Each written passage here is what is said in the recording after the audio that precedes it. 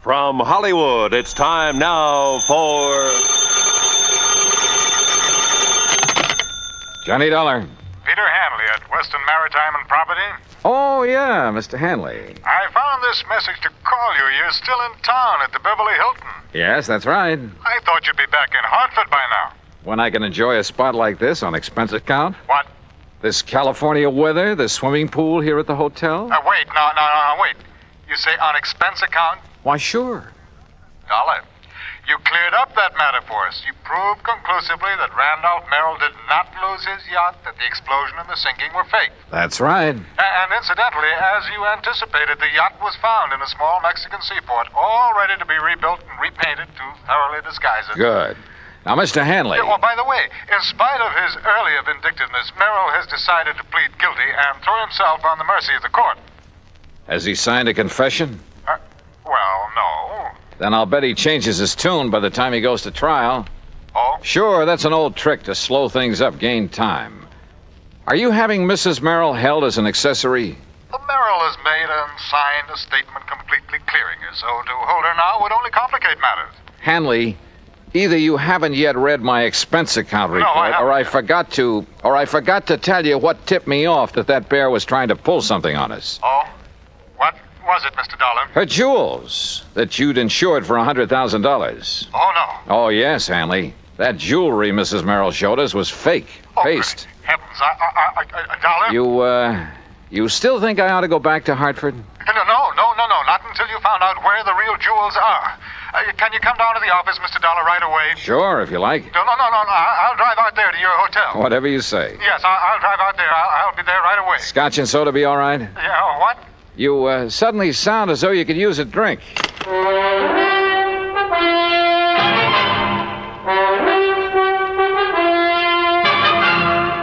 Bob Bailey in the exciting adventures of the man with the action-packed expense account, America's fabulous freelance insurance investigator. Yours truly, Johnny Dollar.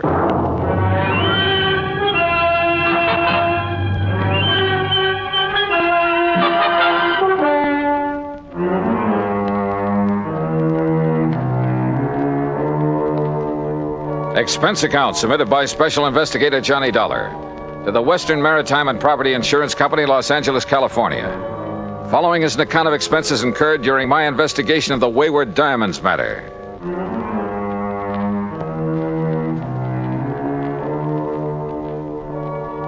Expense account item 1, $2.25 for drinks in my room at the Beverly Hilton. By the time room service had delivered them, collected the tip, and left, Peter Hanley arrived. Yeah, come in.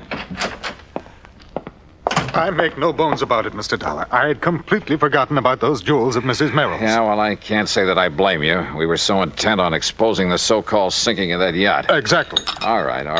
Relax. Here, come on now. Sit down and relax while we map out a plan of action. Thank you.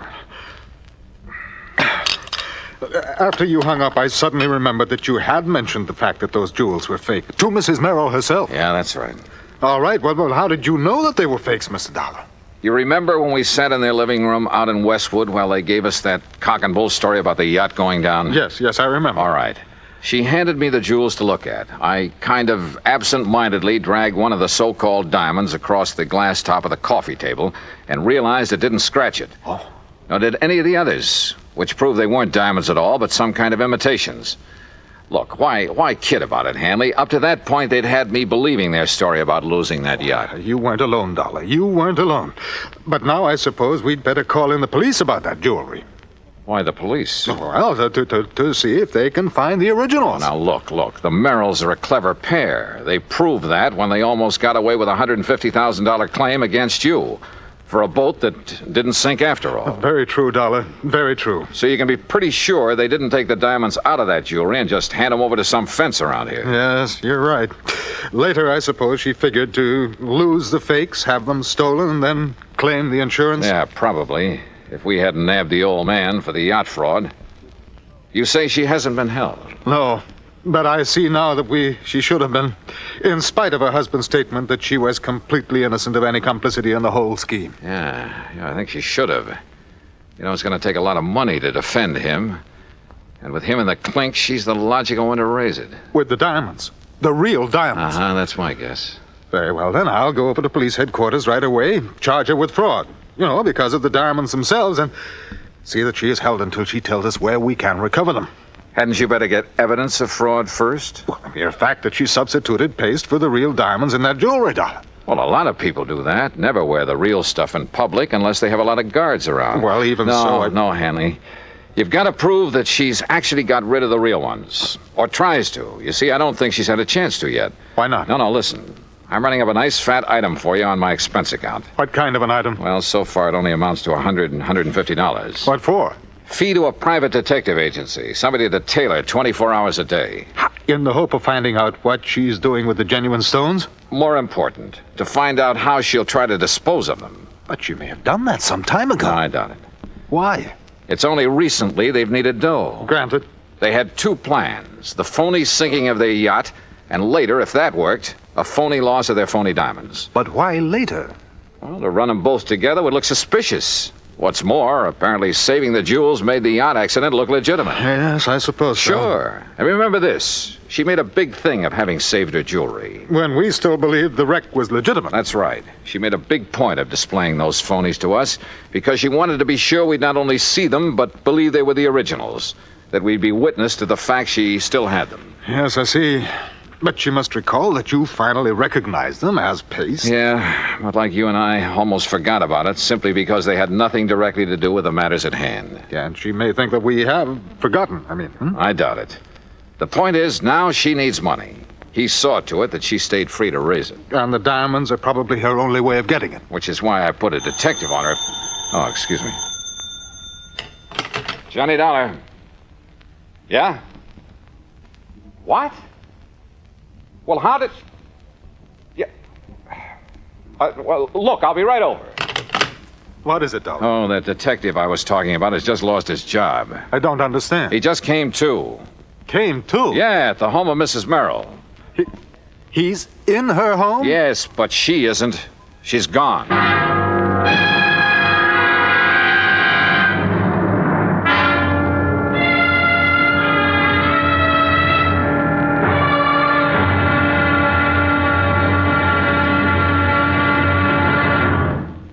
Act 2 of yours truly, Johnny Dollar, in a moment. Although most men by nature don't feel in a combat mood much of the time, there are some who just can't get enough of a good fight, particularly if there's a good, sound reason for it. In July 1900, when American fighting men were protecting the rights and liberty of their fellow countrymen during the Boxer Uprising, the battle was a furiously fought affair. Army Private Robert H. von Schlick, serving with Company C of the 9th United States Infantry Division, was in the thick of the fracas. Although he had been wounded previously while carrying a wounded comrade to a place of safety, he rejoined his command, which partly occupied an exposed position on a dike. Private von Schlick remained there after his company had been withdrawn and, in spite of the hail of bullets around him, single-handedly continued to fire into the enemy ranks. Oblivious to the fact that he was a conspicuous target, he refused to leave the fight until he was literally shot off his position by the enemy.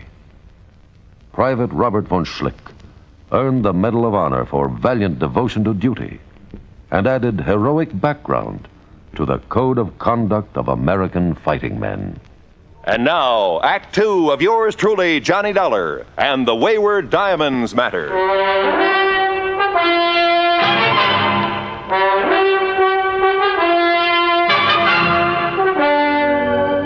In separate cars, I still had my rental job. Pete Hanley, the insurance man, and I drove out to Westwood, just beyond Beverly Hills. You're sure that detective was here at the Merrill home when he called you? Well, that's what he said. But if he was supposed to simply tail... Come on.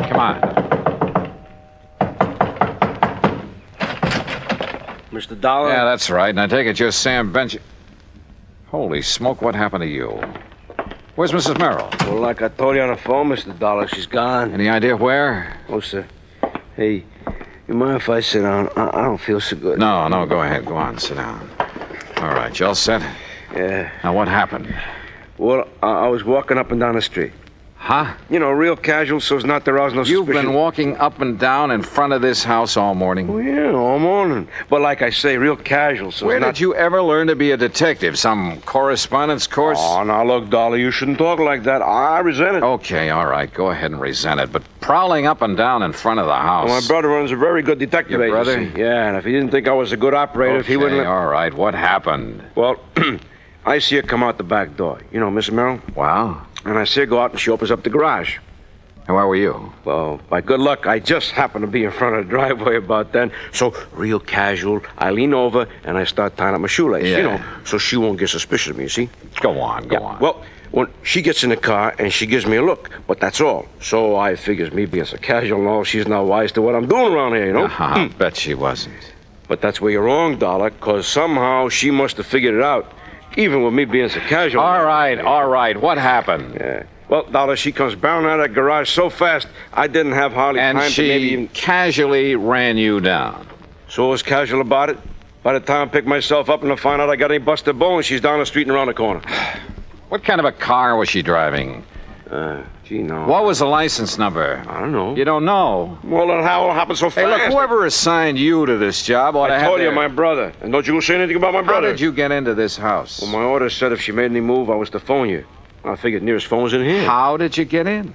Well, I looked around and see one of the back windows was open. You have so any authority to enter this house? A warrant, maybe? No, but I have my orders to phone you just as soon as I could. And like I said, I figured the nearest phone... You want to see my orders? No, I don't. Well, look, see here. Now, you Here. look. You can take those back to your office and shove them in your darling brother's face. Oh, And now when you're saying things do, against my just brother. don't forget Shouldn't to tell him you're fired. Oh, now look, Dollar. Anybody can make one little mistake. You One- asked me, you made them all. Now, go on. Get out of that chair and get out of here. Oh, now listen, Oh, will and you... I suppose that car that's parked right across the street, I suppose that's yours. Well, sure. Oh, no. So as if she made a move, I could follow without wasting no time. Real Yeah. casual, huh? Sure. So she wouldn't know you were following her. Of course. All right, go on. Get out. Oh, now look, you wasn't really serious about About what you being said about... fired? You bet I was. And you can tell your brother he and his agency are... Oh, go on. I'll settle with him later. Look, I'm not used to being treated like this. And when I told my Ouch. brother... Oh, brother. Well, Hanny, it looks like I called in the wrong detective agency. I'm sorry. I'm afraid so. And I suppose you and I have no more right to be in this house than that idiot had, so perhaps we'd better leave. Yeah, sure. But not until you get on the phone and call the Department of Motor Vehicles. Oh? Find out from them the year, make, and model of Mrs. Nancy Merrill's car. Oh, better still, I can call my office. Your office. Yes, we issued the insurance on that car. Well, good. Meantime, rather than just sit here and twiddle my thumbs, I'm going to have a look around. But, Dollar, if our simply being here is illegal... Will you stop worrying about it and get on that phone? In the bedroom, I found the jewel box, all right, but no sign of the jewels. However, in a desk, I did find a receipt. A receipted bill for some work done by a jeweler in Westwood Village. The amount of the bill? Yeah. It was more than enough to cover the substituting phonies for the diamonds in that jewelry. So when Hanley got the description of Nancy Merrill's car, I sent him over to West L.A. Police Headquarters to have my pals over there put out an APB on it. Then I hopped into my own car and headed for the jewelry store in Westwood. And you know something? If I'd had any idea of what was waiting for me there, believe me, I'd never have gone alone. Act 3 of yours truly, Johnny Dollar, in a moment. Our flag now numbers 50 stars, and behind each star there stands yet another flag representing one of the 50 states. Kentucky's state flag is dark blue, with the seal of the Commonwealth encircled by a wreath of goldenrod, the state flower. Within the seal, two friends embrace, their right hands clasped, their left resting on each other's shoulder, their feet on the verge of a precipice, which illustrates the motto beneath them. United we stand, divided we fall. Kentucky's state flag, the flag of the 15th state to enter the Union, was adopted on March 26, 1918. And now, Act 3 of yours truly, Johnny Dollar, and the Wayward Diamonds Matter.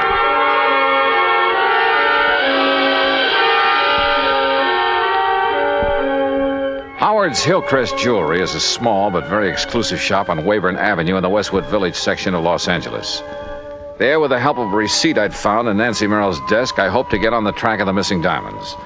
I entered the snooty little shop and asked for the owner. I'm sorry, my good man, but Mr. Howard is engaged with one of our important clients. Well, I'm here on rather important business. Well, if you care to leave your name and he wishes to see you, perhaps we shall call you.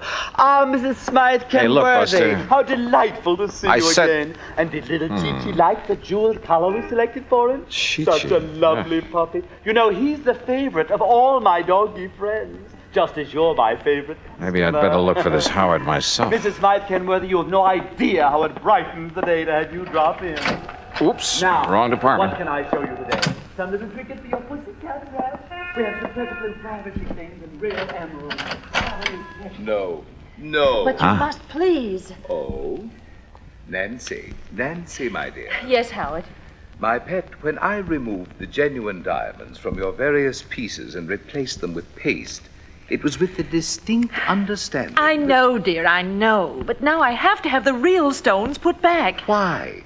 As I understood, it was in order to have the fake gems stolen so that you could collect on the insurance. Oh, of course it was, of course. Not so loud, Nancy, please. Howard, our plan to claim that the yacht exploded failed. Randolph is in jail. He didn't involve you in that, I must say, rather foolish plot. Oh, no, but I have to go through the motions of getting him legal help. Excellent, my dear. I hope they keep him in jail. Howard. Randolph has stood in the way of our romance too long, my pet. Howard, please, listen.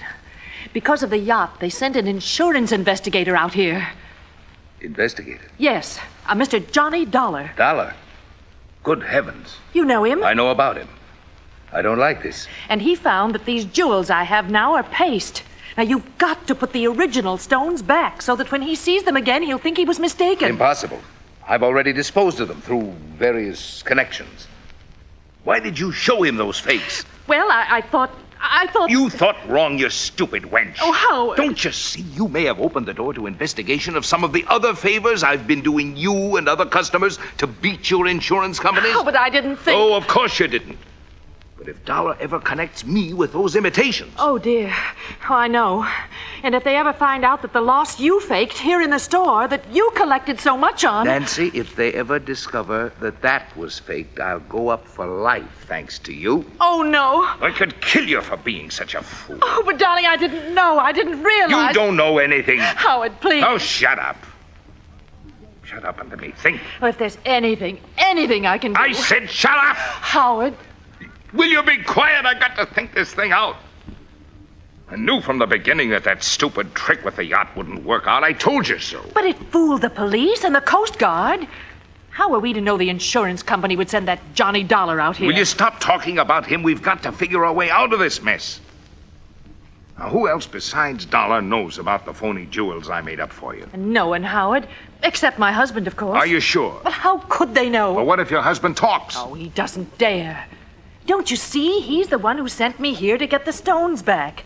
So the Dollar can't prove he saw the imitations. And I tell you, I can't get them back. They're probably scattered all over the country by now. But don't you see? Unless we can show them to him, the real ones, I mean, show them to this Johnny Dollar. No, it's impossible.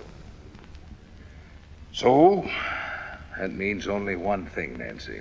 Replacing the fakes with some other genuine stones? No, that would take months. No, Nancy, it means that I have to get rid of this man, Dollar.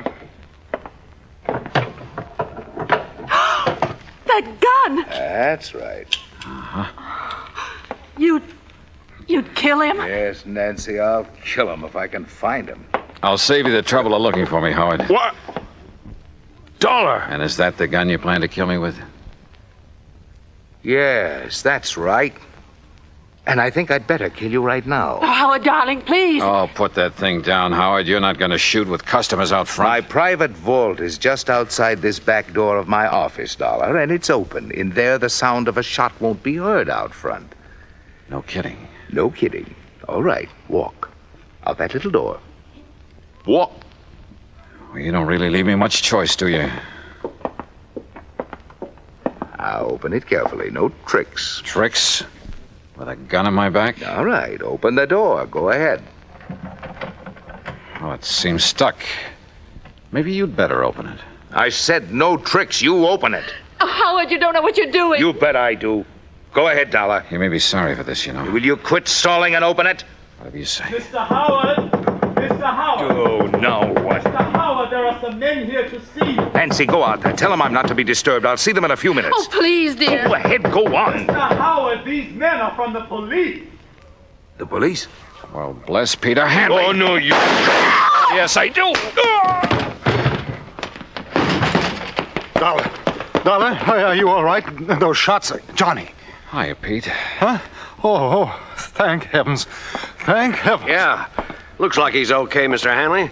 But, Dollar, what under the sun did you do to our friend Howard here? Well, we had a little argument, Sergeant. I'll tell you all about it, and then you can haul him off to the clink. Oh? Hey, listen, if you've got something on Howard, you'll be our friend for life. Sergeant, I've got plenty. Good, because, brother, we've been trying to catch up with him for years. Oh, incidentally, have you got a cell for Mrs. Merrill, too? You bet we have.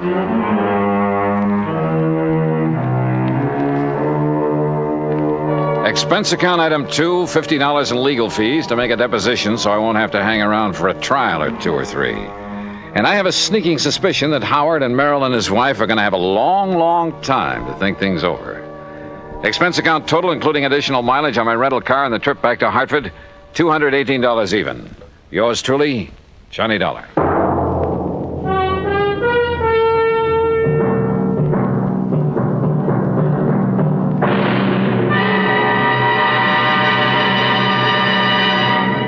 Our star will return in just a moment. There are some men who, after being practically pushed into the service, find their element and commit heroic deeds. Frank Luke was that sort of young man. Soon after the United States entered World War I, Luke was taunted by his patriotic family into joining up. He was commissioned a second lieutenant after completing his flight training with the Signal Corps Air Service, that small beginning of today's mighty Air Force. Lieutenant Luke found it difficult to accept the discipline so necessary in the military. When he got to France and was assigned to the English Spads, his attitude worried his commanding officer. But Luke's performance in the air didn't. In less than 2 months in aerial combat, he accounted for 7 enemy aircraft and earned himself the nickname of Balloon Buster for knocking down 11 or 12 of those menaces to the ground troops, the observation balloons. For his gallant action in the face of great danger and overwhelming odds, he was awarded 2 Distinguished Service Crosses and the Medal of Honor. Shortly before the end of the war, Lieutenant Frank Luke made his last heroic combat flight. After having just returned from a sizzling air battle, he refueled his Spad and took off on an extra duty mission. Pursued by 8 enemy planes, he shot down 3 balloons. He was wounded, and his plane was so badly damaged in the action that he had to make a forced landing in a German cemetery. Perhaps the irony of it struck him at the time. When called upon to surrender, he preferred to open fire with his automatic and fight to the death, though he was only 21 years of age. Lieutenant Frank Luke may have had trouble adjusting to the military life, but when he did, he was a gallant fighter and a credit to his country. Now, here's our star to tell you about next week's story. Next week, a quiet little fishing pier on the coast of California. Only they call it the Pier of Death. Join us, won't you? Yours truly, Johnny Dollar.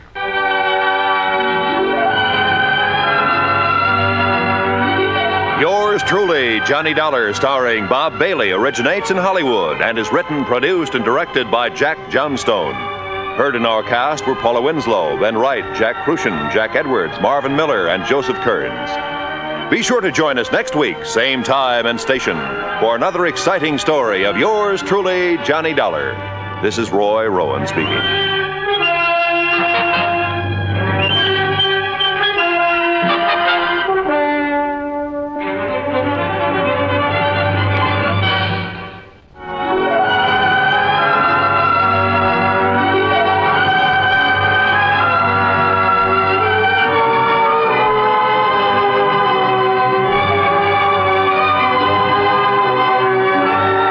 This is the United States Armed Forces Radio and Television Service.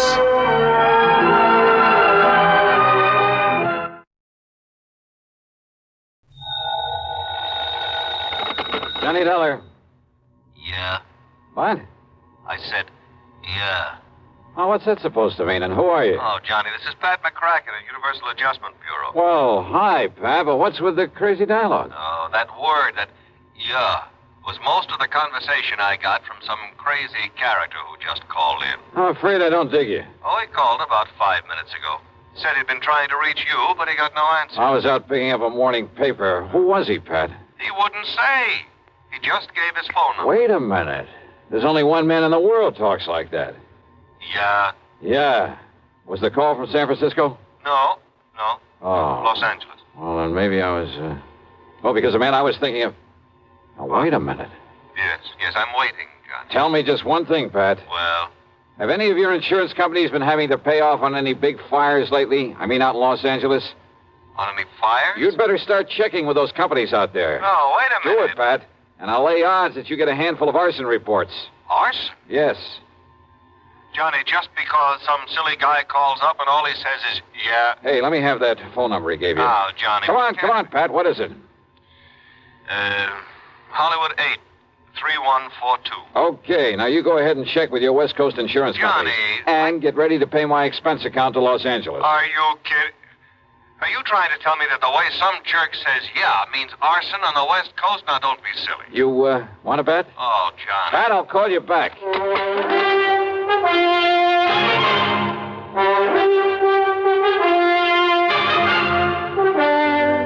CBS Radio brings you Bob Bailey in the exciting adventures of the man with the action-packed expense account, America's fabulous freelance insurance investigator. Yours truly, Johnny Dollar.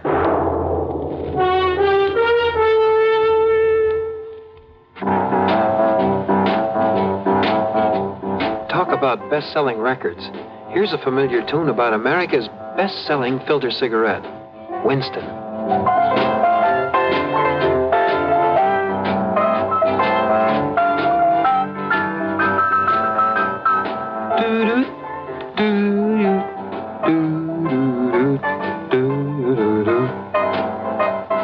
Winston gives you real flavor, full, rich tobacco flavor.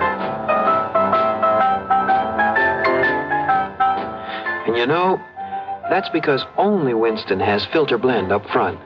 Choice, flavorful tobaccos, specially selected and specially processed for filter smoking. No wonder Winston tastes good, like a cigarette should. Smoke Winston. And now, Act One of yours truly, Johnny Dollar.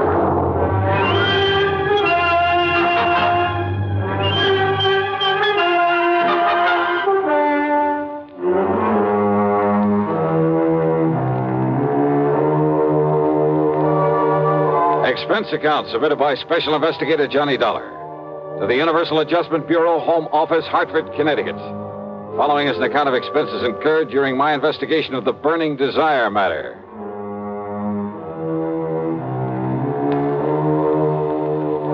Yeah, as I told Pat McCracken, there was only one person I knew whose conversation might consist mostly of that one word. So, expense account item 1, $250 for a phone call to Hollywood 8, 3142.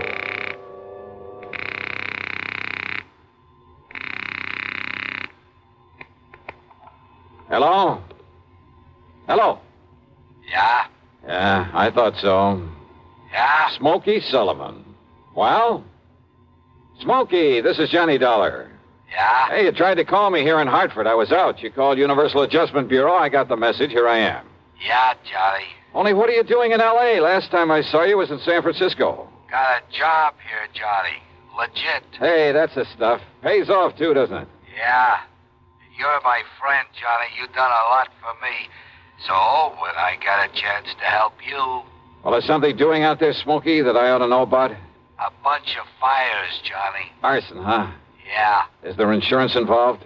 Why else anybody use a torch? Yeah, you got a point there. But do you have any lead on whoever is behind the fires? Yeah. So you better come out here, Johnny. Okay, the first plane I can get. Where'll I find you? 322 South Equity Avenue. South Equity. Okay, Smokey, I'll be there. Yeah. Uh-huh. Now I'll call to Pat McCracken, pack my bag, and... Johnny Dollar. Oh, Johnny, thank goodness. Pat? Yes. I was just about to pack up and No, call don't you ever get off that phone of yours? I was talking to the guy who telephoned... Listen to me. Johnny, you were right. Only reason that nobody smelled a rat is because a different insurance company was stuck with each of those fires out there.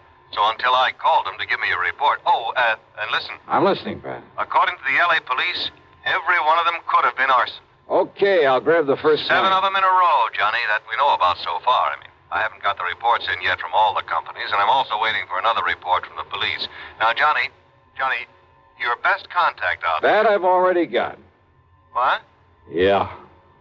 Oh, you mean that character who called us up? Yeah. Look, will you please tell me, who is he? What does he know about this? Universal adjustment, putting the old expense account on this? Yes, of course. Then I'll give it all to you in the usual report. See ya. Oh, now, Johnny, listen. Sorry, Pat, I gotta catch a plane. Expense account item 2, $162.85 plane ticket from Hartford to Los Angeles. Thanks to the time differential, it was only shortly after dark when the big mainliner set down at the LA International Airport. Item 3, $7.50 for a cab to Smokey's address. It was hardly Beverly Hills or Bel Air, believe me. 322 South Equity was in a beat-up part of a downtown industrial section. A weather-beaten 3-story house with a sign out front that said Boarders by the week a month.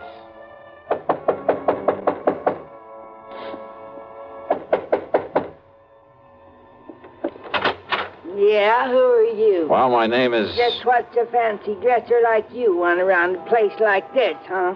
Well... I'm looking for a man by the name of Smokey Sullivan. I understand he lives here. That's right. Are you the man he said he was expecting? That's right. My name is Johnny Dollar. Well, he didn't tell me what the name was, but if you're sure he was expecting... I'm sure. Now, where is his room? And I don't know. Where is his room, please? Well, it's up on the 2nd floor. It's just to the right after you get up the stairs. Okay, thank you very much. Well, now maybe you'd better... It's all right, I'll find it. Thanks a lot. No, what I mean is, I thought you'd already come. I mean, what I mean is...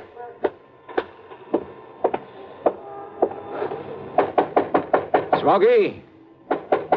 Hey, Smokey, it's Johnny Dollar. Huh, what was that? Smokey! Now, what's all the... Oh, no. Hey, Smokey, can you hear me? Who did this? Are you... Good Lord.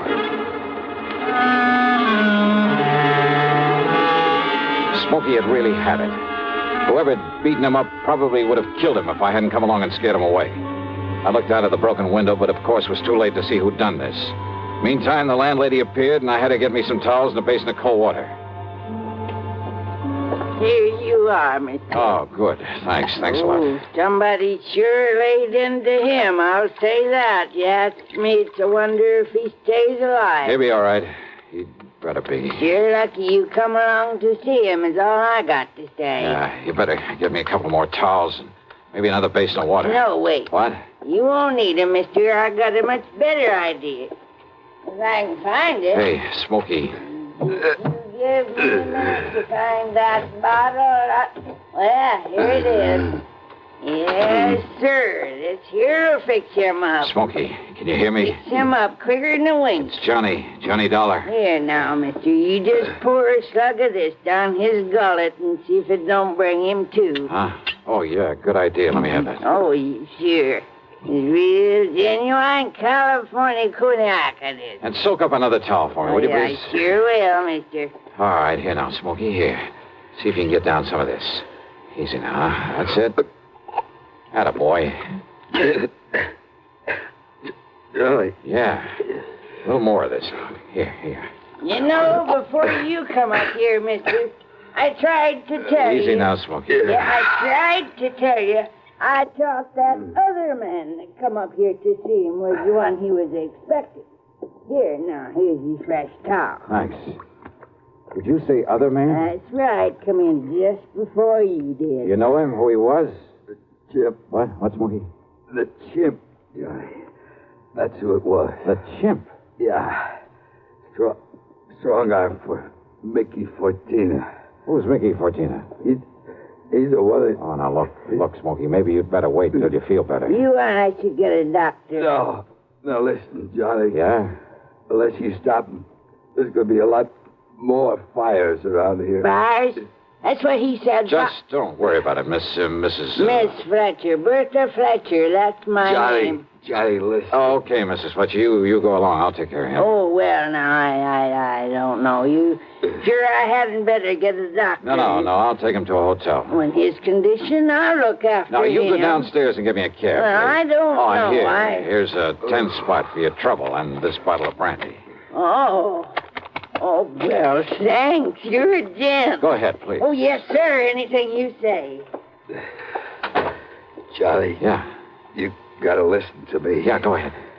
You had come up the stairs, scared him off.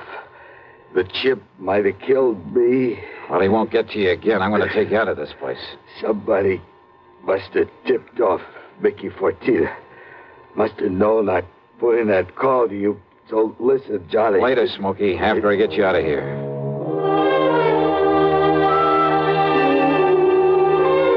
Item 4, the $10 to Miss Fletcher. Item 5, a bucket and a half for a cab to the Statler Hotel, where I had to show my credentials to the room clerk to get a bed for the somewhat mangled Smokey Sullivan. Item 6, $15 to the doctor who came up to the room, and I must admit got him back into pretty good shape. Then, when the doctor had left us... Yeah, Johnny, all those fires, big insurance, all of them set. 7 of them in a row. So that means by one firebug, this Mickey Fortina you mentioned, huh? No, Johnny, Mickey's too smart for that. What? All set by different guys. I don't know who they are, but I see no remains, and the police ain't sure, but I know there was arson. Who's Mickey Fortina? He's a go-between. I seen this happen before. Yeah? Frisco, Seattle, and Denver, a lot of places. He brings in a lot of boys of his own. Everyone got a different way of setting the blaze. So the cops can't tie it up with any local boy whose methods they know? Yeah. Fortina's a go-between? He makes the deal with whoever wants a fire. And the police aren't onto him? What for? He never set a fire himself. Well, I know, but he's the guy that... By the time the arson squad is in, the guy who done it is far away. So there's no witness can prove Fortina set up the deal. And the police have never been able to put the squeeze on whoever made the deal for a fire? And get sent up for it? For being accessory or whatever you call it? Oh, yeah, I see what you mean. Yeah. Fortina sent for me when he found out I was here in L.A. I used to know him, Johnny. Wanted you to be a torch for him, huh?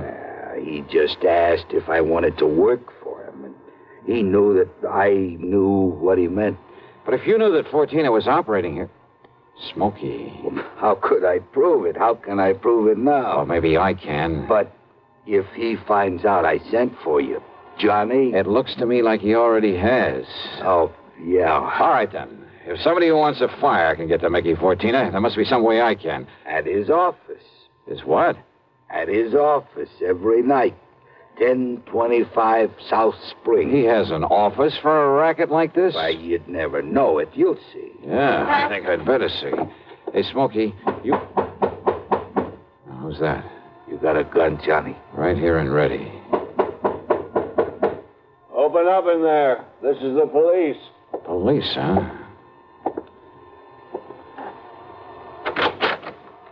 Well, surprise. It is the police. The room clerk reported a man was brought in here who... Johnny! Yeah, Pat Nichols. Sergeant Nichols now, Johnny. Good. How are you, boy? Now, wait a minute. Is this the man you brought in here? Smokey Sullivan? Listen, officer, Johnny, you think maybe Smokey is tied in with this string of fires out here? No, tell him, Johnny. No. You tell him, Smokey, anything you want. Well, now, look, you know I'm no good at talking to a cop, Yeah, well, Johnny. give it a try. And, Pat, be sure you stick around to keep an eye on him. What? Smokey may need a bodyguard. You. Huh? Yeah. Until after I've made a little business call. Johnny. Now, look, if you're out here because of those fires... Did I say I was? I didn't tell him anything like that, did I, Smokey? No, Johnny. And I see what you mean. Now listen, Just you two... stick around, Pat. I'll see you later. If I had told Pat where I was going, he might have wanted to come along. And a man in the uniform would hardly have helped in the plan I had for trapping Mickey Fortina. But you know something? Going over to see him alone was a big mistake. One I almost didn't live to regret.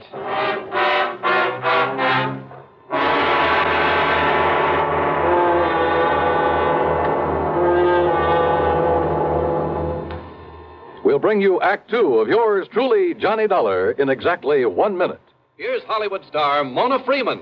Who feels like acting with a miserable cold? I relieve cold distress the fast way with 4-way cold tablets. Yes, tests of all the leading cold tablets proved 4-way fastest acting.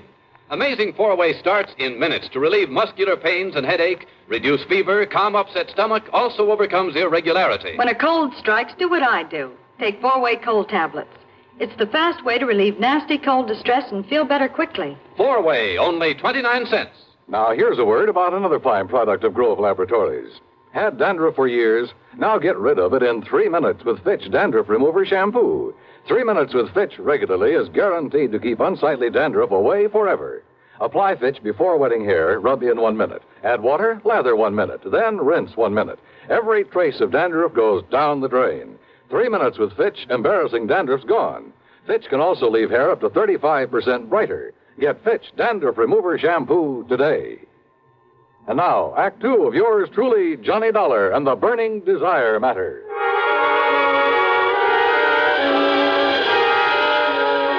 My plan for trapping Mickey Fortina was a very simple one.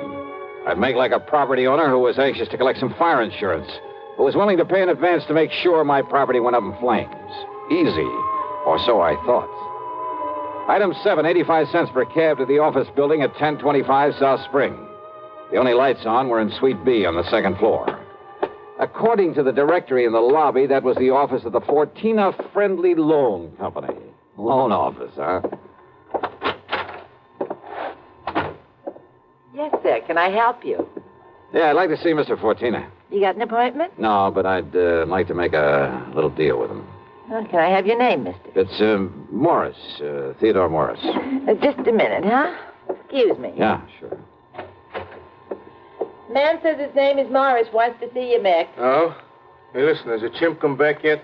No. And he said he was going to send Husky over there. Husky? Why? Well, Chimp said he was afraid if he showed up at that hotel... Careful what you say. Close the door. Sure. The chimp. And somebody was going over to the hotel. That can mean only for one thing, to get Smokey Sullivan. I carefully edged over closer to the door of Mickey's office, hoping I could hear more. It was too thick. And it suddenly dawned on me. If they knew I was the one who put Smokey in that hotel, they probably also knew why I'd come here. There was only one way to make sure. I'd have to go through, or at least try to go through, with a bluff I'd planned. Oh, sorry to keep you waiting, Mr. Morris, is it? Yeah, that's right, Mr. Fortina. Ted Morris. Oh, Mary, when he gets here, send him in. Sure, Mick. Come in, please. Sit down. Yeah, surely. Thanks a lot. All right, I'll get right to the point, Mr. Fortina. Oh, by all means do, Mr. Morris. Well, I own a big shoe store over on North La Brea. Yes? Well, business has been pretty bad lately. I've been losing a lot of money. Too much stock on hand, big inventory, and how it is. Well, if it's good merchandise, I see no reason why we can't arrange a loan for you. Yeah, well, a loan? Of course. What else? Well, listen, I carry a lot of insurance on not only the stock, but the building, too. Oh? How much, Mr. Morris? Well, it adds up to over $185,000. I see. It's very commendable. But why do you tell me about this insurance? Well, I said I'd get to the point. Now, listen. If that place was to burn up some night, the whole works, I'd collect a lot of money on it, all the insurance. And, of course, be in a position to repay whatever loan I advanced to you. All right, stop beating around the bush, 14. I want that place burned out. Can you fix it? Mr. Morris, if you want a loan, possibly even a sizable... Well, you know what I want. Come on, how about it? As I said, possibly we can advance it to you. Now, look, I didn't come up here to... However, as evidence of your good faith, your, shall we say, good intentions, are you prepared to make a down payment on such a loan, say, $10,000 cash in advance? What are you talking about? Set the fire, burn the place up so I can collect the insurance, and I'll give you $15,000. Now, just a minute. Who said anything about setting a fire? I did. Well? Who sent you here? If you said it was a former client, I won't believe Oh, it. look, does it make any difference? Do you by any chance know a man by the name of Smokey Sullivan? Sullivan? He knows him all right, Mick. Wow.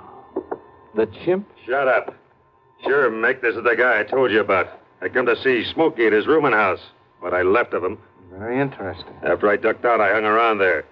I seen him take Smokey in a cab. I followed him to that hotel. Did you send Husky over to take care of him? Sure. And listen. Yeah? I don't know what name this guy gives you, but when he knocks on Smokey's door, he says it's Johnny Dollar. Dollar? Insurance ticket? Yeah, that's right, Mickey. All right. So maybe I do arrange another fire with you in it, Dollar. Mickey! There's a police car just pulled up in front! Go ahead, Jim. Yeah, I'll kill this dirty All right, now, Fortina, your turn. Don't move, Dollar. Reach for a gun and I pull this trigger. I see. Yeah. How are your eyes, Mickey? Can you see in the dark? What? Without this lamp in here? All right, you.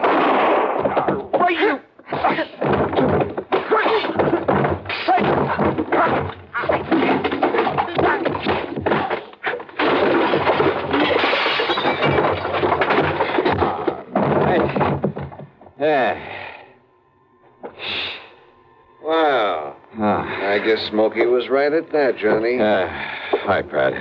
You seem to think you wouldn't need any help around here. You all right, Johnny? Yeah. When that strong arm, that husky Castellini, came up to the hotel room after him, well... I had to tell him, Johnny. I had to tell him what it was all about. Yeah, it's okay, Smokey. It's okay. So we threw Husky in the clink and came over here. Well, I got an admission out of him, Pat, but unless you can get these goons of his to talk, I don't know what you're going to hold him on.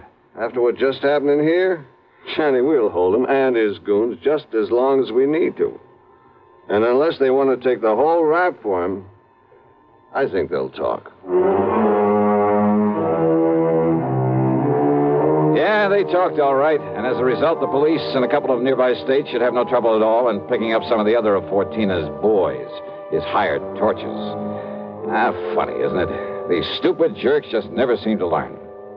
Expense account total, including hotel bill, plane ticket back to Hartford, and the sizable bit of folding money for Smokey Sullivan. $874.20. Yours truly, Johnny Dollar.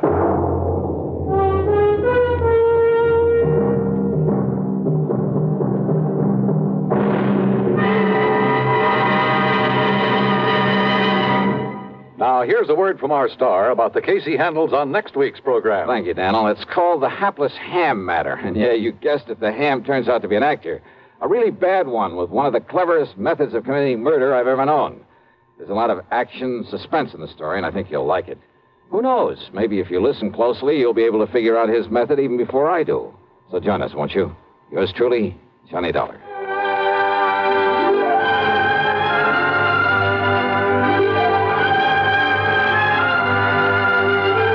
Yours truly, Johnny Dollar, starring Bob Bailey, originates in Hollywood and is written, produced, and directed by Jack Johnstone.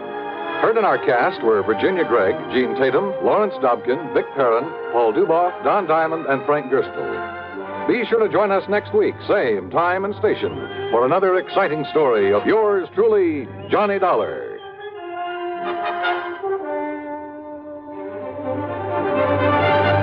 This is Dan Coverly speaking. Intrigue breeds terror as suspense brings a shady moonlight sail next on the CBS Radio Network. If I should ever become totally disabled, it would be a mighty comfortable feeling to have a check coming in every month regularly. Yes, it's a good feeling to know you have a financial cushion against trouble like that. Well, if you're a veteran with World War II or Korean GI insurance, you can protect yourself. You do it by adding a disability income rider to your present policy. The cost of the extra premium is just a few cents a day. For example, a 40-year-old veteran with a $10,000 term policy would pay only $1.60 a month for the added protection. If you sign up for the disability income provision, it works this way.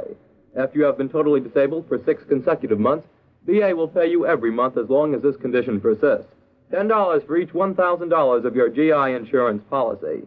That adds up to $100 a month if you hold a $10,000 policy. Full details about total disability income at any VA office. Radio 59 WROW, first on the dial in Albany, Schenectady, and Troy. From Hollywood, it's time now for Johnny Dollar. George Reed here. Huh?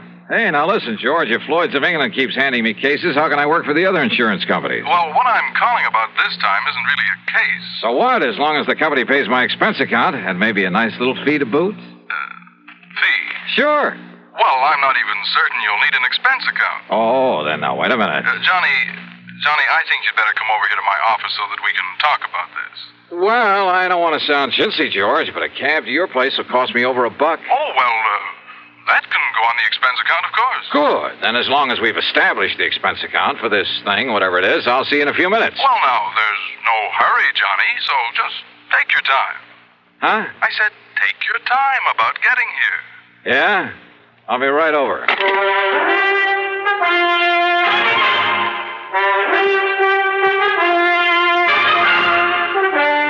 Bob Bailey in the intriguing adventures of the man with the action-packed expense account.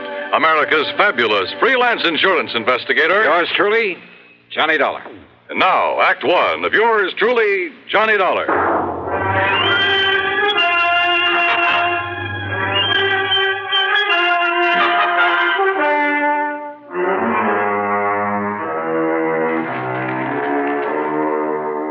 Expense account submitted by Special Investigator Johnny Dollar to Floyd's of England, North American Office, Hartford, Connecticut.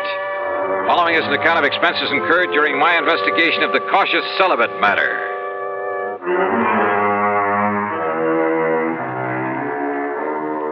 Wait a minute. Over the phone, George Reed did not tell me what he wanted me for. Also, he very plainly said not to hurry. Item 1, $1.20. No, make it $1.50 for a taxi down to his office. Go right in, Mr. Dollar. Mr. Reed's expecting you. Okay, thanks. Oh, come in, Johnny. Yeah. As I tried to tell you on the phone, there was no reason to rush over. Oh, yeah, I got the message, George. That's why I did rush. Oh, well, sit down. Sure. Well? Cigarette? No, thanks. I'll smoke one of my own. Oh, sure. But here, let me give you a light. Okay. Funny, I filled this thing just this morning. Here, give it to me. Oh, that's all right. I'm sure I can make it work. Well, what is this, George? Some kind of a stall? Oh, here, give me. Well... As for me, I don't think you were trying. I guess I didn't flick it hard enough. Yeah. Now, what's on your mind? Well, you got back from that assignment out in Oklahoma sooner than I expected, from that town with the unlikely name of Bum Spung. Well, it's really the name of Durango Laramie Delhart's ranch. Crazy old character, but I like it. Bum Spung. Now, what can a name like that possibly mean? Are you kidding? You told me yourself the other day, just before I went out there. Oh? Did I? Well, of course you did. It's an old Indian name. Means bum, means bad spring, bad water. Oh, of course. You, cleaned up everything out there? What's the matter with you, George? Didn't you read the report I handed in with my expense account? Well, I sort of glanced over it, but you're coming back so soon, and with Durango's pretty niece out there, Carol Dalhart. Oh? What about Carol? Didn't I, kind of get the impression that Durango would like to have you marry her? Well, you should have. Every time I get within spitting distance of Oklahoma, I expect them to shove a shotgun at my back, and, well, that's why I left there in such a hurry. Oh? Sure, right after settling that insurance matter. Only it was for Durango's old pal, Sidewinder Wilson. Another character. Yes, Durango was here in Hartford, but Carol was there, wasn't she? Yeah, she certainly was. And George, I'd love to have stuck around a while, to be with her. But when I got word that Durango was about to get back there, that he was bringing along a preacher, brother, I took off. Why, Johnny? Why? Well, let's face it, George. I'm afraid I'm a confirmed celibate. Well, at least you say you are. But, aren't you rather fond of Carol Dalhart? Well, I've told you, she's a living doll. She's tall, dark, and very beautiful. She's intelligent. She has a lot of spark, a lot of spunk, too, and a wonderful sense of humor. Uh-huh. Yeah, to put it bluntly, Carol has everything. Everything a man could possibly want. And, George, when I take that gal in my arms... Why don't you marry her, Johnny? Confirmed bachelor, eh? You don't sound like it. No. Sometimes when I think about her, I don't feel like it. Well, then? No. Let's stop talking about it. Why? Because, George, I'm not marrying. Not Carol or anyone else. At least, not right now. Someday, perhaps? Not now. Best years of your life, Johnny. And with someone like her. George, I've made up my mind about this whole thing, and that's that. Yes, but I'll bet if she were to walk in here suddenly... I said, cut it out, please. And listen, what difference does it make to you? What business is it of yours? Well, of course, it wouldn't hurt me a bit from the standpoint of client relationship. Huh? And after all, Durango is a mighty good client. You mean to say you've been giving me this big marriage build-up just... George, so help me, I ought to wring your neck. Oh, well, now, Johnny... But come on now, you've been stalling around long enough. Stalling? Yes, stalling. Now, what did you want to see me about? Well, actually, it's about Durango. Johnny, he asked me to have you come here. What for? And to keep you here. What? Yes, until he can arrive. You mean Durango's on his way here? Well, he thought of asking you to fly out to Bum Spung again, but he was afraid you wouldn't. George, can't you see what this means? Can't you see why he's coming here? And probably with that shotgun I mentioned. Oh, now, Johnny. No, sir, George. When old Durango gets here, you tell him... Hi there, Huh? Reuben. Where is he? Durango. Ain't that Johnny Dollar got here yet? Wait, the fire escape. What did you say? Oh, yes. Well, then I'll go right in. Johnny, wait! Tell him I left town. No, wait, listen! Well, where is he? Durango. Hi there, Georgie. Where's he at? The window. You mean went out the window? Yes. Dollar? Johnny! You come back here, Johnny! You hear me? I said come back here! And now, Act Two of yours truly, Johnny Dollar and the Cautious Celibate Matter.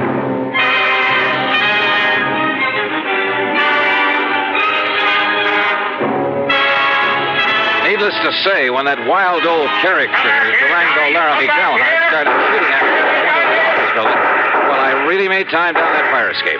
And I didn't stick around to see how he was going to square himself with the police. Because before I could even reach the nearest corner, a couple of prowl cars pulled up in front of Floyd's of England, and out piled half a dozen cops, all pulling their guns. No, sir. I grabbed a taxi. That's item 2, and it comes to $5 even for the fastest ride I could get to my apartment. Because Durango's presence in Hartford can mean only one thing. Yes, sir. He was still obsessed with the idea that I should marry his niece, Carol Delhart. Sure, I care a lot for Carol. Maybe even love her, I don't know. And I know that she likes me a lot. But I also know that neither of us is going to be railroaded into marriage by old Durango. Yet there couldn't be any other reason for his coming here. So I dragged out a couple of handbags and proceeded to pack them well. Then item 3, another dime for a phone call. George Reed here. So what happened, George? The cops haul him off and throw him into the clink? Durango? Who else? Johnny, this man is unbelievable. It's fantastic. Huh? I don't know how he worked it, how much it cost him. And of course, as always, he came here loaded with money. Thousands, Johnny. Yeah? Well? But the police didn't even take those 6 guns away from him. Oh, brother, all the more reason why I'm getting out of here. Yes, Durango still thinks he's living in the old days of the wild and woolly West when the only... What? You're leaving? Oh, you bet your life I am, and I'm putting all the costs of transportation on expense account. Oh, well, now listen. After all, it was you who got me into this whole thing. Listen to me. Where are you going? What do you think I tell you? You're in cahoots with this wild old man, this trying to get me to marry his niece. But, Johnny, if you and Carol love each other... So what? Do you think we want him to force us into it? Oh, well, now, look. Suppose we... Yeah? Oh, come on, George. I'm in a hurry. George! Are you in your apartment, Johnny? That's right, but not for any longer than... Why do you ask that? You stay right there, Johnny. Durango. You just stay right there. I'm coming right over. I gotta talk to you, young feller, and that ain't all. You hear me, Johnny?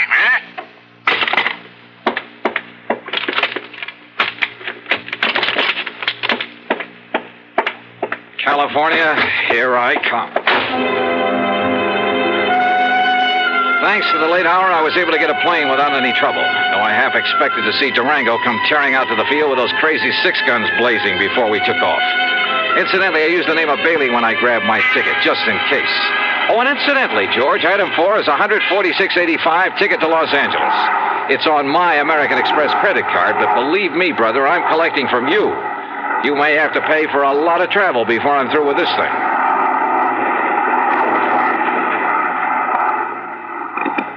This is the pilot speaking. We'll be landing in Chicago in about 10 minutes. Weather is clear. The moon is bright. and ground temperature is 52 degrees. Is there a Mr. Johnny Dollar on board? A Mr. Johnny Dollar. I don't have him listed among the passengers, but is there a Mr. Johnny Dollar on board? Stewardess. Yes, Mr. Bailey, isn't it? This Johnny Dollar you're asking for, a friend of mine. I guess he missed the flight. Yes, I guess he must have. Anything important for him? Well, just a radio message. Well, as I say, I'm a good friend of his, so why don't you let me see that message, and perhaps I can, well, you know. Oh, no, sir. I'm terribly sorry, but that would be against regulation. Well, what if it's anything important? I'm sorry, but thank you just the same. Fasten your seatbelt, please. Yeah, sure.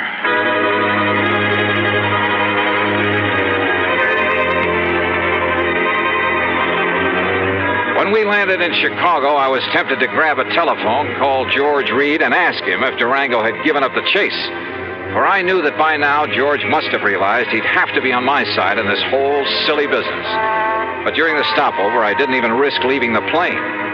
Finally, we took off again, and I managed to sleep for a while. But all I could dream about was Durango chasing me. Through streets and alleys, across the plains, on foot, on horseback, in a car, a boat, a train, and all the time firing those handguns at me. Wild, fantastic dreams. By the time we got to Los Angeles, I was a physical, mental wreck. But I knew that for the time being, at least, I was clear of Durango. So, after picking up my bags, I elbowed my way through the crowd to the taxi stand. Excuse me, please. Pardon me, ma'am. Sorry. Thank you. Taxi! Taxi! Hey, taxi! Here you are, Johnny. I hired this here now fancy limousine for you and me. Huh?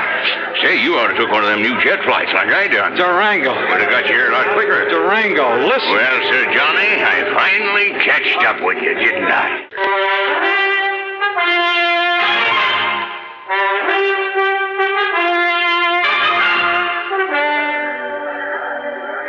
Durango. Well, Sir Johnny, I finally catched up with you, didn't I? Yeah, I guess you did. Well, you're the slipperiest young maverick I ever did see.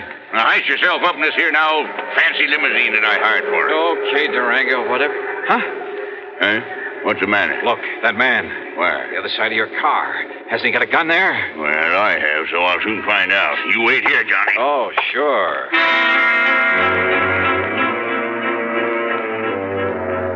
I dropped my bags and tore back onto the passenger ramp. By jumping over a fence, I was able to climb on board an airliner that was about to leave. By flashing my credentials at the stewardess, I kept her from throwing me off, and in a couple of minutes we were in the air. Yes, sir, and headed for Portland, Oregon. The plane fare is item 55620.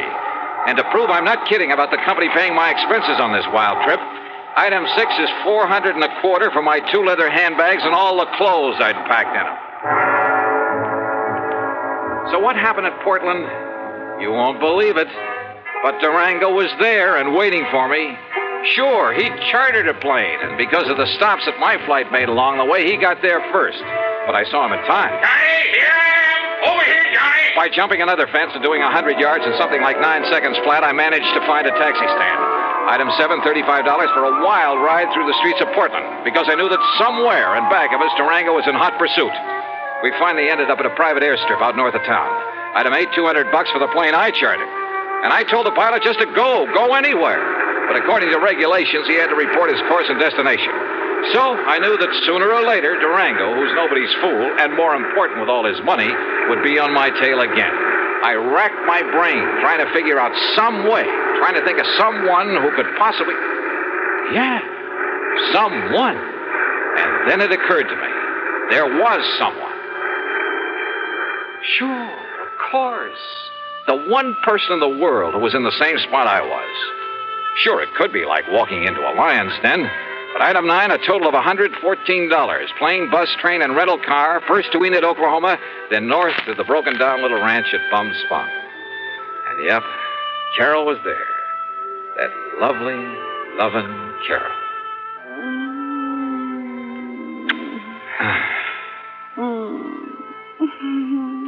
Oh, easy, gal, easy. You don't like to be kissed? Oh, I do. Johnny. Well, I love it, honey, and you'd know it. But listen, has Durango been here? Oh, Johnny, I don't know where that old goot went. Yeah, well, I do. He went to Hartford. Hartford? Yeah, Hartford, gunning for me. That crazy old man is so set on having us get married, Carol. Well, that he... sure he is, but to go all the way to... Well, now, that's just carrying things too far. Yeah, I think so, too. I mean, if he thinks that by waving a 6-gun around... Listen, Johnny Dollar, I'm real gone on you. You know that. Well, yeah, and I think you know how I feel about But that you. doesn't mean that just because old Durango wants it that way, we've got to get hitched up together. No. At least not right away. So if he thinks he can shotgun you and me and... Oh, no. Durango! I know he'd be coming back to you, Carol, so now we really celebrate. Durango, you crazy coyote! Now, Durango, you stop that. You put down that gun and listen to me. Well, he's going to marry you, ain't he? Well, ain't he? No, Durango. No? No, at least... Well, not now. And in spite of the way you've chased me all the way across the country. Yes, Durango. Well, sure, I chased you, but not on account of Carol, Johnny. Huh? Well, sure. I hope all the time that sometime you and her will get married up together. Well, then? But I give up trying to force you kids doing it. Huh? Well, I just figure when you're ready, well, then you will. But going to Hartford and chasing me that way. Huh? Oh, that. Yeah, that. Well, that wasn't nothing, Johnny. It's just that when you was out here last week and you kept my old pal Sidewinder Wilson from getting murdered, you know, Sidewinder's my oldest pal, Johnny, and my best friend. Yeah, that's true, Johnny. And when you passed on the word that he was the one that found out about that killer, well, Johnny, well, you know now, he's the new chief of police down there at Fairweather. Yeah, well, bully for him, but I still don't see... So you being so good to him, I just wanted you to know I appreciate it. So, what I went to Hartford for was to give you this. Holy... Some of them's a bit dirty, crumpled up, and they got some... But when I counted right, there ought to be $10,000. There you are. Gee, Durango. Well, Durango, Well, I don't know what to say. Yeah, you don't have to say nothing, Johnny. Just enjoy it. But are you sure you wouldn't like me to have the preacher come up from Enid and no, I guess not. But God bless you anyhow, boy.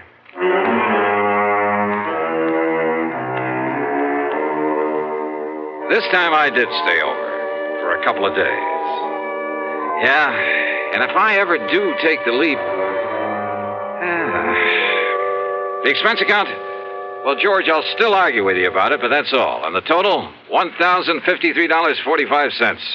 Yours truly, Johnny Dollar. Here's our star to tell you about next week's story. Next week, a string of holdups, and behind them all is...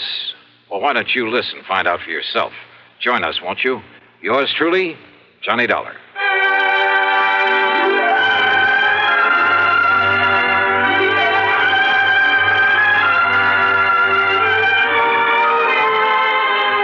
Yours truly, Johnny Dollar, starring Bob Bailey, originates in Hollywood and is written, produced, and directed by Jack Johnstone. Heard in our cast were Virginia Gregg, Gene Tatum, John McIntyre, and G. Stanley Jones. Be sure to join us next week, same time and station, for another exciting story of yours truly, Johnny Dollar.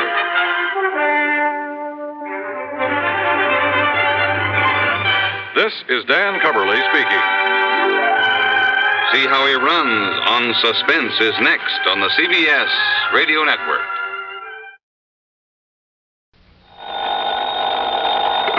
Johnny Dollar. 30 days had September, April, June, and November. All the rest have 31? Except... Okay, except so. Today is February 27th, so this month we get cheated at a couple of days or two. So what, and who are you? Oh, now, Johnny, after all these years? Oh, sure. Sure. Pat McCracken, Johnny, Universal Adjustment Bureau. Right, and Hey, you mean I sound like that over the phone? Yeah, just like one of the pallbearers at your own funeral, Pat. Okay, let's get down to business. Yeah, why not? But what's the worry about February being a little short on days this year? And every year? Plenty, because of something that happened almost 6 years ago.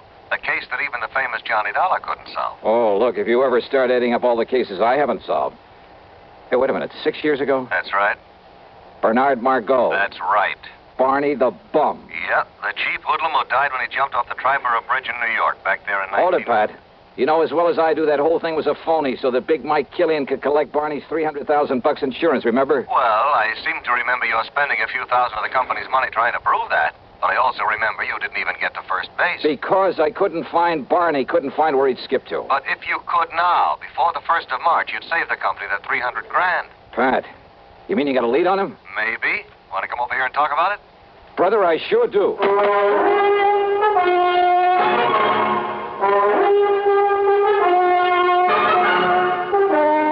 CBS Radio brings you Bob Bailey in the exciting adventures of the man with the action-packed expense account, America's fabulous freelance insurance investigator. Yours truly, Johnny Dollar. Munch, munch, munch a bunch of Fritos, corn chips. It's not polite to smack your lips, but you can't help it with Fritos, corn chips. Munch, munch, munch a bunch of Fritos, corn chips. Next time you want something to munch on, try Fritos. They're so crisp, so tasty, so good. You'll see right away why we say Fritos are the corn chips made to munch. Fill a big bowl with Fritos next time you settle down to watch your favorite TV program. Boy, there's contentment in every munch. Munch, munch, munch a bunch of Fritos, corn chips. Fritos are golden chips of corn, as nutritious as they are delicious. So full of good, crisp flavor, such good-for-you nourishment. They're the ideal snack for grown-ups and children alike. Get a bag of Fritos corn chips today and munch a bunch. F-R-I-T-O-S. Fritos corn chips. Munch, munch, munch a bunch of Fritos, corn chips. And now, Act One of yours truly, Johnny Dollar.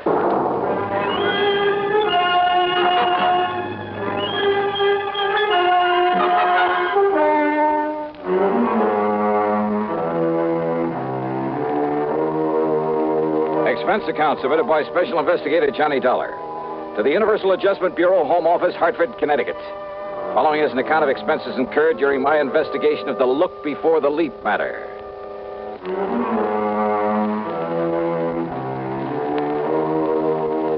Barney Margot, Barney the Bum, a strong arm for Big Mike Killian, and his case had made me look like a fool. So, expense account item one, $1.25 for a cab to Pat McCracken's office. This is one you'd really like to clean up, isn't it, Johnny? Sit down. Pat, Eastern Trust and Insurance were crazy in the first place when they issued a big policy on the cheap mobster. I know. When they let him name Big Mike Killian as the beneficiary. Well, anybody with half a brain should have known something was wrong with it. I know, Johnny. And then to top it all by waving the suicide clause. I know. The minute we found out about it, we asked them to cancel it, but we were too late. Barney Margot had apparently jumped off the bridge. And neither you nor the police nor anybody else at that time could prove that he hadn't. And just because some of Barney's clothes were found in the water, because of that phony suicide note he left on the bridge. Don't forget the witness, Johnny, the girl who saw him alone out there on the bridge before he disappeared. Yeah, I who remember. also saw something, presumably his body, topple off into the water. Mady Prescott was in there. Yeah, that's the one. And since Barney'd been seen going onto the bridge but didn't show up after what she saw... So they took Big Mike Killian's word for it that Barney made the leap. That's right. Whereupon Big Mike immediately claimed the insurance. However, Johnny, Killian has not been paid that $300,000, nor will he be if you can produce Barney Margot in time. Yeah, but how much time? Well, according to the final decision of the courts, while we were fighting this payment, unless he's picked up before March 1st... Oh, are you kidding, Pat? Today is the 27th of February, and according to that little rhyme you tried to charm me with over the phone, tomorrow is the last possible chance. Johnny, will you listen? Yeah, well... The girl, that Mady Prescott, just came back from Paris. Paris? Well, what's that got to do with it? She made a report to the police, and they passed it on to us. She says that only a few weeks ago, right there in Paris, she saw Bernard Margot. Oh? Oh. Yeah. Thanks to all the international red tape involved, there's no way we can possibly get him back here in time. Well, even so... What's more, all the proof in the world that he's still alive is no good unless he himself is brought back to New York. Oh, now, wait. Well, that was the decision of the courts. That's the way it stands. Oh, great. But, Johnny, if you somehow, and believe me, not only I, but the police will close their eyes to whatever method you might have to use, if you could somehow get him back here in time, well, I'm thinking about a $10,000 fee in addition to your expense account if you produce him. Nothing, of course, if you don't. Before March 1st? It's impossible. Yes, I know. So, Pat, I'm going to try.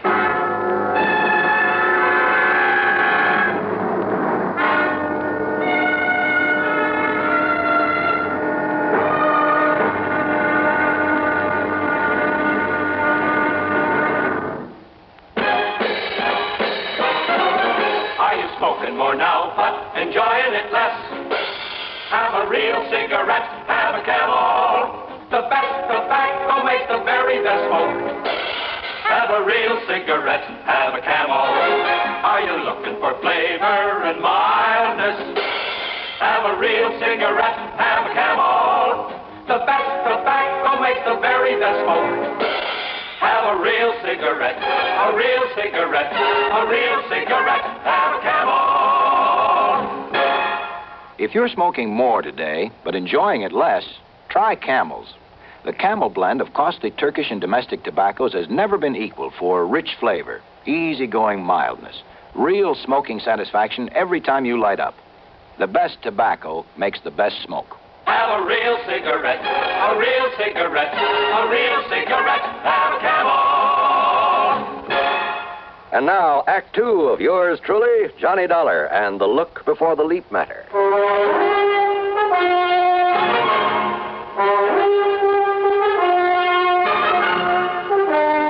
Item 2, 1050, taxi, a train to New York and a cab to the 10th floor apartment of Miss Mady Prescott. I know, Mr. Dollar. My testimony that I'd seen him on the bridge and that I'd seen him drop off into the Well, water. that testimony, Miss Prescott, may cost the insurance company $300,000 unless I can produce Barney Margot before March 1st. Before March 1st? Yeah, and you say that you saw him in Paris. At an antique shop, run by a Monsieur Dubuisson. Dubuisson? What? Nothing. Go on. Well, I was startled, to say the least. But I'm certain it was he. Absolutely sure of it. Well, you were also pretty certain you'd seen him go off that bridge. I know, but I must have been wrong at that time. So you could also be wrong now. I know. But it's the only thing I have to go on. And you know, since you mentioned the name Dubuisson... Well, thanks very much, Miss Prescott.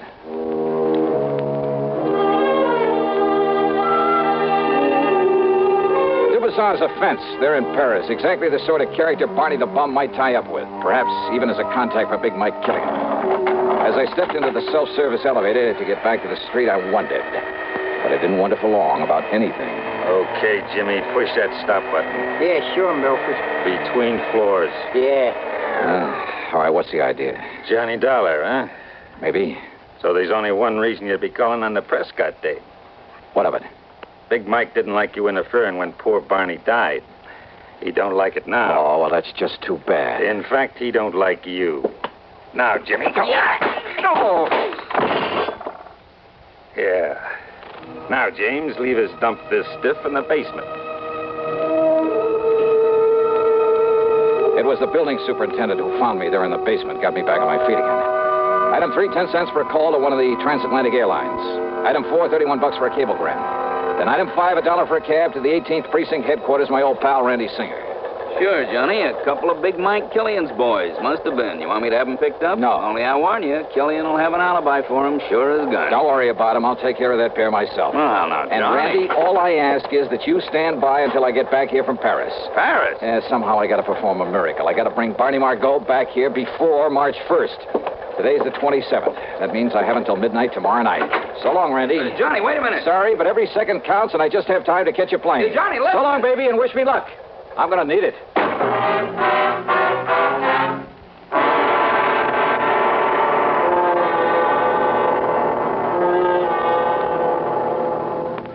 Act 3 of yours truly, Johnny Dollar, in just a moment.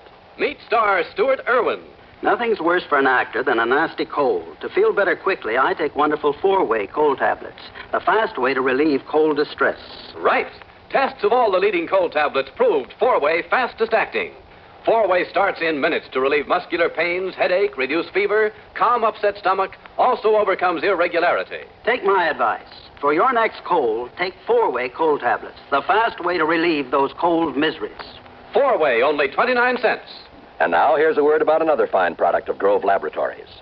Does dandruff dull your hair, leave scalp itchy? Get Fitch Dandruff Remover Shampoo and get rid of unsightly dandruff in 3 minutes. 3 minutes with Fitch regularly is guaranteed to keep embarrassing dandruff away forever. Apply Fitch before wetting hair. Rub in 1 minute.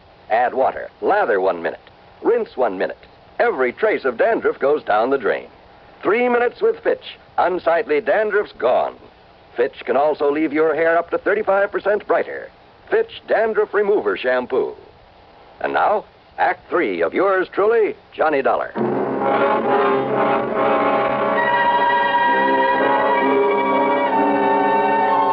Item 6, $420 for a plane ticket to Paris. When we landed at Orly, I put in a call to Louis Dumassac, who calls himself a Chagris. If anyone in all of Paris knows the underworld, believe me, it's the Gray Cat. But I got no answer. Item 7, then, $2 American for a cab to the so-called antique shop of Francois Dubuisson. It was there that Matey Prescott swore she'd seen Barney Margot. I knew better than to expect any real help from him, but he was my only chance, and time was running out. Ah, bonjour, monsieur. Qu'est-ce que vous devez... Ah, Monsieur Johnny Dollar, the meddling American. That's right, Dubuisson. And to what does the fair city of Paris owe the honor of your presence, eh? Bernard Margot. Margot? That's right. I want to know where he is, where I can find him. Now, by what could you possibly think I might know this Bernard Margot? Oh, look, don't start beating about the bush. And do you think that I would tell you anything of him if I did? Now, look, Dubuisson. I have not forget the trouble you have made for me when you last come here. No. Maurice! Maurice. Monsieur? Oh, no, you don't. Just stay where you are, Maurice. Pardon? Monsieur Dollar. I suppose this gorilla's your bodyguard? Not at all. Well, if he tries to get rough, or you try any tricks, Dubuisson. You are a smart man, Monsieur Dollar, but also a fool. Yeah? Maurice, you have my permission to leave now to arrange the funeral of your friend. Ah, bien. You see, your alarm was for nothing. Okay. But now, about this Barney Margot. I told you I knew nothing of him. And even if I did, do you forget, monsieur, that you have no authority here in France? Now, you listen. In other words, why do you waste your time when you know that all you will learn from me is nothing? Threats, even the promise of a bribe got me nowhere. So I left him, and again I put in a call to Louis Dumassac, my underworld contact. This time the line was busy, at least it meant he was home. So item 8, $3.20 American for a cab to the dingy little apartment at the far end of the Rue de Pas de la Mule. It's one of the most disreputable-looking buildings in the whole city. Dirty, squalid, falling apart at the seams. And, of course, Le Chagris had to live at the top of 4 long flights. When I finally got up there, feeling slightly winded, I noticed that his door at the end of the gaslit hallway was half open. And I could see him inside, lying on the floor, the telephone dangling beside him. Hey, Louis. Dumassac. Ah. Huh? Bien. Maurice. Vous, monsieur. Oh.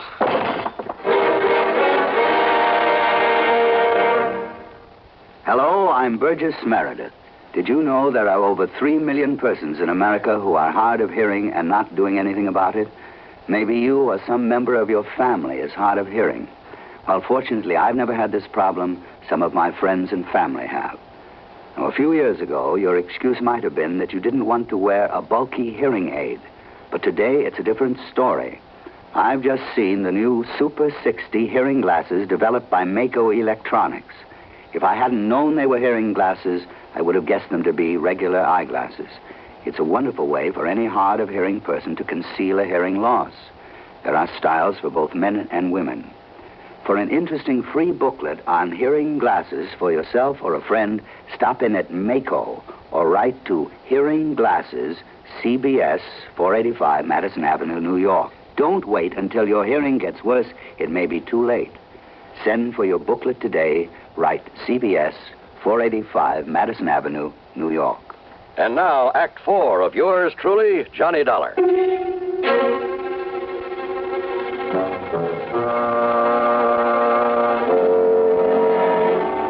my sudden arrival had kept Maurice from killing Louis de Marsac. It got me that clout on the head. But Maurice was gone now. After working over Louis for a few minutes, pouring some cognac into him, he finally came around. Oh, Monsieur Dollar. Yeah, that's the stuff, Louis. Just let me help you up here on this couch. Oh, but so much pain. Yeah, you really got it, brother. Only for you, my oldest, my dearest friend, would I suffer so? Yeah, here, take another slug of this. No, alas. Even that will not mend my broken head. Would a couple of $100 American help? Eh? Oh? Did you get my cablegram? Oh, oui. And I found him for you. Barney? Where? It is worth perhaps $500. $300. But, monsieur... Okay, $350. Where is he? But if Monsieur Dubuisson finds out that it was I who took care of Barney Margot... He already knows that I'm here. That's why he sent that Maurice character to arrange for a funeral. Funeral? And he was talking about your funeral. But now, wait. You say you've taken care of Barney the Bum? It would perhaps be worth a little extra if I were to have him all tied up and waiting for you. What?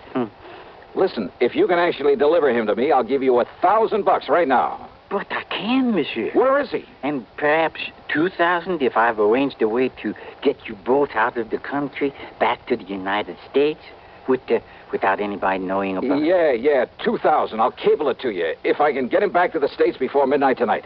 Oh, before midnight, you say? New York time. Well, we can try, monsieur. Good. Then let's get going. But first, perhaps I'd better accept the 1,000 just in case. All right. All or nothing. $2,500 if I make it. Then come. First, we get Barney out of the closet here. Out of this closet here in your room? But of course. Well, I'll be. And then we drive to the airfield where the plane is waiting for you.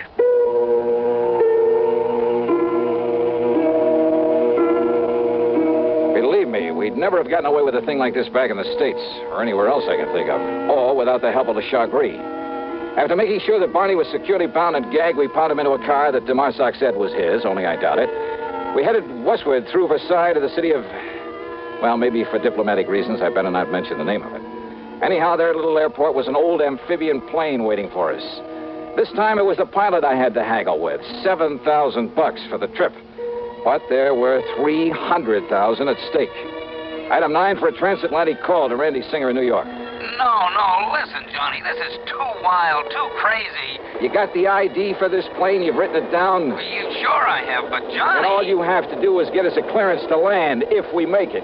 You're out of your mind. This stunt could cause an international incident that even the United Nations couldn't... You want Barney the Bum, don't you? Well, of course we do. Then I'll lay him right in your lap if you'll hang up the phone so that we can make our takeoff. Johnny, listen to me. Randy, I haven't got any more time to talk because if I don't get Barney back there before midnight tonight... No, Johnny, no, listen. See you in New York.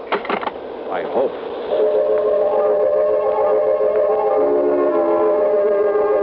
Oh, that plane trip was something I'll never forget. Sure, on the ground, the big amphibian looked pretty good. But up in the air, it shuddered and shook like the old crate it really was. And I wondered if she had enough gas aboard. What sort of double talk the pilot used to keep us from being ordered down, I'll never know. Any second, I expected a bunch of fighter planes to start buzzing us. But somehow we made it. And Randy, bless his heart, and I don't know how he did it, Randy got us a clearance to land. Matter of fact, he even had an escort waiting for us to haul Barney off to the clink and take me back to the office at headquarters. Yeah, by some miracle, it all worked out. Except for one thing. But so help me, Johnny, if you ever again try to pull a thing like... falling asleep again, huh? Just like you did all the way in from the airport. Well, I can't say that I blame you. Mission accomplished, all that sort of stuff. Mission accomplished, Huh? Did you happen to notice what time it was when we sat down at the airport? Sure, right after midnight, 12:07. Just exactly 7 minutes too late. Too late? Ruling in the courts, don't you get Johnny. it, Randy? In order to save the company paying off that 300,000 clams, I had to get him back here before midnight. Last night, February 28th, before the 1st of March. Oh, no, so wait. the fortune I've run up in expenses has to come out of my own pocket. Johnny. And I thought I was going to make myself a cool $10,000 fee. Listen. You were right, Randy. I should have known better. It was crazy. The whole idea was completely crazy right from the beginning. Johnny, will you listen to if me? I had any sense, I'd blow my brains out 7 minutes after midnight. That's right, February 28th. 28th, so you've forgotten just one little thing. Yeah. This just happens to be 1960. So what? I had to get that punk back here before the 1st of... Yeah, leap year. Randy. That's right. So today just happens to be the day before the 1st of March, February 29th. Oh, no. You mean I made it after all? You mean I... Oh, no. It's a fact, Johnny. Fact.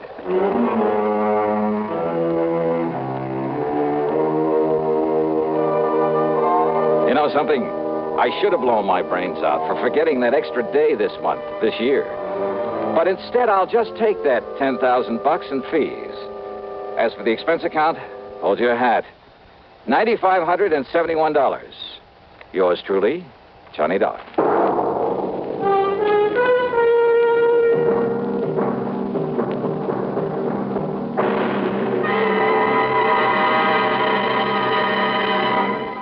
Our star will return in just a moment. Constipation is something people don't talk about much, but it can be a problem for anyone, even doctors. And when constipation occurs, it's interesting to see just what doctors consider important about a laxative they might use or recommend. Well, a majority of the doctors we heard from had this to say. A laxative should be effective, gentle, as close to natural acting as possible, and a medicine that can be used with complete confidence. Now, X-Lax has been popular with many doctors and millions of people over the years because pleasant-tasting chocolated X-Lax is effective. Overnight, it helps you toward your normal regularity. X-Lax is gentle. Next morning, it gives you the closest thing to natural action. And that's why many doctors and millions of people use X-Lax with complete confidence. X-Lax, the laxative that helps you toward your normal regularity gently, overnight. Is X-Lax in your medicine cabinet? Now, here's our star with something to think about. On account of its Brotherhood Week, Johnny? John, it's a thought for this week and every week, and it's simply this. In my job, I run across all sorts of people, both the right guys and the wrong ones. And this much I'm sure of. A crook is a crook in any place, in any language. He's just no good. But an honest man, a man who respects the law and the rights of his fellow humans, regardless of his hue, his origin, or his accent, well, believe me, that one is yours truly with Johnny Dollar.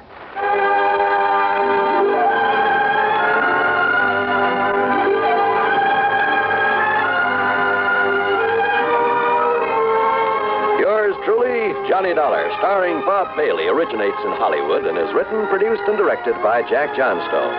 Heard in our cast were Virginia Gregg, Lawrence Dobkin, Forrest Lewis, Frank Gerstle, Herb Vigran, and Tony Barrett.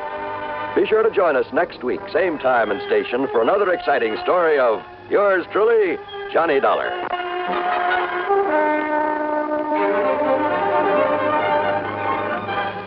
This is John Wall speaking.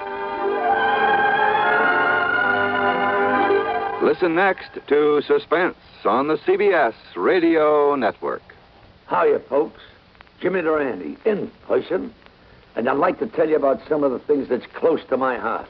Well, Jimmy, I'm sure one thing that's close to everybody's heart is the Heart Fund. And that's especially true today, Heart Sunday. Hey, that voice sounds very familiar. Well, it should, Jimmy. It's me, Gary Moore. That's who that is, Junior. Yeah, I thought I'd help you tell the folks how important Heart Sunday is. Everybody wants to get into the act. Well, I certainly hope you're right, Schnoz. We want everybody to get into the act to help fight our nation's #1 health enemy, heart disease. And the best way to do that is by supporting the Heart Fund, our #1 defense. You planned to say something like that, didn't you, Jimmy? I did indeed. So, friends, when your Heart Fund volunteer calls on you today, Heart Sunday, remember your dollars will help our scientists develop new and better ways to safeguard healthy hearts and save those that are already afflicted. Come on, folks. Dig deep for your contributions to the Heart Fund. Believe me, it'll do your heart good, too. Radio 59, WROW, with the news service unmatched in the Tri-Cities. Johnny Dollar. St. Clair, Mr. Dollar, and Kennett, Missouri. Would it be possible for you to come out here right away? Kennett, what did you say your name is? Charles Kingsley St. Clair.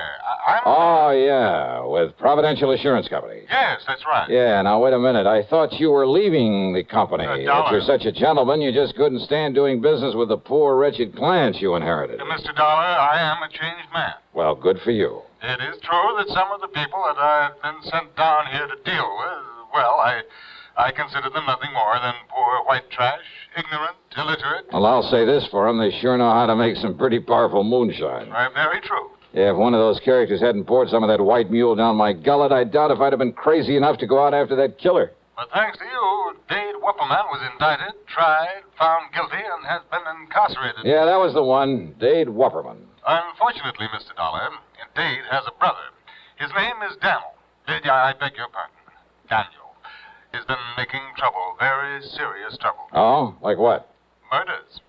I see. So if you take a plane to Memphis, I shall be more than glad to meet you there. Oh, now look, mister, I was lucky once. Got out of that swamp country alive. But I'd be nuts to stick my neck out again. And since those people already know who I am, what my job is... Okay, St. Clair, I'll grab a plane.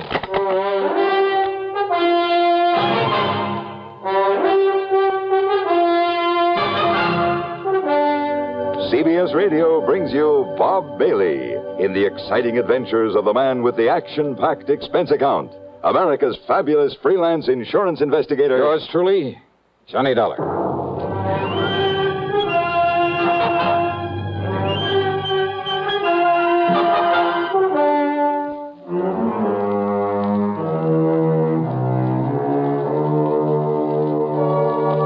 Expense account submitted by Special Investigator Johnny Dollar to the Providential Assurance Company office in Kennett, Missouri.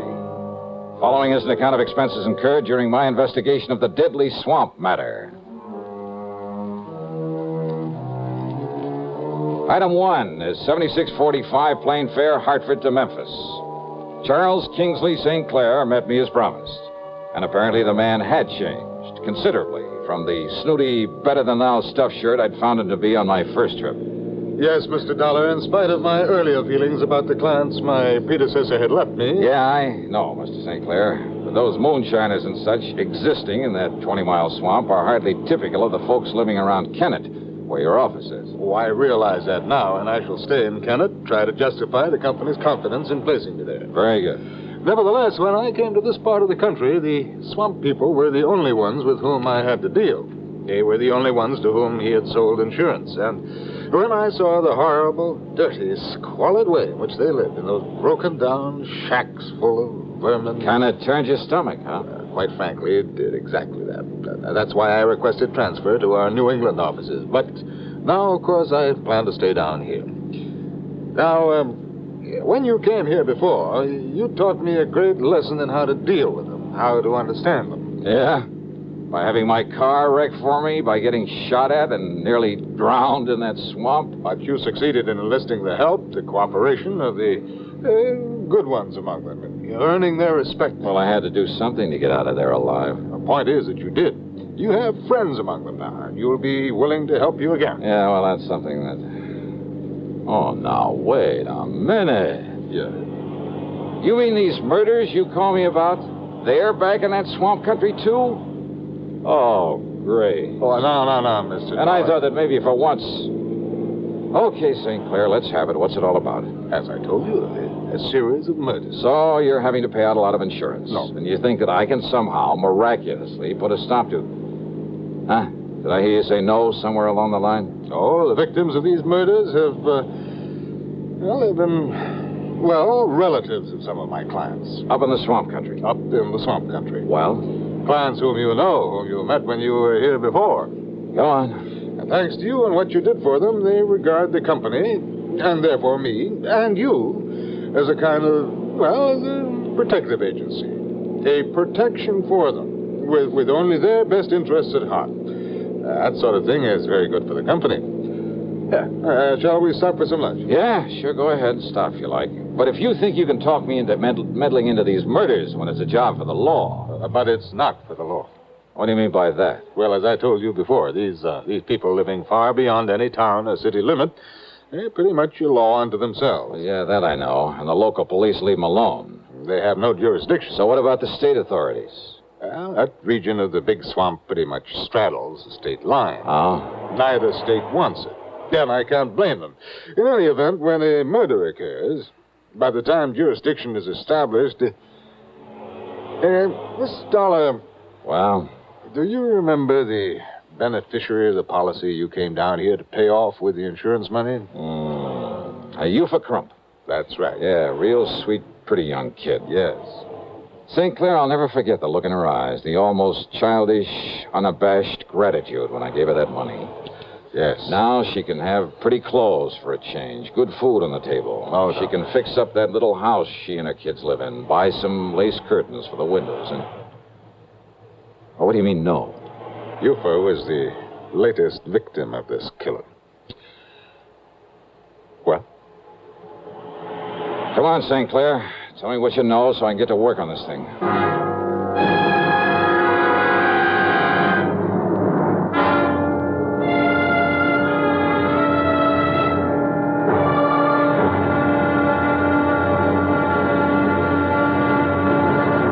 Next time you refresh, enjoy a frosty, ice-cold Pepsi-Cola. Sociability, Charlie. All right, Kay, how's this? Pepsi is light, refreshes without filling. You like to refresh? Have a Pepsi right now. Well, offer it to everybody, Charlie. I will. Enjoy Pepsi at the fountain. It's delicious at home, too. Have one at lunch or with a snack. Charlie. At the beach or at dinner. Wherever you go, Pepsi is there. It's here, too, in our Be Sociable song. Be sociable, look smart, keep up to date with Pepsi. Drink light, refreshing Pepsi. Stay young and fair and debonair. Be sociable, have a Pepsi. For the weekend, have plenty of Pepsi around. Pick up an extra carton today. CK, I'm sociable. With Pepsi, everyone is. And now, Act Two of yours truly, Johnny Dollar.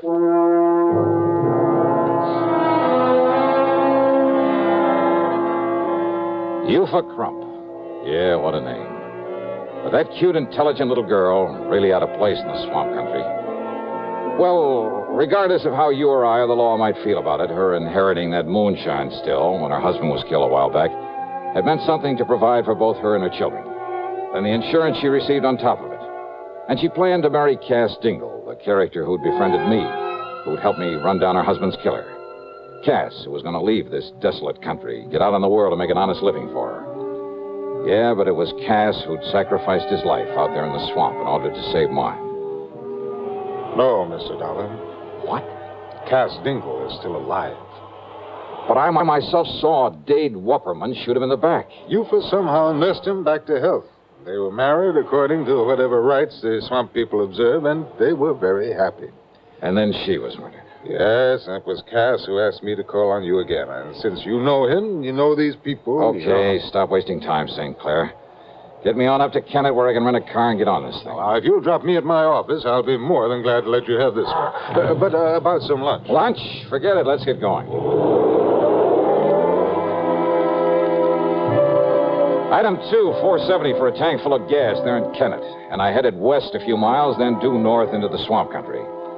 Well, as I said before, the 20-mile swamp is one of the most dismal, uninviting places I've ever seen. The road, after a while, wasn't even a road, just a set of muddy wagon tracks.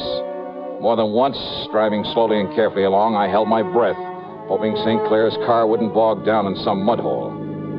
I passed a couple of shacks, falling apart and apparently vacant. But the distinctive smell of moonshine whiskey in the air told me otherwise, that a still was in full operation. If Cass Dingle had married Eufa, he'd gone to her place to live, so I headed that way. But a mile or so before I got there, edging the car around a thicket of wild blackberries, I had learned the last time I was here that when somebody starts shooting, the only thing to do is stop whatever you're in, whatever you're doing. So I did, fast. I ducked down under the wheel on the floorboards, and I pulled out my gun, and I waited.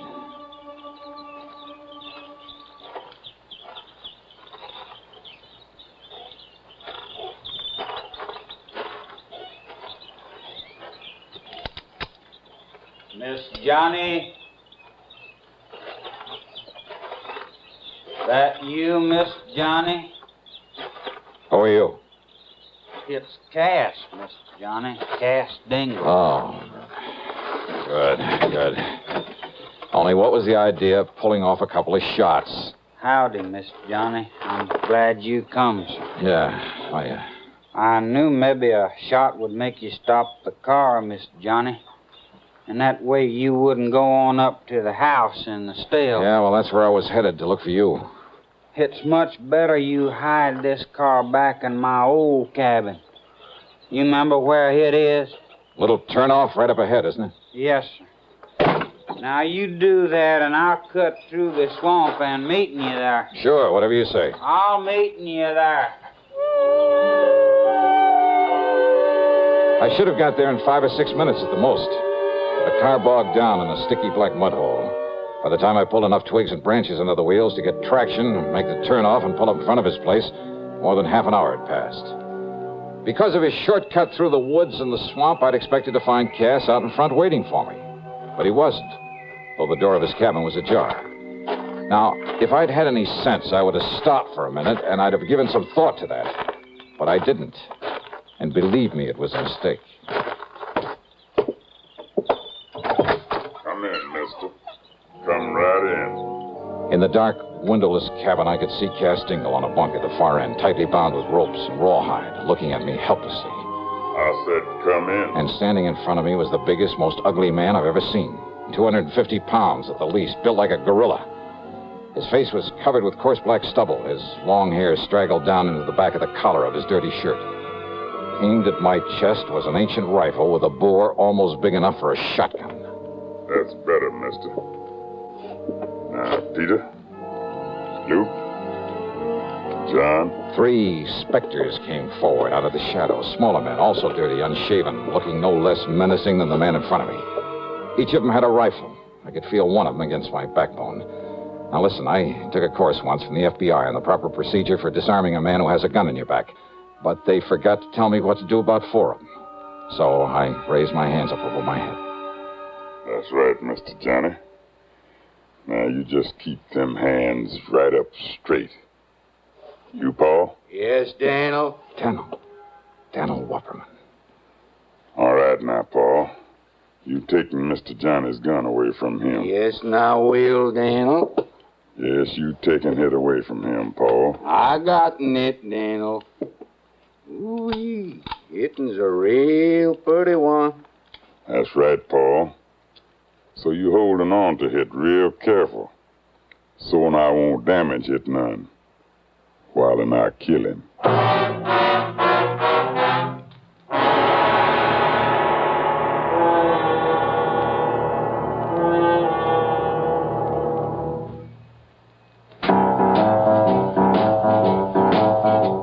Talk about best-selling records. Here's a familiar tune about America's best-selling filter cigarette, Winston.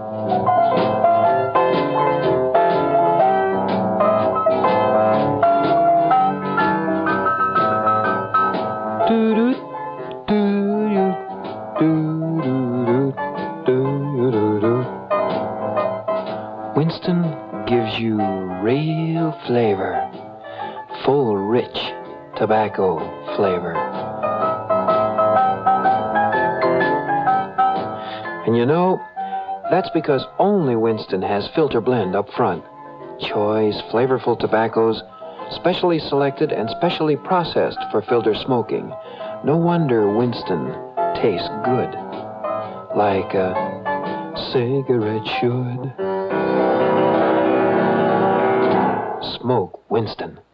And now, Act 3 of yours truly, Johnny Dollar and the Deadly Swamp Matter.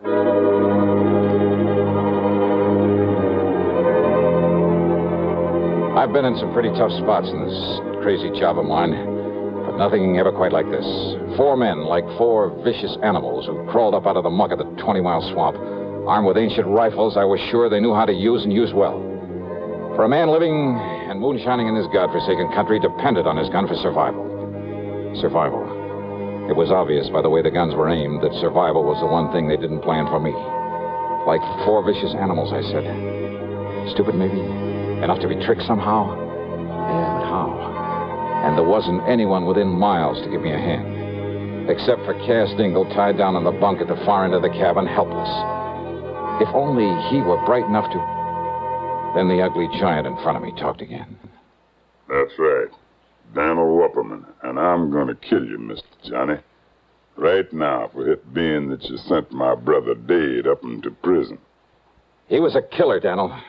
The same as you are. That's right. So one more killer, namely you, it ain't gonna make me no worse than I am. Why, Daniel? Because you had no business to come here to begin. We don't like that here in the swamp. No, I mean, why these other killings? Why murder Yufa, Cass's wife? Why you do that, Daniel? Because it was her insurance money, Mr. Johnny, brought you here the first time. Then you put my brother in jail. So you murdered her, a harmless young mother, just to get me back here. That's right. Now I'm gonna kill you. You stand away from him backing him. This charge gonna go right on through him. Yes, Daniel. But now you no, should. Daniel, no. It's all wrong you killed Mr. Johnny. You shut up, Cass. Maybe Cass, he thinking what I thinking, Daniel. Mr. Johnny, he from the outside. You kill an outside man. Maybe the police, they moving in on us. They coming here in the swamp because he from the outside. You stop thinking, Paul. You move away now so I can kill him. No, Daniel. Shut up, Cass. Now, Mr. Johnny. No, Daniel, you kill me instead. Now you kill my wife, if I don't care. You kill me instead, Daniel. I kill you, Cass. Soon I kill Miss Johnny. Miss Johnny? It's all right, Cass. No, Miss Johnny, that ain't... What? I mean, I talked long enough. What can you say, Cass? Must be nearing to 5 o'clock by now, Miss Johnny. 5? Shut up, Cass, and what do you mean by that? Miss Johnny, no. Oh, yeah, you're right. What do you mean about 5 o'clock? Yeah, Cass, they ought to... I mean, it's about time. What do you mean, Mr. Johnny? What, nothing, not a thing, Daniel. I just whistle. That's all. I mean, what do you mean about 5 o'clock? You tell me. Tell me. Tell me. Because it's nothing you can do anything about. Because if it is 5 o'clock, then by the time you can pull that trigger... You tell me. All right. If I'm not safely out of this swamp by 5 o'clock, this place will be so full of state police. Well, would you like to look at my watch? No, you keeping your hands up over your head. Oh, sure. Because you lying, Mr. Johnny. Am I? You lying to me. Just keep on talking, Daniel. You'll give more time. But if I were you... I said I gonna kill you, Mr. Johnny. And no scheming words out in your mouth gonna... You, Paul. I ain't heard nobody out there, Daniel. You go out, you go look out along the slough and the bayou. Yes, Daniel. You see anybody, any boat, you shoot off that gun. You, Peter, you go on back the road and look.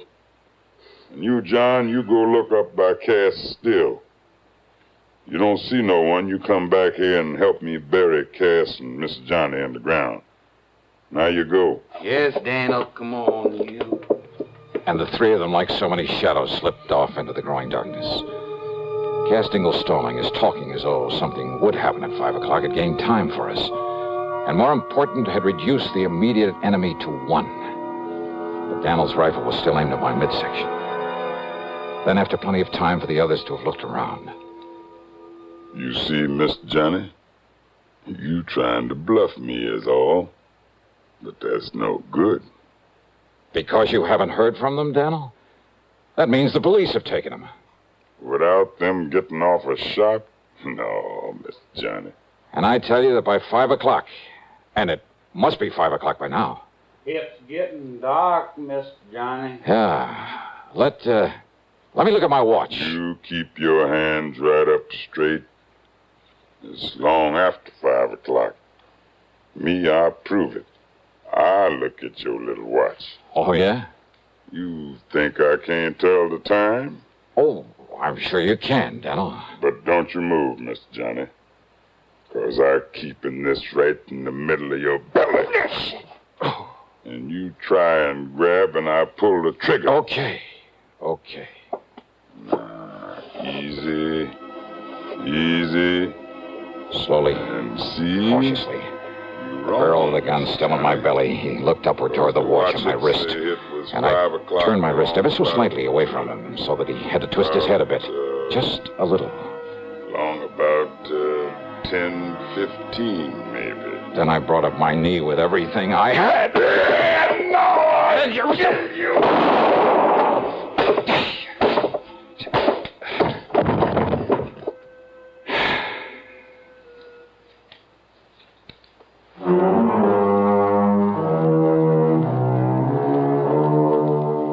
I knew the sound of the gunshot would bring the others back to the cabin.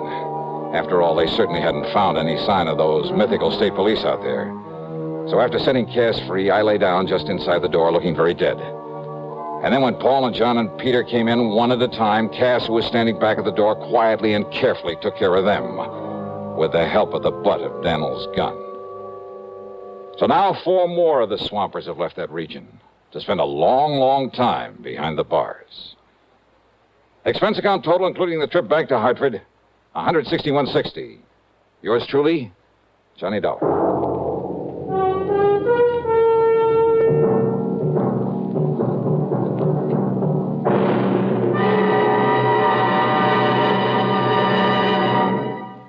Our star will return in just a moment. Constipation is something people don't talk about much, but it can be a problem for anyone, even doctors. And when constipation occurs, it's interesting to see just what doctors consider important about a laxative they might use or recommend. Well, a majority of the doctors we heard from had this to say. A laxative should be effective, gentle, close to natural acting. A medicine that can be used with complete confidence. Now, X-Lax has been popular with many doctors and millions of people over the years because pleasant-tasting chocolated X-Lax is effective. Overnight, it helps you toward your normal regularity. X-Lax is so gentle, so close to natural acting, there's no upset. That's why many doctors and millions of people use X-Lax with complete confidence. X-Lax, the laxative that helps you toward your normal regularity gently, overnight. Now, here is our star to tell you about next week's program. Next week, a thrilling, hair-raising chase out on the open sea. Join us, won't you? Yours truly, Johnny Dollar.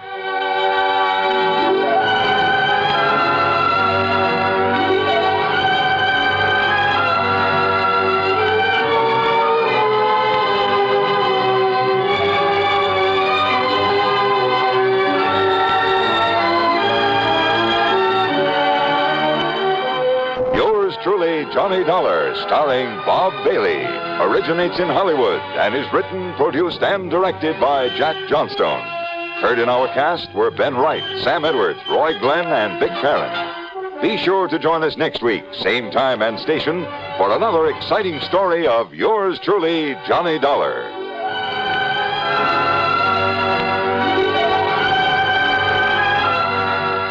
This is Hugh Douglas speaking. Another gripping drama of suspense, next on the CBS Radio Network.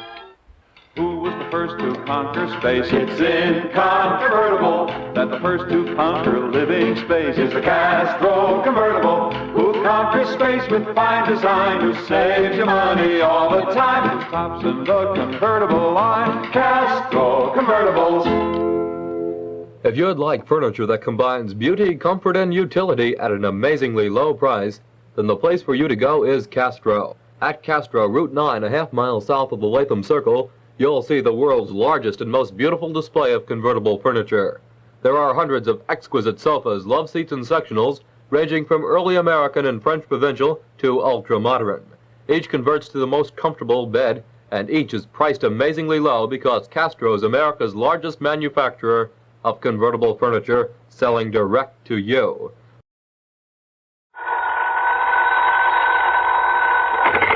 Johnny Dollar. George Reed here. Well, George, how's Floyd's in London? And how are you holding up in this hot weather? Johnny, all I can say is I wish I could make a trip to France Now, what's that supposed to mean? I just received a transatlantic telephone call, collect, by the way, from that underworld friend of yours in Paris. De Marsac. Louis de Marsac. Yes. Calls himself Le Chagris. That's right, the gray cat. Why he ever chose to call himself that, huh? Because at night all cats are gray. So he's hard to see in the dark. Well, free enough for yourself. Paris after dark. De Marsac knows more about the dark alleys and sewers and back streets. But what did he call you about, George? He wants to talk to you about the Olney diamond. The what? $750,000 worth of diamonds and necklace that was stolen from the Earl of Olney during a recent visit to the United States. Le Chagris has a lead on him? He wouldn't say, but if he has, you can get them back. Believe me, we shan't quibble over your expense account. Including whatever may be necessary to grease the palm of de Marsac? His information usually comes pretty high, you know. I understand that. And a bit of an allowance, shall we say, for my own entertainment while I'm there? Well, now, don't go overboard, Johnny. George, I'll be in touch.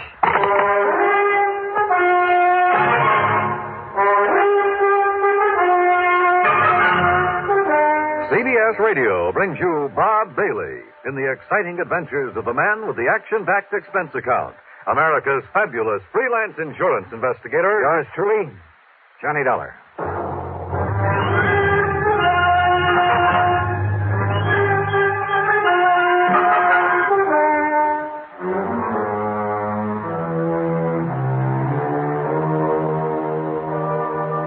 Expense account submitted by Special Investigator Johnny Dollar. The Floyds of London, North American office, Hartford, Connecticut. Following is an account of expenses incurred during my investigation of the night in Paris matter.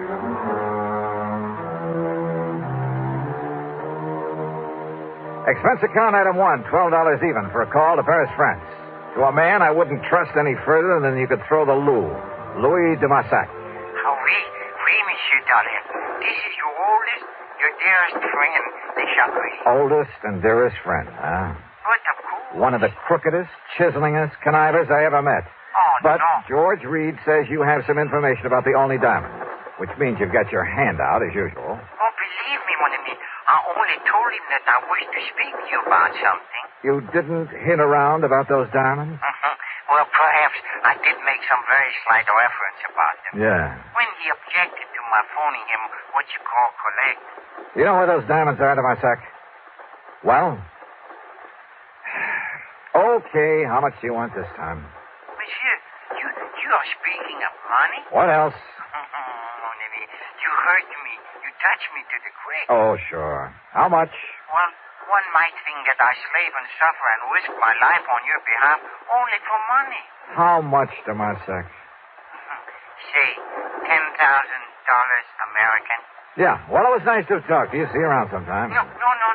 Wait. The only diamonds are worth millions. Millions of francs, not dollars. But if I could tell you where you may find them? In that case, I might be willing to part with, say, 1,000, maybe 1,500. 5,000. If I actually get my hands on them, I'll give you 2. 4? 3,000, that's final. 3,500. Goodbye, de Marsac. No, 2,500. I said I... Huh? 2,000. 2? Okay, $2,000. Yeah, then I think what you say crossed myself up. I'm sure you did. But do not worry, mon ami. Do not worry. I will do the same for you. Yeah, I'm sure you will. Now listen, if I take a plane out of New York a little after 9 tonight, I should get there tomorrow at 5:45 p.m. Paris time. Maybe. I'll hang my hat at the Hotel of Bois. You know where that is? But of course. Then I'll pick you up at that hovel of yours at the end of the, Rue de Pas de la Moule. Yeah, the Rue de Pas de la Moule. And you bring the money for me? I'll be there. Expense account item 2, $1,000 worth of American Express traveler's checks. 428 of it went for plane fare, Hartford to New York to Paris. The flight was uneventful, except for the person who occupied the seat next to me. Annette was her name, Annette Duboff. And brother, well, she's 25 or 6, I guess. Tall, brunette, and beautiful. Apparently has money of her own. I decided this trip to Paris wasn't a bad idea at all. Johnny Dollar? Yeah. Oh, I know who you are. You're the insurance investigator I hear about all the time on the radio. Well, don't look so shocked about it. Shocked? I'm thrilled. Tell me all about you. Oh, I'd a lot rather talk about you. Plan to be in Paris long? Oh, a couple of weeks, I guess. Just sort of a vacation. And I'm all alone, so I don't have any definite plans. Ah. Have you, Johnny? I have now. You certainly don't beat around the bush, do you? You know something? I like that. Well, good. Where'll you be staying? The George Song. All right, then as soon as I get things cleared away, I'll call you. Are you over here to work on some kind of a case? No, just to see an old friend of mine. Are you by any chance staying at the George Song? The Lavoie. It's over on... I know where it is. And as soon as you're free, you'll call me. Are you kidding? Well, about that time, the stewardess, bless her heart, came around with a champagne. So, what with one thing and another, the time passed quickly. Then, at exactly 5:45 p.m. Paris time, we landed at Orly. Item 3, 5:20 American for a taxi to my hotel, after dropping Annette off along the way. I shaved and showered, then took another cab to the dingy little apartment of Louis de Massac at the far end of the Rue de Pas de l'Amour. You ask me, it's one of the most disreputable-looking apartments in the whole city. Dirty, squalid, ramshackle. And, of course, Le Chagris had to live at the top of 4 long flights of stairs. When I finally got up there, feeling slightly winded, I noticed that his door at the end of the gas-lit hallway was standing wide open. What? De Marsac. Louis de Marsac. Oh.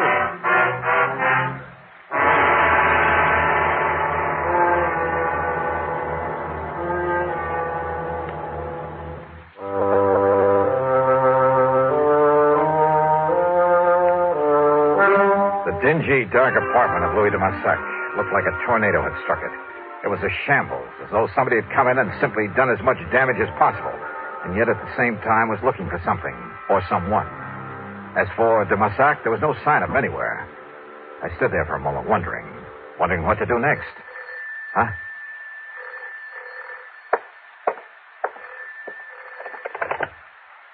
Hello.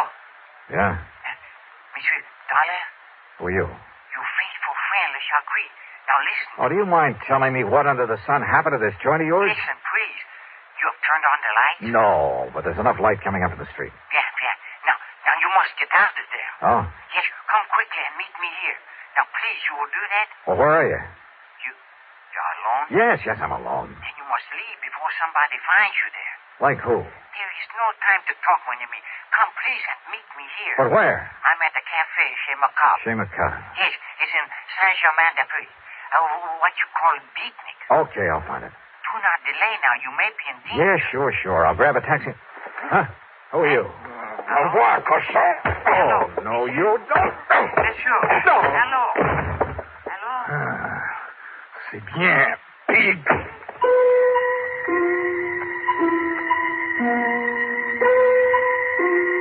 When I came to, I found myself propped up in the remains of a chair. A bottle of cognac and a glass had been placed on a table beside me. I helped myself. And next to it, a piece of paper. Scribbled on it were the words, Je regrette. I'm sorry. So believe me, if I ever catch up with him, he's going to be a lot sorrier. Another snort of cognac, and I felt able to navigate. I went downstairs, grabbed a taxi, that's item 4, a couple of bucks, and had him take me to the place de Marsac had mentioned over the phone, the Chez Macabre. And what a joint. I've seen a few beatnik pads that were pretty crazy back in the States, but nothing to compare with this. It was a smoky, dark, and dirty place. The beatniks packed into it were dirty, too. Characters who made a business of being characters, including a gaunt chick chanting some poetry in a corner. Then a wormy little man sidled up to my table out of the shadows and proceeded to help himself to my drink. Yeah, it was de Marsac, the Chagris. Do not seem to know me at first when I meet. Even when you come over and help yourself to my cognac? In this place, it is the custom. But what happened to you when you hang up the telephone on me? Well, somebody sneaked in and worked me over to Marsac. Any idea who it might have been? No. I hope he did not hurt you too badly. No, he did all right. But why? Now, why the crazy note he left saying he was sorry? But of course, monsieur. But of course what? Well, he must have thought you were me. Oh? Oui, because of a little deal on the statue that I made a week ago. In my business with some of the terrible people I have to deal with, This sort of thing happens all the time. I'll bet. But then, when this man, he discovered he had made the mistake that you were not me... Oh, sure. What can you, the American, know of the art, the poetry of today? Huh? Now, what brought that on? Yeah, I will translate for you then my lovely, my beautiful ode to nothing. Ode to nothing? Listen to my every magnificent word. Oh, now, wait a minute. Nothing, nothing, nothing. Nothing, nothing, nothing. Huh? Nothing, nothing, nothing. Oh, now, look, Marsac, come on down to earth. Wait. It is all right now. Huh? All right, what do you mean? It was for the benefit of the man who came by the table, who looked at us. Oh, yeah, I noticed him. He was very curious about us, like a spy. A spy? Yes, of course. He may have been from my dear friend, Monsieur Francois Dubesson. Wait a minute. Francois Dubesson. Isn't he the fence who got hold of that painting that was stolen from Vincent Price a while back? That I helped you to recover for a slight fee. And it was through him that you located the Blue Madonna that was taken from the gallery in Philadelphia. Oui, the same. And now it is Dubesson who has the only diamonds. You're sure of that? I am sure. Also, it was Dubesson who arranged to have them stolen back in your United States. Your good friend, huh? But of course. But you're perfectly willing to double-cross him. Why? Because you will pay me so well. If I get my hands on those diamonds. Oh, I have it all arranged. So, if you would like to pay me now, the $5,000 American... When I get my hands on them. And it's only $2,000, remember? Oui. I cheated myself. Okay, now, how do I get them? I have told him that you're here, that you are very rich, that you will pay him 15 million francs. 15? Well, that's close to $30,000. It is better there remain lost to your company. All right. Where'll I find him, this Francois Dubesson? He will come to you. With the diamonds? Yes, at your hotel. Tonight at midnight. He knows my name? Well, I've told him that you are Mr. Robert Matthews from Texas. Hey, yeah, good. Then I'll have to take another room under that name. But of course. And you're sure he doesn't know who I really am? My business? No, because only I could tell him that. All right, now look, Marsac. If you have any idea double-crossing me... You? Oh, my oldest, my dearest... And yet, if you were to find out that 3,000... Wait. Okay, Marsac. If it all goes off without a hitch. But if it doesn't... Oh, have no fear, mon ami.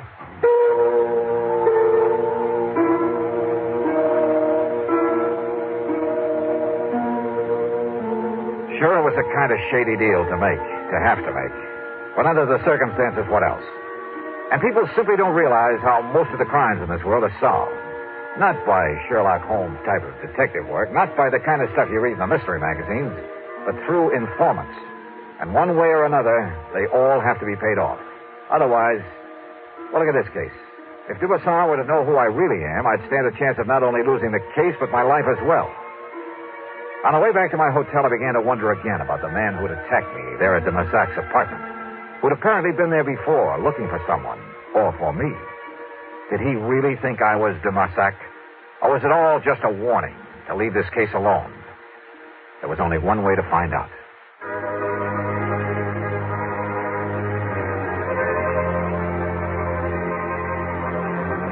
Back in my hotel, I arranged for another room under the name of Robert Matthews from Texas, USA. It was a room adjoining my own with a connecting door. In it, using my best Texas drawl, I'd meet Francois Dubesson when he came at midnight with the Olney diamonds. 15 million francs, de Massac had told him. Little enough for a necklace worth $750,000. But I've never yet paid a thief for the return of stolen goods, and I had no intention of doing so this time. I settled down to wait for midnight. And then I suddenly realized why I'd felt only half-dressed ever since I was attacked over in de Massac's apartment. Sure, my gun was missing. Without it, and if Dubesson was wise to me, was the phone in the other room, the one where I'd act out the part of the rich Texan, if there was any point of it.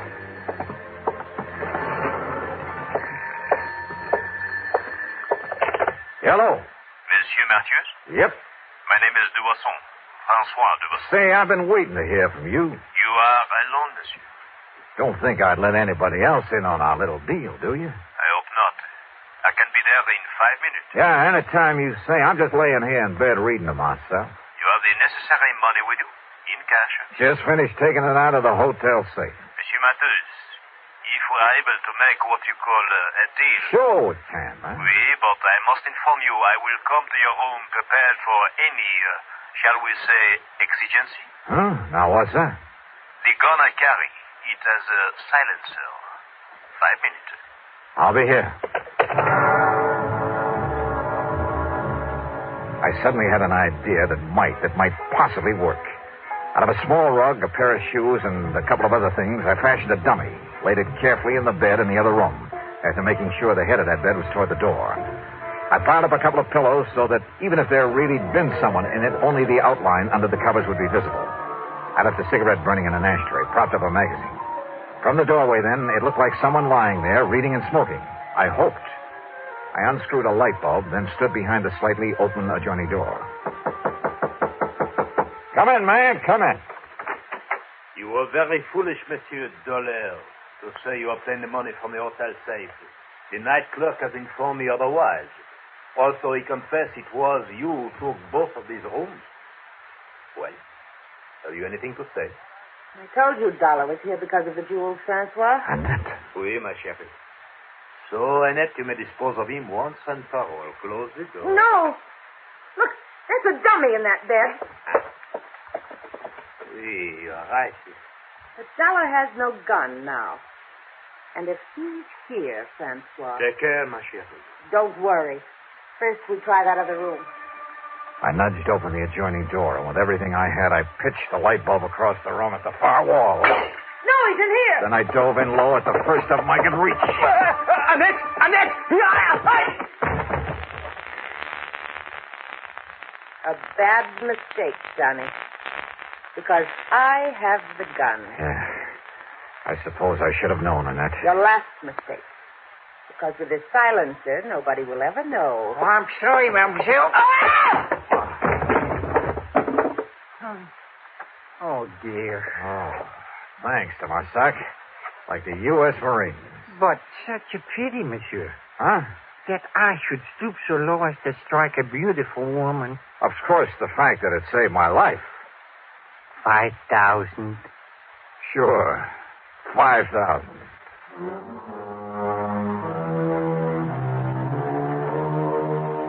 Of course, there'll be some fancy international legal procedure necessary, but I'm sure the company can arrange for return of the necklace to the United States.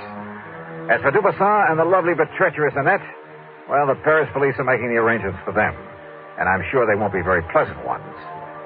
Expense account total, including a couple of nights on the town, $5,000 for Dubuisson and deluxe transportation back home, $5,878 even. Wow. Oh, incidentally, I met a luscious little blonde on that return trip who was... Now, let's not go into that. Yours truly, Johnny Dollar.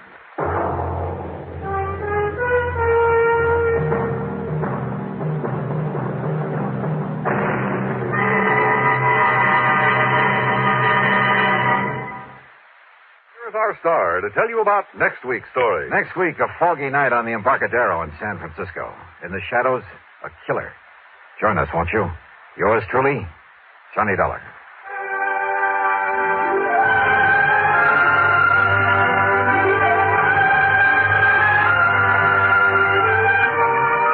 Truly, Johnny Dollar, starring Bob Bailey, originates in Hollywood and is written, produced, and directed by Jack Johnstone. Heard in our cast were Virginia Gregg, Forrest Lewis, G. Stanley Jones, Tony Barrett, Bill James, and Gus Bays. Be sure to join us next week, same time and station, for another exciting story of yours truly, Johnny Dollar. From Hollywood, it's time now for... Johnny Dollar. John, this is Harry Branson of Philadelphia Mutual Liability and Casualty Company. Well, hi, Harry. What is it this time? Fraud, murder, arson? No, none of them. Then what kind of a case has you in a dither this morning? As a matter of fact, John, there is no case. Oh, now don't tell me you're spending company money on just a social call. Why, Harry. Of course not.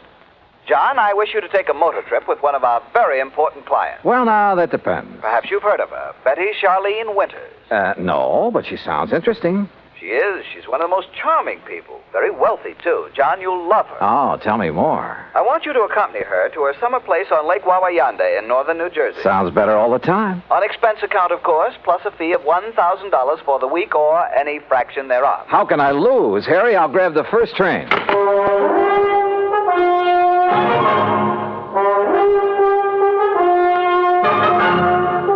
Bob Bailey, in the exciting adventures of the man with the action-packed expense account.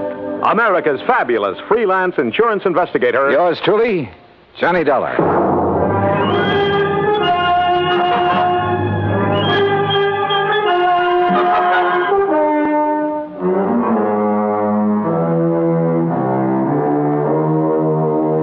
Expense account submitted by Special Investigator Johnny Dollar to the Philadelphia Mutual Liability and Casualty Company, Philadelphia, Pennsylvania. Following is an account of expenses incurred during my investigation of the Wayward widow matter. Expense account item 1, $21.50, fare and incidentals, Hartford to Philadelphia. At his office on Walnut Street, Harry Branson looked as though he'd been just sitting there waiting for me ever since his phone call. I'll get straight to the point, John. Well, good. You don't mind if I sit down first, though, do you? Oh, no, of course not. As I told you on the telephone, Mrs. Winters is one of our Mrs.? You didn't tell me that. Her husband died just a short time ago. Oh. And you, the old friend of the family, have been consoling the lovely widow, eh? John. Yeah, when you pick 'em, you really pick 'em, Harry. Hey, do you remember that little brunette you went for in the last case I handled with you? John, that has nothing whatsoever to do with the matter at hand. Yeah, okay, maybe not. Oh, but you sly dog.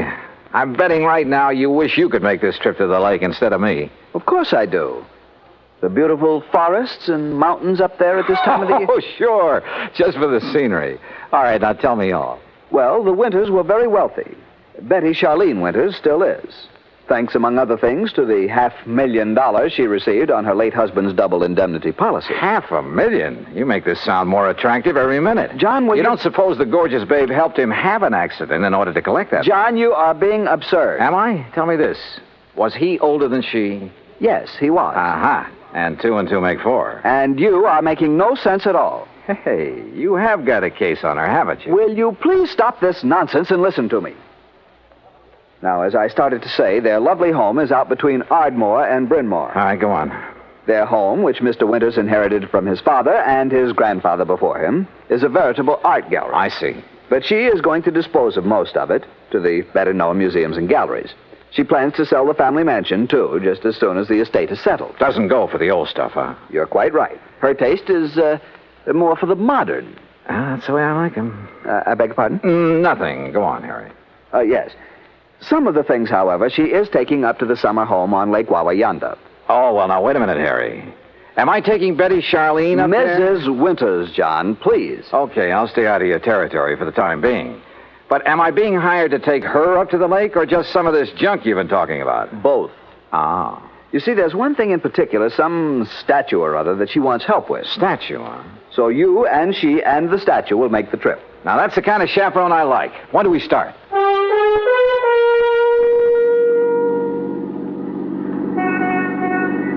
I must confess it's quite a relief to get out of that office for a while. Oh, don't try to kid me, Harry. The only reason you wouldn't let me find my own way out to this winter babe's home. Babe? Honestly, John, you sometimes carry this levity much too far. By the way, how long ago did her husband die? About 4 months ago. Oh, brother, you don't even wait for the ashes to get cold, do you? John, I tell you that... What did he die of? Well, it was an accident. Yeah? In the car during a little trip that they were making south of here. He'd taken over the wheel from the chauffeur. They struck the abutment of a bridge over a tidal creek leading out to Delaware Bay. Oh? He was thrown out, and his body was carried into the bay. It was never recovered. And so our tasty little dish was left with $250,000 life insurance, a huge estate... John, I simply will not listen to any more of this sort of nonsense. Besides, this is the driveway up to the house. Lovely place, isn't it? It was lovely. There must have been over an acre of perfectly tended lawns and gardens. And in the middle, atop a slight rise, was the main house, built of solid white stone of some sort. Old, too, but in beautiful condition. This was wealth, all right, and plenty of it. Harry's year-old car looked almost tawdry in this setting. We stopped, went up the broad front steps and across a wide porch and rang the doorbell. Oh, Mr. Branson. That's right. Mrs. Winters is waiting for you in the sunroom. Thank you. Come, John. The butler led us through a large reception room, a huge living room, both of them hung with beautiful prints and paintings, through the walnut panel library with its high ceiling and hundreds of leather-bound books. Finally, after passing through a long corridor lined with statues and magnificent vases, we entered the spacious sunroom. There, standing in front of a chair at the window, was a chauffeur. And in the chair sat Betty Charlene Winters. Mrs. Winters, may I present Special Investigator John Dollar.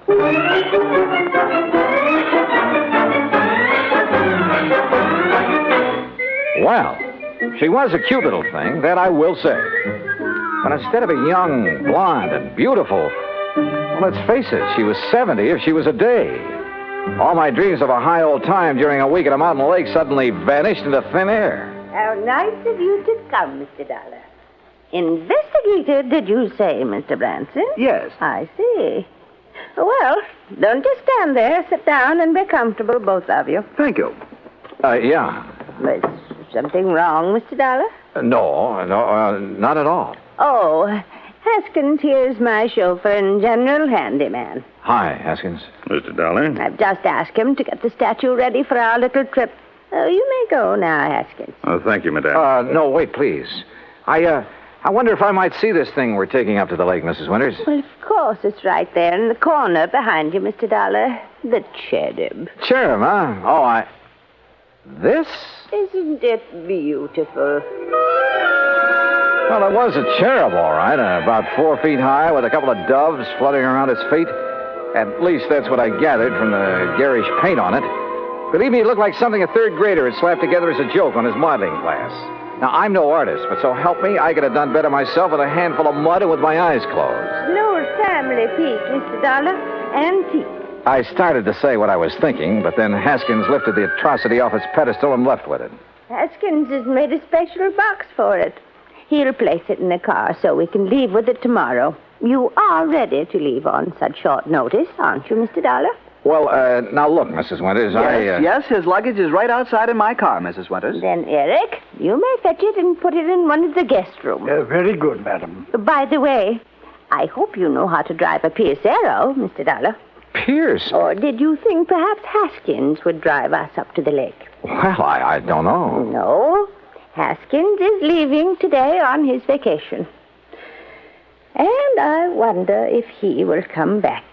Why do you say that, Mrs. Winters? Oh, I've been having some trouble with him. Oh? I thought you were always eminently satisfied with Haskins. Until recently. Until the death of my husband. He's been... Well, if he doesn't come back, I shall have to replace him. But now, Mr. Branson... Yes? You're a bit of a rascal. You didn't tell me you were bringing a detective to go along with me. Investigator, Mrs. Winters. Insurance investigator. Since the company wouldn't permit me to issue any special insurance on that thing... But I'd thought you were going to bring me just some strong bodyguard. I have known John for many years, Mrs. Winters, and I assure you... Oh, now, don't apologize. I think this is fine. I just hadn't expected so much. Such a nice, good-looking young... But now come, Mr. Dollar, and I'll show you the rest of the house. We spent the next hour or so on a tour of the place, and Mrs. Winters pointed out the various works of art destined for specific museums and galleries all over the country after she moved out, after the estate was settled. Then Eric caught up with us and announced that Haskins had created the statue and placed it in the car. You know, I was curious about that car, so we went out to the garage and inspected it. It was a Pierce Arrow, all right. Vintage of 1928, complete with headlights on top of the fenders and as bright and shiny as the day it was made. When I tried the starter, it purred like a contented kitten. With a bass voice, that is.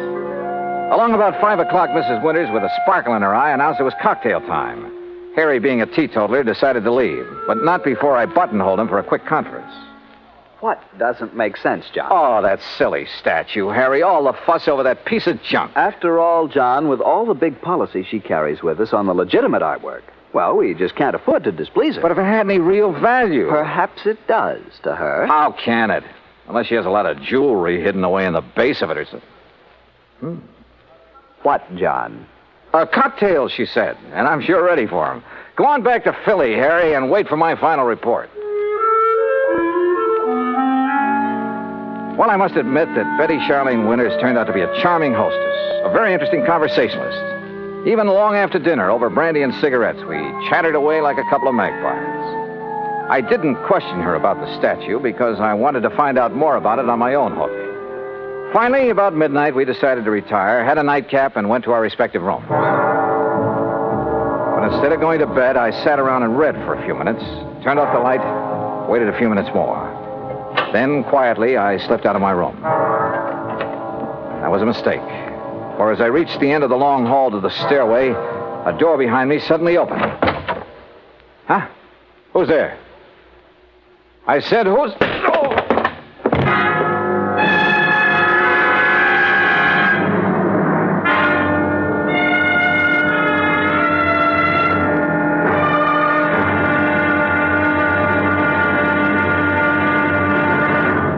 Act two of yours truly, Johnny Dollar, in a moment.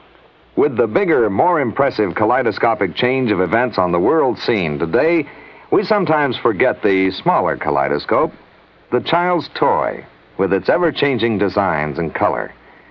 The kaleidoscope is a fantastic experience for any child. That is, any child who can see.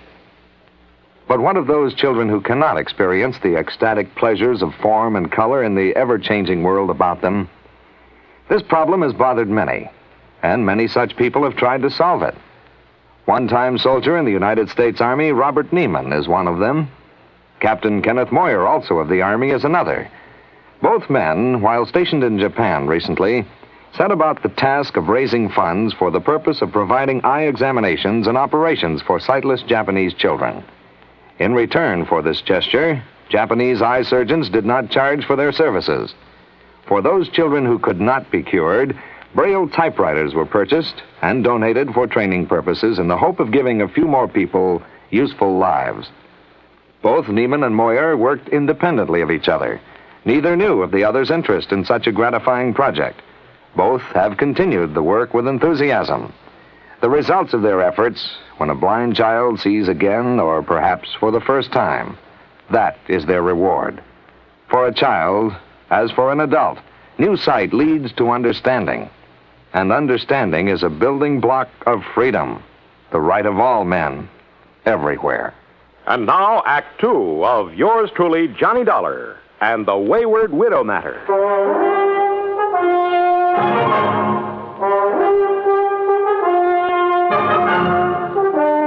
When I came to, it was morning, and I found myself in my pajamas lying comfortably in my bed in the guest room. But there was nothing comfortable about the lump on the back of my head. Whoever had slugged me out there in the hall had meant business.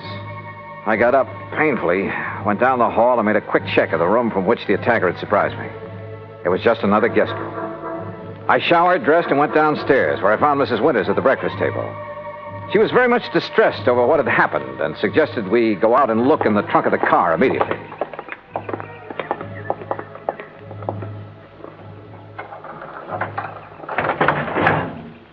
There now. Do you see, Mr. Dollar, the box with the statue in it hasn't been touched. I don't understand it. Where is your chauffeur, Mrs. Winters? Why, Haskins left on his vacation last evening. I thought I told you. But surely you don't think Haskins... Well, you said you were having trouble with him. Maybe we'd better open that box to make sure that... But it hasn't been touched. And I'm the only one who has a key to that little lock on it. Yeah, I see. But now it's pretty logical to assume that whoever slugged me last night was interested in... Hey, Mrs. Winters, how long has Eric, your butler, been with you? Why, Eric, the dear boy, has been with me for nearly 30 years. But good heavens, you surely don't suspect him of anything like this. He's a very fine person, Mr. Dollar, and a perfect gentleman. Oh, certainly more of a gentleman than my late husband ever was, in spite of his money. Oh? I must confess that although his death was a terrible shock, life has been a great deal easier for me since he passed away. Just how do you mean that, Mrs. Winters? No, well, why talk about it? Something that... Oh, why not talk about it? I married Charles for his money, Mr. Dollar. I'd never got any further than the front line of the chorus until he came along. Would you believe that I was a chorus girl? Well, as a matter... And the wealth and the luxury that he could give me was very attractive, was very satisfying for a long, long time.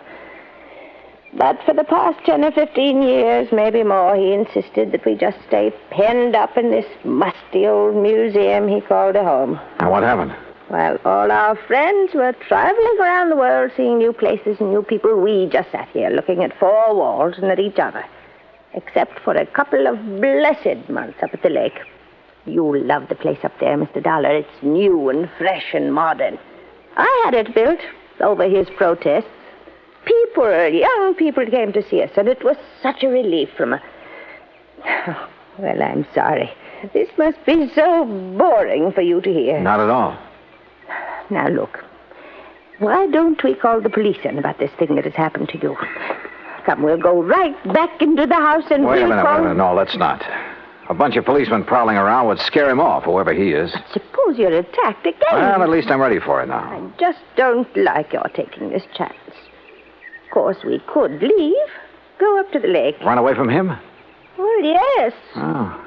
Of course, it might prove whether he's interested in the statue. If he follows us, I mean. Oh, dear. Why don't you let me call the police?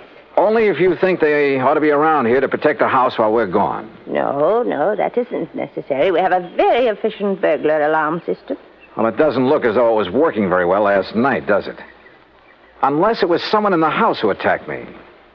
Who else is there besides you and Eric? No one, except the cook. Male or female? Oh, no, Mr. Dollar, not Martha. Why, the poor dear is nearly as old as I am, and a real companion for me. Sounds strange, I know, but we're real nice friends. All right, let's go back in, have our breakfast, pack our things, and go on up to the lake. Eric, who served the breakfast and whom I hadn't seen since dinner last evening, kept giving me a rather strange look. And as soon as breakfast was over, I quickly stuffed my things into my handbag and headed down to the garage. Eric was waiting for me there. He insisted that he put my things into the trunk of the car, which killed any chance I might have had to pry open the box with the statue. I started to question him about the night before. But as it turned out, my questions were quite unnecessary. Yes, Mr. Dollar. It was I who carried you back to your room and put you to bed. Oh? You see, I was making a final inspection of the house, as I always do after everyone else has retired. I'm always concerned about the many valuable things we have. I don't blame you. Well, I was on my way up the main staircase when I heard you fall. I was slugged. Forgive me, sir, but when I found you there at the head of the stairs, I thought your condition was due to... you must pardon me, sir, but was due perhaps to having imbibed too much brandy after dinner? Not a bit of it. Somebody barged out of that guest room and struck me from behind. But I saw no sign of anyone else about. You're sure? Most certain, sir. Was this fancy burglar alarm system you have turned on? Yes, sir.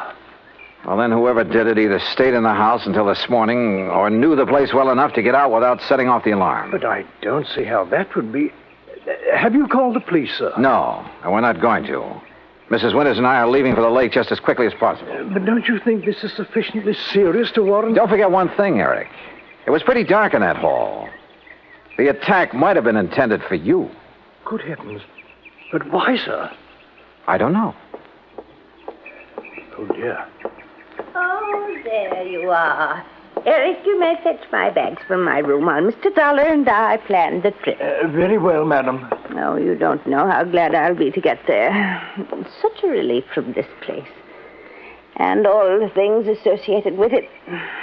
I'll be so glad when Charles' estate is settled and I can sell this old house and just Martha and I can stay at the lake. Oh, I know all the paintings and things are all very fine and valuable. But I'm so tired of looking at them. Well, then why do you take this so-called, I beg your pardon, this statue up to the lake? Well, this is different. Oh, yeah, I'll grant you it is a bit different from the other things that... Oh, well, let's talk about it along the way.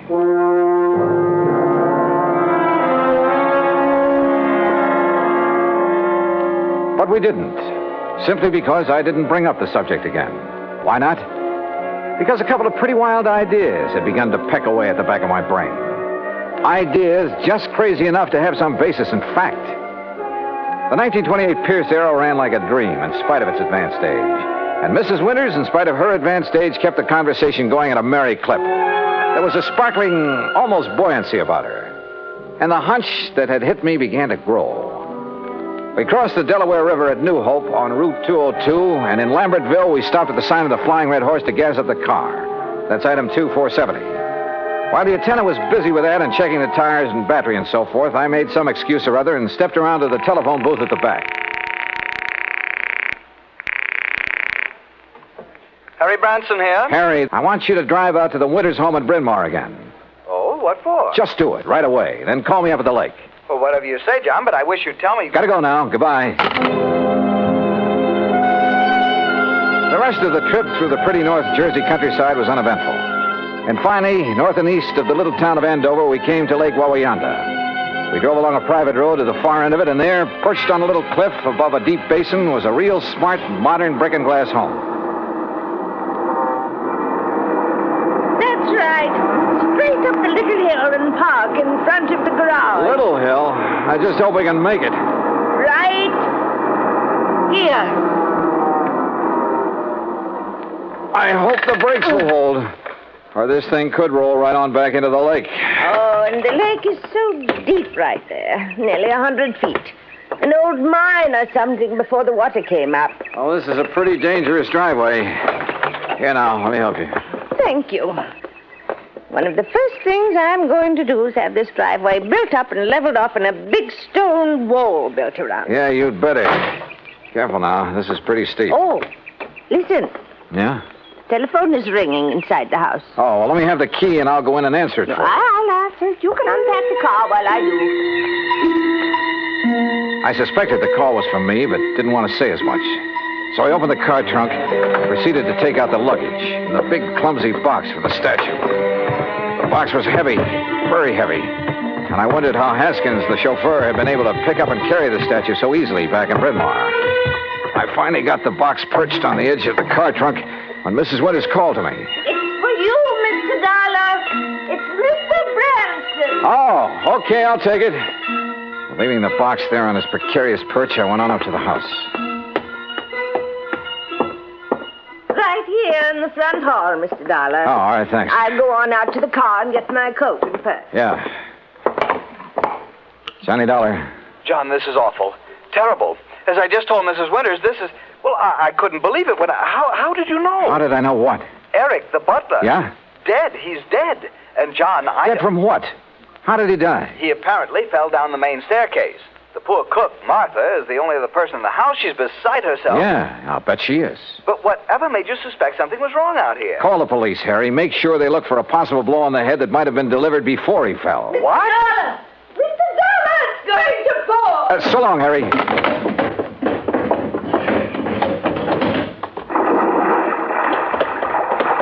Oh, dear. Oh, Mr. Dollar, oh, dear.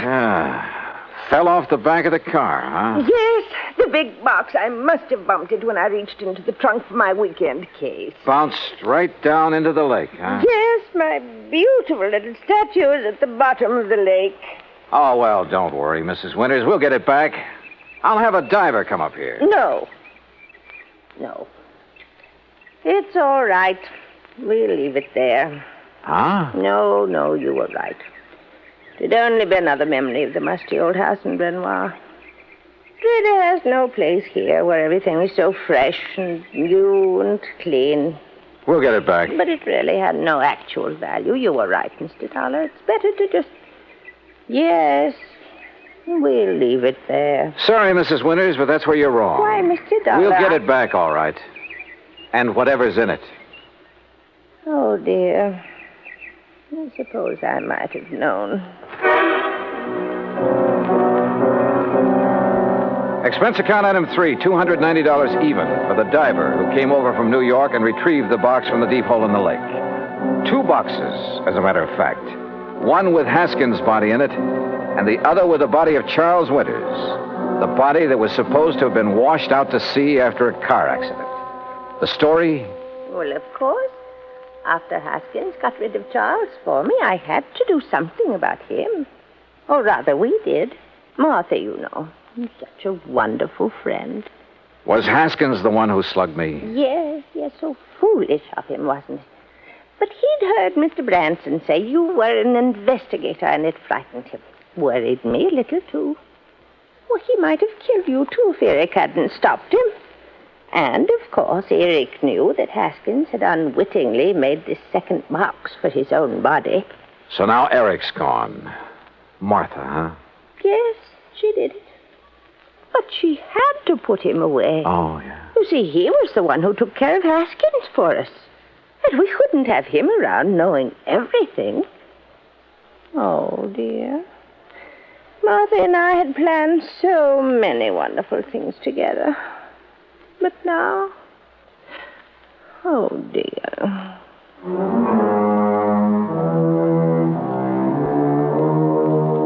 Expense account total, including incidentals and transportation back to Hartford, $365.50. Remarks? Well, I'd rather not say how I feel about a case like this, Harry. A whole crime wave by a couple of apparently sweet old ladies. The legal procedures, and there'll be plenty of them, are up to you and the company, as well as recovery of the insurance paid on poor old Charles Winters. Hey, next time, give me a case that doesn't turn my stomach, will you? Yours truly, Johnny Dollar.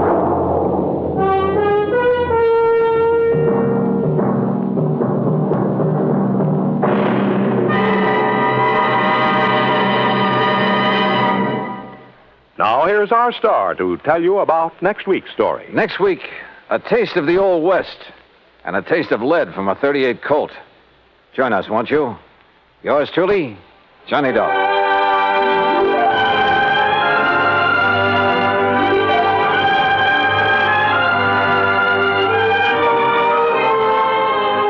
Yours truly, Johnny Dollar, starring Bob Bailey, originates in Hollywood. It is produced and directed by Jack Johnstone, who also wrote tonight's story. Heard in our cast were Virginia Gregg, Harry Bartell, Eric Snowden, and Frank Gerstl. Be sure to join us next week, same time and station, for another exciting story of Yours truly, Johnny Dollar.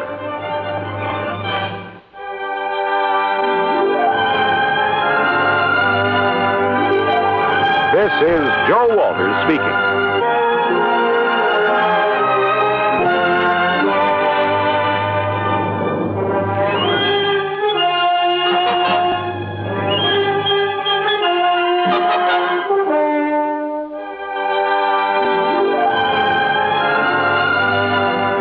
This is the United States Armed Forces Radio and Television Service.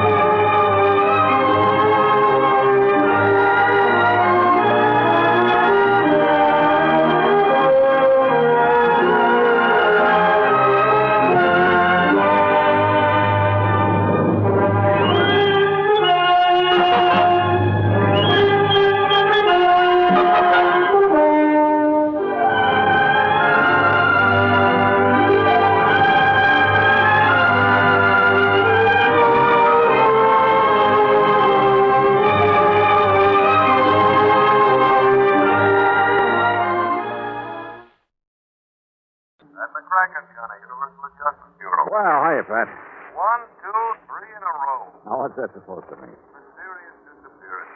3 weeks ago, you were out looking for the beneficiary of a big policy by the name of Jonathan Doe. Yeah, so what happened? He turned out to be a man who never existed. I know. And then last week, it was Elmer Loomis.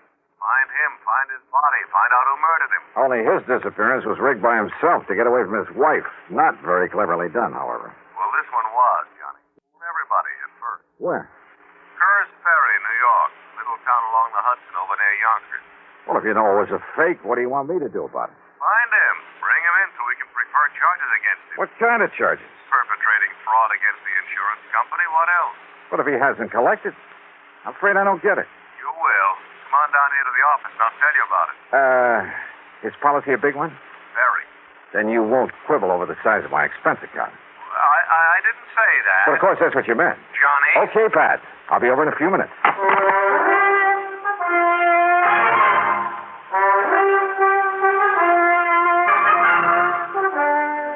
And now, Act One of yours truly, Johnny Dollar.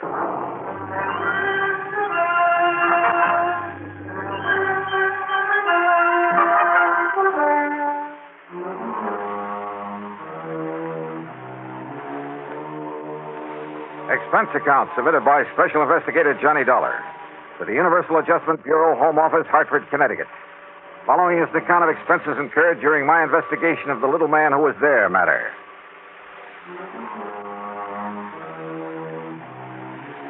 Three mysterious disappearances in a row. I almost wish somebody'd set a fire, rob a bank for a change. But expense account item one, $1.20 for a cab to the Office of Universal Adjustment Bureau. As usual, Pat McCracken got straight to the point. Plain as day, Johnny. Howard L. Edwards insured his life for $50,000, double indemnity. So? Beneficiary, his wife, Mary Louise. In other words, if he was accidentally killed, his wife would collect a cool $100,000. But he wasn't. He wasn't. You sure? Oh, the police down there in Curtis Ferry thought otherwise at first. You know, when they discovered the way his car had toppled over into the Hudson River just above Sound. Is that the way he staged it? Uh-huh. But when they found out that Edwards and his wife were stony broke and had been for months, that if it wasn't for the finance company that had starved by now, well, that's what wised them up. But, Pat, if they haven't found him or his body... Him, Johnny, him. According to the police, his wife finally broke down and confessed that they had planned a disappearing act for quite some time. Ah. Oh, sure. They figured when his car was found, they'd think his body had washed down the Hudson through the Narrows into the ocean, and the company would pay off. Yeah, I see. Then once she got the money, well, pack up and leave and meet him wherever it was they'd planned to meet. Would the company have paid off without a body, without absolute proof of death? That might depend on the court, on how smart a lawyer she got hold of. But what if they did have to wait for 7 years for the statute of limitations to run out? Yeah, I see what you mean. Oh, this kind of fraud has been tried before, Johnny. And sometimes, I'm afraid, probably it's been got away with. So, with $100,000 in... So, if I find him, I get that nice fat fee we were talking about. That's right. That's exactly... No! Look, and you take it easy with that freewheeling expense account, will you, for once? What, Pat, I never did. Well, you find him for us, huh, Johnny? Just bring him in so we can throw the book at him. Okay. Give me his address, whom to contact in Curtis Ferry, and I'll see what I can do. Expense account item 2, $4.85 for a tank full of gas. I decided to use my own car, not to save money for the company, but to save time for myself. My first contact down in Curtis Ferry was Police Sergeant Ben Ringler, who had been in charge of the case right from the beginning. Headquarters was the back room of a small brick building that served as City Hall. All right. You know how the highway skirts the edge of the river just about town? Well, it was rainy and wet that night. He missed the curve, skidded over the edge, and rolled down into the river. At least that's what he tried to make it look like. You mean he deliberately ran that car into the river? Sure he did. There wasn't a sign of a skid mark. Sergeant, how long after it happened did you find the car? Wife said he'd left home after dinner the night before. But after midnight, she called us. Said to please go out and look for him. Like we got nothing to do but go out and look for some guy who was away from home a couple of hours. And you found the car? I'm telling you. Some kid who was fishing down there seen the wheels of the car sticking out of the water early the next morning after the rain. Uh-huh. In other words, it's possible that if there had been skid marks, the rain might have obliterated them. Oh, stop kidding yourself. Him and his wife were so broke they... What did Howard Edwards do for a living? Called himself an inventor. And listen, him and his wife even already had the house up for sale. So? Well, don't you see? As soon as she collected the insurance money, she could leave town and nobody think nothing of it. Mrs. Edwards admit all this to you? Oh, are you kidding? Well? Of course not.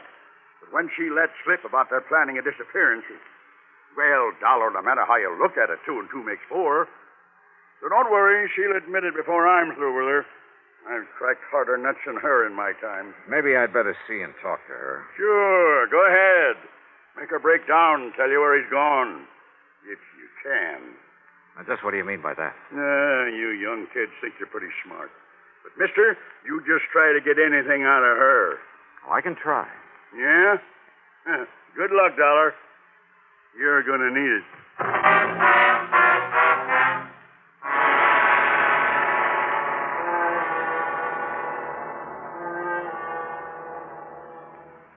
Act two of yours truly, Johnny Dollar, in a moment.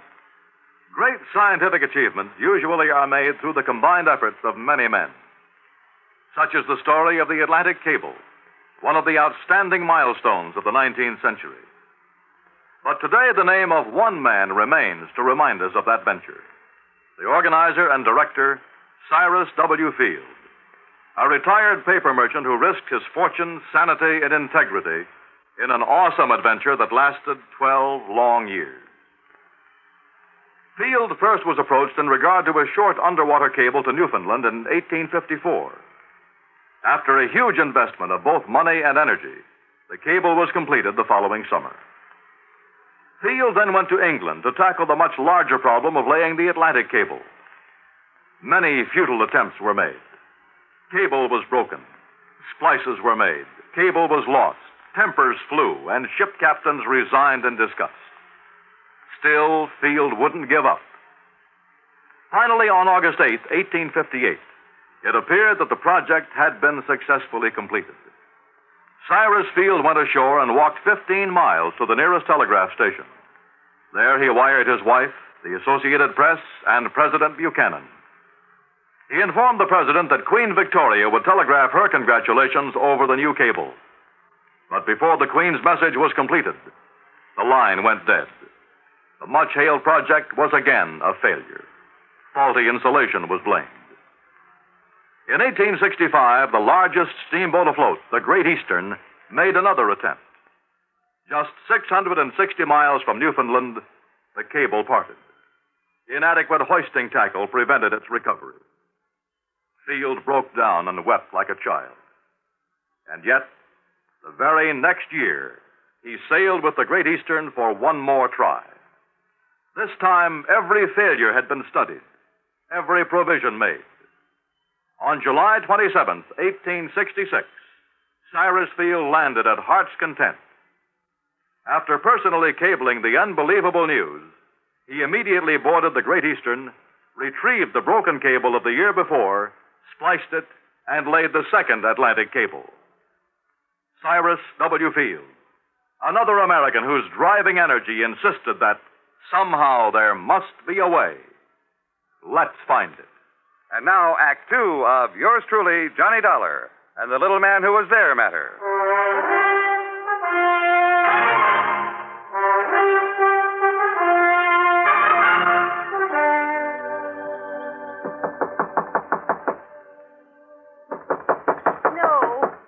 No, I won't open the door. Mrs. Edwards? Please go away. Please leave me I want to alone. talk to you, Mrs. Edwards, about your husband. Why don't you policemen leave me I'm alone? not the police, ma'am. Oh, yes, you are. You're trying to fool me again, like the man who came yesterday. Like the one who kept calling me on the telephone all My name night. is Johnny Dollar from the insurance company. The insurance. You sure of that? Yes, ma'am. Now, if you put your foot in the door like that Peter Barskin yesterday... No. Here. Here are my credentials, Mrs. Edwards. Johnny Dollar, insurance and... Oh, please come in, Mr. Dollar. I'm so glad you've come. Maybe you can help to find Howard. I just can't believe he's dead. Well, that seems to agree with the police theory, Mrs. Edwards. Oh, the police. They've been terrible. They've been trying to drive me out of my mind, make me see a lot of things that aren't so. Day and night, they've been driving me crazy. Ben Ringler and that no-good son-in-law, he had them put on the force, coming here questioning me, calling on the phone in the middle of the night. Well, it's terrible. And if losing Howard wasn't enough, You've been pretty much broken up over his death or disappearance, whichever it is. Well? No, Mr. Dollar. What? Please, sit down, sir. Thanks. The past few years, Howard has been so occupied with his invention. What kind of invention? A machine. device of some kind for molding plastics. I'm afraid I don't know much about it. He wouldn't tell me. Kept to himself all the time. Well, he must It have was at like least... an obsession with him. He was so wrapped up in it that I'm afraid I haven't been much more than a housekeeper for him these past few years. What have you been living on, Mrs. Edwards? When the money I had ran out, we had to borrow, but now that's all gone. You have your home up for sale. I noticed the sign out front. It's all that we have left. Unless, of course, you could collect the insurance on your husband. Yes, the insurance. Then I wouldn't have to worry anymore. It would make up for all the years of struggling along on almost nothing and skimping and... Now, wait a minute, Mrs. Edwards. Yes? You sound as though you'd like to have your husband proven dead. At least it would provide a decent living for me after all these... No.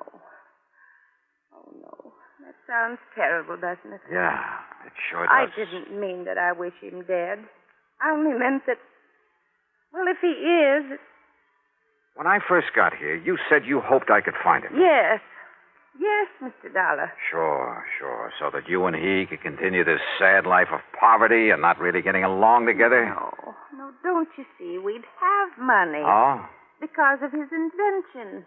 He'd finally found someone who would buy it for a lot of money and a lot of royalty when it's used.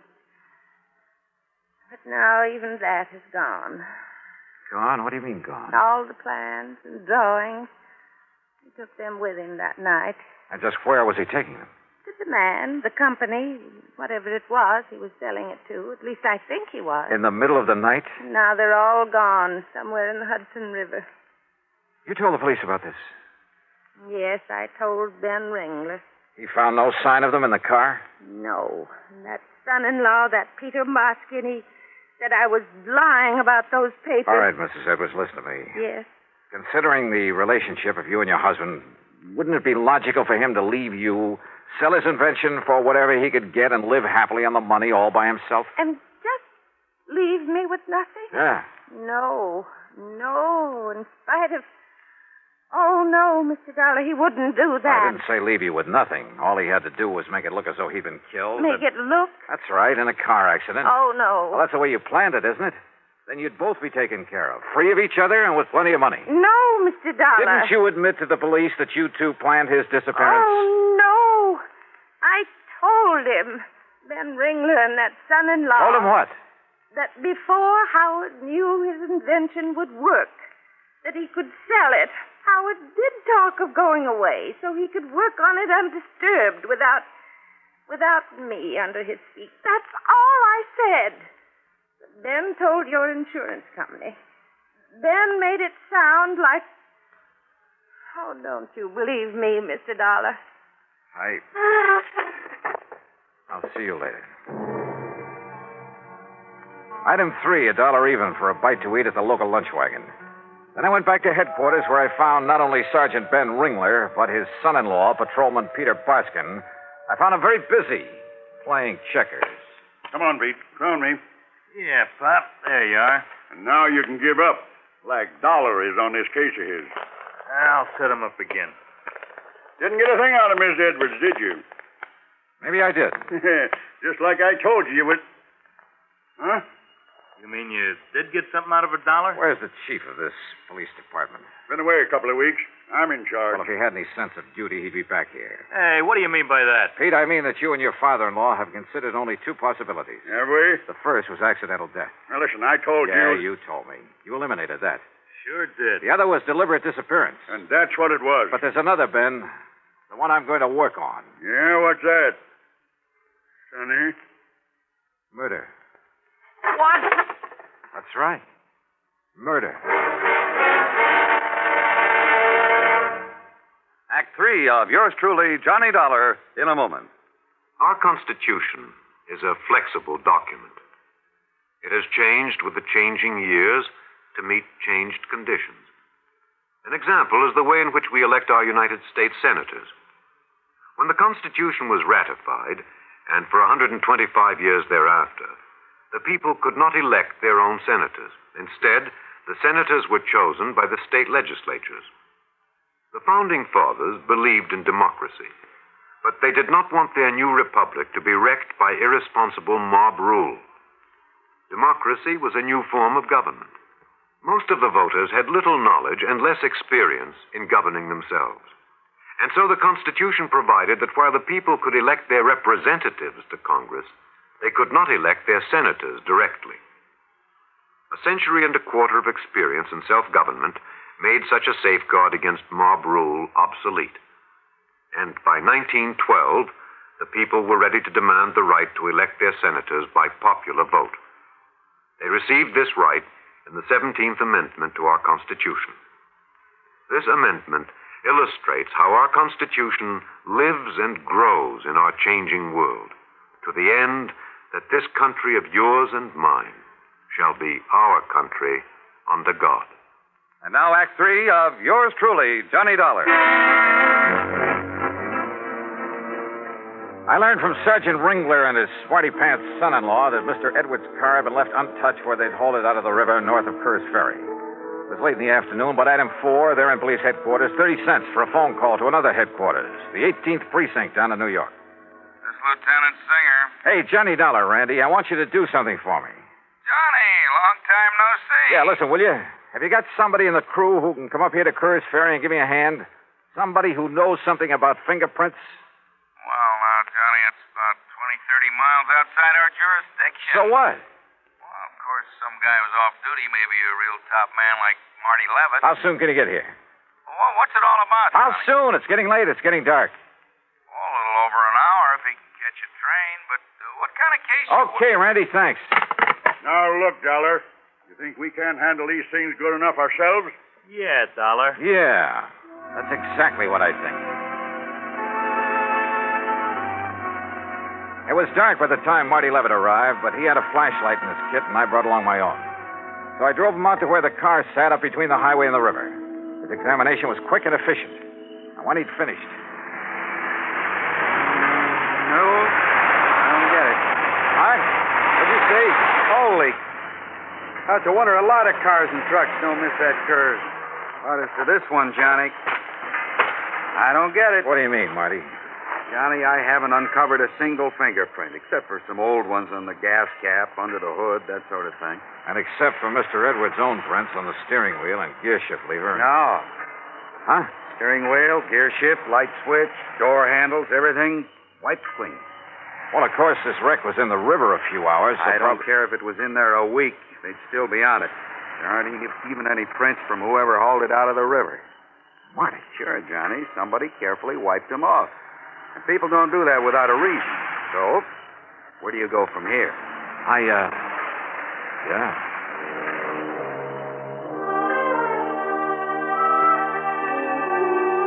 I drove Marty into his train for New York. Then, purely on a hunch, drove over to the Edwards house. Every light in the place was on, and through the windows I could see Mrs. Edwards apparently aimlessly but frantically rushing from one room to another, then back again.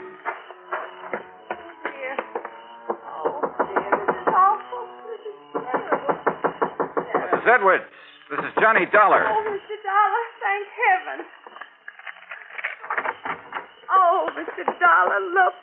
I was only down to the drugstore a few minutes, not more than 15 minutes, and look what he did to my house. He ransacked it. Who? I don't know. It's so dark out.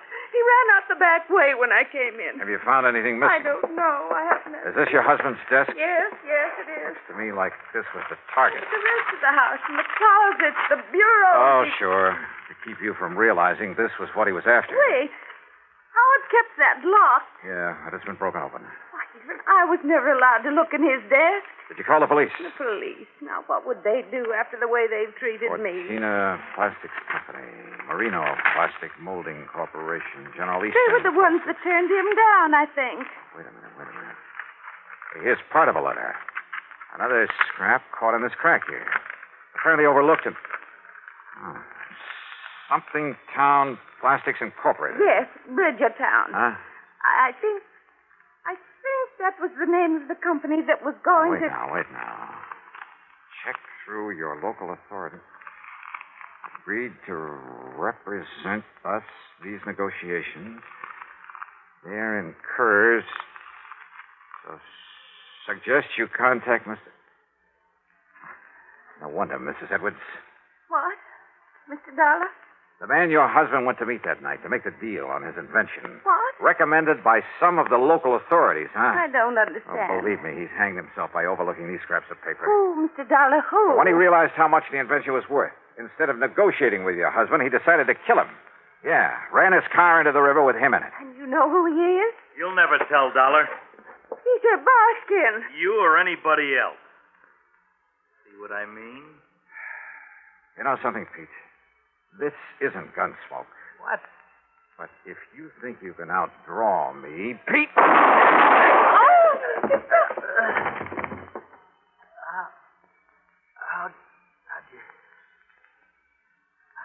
How'd you find out? Matter of fact, Pete, I didn't know it was you until you came in here waving this gun. Johnny Dollar, as acting chief of police for the town of Kerr's Ferry, I arrest you for the... Oh, put that thing down, Ben, or do you want some of the same? No, Dollar. Toss it over. On the floor. Okay. And I not only suspect that Kerr's Ferry is going to have a new police force, but who knows? You and Pete might even share the same electric chair. Sure, it's up to the courts. But when the state police came in and found the papers on the invention hidden away in Pete's house... Oh, that invention, by the way, now belongs to Mrs. Edwards, to say nothing of the insurance money, $50,000. So, Pat, I'll let you off the hook real easy. Expense account total, including some more gas for my car to get me back to Hartford, $12.34. Yours truly, Johnny Dollar.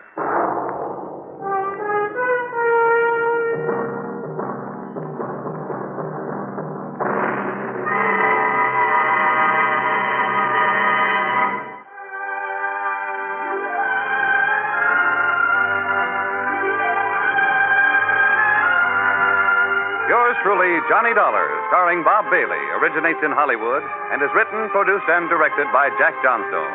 Heard in our cast were Virginia Gregg, Larry Dobkin, Ralph Moody, Gil Stratton, Herb Vigran, and Vic Perrin. This is Jim Matthews speaking.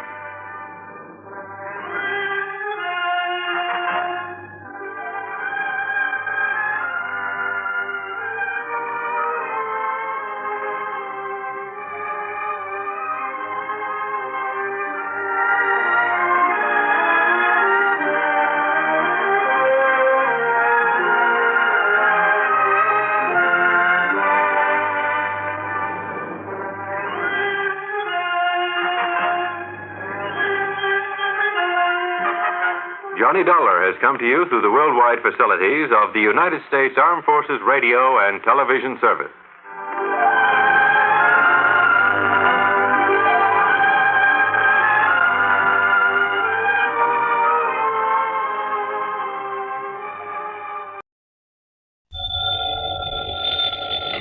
Johnny Dollar. Johnny, you better come flying out here just about as fast as you can. Who's that? Johnny, this is Red. Yeah, Red who? Well, you know, your favorite fishing guide. Red Barrett? That's right. Lake Mojave Resort out in Arizona? Yes, sir. Well, Red, you old scalawag. How are you, and how's the fishing? Just great. That is, if you know where the good holes are. And believe me, you do. Now, that's really a fact, Johnny. I really do. I guess I'm the best fishing guide this country ever saw. Yeah, and I suppose you think it's time I made another trip out there and tangle with some of those beautiful lunker bass. Well, now, Johnny. It's no good, Red. I just can't do it. Now, you listen. The way the work is piled up on me, I'm just about going crazy. I've been trying to get away for some kind of a vacation for weeks now, but I just can't do it. Sounds to me like you need it, too. Yeah, it's been a tough year, no let up at all. Pat McCracken over at Universal Adjustment Bureau, half a dozen of my other contacts. They've been begging me to take some time off, but I just can't, Red. I'm not on a regular payroll. I'm a freelance, so I have to take on every assignment that's handed me, whether I like it or not. Look, you mentioned Mr. No use, Red, so don't make me feel any worse by talking about it. Me? That was your idea. Huh? Did I say anything about fishing until you did? Oh, now, wait. You mean there's some insurance matter I ought to look into out there? It was this Pat McCracken you mentioned that said I better call you. Oh, great. And he's the one who's been after me to take a rest. So, what's happened out there? That's the thing. It ain't what has, but what's going to happen. Yeah? Like what? Come on, get to the point, Red. Well, Johnny, when it does happen, well, it's going to be pretty tragic for Lake Mojave Resort. You mean somebody's trying to wreck the place? Something like that? Much worse, Johnny. Much worse. Well, what is it? Well, I just don't think I ought to tell you over the phone. But, Red, unless I know... And if somebody was to hear me talking to you this way... Red, look. And anyhow, you'll find out soon enough when you get here, Johnny. And you won't like it. No, sir. Red, quit stalling, will you? Of course, if you just want to sit around up there in Hartford and let a terrible thing like this happen without even raising a finger... Well, I just can't believe you'd do that. Look, will you stop beating around the bush and... Red? Red? I can't tell you over the phone. It's too awful. Now listen, you old goat. But, Johnny, they say there's an airplane leaves New York City just about 12 o'clock noon. So what? So it'll get you in Las Vegas about 9:45 tonight. Okay? What do you mean, okay? I mean, just you be sure and be on it. And I know you will. Oh, now look, I can't... Goodbye, Johnny. Red! Ah, if that crazy old coot thinks I'm going to fly all the way out there just because he... And yet, if he was serious...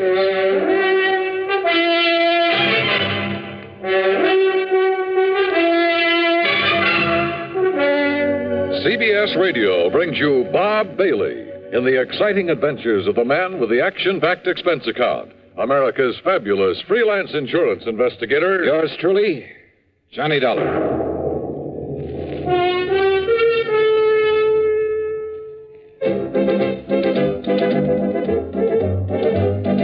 Winston tastes good like a cigarette should. Winston tastes good like a cigarette should. Winston gives you real flavorful, rich tobacco flavor. Winston's easy drawing too. The flavor comes right through to you.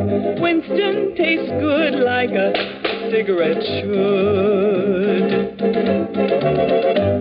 A modern filter? Sure, Winston has it. But that's only the beginning of a Winston. Up front, up where it really counts, Winston packs exclusive filter blend. Light, flavorful tobaccos, specially selected and specially processed for filter smoking. Filter blend. That's why it's fun to smoke Winston, America's best-selling filter cigarette. Winston tastes good like a cigarette should. And now, Act One of yours truly, Johnny Dollar.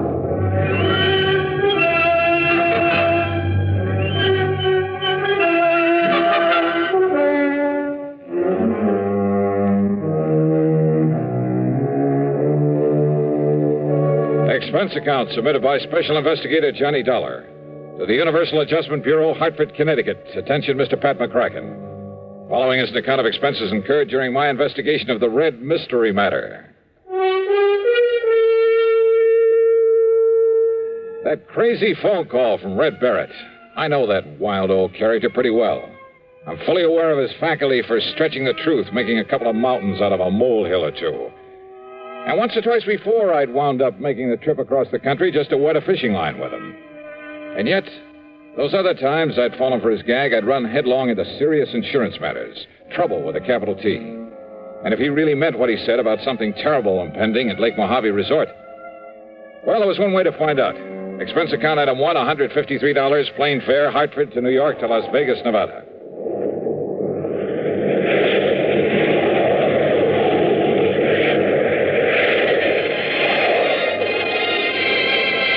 The awesome beauty of the clear night sky over the desert, with its billions of stars twinkling in the black sky above, is something I'll never tire of. The stars seem close enough to reach out and touch them. As the plane hit the glide path down to the landing strip at the south end of Las Vegas, the myriad many-colored lights of the city winked and sparkled like the lights on a gigantic Christmas tree. Yeah, from the air, Las Vegas, the fabulous city of chance, is just plain beautiful. I'd like to have stuck around Vegas for a while and tried my hand at some of the casinos and clubs along the gambler's alley they call the Strip, but I had other things to do. So, item 2 was $50 deposited on a rental car. And within minutes after the plane landed, I was heading south and east across the desert, down toward Davis Dam, down to Lake Mojave Resort.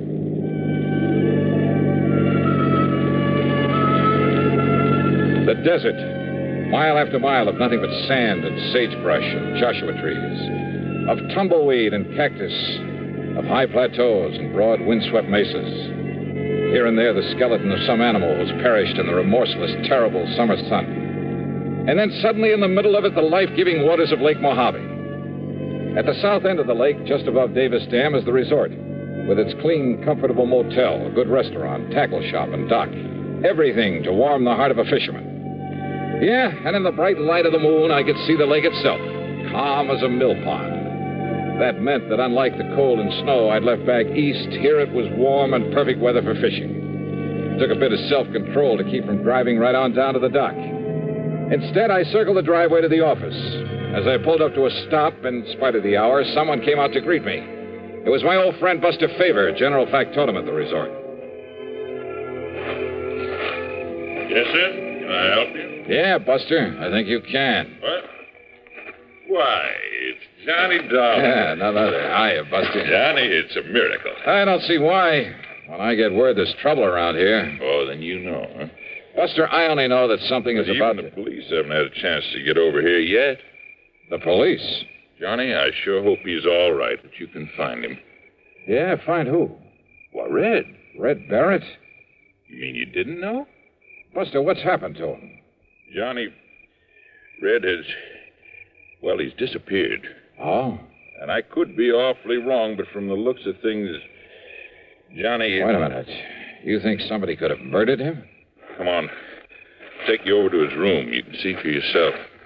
Look, Red phoned me in Hartford, Buster. He told me Think he had some premonition that something was going to happen to him? Well, that's just it. He didn't seem worried about himself. All he would say was... It sure looks like he should have been worried, Johnny. Here now. Holy. Yeah. The room, a housekeeping unit, was a shambles. Clothing pulled out of the drawers and closet, as though somebody had ransacked the place looking for something. That stuff's all part of the uniform he was wearing while he was working, Johnny. How much personal clothing and stuff he had, I don't exactly know. So, if anything... The furniture, though none of it was actually broken, was overturned, cluttering up the floor. On the electric range in the kitchenette were the pots and pans he'd apparently used to cook his dinner. Some fish bones lay on a plate on the table. Probably one of the bass he caught this afternoon. Poor old fellow went out fishing as usual, not realizing what was going to happen to him after he came back here and had his supper. Now, wait a minute, Buster. Yeah, Johnny? That he left here in a hurry is pretty obvious. Or his body was hauled out of here. But I still don't see anything to indicate he was murdered, or even badly hurt. Well, look here, then. Look, Buster, you know as well as I do how unpredictable Red is. Well, I know, always getting restless, always talking about going somewhere else, doing something else. I know, Johnny, Look, he's told me a dozen times about a gold mine he hoped to go to back there and work someday, 50 or 60 miles north of here, up near Lake Mead. He's told me about offers to work as a guide for other fishing spots. Johnny... So what makes you think he didn't just pack up and leave for some other place, some other job? Without letting us know? And leaving things this way? Red? Sure he would. So unless you can show me some good... Oh. Yeah, Johnny. It's blood there on the floor. I'm sure of it. Yeah, it's blood, all right. It still hasn't even dried either. Yeah, I see. All right. When did you find he was missing? When Ham Pratt... What do you remember Ham? The manager of this place, sure. Well, after supper, Ham came over here to talk to him, and, well, this is what he found. Do you know of any enemies he may have had? Red? Oh, no, sir. Of course, all of us used to get out of patience with him now and then. Some of the crazy things he'd do, the wild stories he'd tell, but there wasn't one of us didn't love the crusty old coot. Same thing applied to everybody else who knew him. Then why? Why would anybody want to do him in? I don't know. I can't figure it out. But it sure looks like somebody did, Johnny. You can see the evidence yourself. Yeah, maybe. What do you mean by that? Red's phone call that brought me out here. If he'd thought that he himself was in danger, don't you think he would have said so? Yeah, I guess Red would have built it up, too. Would have made it sound real dramatic. Sure he would. But instead he told me something tragic was going to happen to the resort. Like what, Buster? Like nothing I can possibly think of. But now, Johnny, this blood on the floor. Yeah. Hey, did Red have a car? Yeah. Where is it? It's gone, Johnny. Whoever did whatever they did to him must have used it to carry away his body. The poor old... Buster, I've just got a lead on it. Oh, Ham, come in. You see, I phoned everybody up and down the lake to look out for... Johnny. Ham, how are you? Buster's told you about Red? Yeah, and in spite of this so-called evidence around here, I still Johnny simply doesn't believe that Red was murdered. But there's blood on the floor, the way things were left around. Or, Johnny, have you some reason for thinking he wasn't? First, I want some definite reason why he was. But look... Now, Johnny... If you want the truth, I think you've both gone overboard about this. Are you kidding? Give me a reason. A reason for killing him, for anybody killing him. Just one good reason. Well, now, Johnny... Johnny, this blood on the floor. Yeah. Yeah, this. What is it, Johnny? Johnny? You, haven't called in the police yet? Oh, I was just about to when you arrived.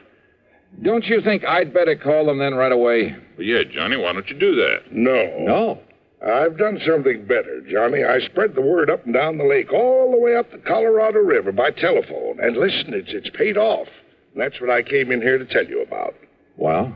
I just got word that a car, same description as Red Barrett's, that it was seen pulling off Highway 93 about 33 miles this side of Boulder City. Oops. What, Johnny? You want me to find poor old Red, huh? Well, of course, if the poor old fella's still alive. And maybe I will. And when I do, I have a sneaking suspicion I may have a score to settle with you two. Now, just a minute, Johnny. If you mean to imply that either of us did him... I didn't say that. Well, Johnny, what do you mean? You don't know, Buster? Well, if you think you can find Red, and if I can be of any help to you... No. That's exactly what I don't want. Well, now, Johnny... Just let me work out this little mystery myself. Well, of course. No help, no interference from either of you. Johnny, this isn't like you. I don't understand. You don't, huh? I swear it. Yeah? We'll see.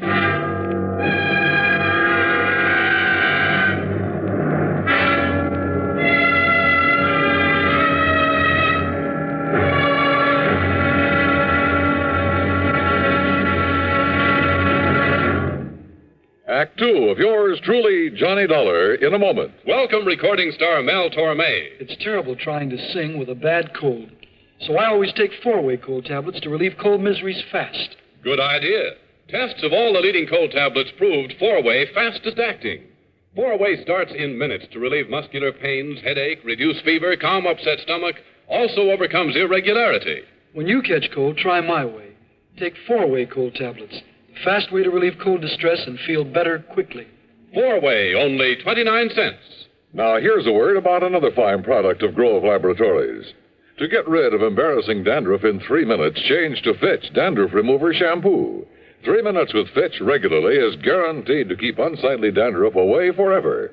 Apply Fitch before wetting hair, rub in 1 minute. Add water, lather 1 minute. Then rinse 1 minute. Every trace of dandruff goes down the drain. 3 minutes with Fitch and embarrassing dandruff's gone. At the same time, Fitch can brighten hair up to 35%. Get Fitch Dandruff Remover Shampoo today. And now, Act 2 of yours truly, Johnny Dollar and the Red Mystery Matter. Suddenly, things had begun to add up. Yeah, from right in the beginning, when Red had mentioned over the phone that he'd talked with Pat McCracken at Universal Adjustment Bureau. Had Red called Pat, or vice versa? And there was the lamp there in Red's room, apparently knocked to the floor in a struggle. But not even the bulb was broken. The clothes that were left, only the uniforms he'd worn while at work. Was that supposed to mean that the only personal things he had were those he was wearing when he disappeared? Hardly. Then there was that spot of blood on the floor. A fish scale, a single scale in the middle of it. I had no microscope to examine that blood, probably wouldn't have known how to use it anyway. But I had a sneaking suspicion there was something very... Yeah. And knowing Red and Ham and Buster and Pat McCracken pretty well. Okay. The first thing I did after Ham and Buster left me alone was to look over the room again. And yes, one parcel of equipment that should have been there was conspicuously absent. I went down to the boat dock and found the old Arkansas Traveler that Red had always used to fish in. There was empty. Absolutely empty of the stuff I knew he always kept in it.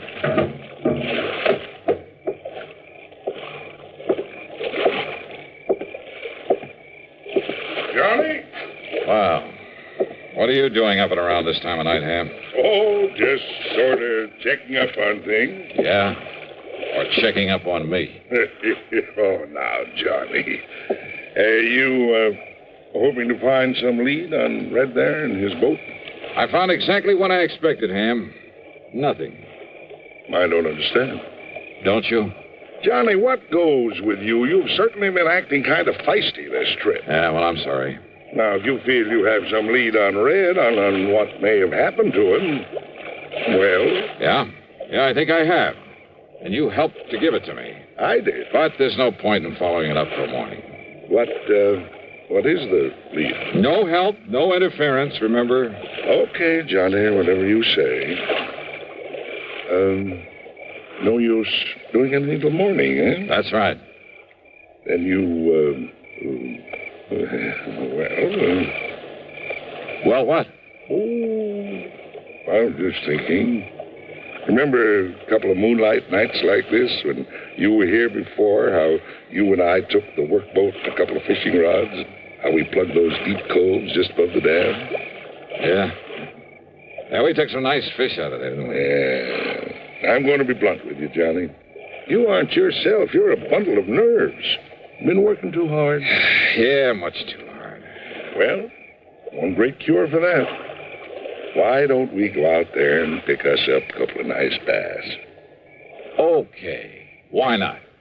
Unless, of course, you feel you ought to do something more about finding Red. I told you, no more until morning. I also told you I'm sorry. Let's go fishing. Sure, Johnny.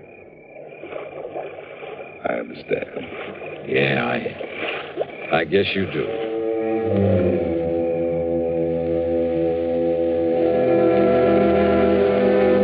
Maybe I had been a little feisty, as Ham had put it. And he was right about the fishing out there in the smooth black water with the bright moonlight overhead. When those 2 6-pounders hit my lure and I carefully played them into the boat, believe me, they did more to bring me back to normal than anything else in the world could have. That night, for the first time in weeks, I slept like a baby. Then, first thing in the morning, well, the whole thing really wasn't too hard to figure out. Red was a fisherman every day of his life. But I'd found no sign of his tackle there in the room or in the boat he'd always used. In other words, no matter how or why he'd left, he himself must have taken those things with him. Also his personal clothes and stuff, but naturally not the uniforms that belonged to the resort. The blood on the floor from one of the bass he'd had for dinner, carefully put there after he turned the room inside out. As for his whereabouts, Ham had given me the clue when he told me Red's car had been seen at the highway turnoff 33 miles south of Boulder City. That turnoff led to only one place, a fishing camp at the lower end of Lake Mead, known as Temple Bar. And when I got there, sure enough, waiting for me in his outboard beside the dock, Red Barrett. All ready for you, Johnny. Why, Red, you rascal. Got an extra rod and reel and a bucket of live bait. You and me'll go out there and slay him. Get in, Johnny. Get in. Sure, Red, why not? That's a boy. Here we go. Yeah, I just knew a smart man like you could track me down. Hey, you're working here now, huh? Well, I got kind of restless and thought maybe I'd make a change. And as long as Ham Pratt was willing... Then Ham was in on this plot to get me out here. Why, sure he was. And the terrible things to happen at Lake Mojave? Why, of course, Johnny. They've lost me, haven't they? You old son of a gun. Hey, Buster in on it, too? No, Ham's probably telling him about it right now. Probably showing him the letter he got from Mr. McCracken. McCracken? Pat McCracken? Yeah. Now, maybe you better read this one that he wrote to me. First part's just the usual howdy-do's, but here. And Red, I'm convinced a man can take only so much, even Johnny Dollar. And I'm afraid that unless he gets some rest and relaxation, he'll crack up one of these days. So if you and Ham Pratt can somehow contrive to get him out there for some of that fishing he loves so much, go to it. If he catches on, if he starts worrying about the expense, tell him it's on the house. Tell him... tell him Merry Christmas. Sincerely yours. Well, God bless Pat McCracken. As for you, Red, you old reprobate. Johnny, there's a hole over near the gyp beds where there's an old 10-pounder laying under a rock, just waiting for you and me. Brother, let's go.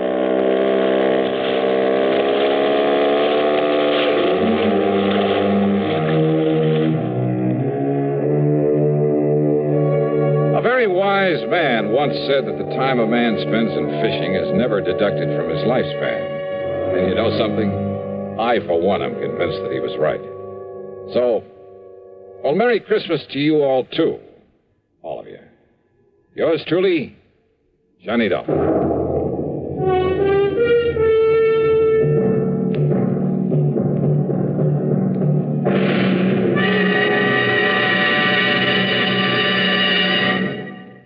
Our star will return in just a moment.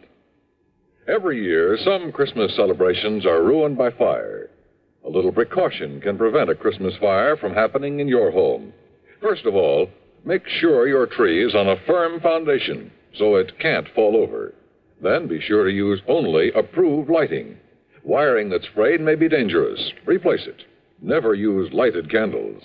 Let all the glow of Christmas come from within, not from fire. With a safe Christmas plan, here's an idea for Christmas giving. Almost Christmas, no time to lose. Lots and lots of gifts to choose. Give him, give her a gift set by Yardley. For her, an array of all new Yardley gifts, $1.50 to $13.50. A Yardley Red Roses Spray Mist and Soap Set, $3.50. All prices plus tax. Yardley. Give him, give her a gift set by Yardley. Now, here is our star to tell you about next week's story. Next week, a man, a girl, and a gangster. That's right. They add up to trouble. For me. Join us, won't you? Yours truly, Johnny Dollar.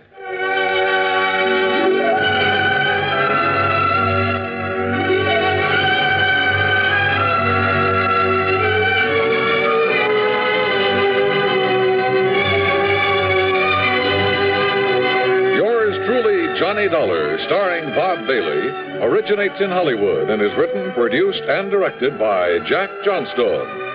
Heard in our cast were Forrest Lewis, Barney Phillips, Alan Reed Sr., and Lawrence Dobkin. Be sure to join us next week, same time and station, for another exciting story of yours truly, Johnny Dollar. This is Dan Coverly speaking. Now stay tuned for Suspense, which follows next on the CBS Radio Network.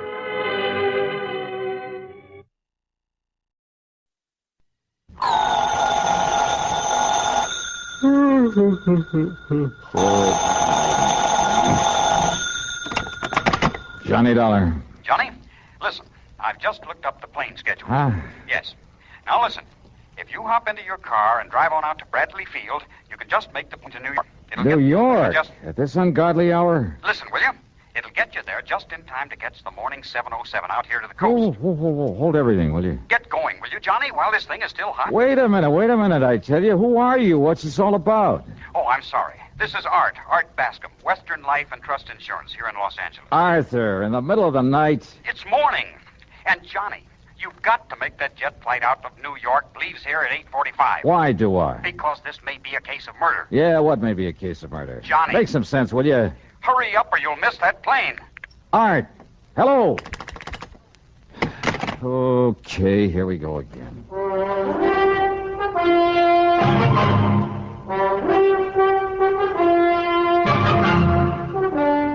CBS Radio brings you Bob Bailey in the exciting adventures of the man with the action-packed expense account, America's fabulous freelance insurance investigator. Yours truly, Johnny Dollar. And now, Act One of yours truly, Johnny Dollar.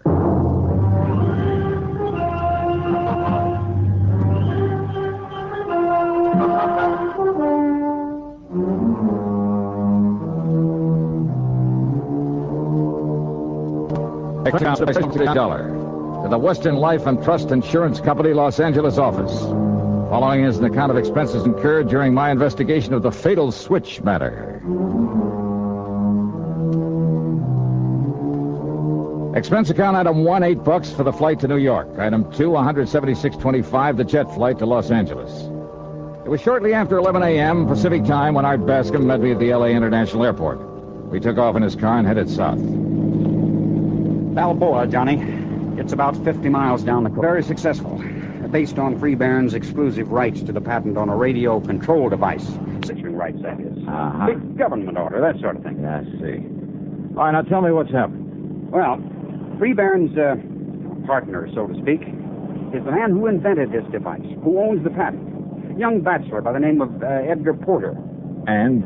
Johnny, it seems that Porter took the cruiser out for a trip yesterday morning. Yeah?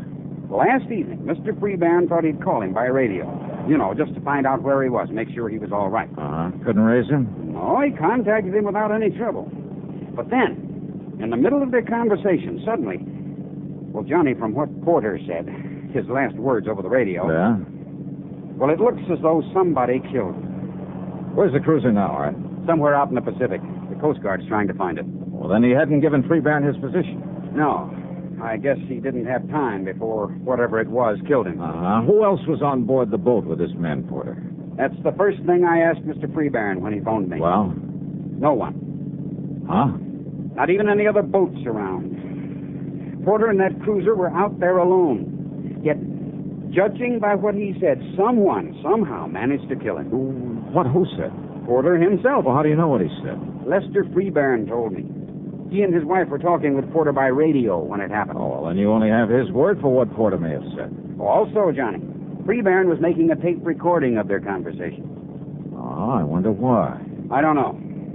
But he told me over the phone that he has that recording. And you're sure that Porter was alone out there? That's what he told Freebairn. But if he was murdered... I know. It doesn't make sense. Brother, it sure doesn't. Let's get on down there to Balboa. The Freebairn home on Newport Bay was small compared to some of those around it, but nice nevertheless. A speedboat was tied up at the dock, but there was no sign of the cruiser. Lester Freebairn was a man of 57 or 8, I'd say, but right now he looked a lot older than it. His wife, considerably younger, was quite a dish. A tall, statuesque redhead. She wore an expensive silk housecoat with an ermine collar. A real careful makeup job, too.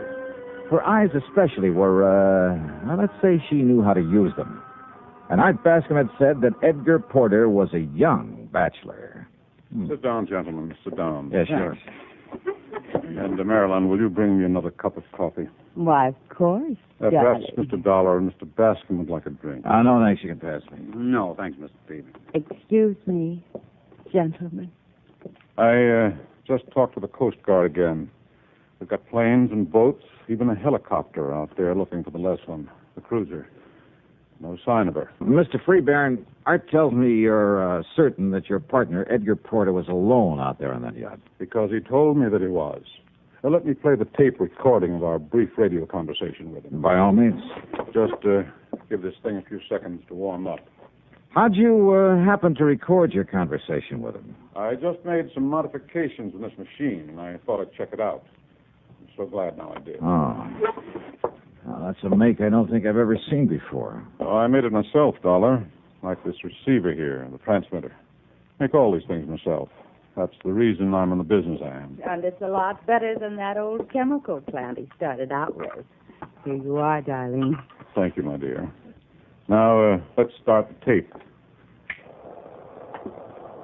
You'll hear both our voices on it, Mr. Dollar. Listen. Lester, you would spoil my little trip by calling me up this way. Just wanted to see how you're doing, boy. Is everything okay? Okay, it's great. I'm having myself a ball out here. Hello, Edgar. Hi, Marilyn. What's your position, Ed? Oh, 50, 60 miles out. And believe me, it's great to be away from people and things for a change. You're all alone? Nobody within miles. Oh, you're sure of that? Why, of course I am. Not even a girlfriend along? Nah, you know better than that, Marilyn. Nope, there isn't even another boat in sight. Hey, it's kind of chilly out here. Edgar, put on the cabin heater, the gas heater. I put it on just a minute ago. Good. Only, Ed, be sure the ceiling vent is wide open. Oh, yes, Edgar. Be careful. Now, don't worry. I know this old tub just as... What? No. You wouldn't do it. Good heavens, man, you can't do this to... No. Edgar, hello. Johnny, that was a pistol shot. Yeah, that's all there was to the recording? That's all, Dollar. We kept trying to call him back, but got no answer. But he said he was certain he was all alone. Yes. Well, Dollar? Impossible, huh? Impossible. Except for one thing. Yes? The fact it happened.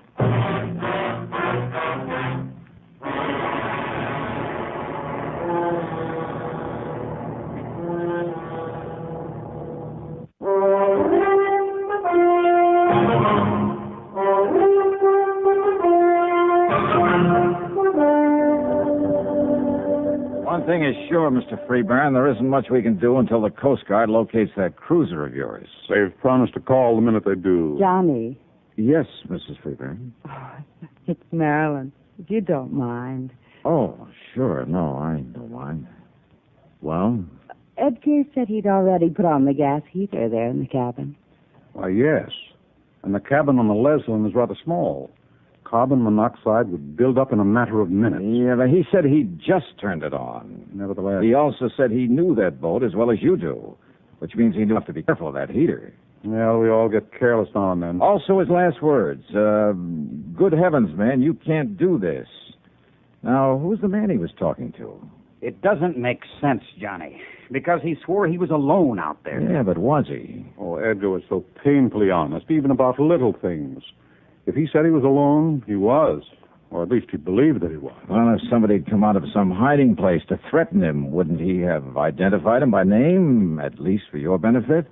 Hiding place? Well, don't forget, he knew that you were hearing every word he said. Yes, of course. But as for anyone hiding there on the boat, no, it's impossible. Edgar was too meticulous. He would have checked over every inch of that cruiser before setting out. Now, you're sure of that, huh? Oh, when we'd all planned to go out together, it used to drive us to near distraction, having to wait for Edgar to inspect every line, every locker, even the engine box, every nook and cranny. Could somebody have got aboard after he left the harbor? Without his knowing it? No, never. What about that shot, just as he was cut off? I wonder. You know about radio equipment, Mr. Freeburn? And I know what you're thinking, Dollar. Yes, it's quite possible that was simply some connection breaking when he fell against the transmitter. Or it may have been a shot. By whom? Suicide? Edgar? Oh, never, Johnny. You sound pretty sure of that. Oh, I agree with her, Dollar. Edgar had too much to live for. His invention was about to make him millions, thanks to what I've been able to do with it. Well, then this radio control device will do all right by you, too, won't it? Of course it will. Now, just a minute. What do you mean to imply by that? Incidentally, Art. Yes, John. Just what's the insurance angle on this thing? Oh, I thought you understood. There's a partnership policy between Edgar and Mr. Freeburn. Survivor of the two becomes the beneficiary? Yes. For good heavens, do you think money would ever compensate for the loss of a man, a friend like Edgar? What's the face value? $225,000. Oh, no, dollar. Hey, tell me, if Edgar is dead, Mr. Freeburn, do all rights to this patent revert to you? Yes. After all, I'm the one who... Now, look here, young man. Yes, Johnny. Well, just take it easy now. Oh, and there's one thing I forgot to ask you. Well? How did you get to know Ed Porter? There's no secret about it. Merrill met him at some yacht club affair, persuaded him to bring the radio control to me. Oh, and there's another thing I forgot to ask. Yes, what's that? Who is your contact over at the Coast Guard? A man by the name of Adam Patrick. Huh? Pat? Why do you say it that way, Johnny? Well, he's an old friend of mine. Gave me a hand when I was out here on the Ellen Deer matter. Ellen Deer? Yeah, name of a big yacht that was being used for smuggling stuff up from Mexico, narcotics and stuff. Well, certainly you don't think our cruiser was being used for... I don't see the connection. All right, let me use your car. Of course, Johnny. Here are the keys. Good, thanks. Where are you going? Well, instead of waiting for Pat to call here, I think I'll run over and see him. I think you're right, Dollar. Why don't we all go on over there? We can get any news of the Leslin and Edgar firsthand. No, thanks. I'll go alone. May I ask why? Because I've suddenly got me a handful of ideas about this whole affair. Oh, Oh, Johnny? Like what? I never was very good at mathematics. Mathematics? If I can get there first, well, maybe I can add 2 and 2 together and somehow come up with 5. What? That is, if Edgar Porter was murdered.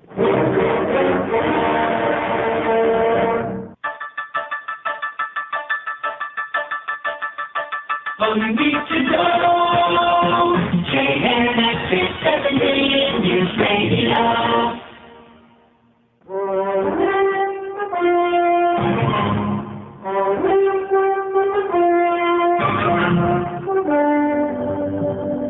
I tore on over Coast Guard quarters. Now that my old pal, Adam Patrick, was just about to take off in a cutter.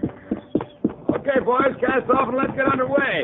Aye, sir. No, wait. Johnny! Hold everything, will you? Here I come. Johnny Dollar, who do you think you are, Superman? Hiya, Pat. I hope you're heading out to the Pleasant. Why, yes, one of our cops has spotted her a few miles out. You're working on this one, too? Yeah, kind of a thick one, isn't it? Sure it is. Now, a man completely alone out there could be murdered. There couldn't possibly have been anyone with him. At least with old man Freeburn has been telling me the truth. Oh, I think he has, Pat. At least as far as he's gone. What do you mean by that? Well, does he know you've located the lesson? Sure. When I got word, I phoned him, then grabbed Dr. Wilson. See him up board there. Hey, wait a minute. You gave Freeburn the position of the lesson? Sure, why not? Hey, listen, can you get a few more knots out of this barge? We're up on top right now. What do you mean, Johnny? How much do you know about Lester Freeburn and his wife? Oh, man, that Maryland. Huh? Greatest business asset a promoter like Freeburn could possibly have. Oh. How else do you think he got his paws on that radio control he makes? Yeah, I know about her connections. Why not? Why shouldn't she? It's that kind of monkey shines that keeps her in furs and expensive cars and everything else she likes. Yeah, I see. Then the Freeburns are quite a team, huh? Understatement of the week. And I understand he does pretty well for himself. Look, when that government contract gets rolling, and if his partner's dead, well, man, he'll be back in the black so fast. Oh, you think he's in the red now? Look, after all that dough he spent on that plant, Johnny. A couple of $100,000 might come in handy, huh? Even $1,000 or two. What are you getting at? Let's get on out to the Leslin, huh?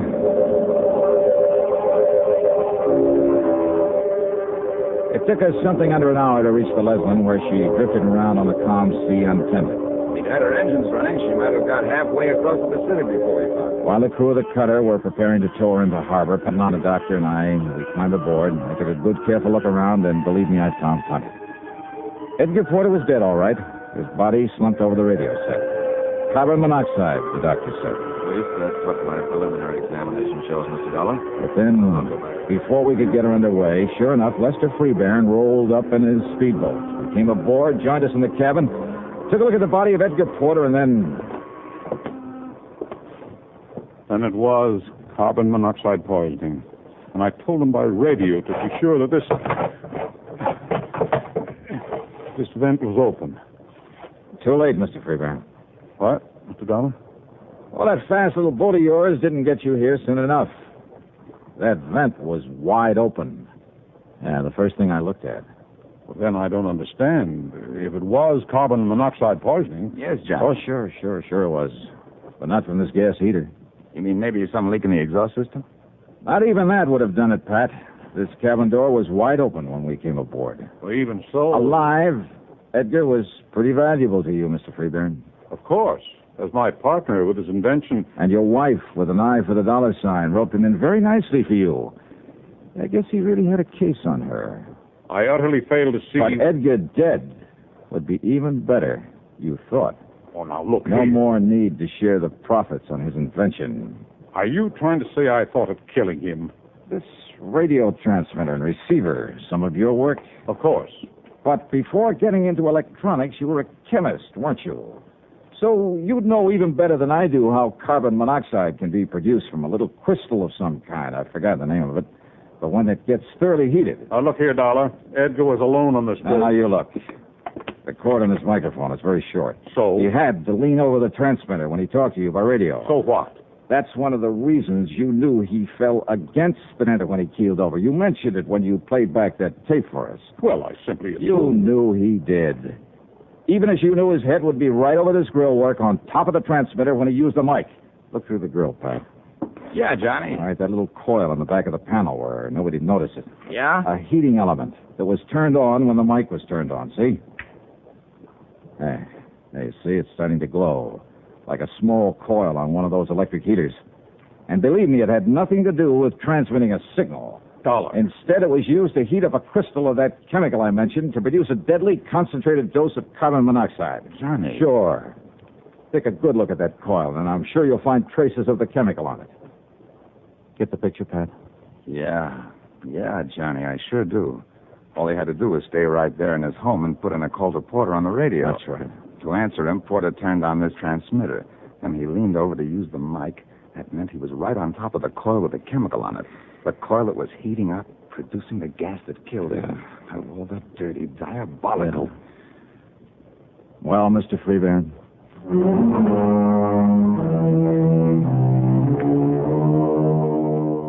Yep. Lester Freebairn had suddenly run out of answers. And I'm willing to bet that the best lawyer in the country can't get him out of this one. Best of all, of course, he won't collect a penny of the insurance on the partner that he murdered. Expense account total, including all the incidentals I could think of, and the plane fare back to Hartford, $386.21. And cheap at half the price. Yours truly, Johnny Dollar.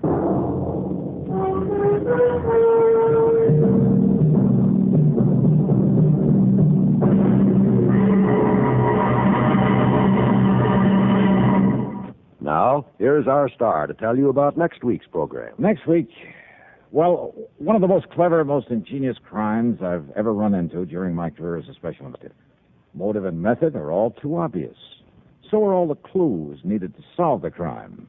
Yet, a simple little device we're all familiar with is used to cover them up and apparently make them meaningless. Yeah, I'm talking about a device that we all use every day. There's probably one of them right there in that room with you, right beside you, waiting for you to pick it up and use it. Just be sure that you don't use it to cover up a murder. Instead, well, be sure to join us, won't you? Yours truly, Johnny Dollar.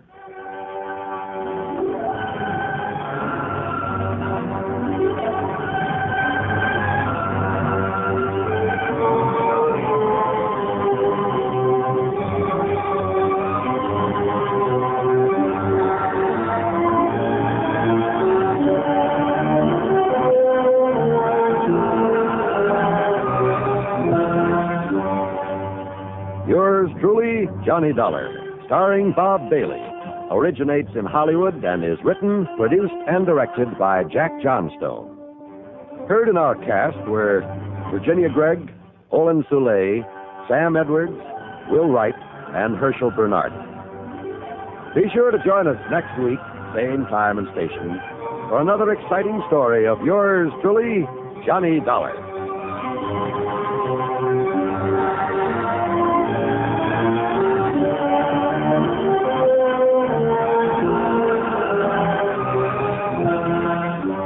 This is John Wall speaking.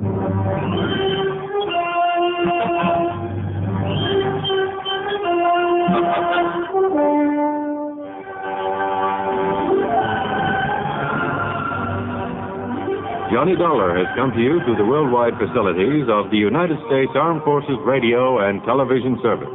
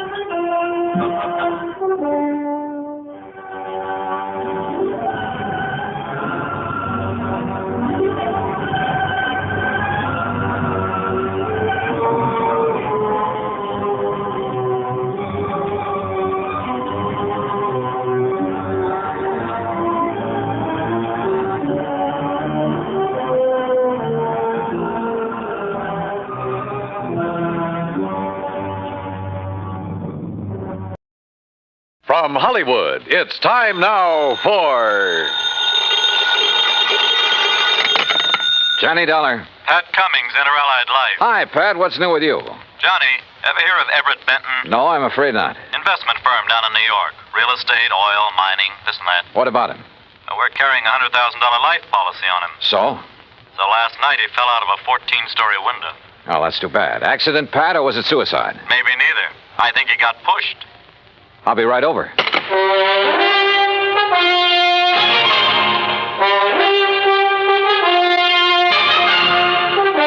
Bob Bailey in the exciting adventures of the man with the action-packed expense account, America's fabulous freelance insurance investigator. Yours truly, Johnny Dollar.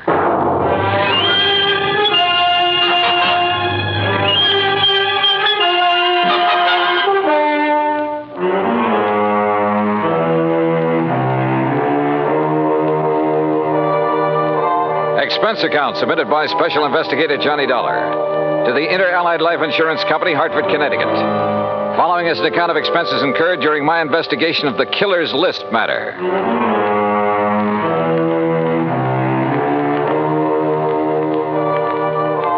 Expense account item 1, $1.20 for a taxi from my apartment to the offices of Inter-Allied. Pat Cummings looked worried and got straight to the point. I don't know, Johnny. Maybe Benton wasn't pushed out that window.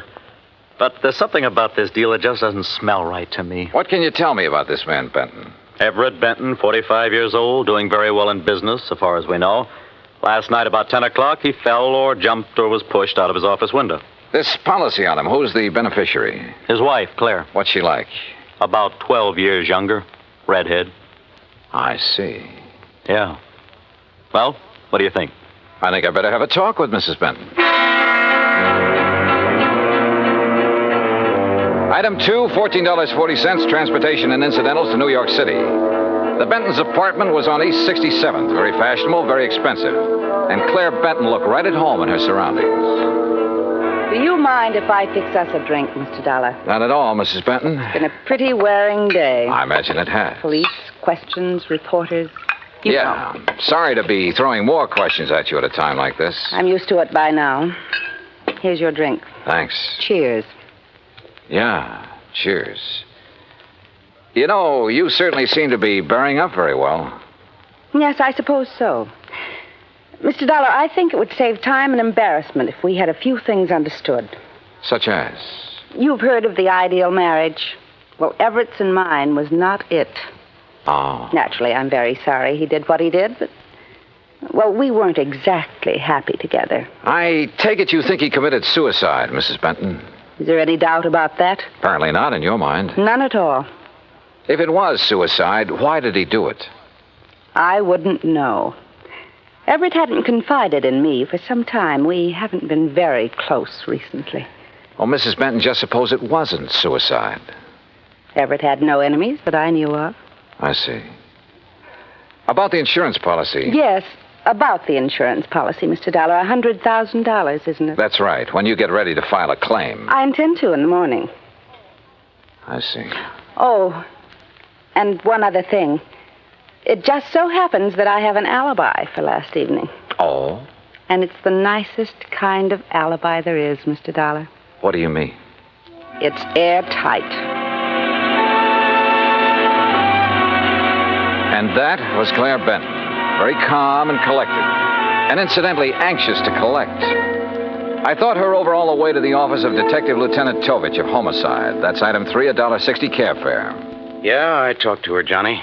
She's a hard one to figure out. What do you think, Tovich? Did he jump or get pushed? You got any ideas? How about financial troubles? He was in the investment business. Have you looked into that? According to his lawyer, his affairs are in good shape. Oh, he'd made his share of poor investments over the years. Wildcat oil leases, stuff like that. But in general, he was doing okay.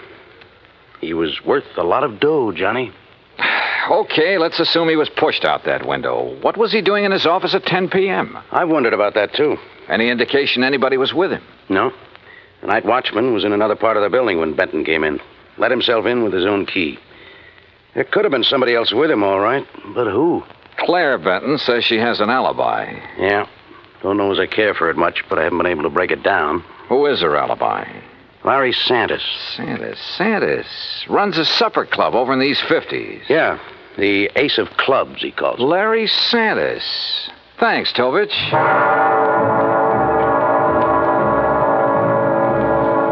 So I went calling again, but this time it was different from my visit to Claire Benton. In the first place, Santis didn't offer me a drink, and in the second place, he wasn't very friendly. Look, Dal, I already told the cops that Claire was here in the club last evening. All evening? Until midnight. Out in the bar? Most of the time. What difference does it make? How about the rest of the time? We were talking here in my office. Just the two of you? Just the two of us. Now, look, Dal, What it boils down to is you've each got alibis for one another, huh? That's right. Now, look, nosy boy, Claire didn't kill Benton. At the moment, I wasn't thinking so much about her. Well, wait a minute. If you're trying to pin this on me... You and Claire have been pretty friendly, Santis. She benefits to the tune of $100,000 by Benton's death. Look, Dollar, you're blowing smoke in the wrong direction. I like the arrangement the way it was. Why should I try to change it? Well, that's a good question. So just let it drop. You get me? You got nothing to worry about, Santis. If you've got nothing to hide. I don't want this kind of publicity. It's bad for my business. You know what's wrong with you, Dollar? You got nose trouble. Yeah, occupational disease. You better just get over it. Sometimes it turns out to be fatal. Act two of yours truly, Johnny Dollar, in a moment. And now, Act two of yours truly, Johnny Dollar, and the Killer's List Matter.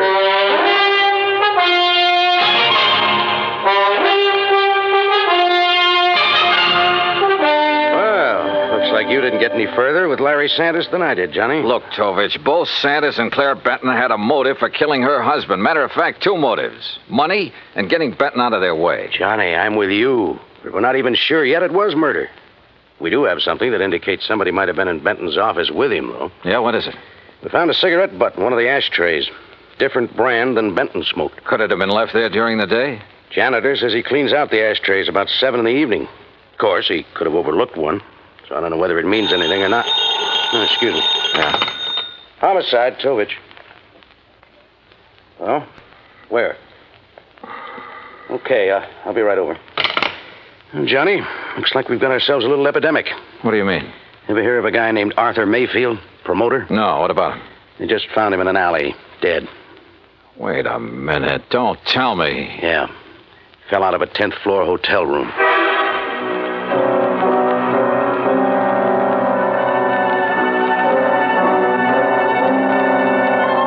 Lieutenant Tovich and I went over to the West Side Hotel where Mayfield's body had been discovered.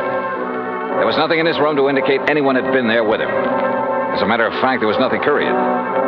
Item 4, $1.80 cab fare to Claire Benton's apartment. Mr. Dollar, I really don't see the point of this. I've told you twice that I did not know this Arthur Mayfield. Did you ever hear your husband mention his name? I've never heard the name until now. From you. Mrs. Benton, mind telling me where you were last night around midnight? I take it that's when Mayfield died. Approximately. I suppose you have an alibi. You suppose correctly. You know something? I wouldn't be at all surprised if you were about to tell me you were with Larry Santis again. You know something, Mr. Dollar? That's exactly where I was last night. I know, Tovich. I know it could be just a coincidence that two guys fall or jump or get shoved out of windows within 24 hours. But I got a hunch there's some kind of connection between them. Could be, Johnny, but so far we haven't been able to find it. Well, how about their past? The armed forces, maybe? I've already checked that out. The answer's no. Could they have been involved in any sort of business deal? I asked Benton's attorney about that. He's checking through all of his papers. He's promised to call me. And you haven't been able to find any organization they both belong to, any situation in which they could have been thrown together? Not so far. Unless they served on a jury together, something like that. Well, don't laugh. That could be it. And they might have convicted somebody who took this way of getting revenge. Yeah, I'll check it out and call you if we find a connection. But don't count on it, Johnny. Don't count on anything.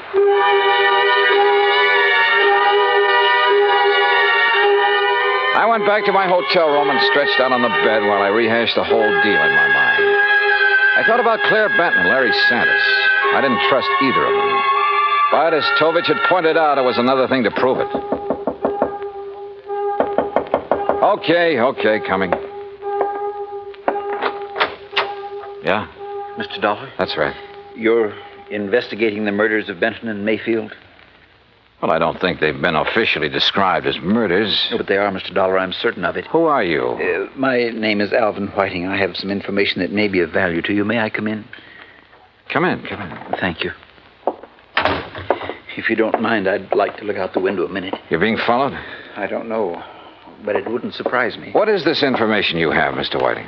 A couple of years ago, 3 men got together and bought an oil lease from a man named Tom Nolan. Did you ever hear of it? No. Well, he was a very eccentric man, hot-tempered, violent. He needed the money badly, so he sold the lease, which then was little better than worthless.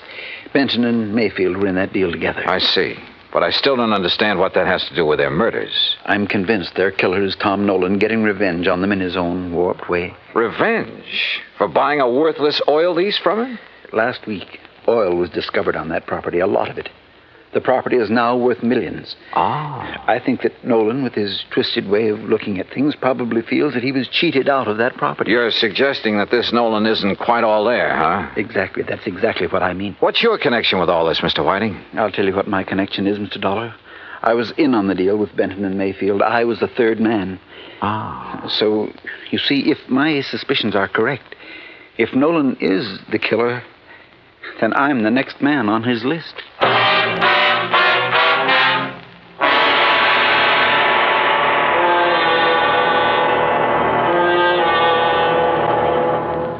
Act 3 of yours truly, Johnny Dollar, in a moment. And now, Act 3 of yours truly, Johnny Dollar, and the Killer's List matter. I took Alvin Whiting down to Lieutenant Tovich's office, and he told his story again. I could see that Tovich felt the same way I did, that at last we were getting someplace. Matter of fact, Johnny, I was about to call you. Benton's lawyer just turned up the lease agreement linking Benton, Mayfield, and Mr. Whiting here. Question is, where's Tom Nolan? I don't think I'll draw an easy breath until he's been found and arrested. We have a bulletin out on him, Mr. Whiting. One thing we found out, about a year ago, he served time for assault and battery. Oh? Mr. Whiting, I'd suggest you take every precaution until we pick up Nolan. Don't worry, Lieutenant. I propose to remain in my apartment until you apprehend him. I'll post a man in the building to look after you. Thank you, sir. Homicide, Tovich. Oh, what's the address? Right. Thank you. We've located the little hotel where Nolan's been staying. Come on, Johnny.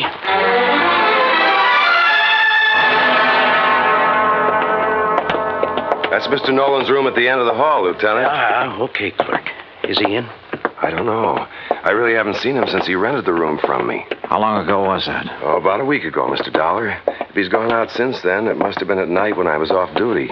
Here we are. Now, try your pass key, quietly. Right.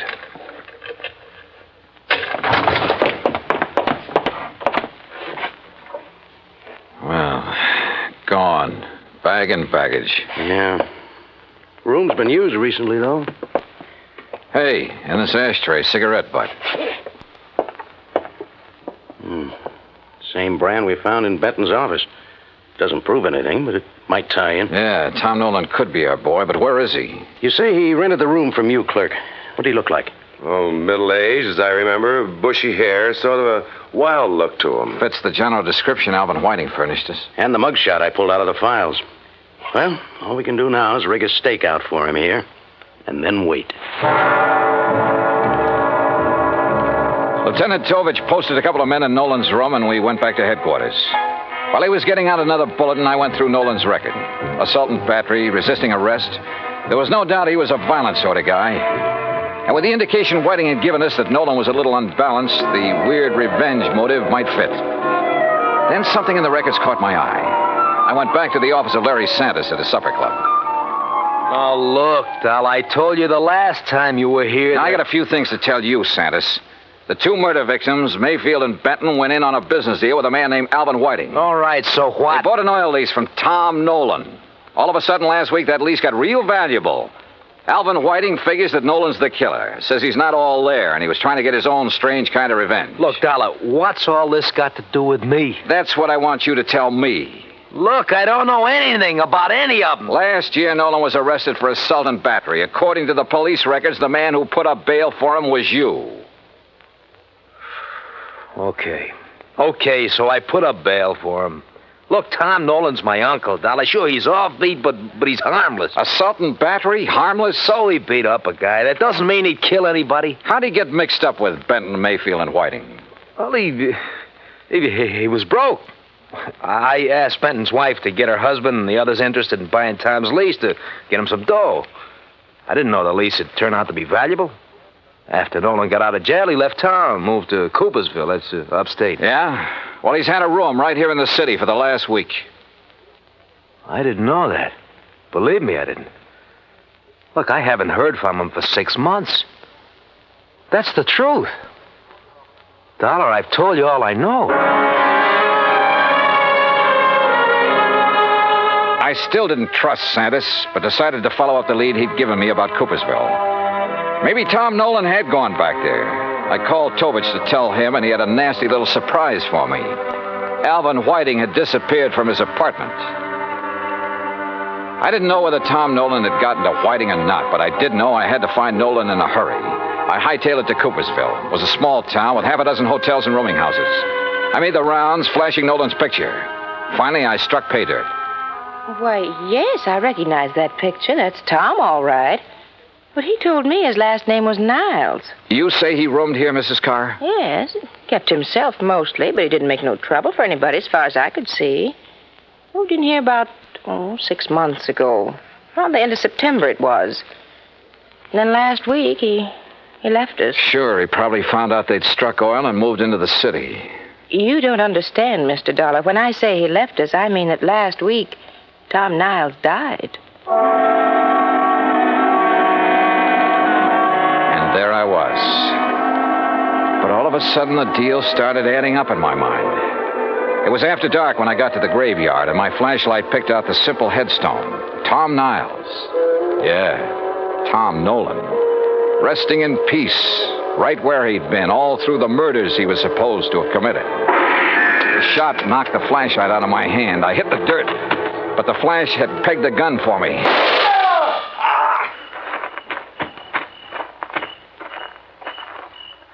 Well, Alvin Whiting. Oh, Dollar, my arm. Oh, don't worry. I'll get you a doctor, Whiting. I want you to be in good shape to stand trial. How'd you work it? Hire some drifter to rent that room back in New York under Nolan's name? Some character you picked up in the park? No, you've got to understand. I had to have the money. I was in debt. I was desperate. You almost got the money, too, didn't you? Yeah, it almost worked. You rigged the story that Nolan was the killer, that you were on his list of victims. That way you end up in sole possession of the oil lease. If I'd only known he was... Yeah. Never try to frame a guy who's already dead.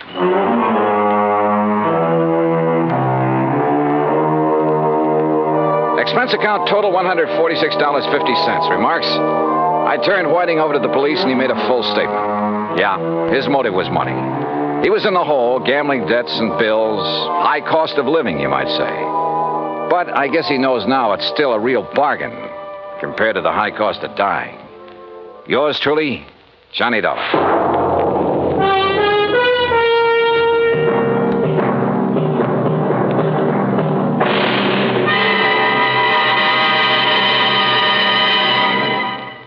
Our star will return in just a moment.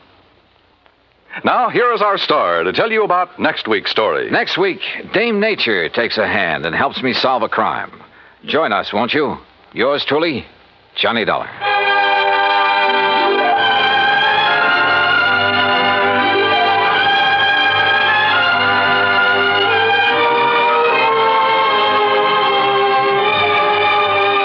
Yours truly, Johnny Dollar, starring Bob Bailey, originates in Hollywood and is produced and directed by Jack Johnstone. Today's story was written by Robert Wright. Heard in our cast were Virginia Gregg, Lillian Bayef, Jack Edwards, Jack Moyles, Tony Barrett, Parley Bear, and Carlton G. Young. Be sure to join us next week, same time and station, for another exciting story of yours truly, Johnny Dollar. This is Dan Cubberly speaking.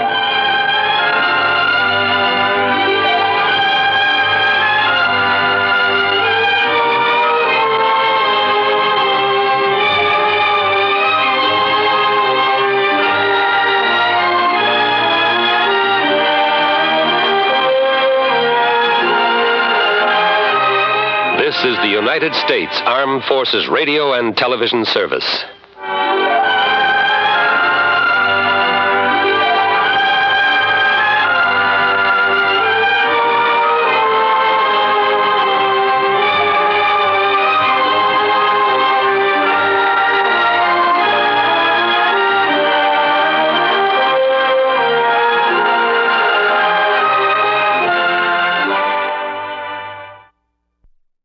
$20. Yeah? What? Who's that? Smokey. Smokey? Smokey Sullivan? Yeah. Holy... Do you always call people at 5:30 in the morning?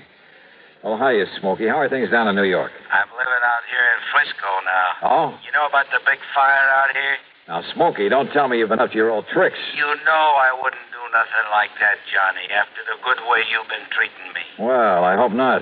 But what about this fire? Big warehouse. They're in San Francisco. The Barnwell warehouse. It's still burning, Johnny. Arson? Yeah. I know who did it. There must be insurance in a big warehouse. Yeah. So as soon as I can check it out, I'll... Look, where'll I find you? Where'll you stay, Johnny? Let's see. At the Huntington Hotel up on Mount Hill. Me? In a nice place like that? Oh, unless I know where to call you. It's okay, Johnny. I'll call you. And you're sure it's arson? I'm sure. Then I'll see you.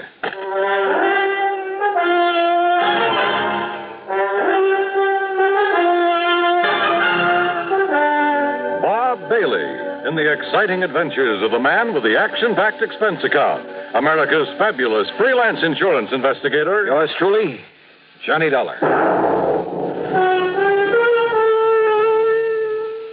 A handcuffed thief makes a desperate bid to escape a frantic dope addict. Crashes through a fiberboard wall at the police station house. It's part of the daily routine in New York's 16th Police Precinct, Hell's Kitchen. In the new issue of Look magazine, you'll follow tough, dedicated cops as they track down the man who pulled the trigger, run down a burglar, subdue a drug addict. And you'll learn in Look the kind of guy it takes to make a detective, what he thinks about his job, what he thinks about the kinds of people he has to deal with.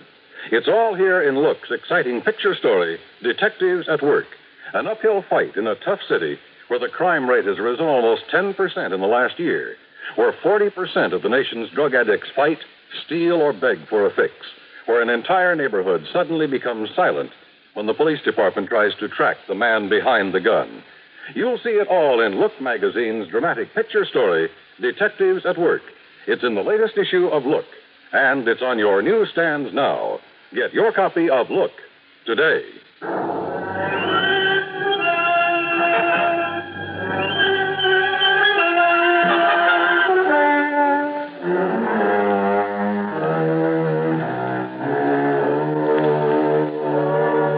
Expense account submitted by Special Investigator Johnny Dollar to the Greater Southwest Insurance Company, San Francisco office.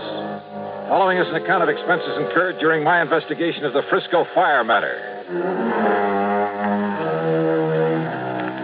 First of all, I had to make sure my expenses to the West Coast wouldn't have to come out of my own pocket.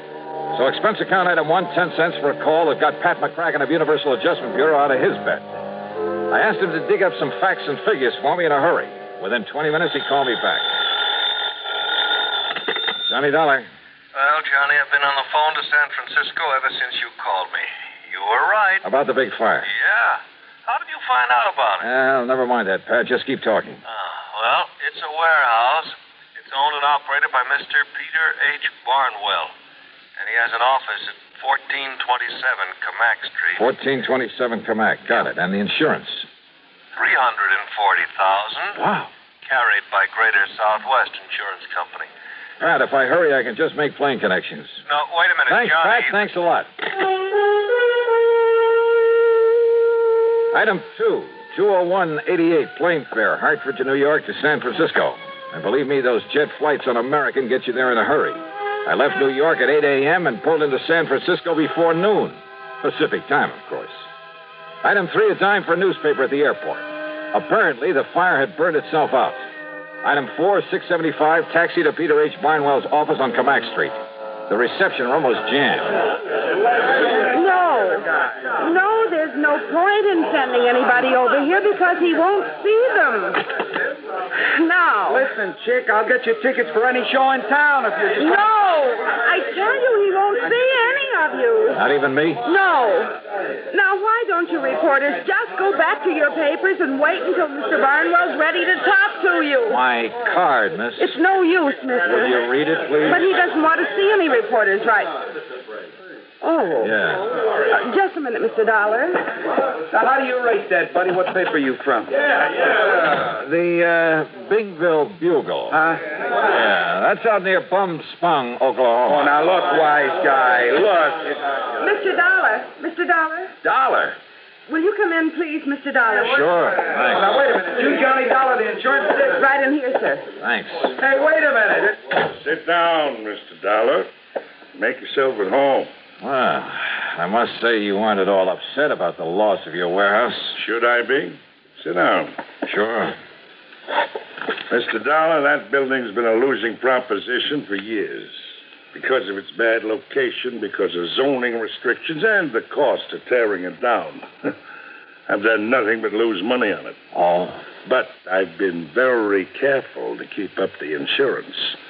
So, now that it's gone up in flames, I shall at long last collect on it. $340,000. That's right.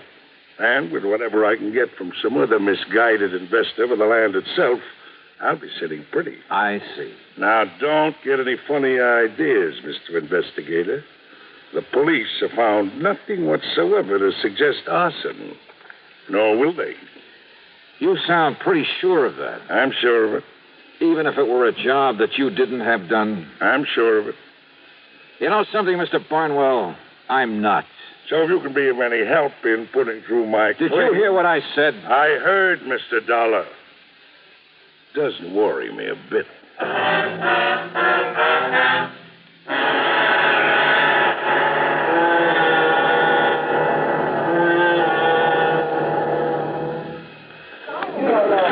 Hey, fellas! My car filter may be worth $1,000. How's that? Heard over the radio that the people who make Fram filters have a big treasure hunt on. So I checked my oil and air filter. And I'll be doggone if there wasn't a specially marked Fram air filter that might pay me $1,000. No kidding. My service station man said whatever I win, he'll win the same amount. Told me a regular filter check is important to today's cars. So important that Fram Corporation is paying $60,000 to get car owners to check their filters now. Cash money? Sure. This is Fram's silver anniversary. Last year, 10,000 secretly numbered Fram filters were distributed all over the United States and installed in cars during regular servicing. Every one of them is worth cash, some as much as $1,000. Why, one of you guys may have one in your car and not even know it. Say, what are we waiting for? Let's get those filters checked. Hurry, folks. Get in on the big Fram treasure hunt. You could win up to $1,000 in cash. Check your car filters now. And now, Act Two of yours truly, Johnny Dollar and the Frisco Fire Matter.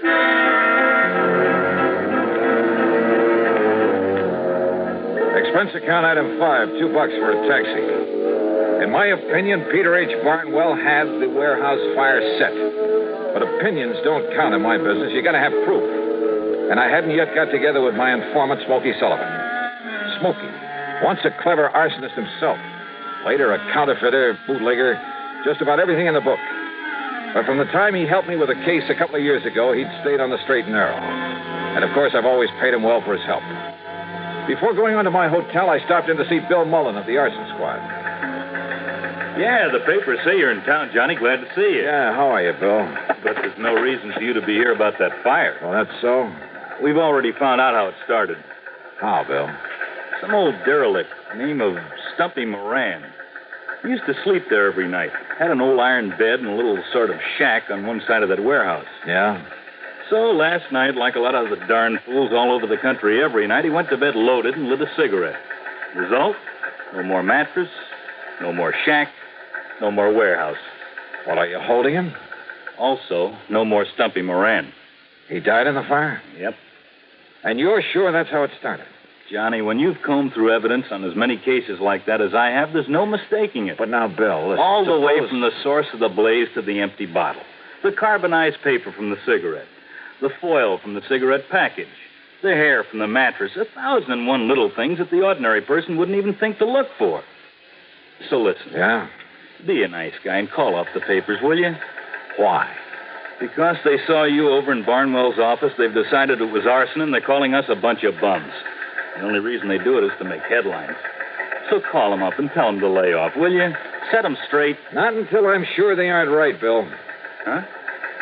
Now, wait a minute. What's that mean? I'll see you later.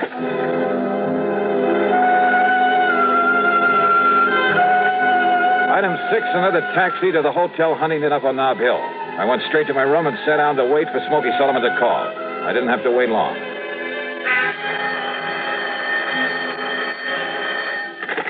Smokey? Yeah. Well, I hear they found out how that fire started. Stumpy. That's right, Stumpy Moran. He was a friend of mine. Not much brains, Johnny, but a nice old guy. But Johnny. Yeah? He didn't do it. But they found all the evidence. He'd been drinking and smoking in bed. He never touched a drop, Johnny. You sure? He didn't smoke, neither. I know. He was my pal. Where are you, Smokey? You know where the Hungry Angel is? The cocktail bar over on... That's right. Take the alley and back. I'm in the phone booth at the end of it. I'll be waiting for you. Okay. Now, listen. Yeah? Do you know who did set that fire? Yeah.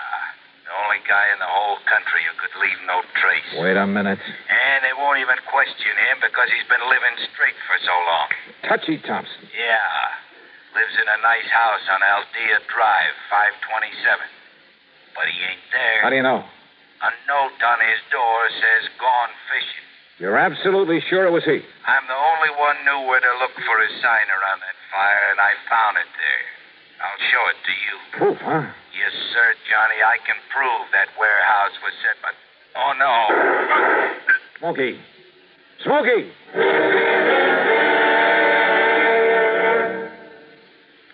Sociable, up-to-date, debonair. What's this, a new word game? No, I'm just mentioning the qualities that people admire in other people. Oh, I see. If you're sociable, up-to-date, and what was another word? Debonair? Yes, debonair. But listen to it this way. Be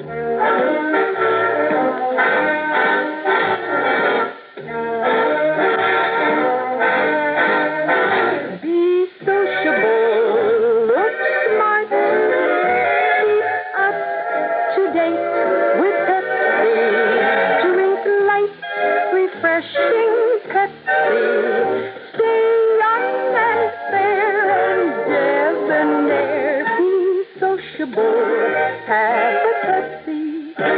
Notice how many of your friends are serving Pepsi-Cola these days. It's the up-to-date refreshment. Be sociable, serve Pepsi. In the alley behind the Hungry Angel, I found a couple of policemen carefully going over every inch of the phone booth where Smokey called me. Yeah, that's right. Conroy heard the shots and came running back here. You get the angle of that bullet, old Conroy? Hey, listen. What about Smokey? City hospital, but he isn't going to live, Dollar. Not a chance. And you have no idea who shot him? No. But you're a smart dick. Why don't you find out for us? All right, now look. And let me tell you something else, too, Dollar. If that warehouse fire had been a torch job, which it wasn't, like you're blabbing it out to all the papers, your dear pal Smokey Sullivan is the only one who could have done it. So his being knocked off is good riddance. Why Smokey? Because we got every other firebug in this town nailed down. That's why. Want to bet?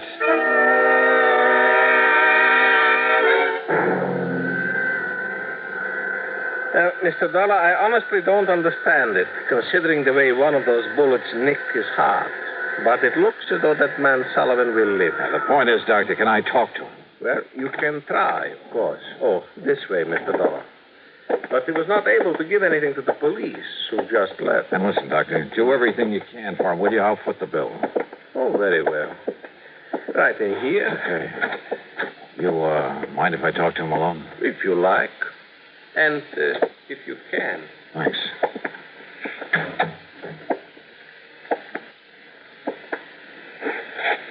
Smokey. Smokey? Hi, Johnny. Oh, hi. Yeah, the doc says you're going to be okay. Yeah. Can't get rid of me. Attaboy, Smokey. I didn't talk to the cops. Just looked at him like I was dead. Good for you. Hey, Smokey, did you see who put the slugs into you? No, Johnny. But it must have been Touchy Thompson. Same as he set that fire. Yeah. All right, now listen. You're in no shape to go over there and show me. But if the arson squad found no trace, and believe me, they know everything to look for. Chemicals. What? Touchy had chemicals, special chemicals. Never left a trace. Everything leaves a trace of some kind. No. He had to use a gas mask. That's what must have knocked out Stumpy Moran. Then Touchy could plant the liquor, cigarettes. Then I guess the only thing I can do is try to find Touchy Thompson. Johnny. Yeah?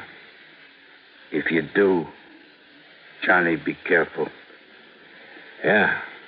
Yeah. Act 4 of yours truly, Johnny Dollar, in a moment.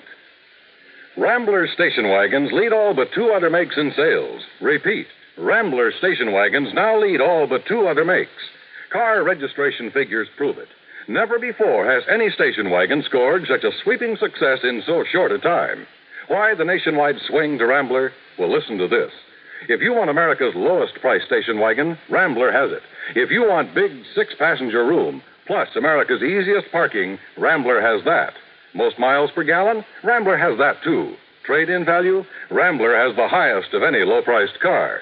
Yes, Rambler is America's top economy station wagon, but Rambler is also the compact quality car, the only car to offer personalized comfort, including front seats that glide back and forward separately, adjustable headrests, reclining seat backs, finest air conditioning at lowest cost, deep dip rust proofing. Yes, all America is discovering that Rambler station wagons are different, and Americans love that difference. So will you. Drive a Rambler station wagon now, 6 or V8, at Rambler dealers. And now, Act 4 of yours truly, Johnny Dollar.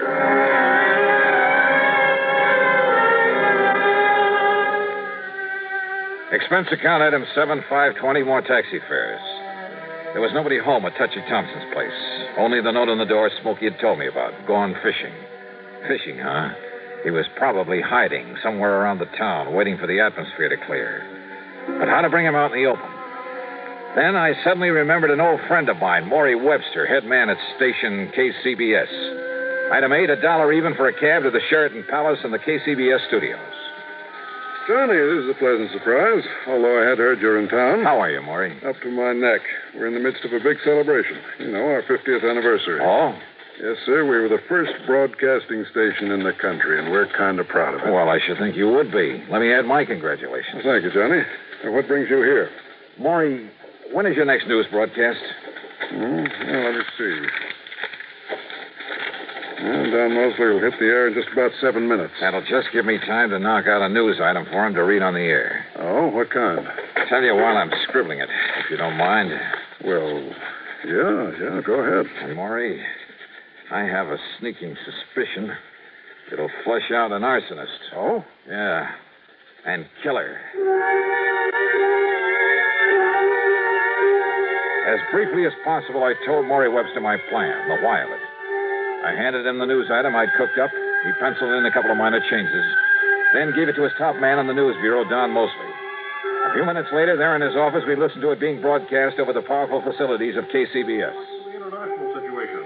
On the local scene, well, it took insurance investigator Johnny Dollar to clear up the matter of the Barnwell warehouse fire. Here he comes. Yeah. Dollar has proved conclusively that it was set by an old hand at that business named Smokey Sullivan. His reason? To kill another man by the name of Moran, whose body was later found buried in the embers.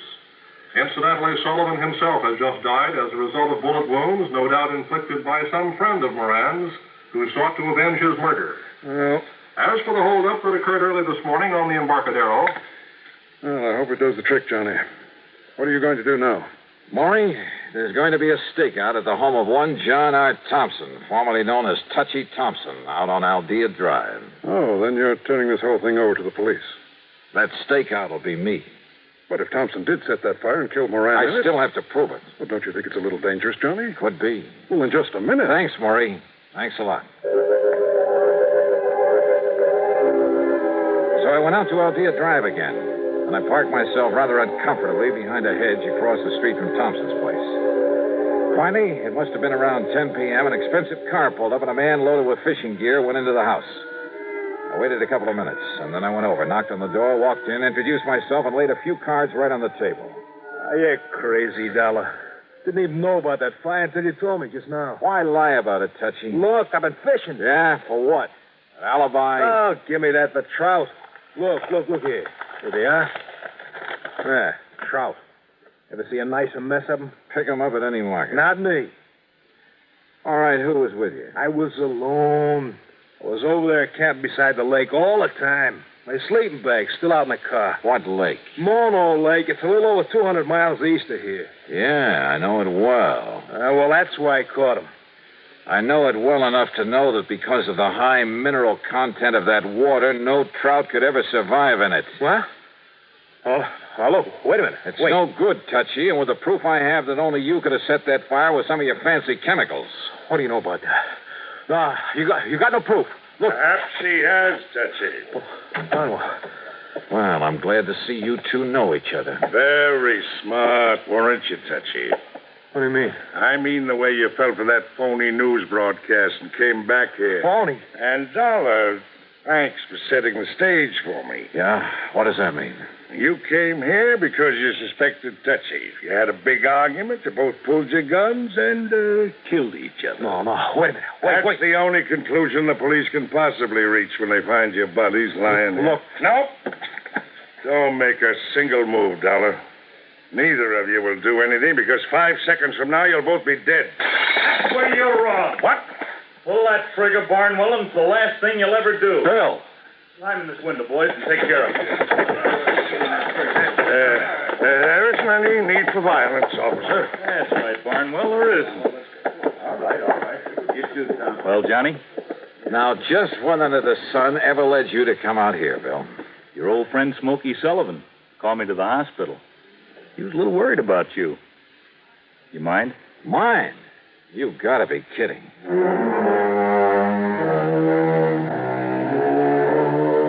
Yeah, they were both in it up to their ears. Each, in trying to defend himself, just put the other in there much deeper. And by the time the courts get through with them, they'll be sorry they ever lived. Expense account total, including the trip back to Hartford and a good hefty gratuity for Smokey Sullivan, plus all his hospital bills, $923.91. Yours truly, Johnny Dollar.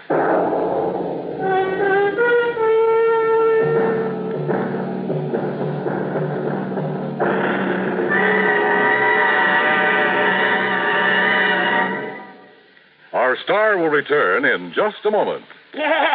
I'm a mean widow, kid. And are you pleased with yourself? Sure, because I'm a germ. A bathroom germ. Bathrooms is where the meanest germs get to live. Do I have fun causing odor and spreading disease? Well, you better watch out, son, or your landlady may find out about Lysol brand disinfectant. Lysol? No, Lysol. That's what I said. Lysol. Well, anyway, a lot of women are finding that a dash of Lysol in their cleaning suds every week wipes out nasty bathroom disease germs like you. Disinfects from one cleaning to the next as no other product can. Wipes out many deadly viruses, too. Lysol makes every cleaner work better. It's the easy, modern way to get bathrooms really clean and free of odors.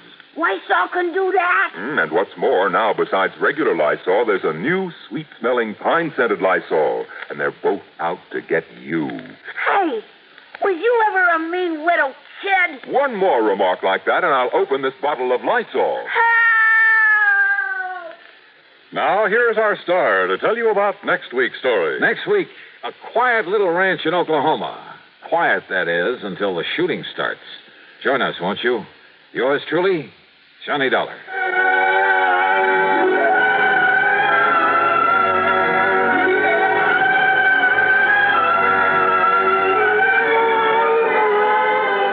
Yours truly, Johnny Dollar, starring Bob Bailey, originates in Hollywood and is written, produced, and directed by Jack Johnstone.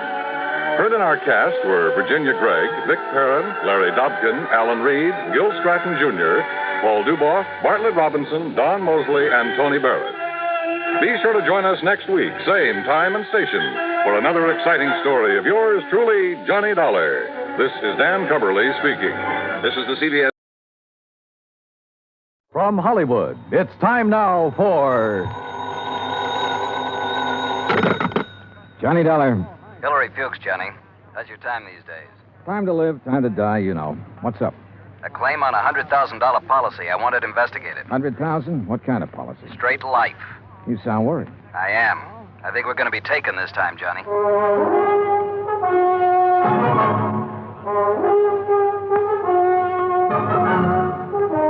Bob Bailey in the exciting adventures of the man with the action-packed expense account. America's fabulous freelance insurance investigator. Yours truly, Johnny Dollar.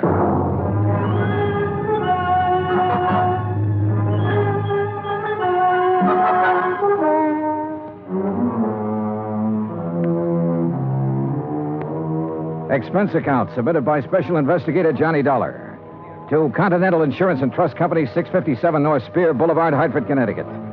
The following is an account of expenses incurred during my investigation of the DeSalle matter. I'd heard of Dave DeSalle. I guess everybody in this country's heard of him at one time or another. DeSalle Television, DeSalle Radio, DeSalle Electronics, DeSalle Appliances, racetracks, theaters, DeSalle this and that. But up until the time I talked to Hillary Fuchs about the case, I had never put a man behind the name. Expense account item 1, $2, 2 drinks for Hillary Fuchs and myself. We had them in his office out of my bottle over his desk. Just plain worn out with it. Stuck. Ooh, have some water. Oh. But I'll tell you this. I'm not going to make a present of $100,000 of stockholders' money to anybody. I wouldn't do that either. Drink your drink. Here's to war. Salute. Now, while that's settling, maybe you'll settle down and tell me what it's all about. Dave DeSalle. Know him? I've heard the name, yeah.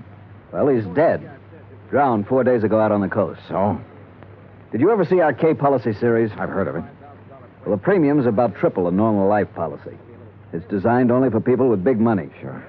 But it's got a feature that makes those people with money look at it a long time. Uh-huh. This clause isn't anything more or less than the old accident clause paying double indemnity. Broken down, we aren't taking much of a chance. The incident statistics are with us. All right, I'll look it up if I need it. Okay. 3 months ago, we insured Dave DeSalle on one of those K policies. 4 days ago, he fell off the back of a yacht and drowned, and we're hooked for $100,000. Well, accidents happen. You betcha, all the time. But I'm not sure it was an accident. At least there's not enough proof in this coroner's report to convince me. You say it happened 4 days ago? Yes. Has a claim been filed yet? Yes, and the beneficiary is the deceased's widow. Inquest? Inquest, burial, everything. Was there an autopsy? No, there was not. Investigation? Yes, it was handled by the local police in San Ladillo. San what? Oh. San Ladillo, a little place about 30 miles south of Los Angeles. 4 days ago. Why didn't you put someone on it then? I did. Bert Kenyon. Here's his last report. No evidence available to dispute coroner's verdict of accidental drowning. Recommend claim be honored. Kenyon. Sounds like cold turkey to me. It may sound that way to you, but I still don't like it. I want it warmed up. Now, look, Bert Kenyon knows his way around. And he can miss like anyone else. I want you to go out there and work with him. Cover it all again. Get at DeSalle's widow. She stands to gain most by his death. Maybe the two of you can come up with something. Well, what do you do about the claim? Deny liability on the grounds that the accident is not proven. Hillary, you will be sued. I'll take that chance. Fuchs was an old chance taker who had been raised in the insurance business. The kind of man who gave a claim every kind of test, and if it still passed, he sat down and smelled the paper it was written on. And if he didn't like that, he'd take his chance. Expense account item 2, $138, plane fare to Los Angeles. Item 3, $3, a telegram to Bert Kenyon advising him of my arrival, which turned out to be at 1 o'clock in the morning, 10 minutes ahead of a fog that blanked out the whole area at the airport. Johnny Dollar! What? Oh, hey, Bert. How are you? Johnny, good to see you. Yeah, good to see you. Come on, I got a car. Well, have you got a cigarette? I ran out 2 hours ago. Sure, man. Here you go. Good to see you. Good to see you, boy. The last time I saw Bert Kenyon was July, a year ago, in Dayton, Ohio. He was there working on an arson claim for the National Underwriters. Before that, I'd run into him in Denver, Portland, and Chicago. And we'd worked together for 2 weeks in New Orleans on the San Antonio case. He sent me a Christmas card every year. I sent him one. We were as close and as far apart as two friends can be. When I saw him this time, he looked tired and thinner. And he lit one cigarette after the other. You'll like San Ladillo, Johnny. Yeah? How's the hotel? Old Spanish job. Big rooms, fireplaces, smells kind of damp all the time. You get used to it. Are you tired? Yeah. Well, tell me about the claim, Bert. Nothing to tell. Routine so far. Oh, Fuchs was pretty worried about it. He doesn't like the coroner's report. Ah, you know, Fuchs, worry. That's what he gets paid for. Oh, that's what we get paid for, too. Okay. On the face of it, I'd question the claim right away. Just on the 3 months period alone, I'd question it. You still think it was an accident? I think we should pay up and shut up. I'd like to have met this DeSalle guy, Johnny. Stocks and bonds and pretty blondes. He sure had 'em all. Wait till you meet Mrs. DeSalle. Wait till you see the layup. Boy.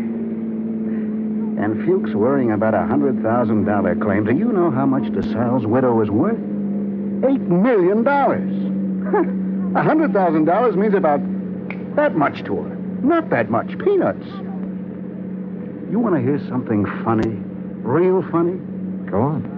DeSalle bought that policy one day at the racetrack at Del Mar. Yeah, because an insurance broker gave him a tip on a horse. Yeah. I can just see Fuchs worrying about his $100,000 and finding out about that part. How did you find out about it? Mrs. DeSalle, she told me the story. What about her? Now, what about her? She's the beneficiary. Well, I told you, $100,000 doesn't mean a thing to her. Why would she kill him for $100,000? Why not? Fuchs sent you out here to take over because he thinks I lost stuff, didn't he, Johnny? He sent me out to see if I could give you a hand. He wants us to cover the whole thing again. Wouldn't kid an old pal, would you? I'd never try, Bert. I bet you wouldn't. I just bet you wouldn't. In another 10 minutes, we were in San Ladillo, a sprawling little town built around a natural harbor. The houses looked expensive, the boats even more expensive. Kenyon pointed out one house on a hill, a 3-story affair with an acre or so of lawns around it. He explained it was the DeSalle home. I checked into the San Ladillo Hotel and got a good night's sleep. Next morning, Bert Kenyon and I went over to the statements of everyone who had been on the yacht the night DeSalle went overboard. Then we went out and interviewed everybody again, including Mrs. DeSalle. It's getting awfully dull. You understand we have to do this. All right. Dave and I were having drinks with a few friends. He said he felt like getting a little air. He went up on deck. A few minutes later, someone was looking for him. Mr. Burke. It might have been. Well, that's what's on your statement. All right. Mr. Burke. We couldn't find Dave, and then I remembered he was on deck. We went up there and saw his hat floating on the water. We looked around. We didn't see him. I sent one of the crew to call for help. They fished him out an hour or so later. You were never on deck until then? No, I wasn't. Who were they? You said they fished him out. The police. Someone. I don't know. There were a lot of men. They tried to give him artificial respiration. Well, what did you do? I watched. What else was there to do?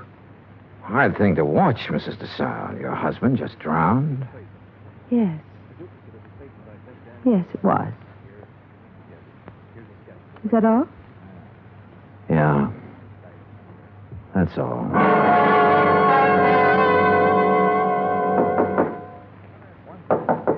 Come in.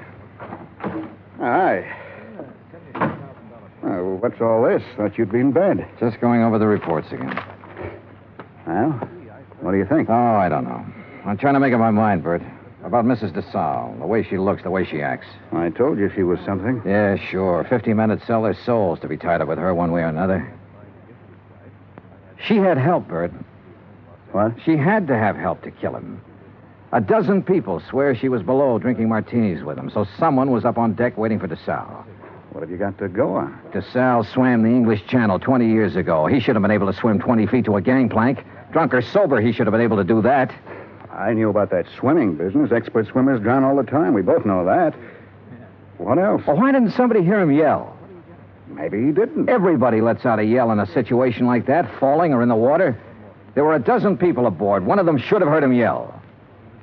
Yeah, I guess you're right. All right, suppose he didn't yell. But suppose this coroner made a mistake about the bruises on the side of his head. Suppose they happened before he went over the side. It'd be hard to prove now, Johnny. Oh, look, she's got a boyfriend somewhere, Bert. She had to have one. The servants can be gone over. Somebody at the house has seen him. He's called her, sent her messages. He's our boy. We can bring him out in the open. We'll get help from Los Angeles. We'll call the legal department and get them busy. Get permission to exhume the body and have an autopsy. We'll bring...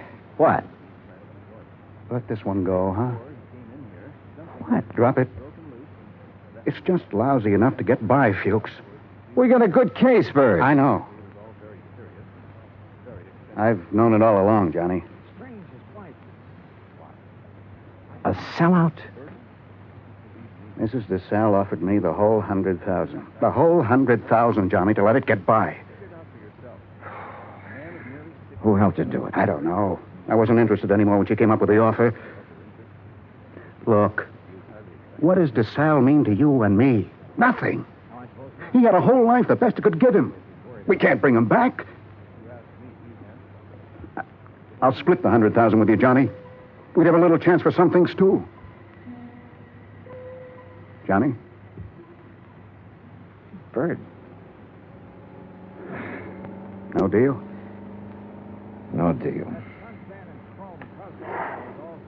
You're a good dick, Johnny.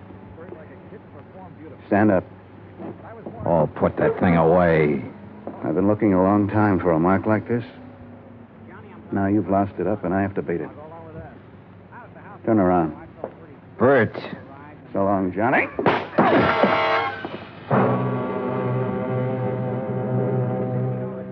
I went down to my knees trying to hold onto the desk. I saw him stand there a minute, like he might want to help me. And then he was gone. I did everything I could to make my feet, but my legs wouldn't work. And then it was all over.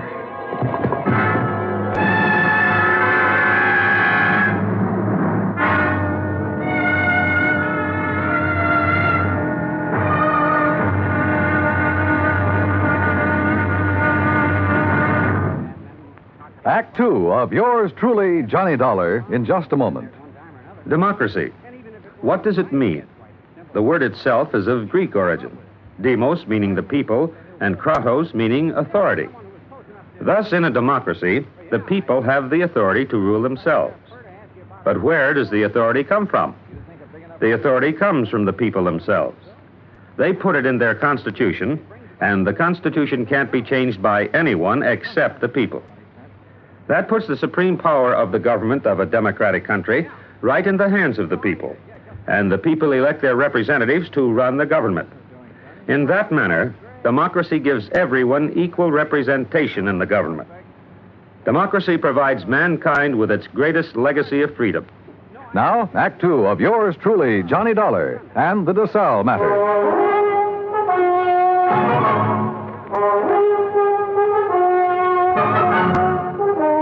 The light on the desk was the first thing I saw. It was still on. The window was still open. The room was the way it had been before. I kept thinking about every man having a price and how Britt Kenyon had settled for $100,000. It seemed like a fair price. It also seemed too bad there was no way for him to collect it. There were two of them, a heavy-set man about 50 years old and a tall, lean-faced man with dark eyes. They looked me over. Your name, Dollar? Yeah. Police. We want to talk to you. My name's Blair. This is Sergeant LaFrida. You sick or something? I bumped my head. How? Never mind. Well, what do you want? We'll ask the questions. What are you doing in San Ladillo? I'm standing around in a hotel room talking to a couple of cops. Just answer up. Don't be funny, fella. I don't feel even a little bit funny. You got a license to carry this gun? Hey, what is this? Have you? Yes. Your meat-handed friend ought to put it down or it might go off. Been fired, Tom? Meat-handed, huh? That's what I said. I'll remember that. Okay. Tell us about it. Tell us what you're doing here. And don't waste a lot of time doing it. I'm an insurance investigator. Tell this goon to back away and undouble his fist or I'll break a chair over his head. Are you going to try to be tough, baby? I'm going to try to find out what this is all about. You want me to pop him open to see if he's as tough as he sounds? Behave yourself, Tom. Let's see something that says you're an insurance dick. Top of the dresser. Bring it over, Tom. Sure.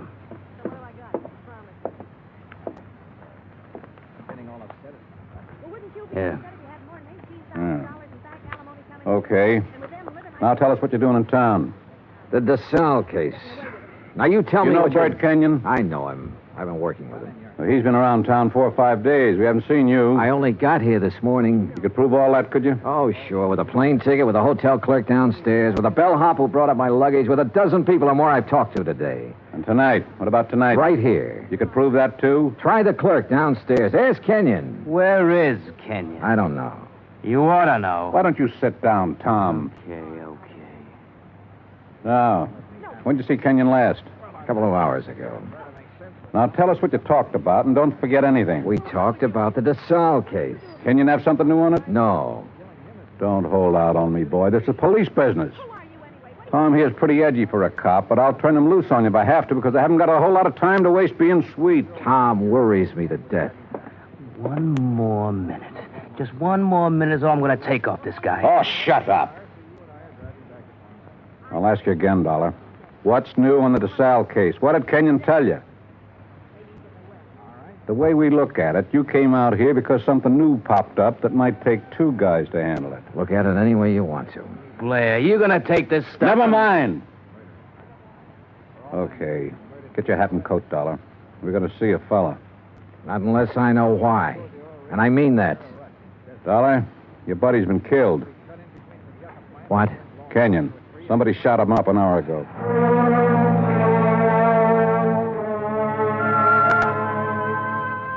I put on my clothes and we went downstairs and climbed into a battered-looking police car. Tom LaFrida drove. I sat with Blair in the back seat. No one said anything. A half a mile out of San Ladillo, we turned onto the main highway and drove to a spot about 2 miles away, all-night filling station. There were a couple of highway patrol cars there, an ambulance, and men in dark suits who looked the way policemen always look. Wait here. Keep an eye on him, Tom. Sure. Be just a minute. He's a soft old gink. I suppose you're hard. I know how to handle pinballs like you. Before we're through, you and me, we'll have it out. Okay, Dollar. Get out. Yeah, sure. Tom, put the spotlight on him. Okay. Good. Now, Posey. Posey, take a good look at this man. You ever seen him before? No. Look good. Take your time, boy. No, man I saw was shorter by this much. He wasn't as husky. Okay. You go on back of your place there and get some sleep, boy.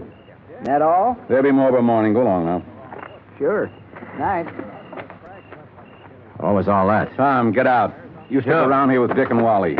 Okay. You're the boss. You get in the front, Dollar.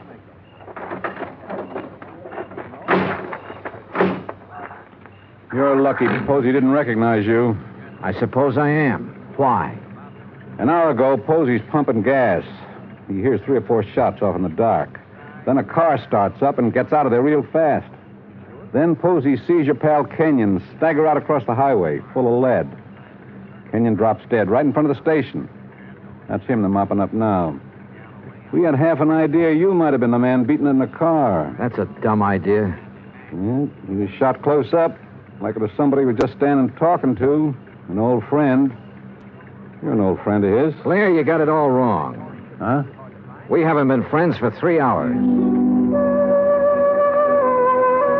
His full name was George Blair. He'd been on the Los Angeles force 12 years. Then they retired him at half pay when a holdup man shot off part of his right foot. He'd taken the San Ladillo job because it was the only police force he could find that would take a man who limped more than a little. Expense account item 4, 20 cents coffee for Lieutenant Blair and myself. I don't know. Maybe we went at you the wrong way in that hotel room. That's my fault. But a man's been murdered, and I get excited about things like that. I don't blame you. No hard feelings. No. As long as I don't have to do business with your boy, Tom. Yeah, I got Tom LaFrida and 3 other boys. None of them worth the press in their pants. I need help, Dollar. What? This town's popping open tonight. Your buddy got it. It's tied in with this DeSalle thing somewhere. You're sure he didn't have anything new for you? No. You wouldn't want to tell me about that bump in your head, would you? Not right now, no. My boys are so green, they tromped all over the boat the night DeSalle drowned. They loused up anything that might have helped me to find out how he went over the side. They banged his head against the dock a few times, bringing him in. I couldn't tell if the bruises were there before or after he was in the water. You don't think DeSalle was accidental? I was murdered. She had somebody do it. Well, why didn't any of that come out in the coroner's report? My coroner runs a drugstore when he isn't being a coroner. If you feed him enough scotch, he'll tell you whether somebody's dead or not. He don't know from nothing. You know, the thing that kind of got me was this Kenyon. He went along with that coroner's report. I know that. You both know that. All right, I'll lay it on the line. I need help, Dollar. If I'm going to get anything done, find out who killed Kenyon, and get at this DeSalle thing, I need help. All right, I'll help you. I was hoping you'd say that.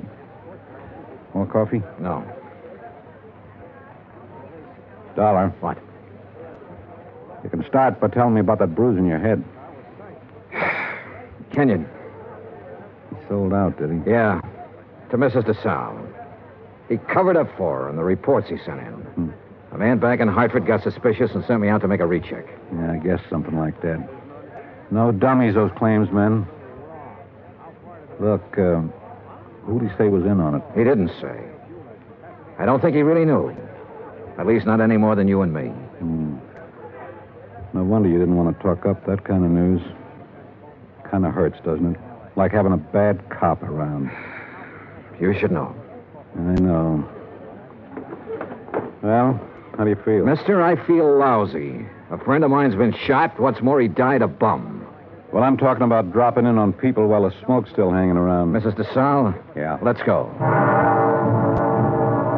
It was about 6:45 in the morning when we left the diner. By 7:30, we were winding up the driveway to the DeSalle mansion overlooking the ocean. Blair mumbled things about the fog lifting and what a nice day it would be.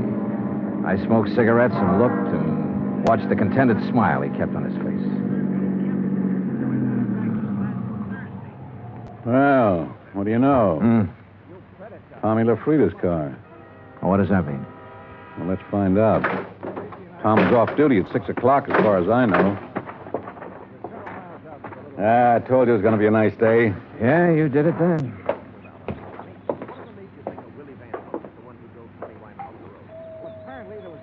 Nice place. The only thing nicer is Buckingham Palace. Mrs. DeSalle picks up all these little knickknacks when we probate that will. The boat down there, everything. Nice. Yes? Mrs. DeSalle, please.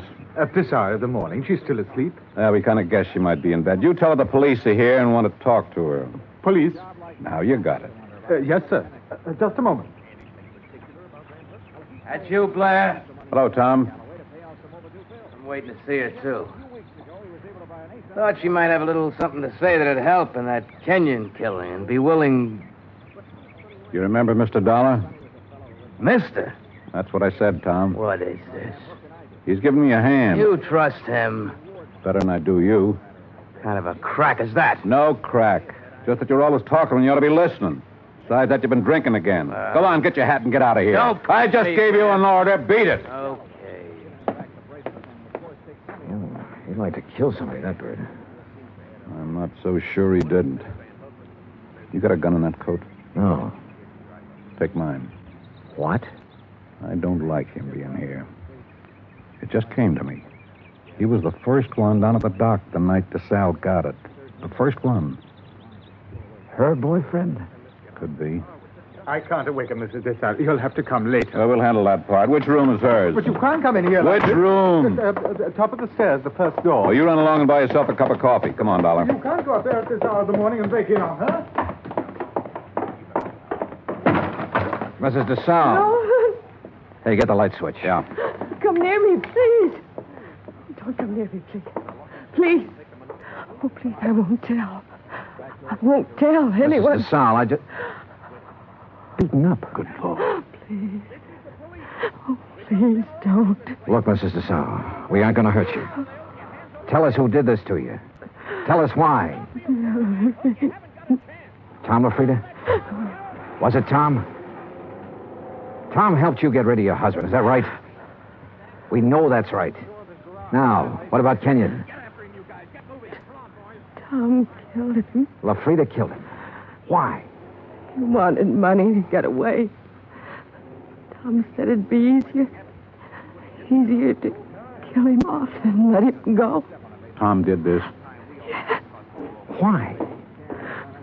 He said people be around to see me. Not to talk about anything. Not to talk about anything. This is George Blair. Get an ambulance over to the DeSalle place, fast. He said he loved me. He never loved anything in his life. You big, fat pig. Turn around and get it. I'll warn you, Tom. Dollar's got my gun. He's next. You look at mine. You all right? Okay, his went in the ceiling. You? Okay. He's gone. What made him, Dollar? What made him? All these knickknacks. And her.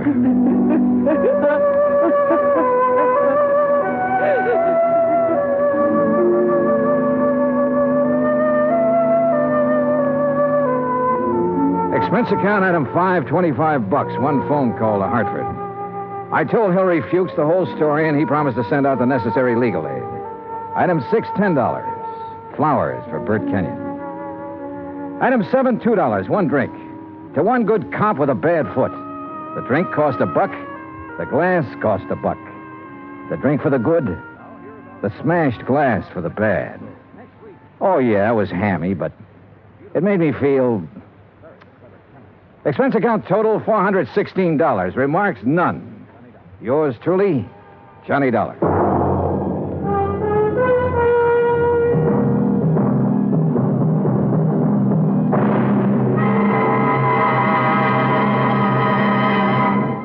Now, here is our star to tell you about next week's story. Next week, one of the sweetest old characters I ever met. And with him, one of the cleverest killers. Join us, won't you? Yours truly, Johnny Dollar.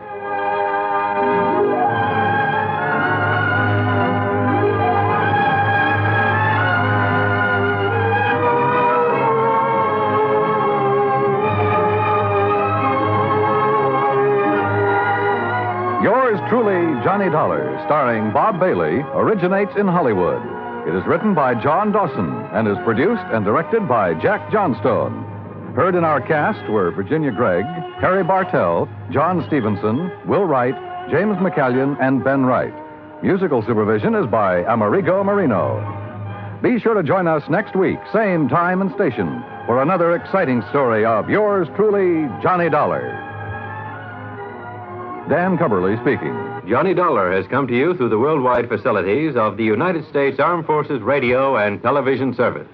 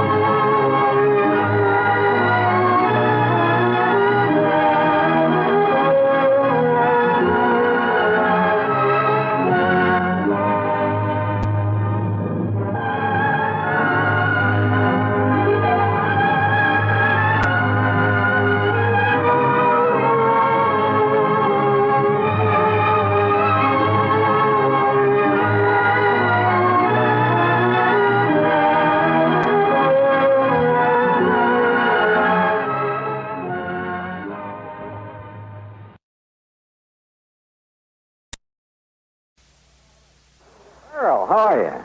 Great.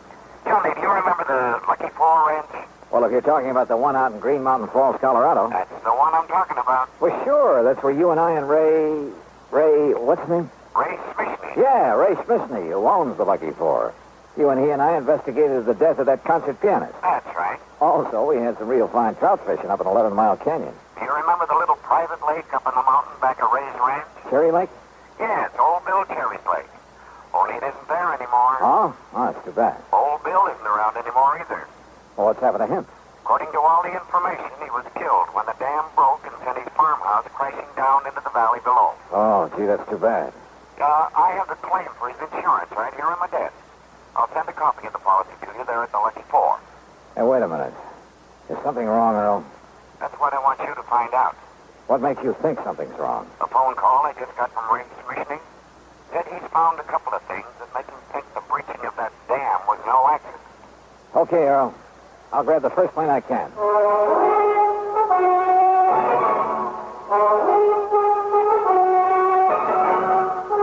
Bob Bailey in the exciting adventures of the man with the action-packed expense account, America's fabulous freelance insurance investigator. Yours truly, Johnny Dollar.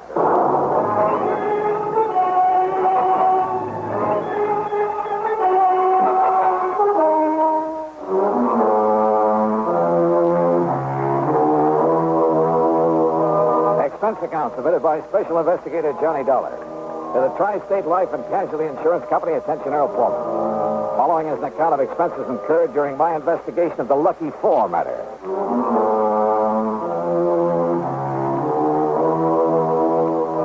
Expense account item 1, $3.25 phone call to Ray Schmishney to tell him I was on my way. Item 2, 8170 air transportation to Colorado Springs. Ray met me at Peterson Field, the municipal airport.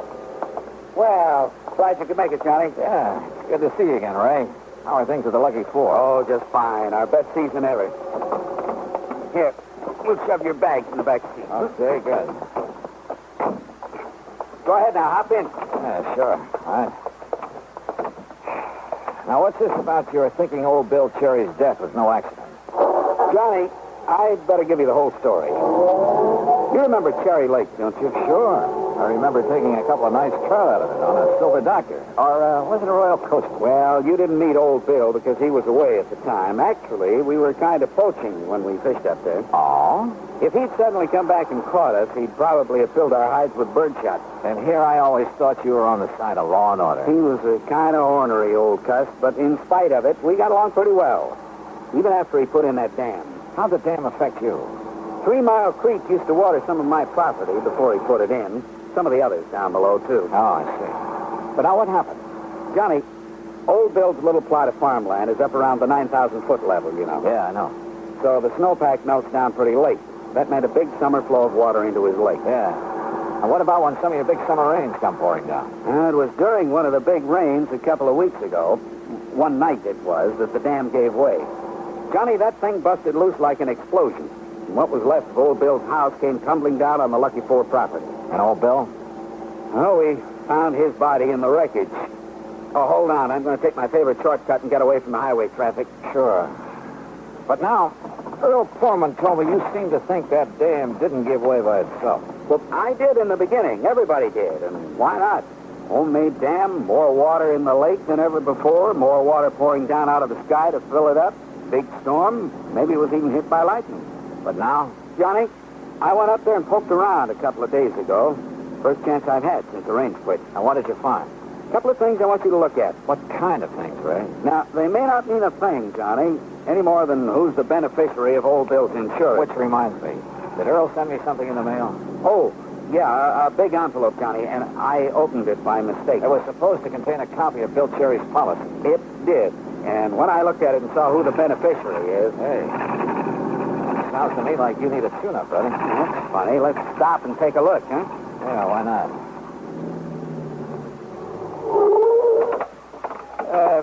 You say that when you saw who the beneficiary is... Oh, a worthless nephew of Bill's who hangs around the pool rooms in Colorado Springs. He's been in a couple of scrapes with the law. Oh, here. Let me see if I can open this hood. There. Maybe the catch is stuck. I got it. Here now. Well, anyhow, I've always felt this Tommy Walker wouldn't stop short of murder if he thought it. There you are. Oh, good. And... Holy... Ray. Hey, look at all those crazy wires. No wonder she was missing. You didn't put that wiring in there? Are you kidding? Ray, come on, hit the deck. Huh? Come on the side of the road, back of this rock. What's the matter? All right, get down fast. What's got into you, Johnny? And look. No, you look. Johnny, holy smoke. Yeah, you look.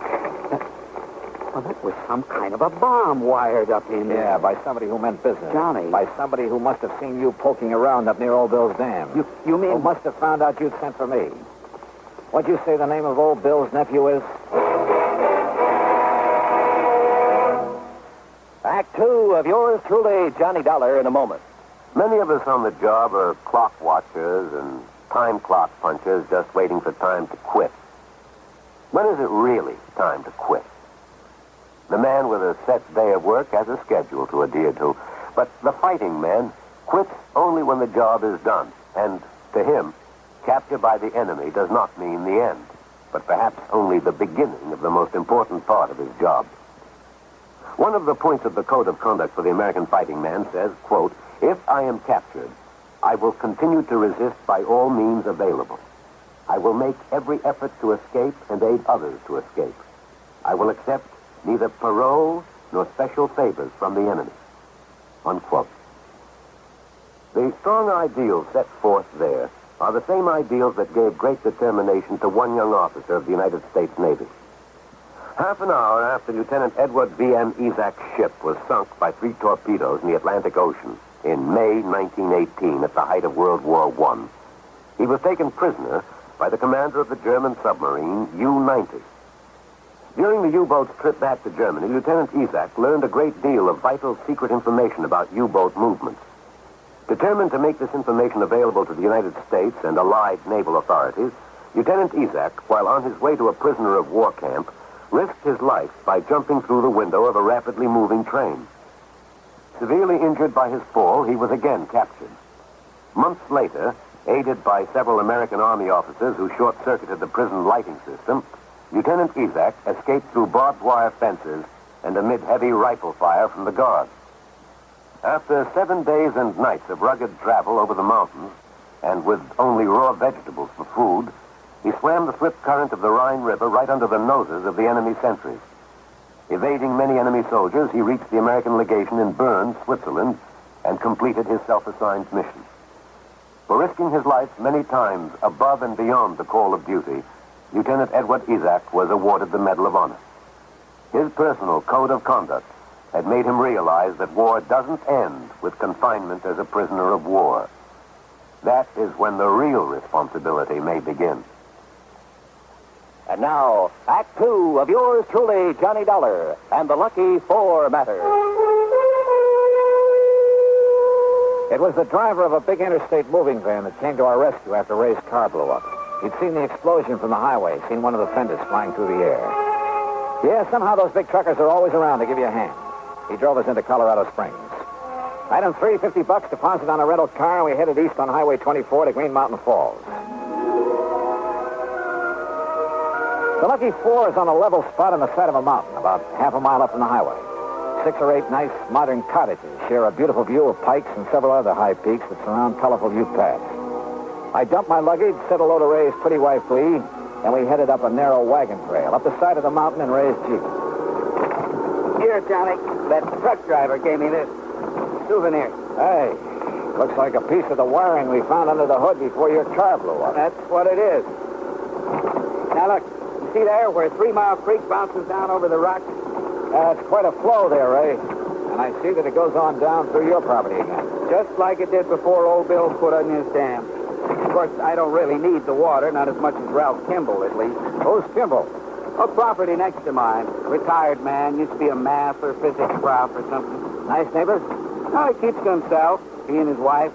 Ornery old cuss like old Bill. They have no use for each other. Didn't like interference. Now, you see that clearing up ahead? Yeah? That's where old Bill's home used to be, huh? Yeah, before the water dumped it down on my place.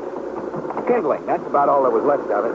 You still haven't told me what you found up here. Well, one thing I found down below on his body, gripped tight in his hand, sort of a death grip, I guess it was. Yeah? Cigarette package. El Perro cigarettes. That's a Cuban brand. Is that what he smoked? No, sir. He never smoked in his life. Wouldn't even have the things on his plate. Do you see what I mean? Well, I don't think that's much of a clue. Well, what I figure, Johnny, that is, after what else I found, is that he caught somebody prowling around his dam, Maybe struggled with them, and that's how come the cigarette package. Whoa, now, Ray, back off. Whatever else you found up here, it better be more conclusive than that. All right. Look here. Here's where the dam was, between these big rocks. What kind of a dam? Concrete, with planks across. Oh, yeah. I can see where cement is still stuck to them. Used some dynamite, too. You can see the mark where he drilled to pack in the stuff. That's my clue number one, Johnny. He didn't use any dynamite. He was afraid of it. Also, I'd have known. I'd have heard it go off while he was building his dam. But somebody... Yeah, somebody, all right. Look at this. Plastered on this rock. A piece of label? Plastered on the rock by the force of that explosion. Says Titan Super IXL Dynamite. Johnny, he wouldn't even have the stuff around. Another thing. It's a brand you can only get in one little store in Denver, and he'd never go there. He hated the place. Yeah, you said the dam went like an explosion. Yes, sir. And of course, with all the thunder and lightning that night, who could be sure which was which? Oh, well, chances are lightning wouldn't reach down here, Ray, with all the high peaks around. That's what first hit me, Johnny. Come on. Let's go into Colorado Springs and find this nephew of old Bill's. Tommy Walker. Yes, sir, Johnny. Being the beneficiary and all, who else could it be? Ray, I'm with you.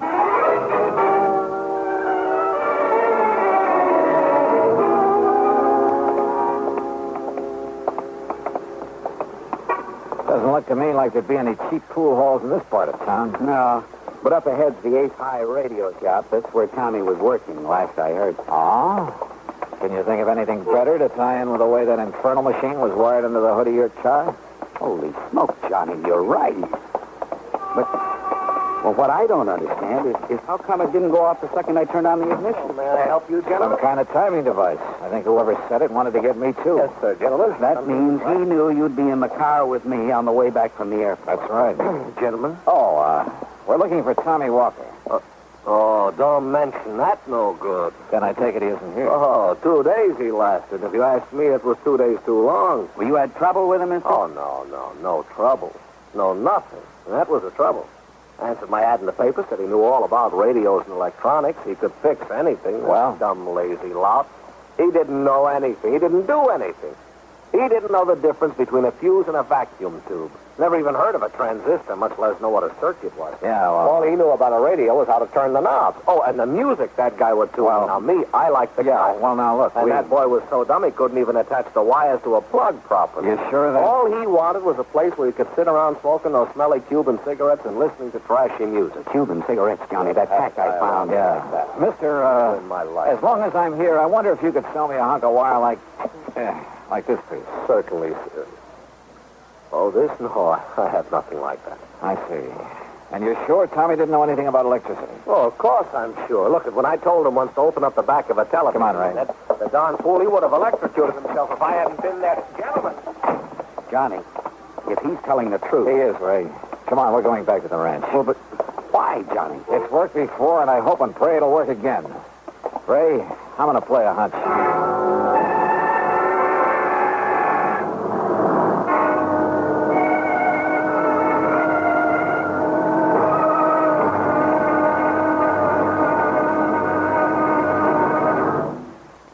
Act 3 of yours truly, Johnny Dollar, in a moment.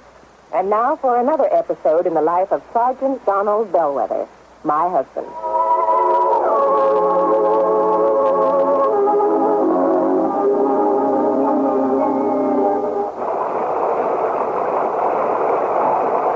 Donald, it's sure pouring, isn't it?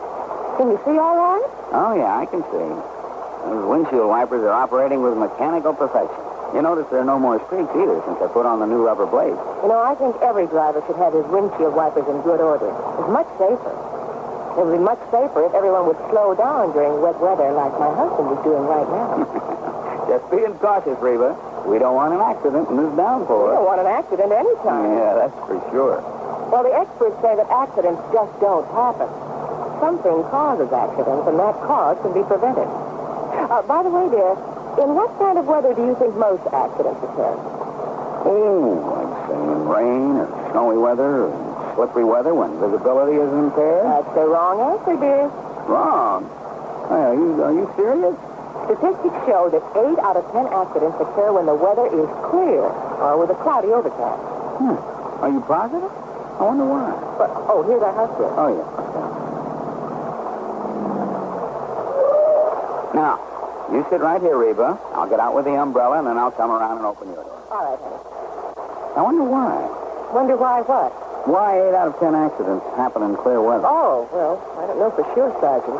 But I do know that you drove very carefully tonight in the rain. Thanks. Now, if everyone drove as carefully during clear, dry weather, there'd be less accidents, I'm sure. Hey, that must be it. People automatically get cautious in the rain and snow. Too bad they don't stay that way in good weather. You will, won't you? I mean, drive safely in good weather, too? I promise. Oh, that's my Donald. That's my doll.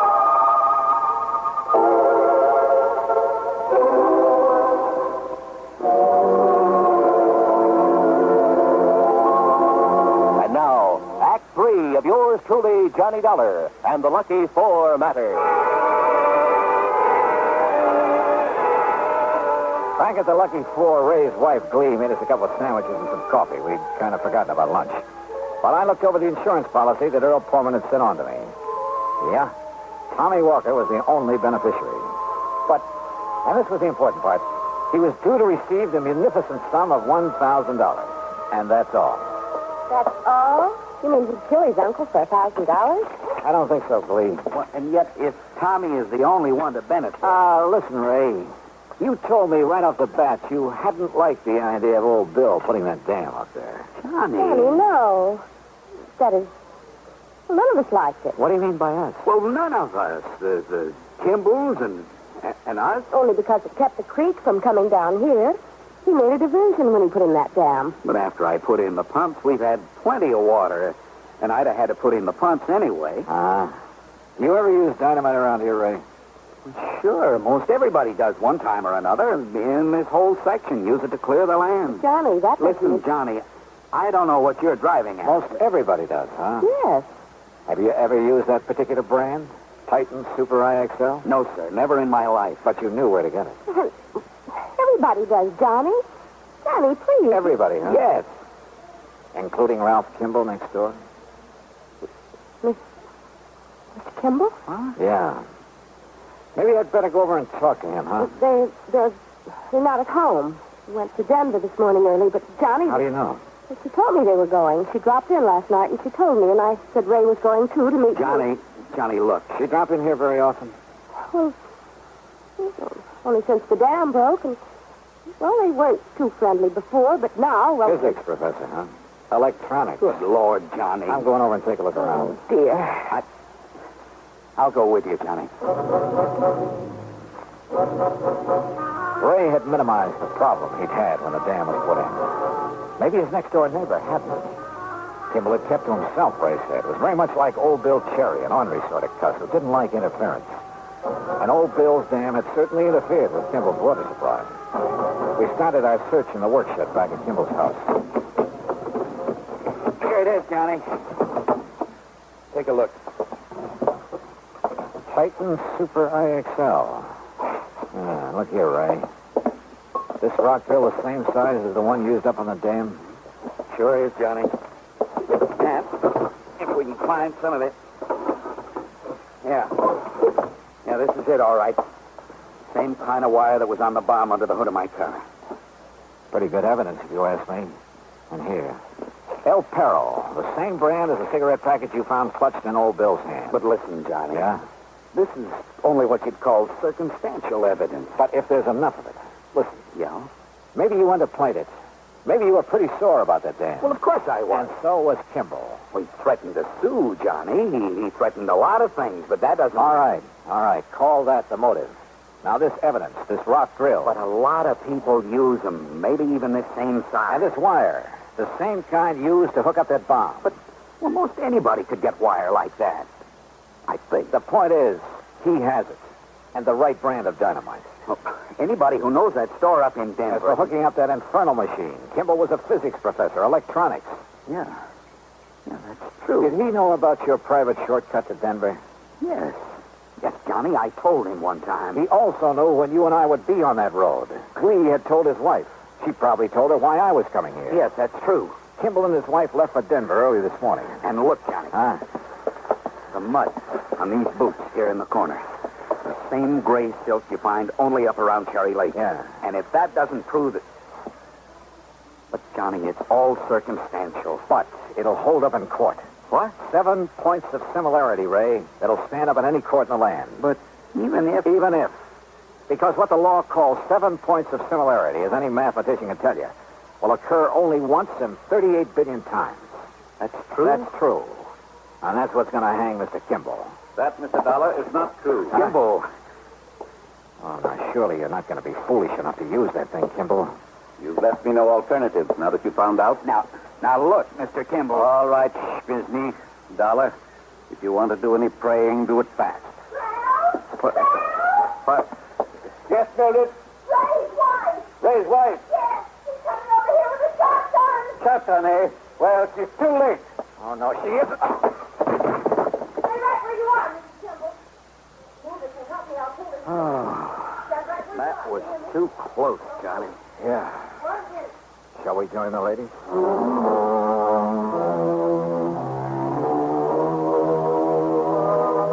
Well, it's up to the authorities now, the courts. And I don't think there's much doubt about the outcome.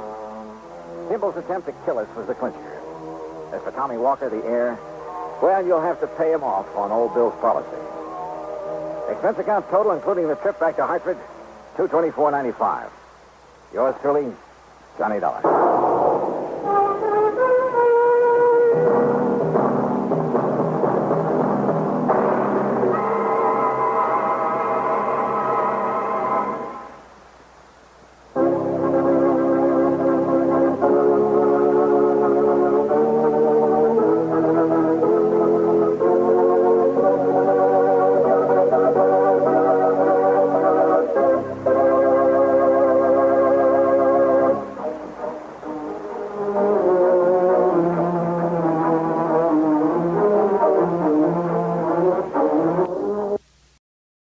From Hollywood, it's time now for...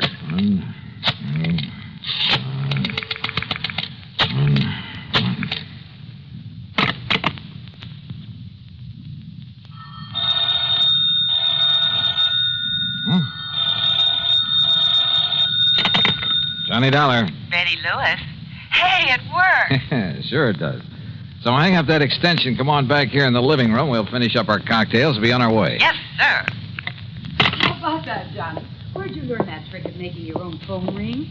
And the extension, too. From the man who put the extension in my apartment. Yeah, it's kind of a line check. You dial that number and hang up. Then if both phones ring, you know the extension is okay. Oh, what do you know? Yeah, there's another line check number that you can dial. I forgot what it is, and all you get is a busy signal. It could be an awfully cute gag sometime, you know, on somebody who didn't know about these numbers. Yeah. Oh, let's finish our cocktails and go... Oh, I'm sure you didn't make it ring this time. I kind of left your number with my call service. Oh, no, so Johnny. Maybe I'd better take it. Huh? Now, listen. If that's some insurance company, well, you can just tell them they'll have to wait until tomorrow. Sure. This is the third time in a week that we've tried to have dinner together.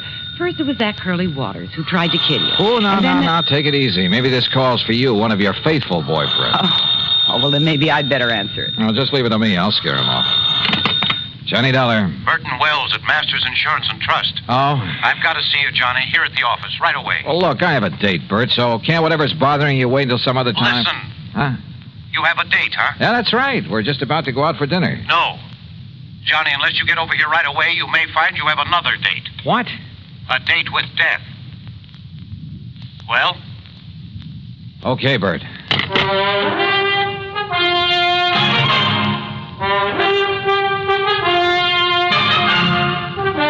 Bob Bailey in the exciting adventures of the man with the action-packed expense account, America's fabulous freelance insurance investigator. Yours truly, Johnny Dollar.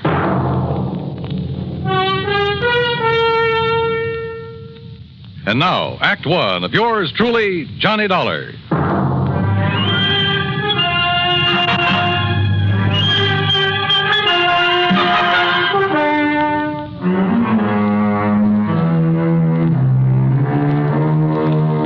Expense account submitted by Special Investigator Johnny Dollar to the Masters Insurance and Trust Company, Home Office, Hartford, Connecticut. Following is an account of expenses incurred during my investigation of the date with death matter.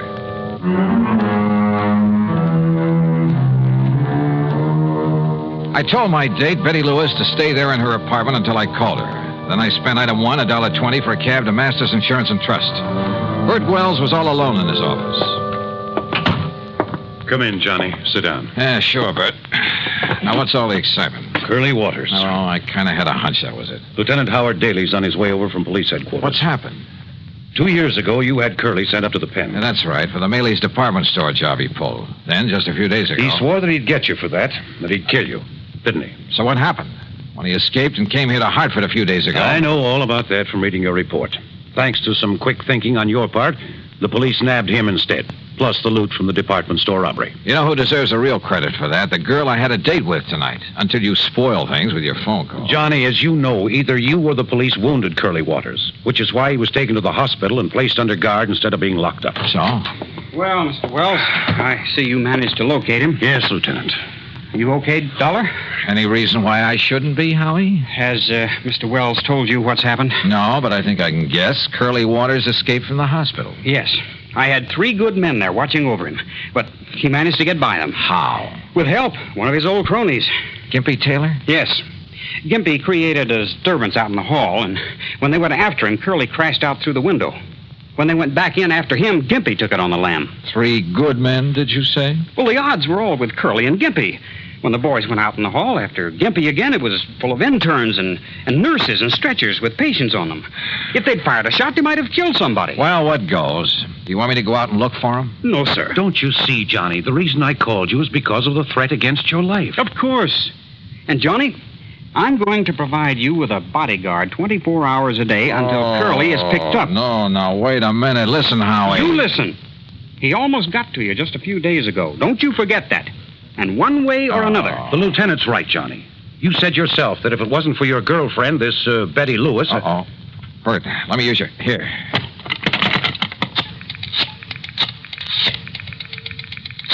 You said one way or another, Howie. That's right. And yeah, maybe through your girl. Is that who you're calling? Yes. Are you sure she's at home, Johnny? That's where I just left her. And I told her to stay there, not to move until she heard from me. Johnny. Oh, if Curly Waters ever... Come on, Betty. Pick it up.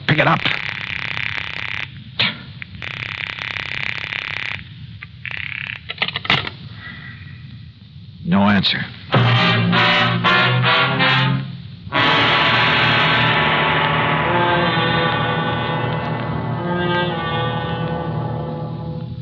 Act 2 of yours truly, Johnny Dollar, in a moment. And now, Act 2 of yours truly, Johnny Dollar, and the Date with Death matter.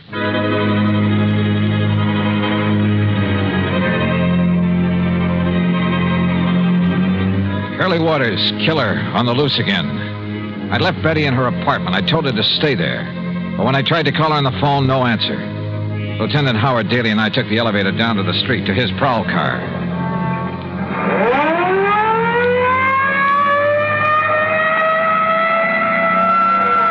Next turn left, Howie. Take the next left. No. We'll make it the one after that. But it's one way, the wrong way. Yeah, but it'll give us a shortcut after a couple of blocks. Hang on, Johnny. Hold. Now, it's the third building in the block.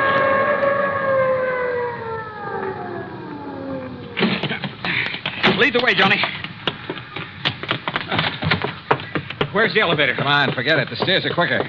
Johnny, if Curly has got to her... Don't say it. Haven't you got a key? I have not. Stand back, Johnny. I'll see if I can smash it open. Wait a minute. Betty. Wait, look, it's open. Betty, are you...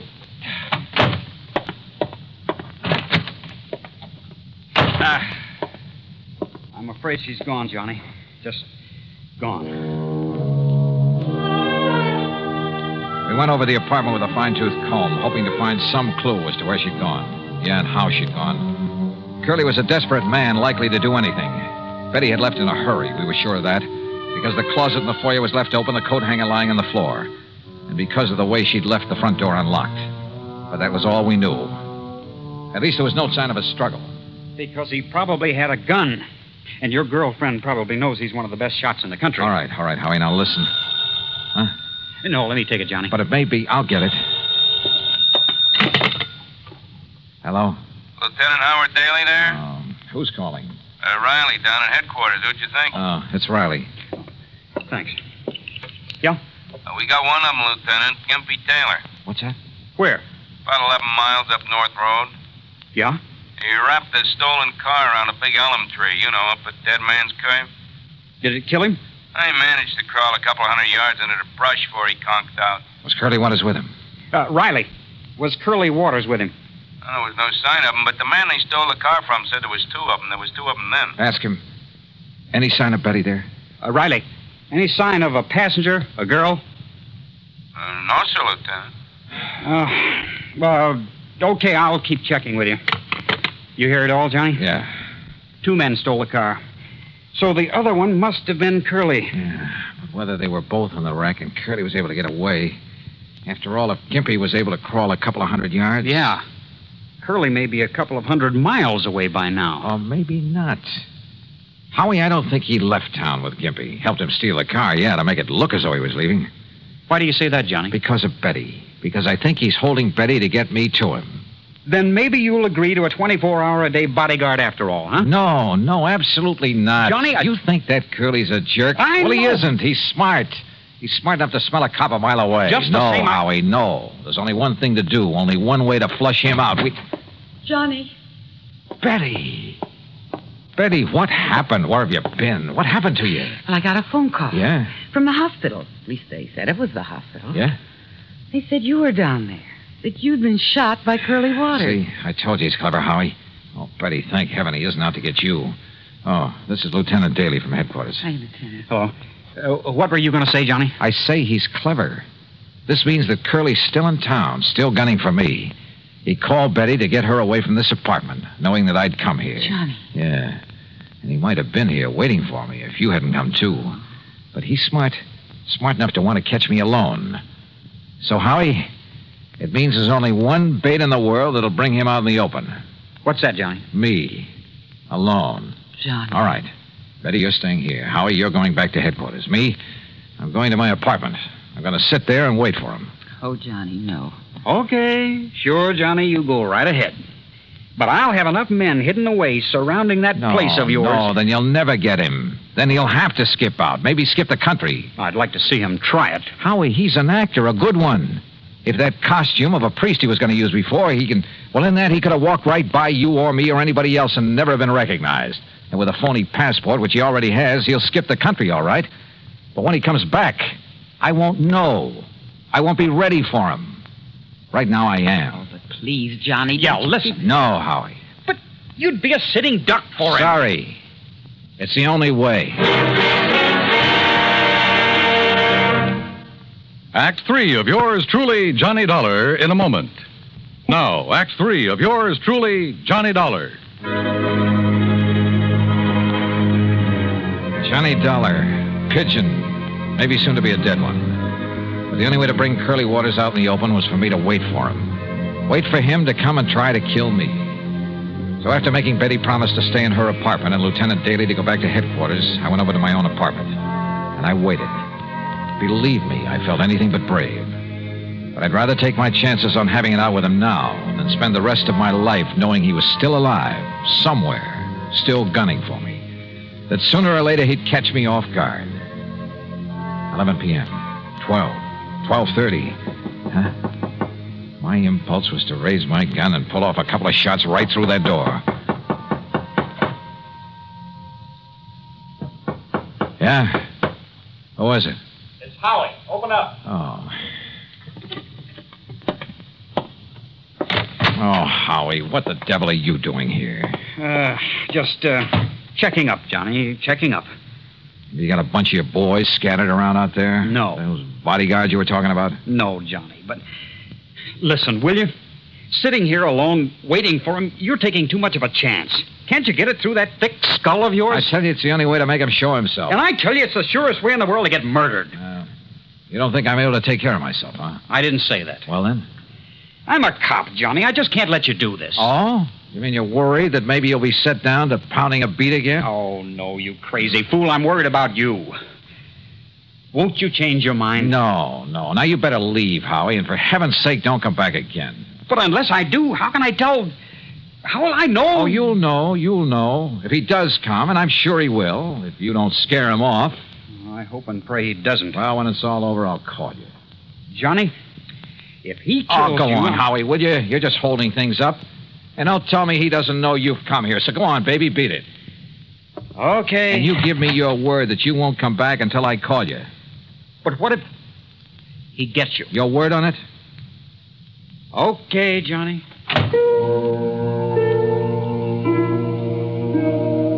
I went back into my little kitchen and brewed a pot of coffee, a big one. Fatigue was a possibility I hadn't thought of until right now. But maybe Curly Waters had. Yeah, he probably thought of a lot of things, a lot of tricks. Because at least one thing was sure, after what happened a few days ago, he knew that somehow he'd have to get me off guard. I hoped and prayed that Howie would keep his word, would keep his men away from the whole area. That he himself would stay away, not even call until this whole thing had come to a head. Then I heard it. It was at the back door of my apartment, the kitchen door that led to a fire escape. Fortunately, I'd turned the light off in the kitchen. I could sneak in without being seen.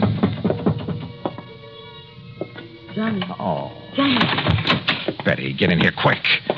Oh, why did you come here? Oh, Johnny, I've been crazy with worry. Didn't the lieutenant have brains enough to put some men around your place to keep an eye on you? I threw an old tin can out the window, and when they went to investigate, I sneaked out the back way through the alley. Betty, you're insane to have come here. Don't you see if Curly comes and there's a lot of shooting? You think I could just sit there knowing what might happen here any minute?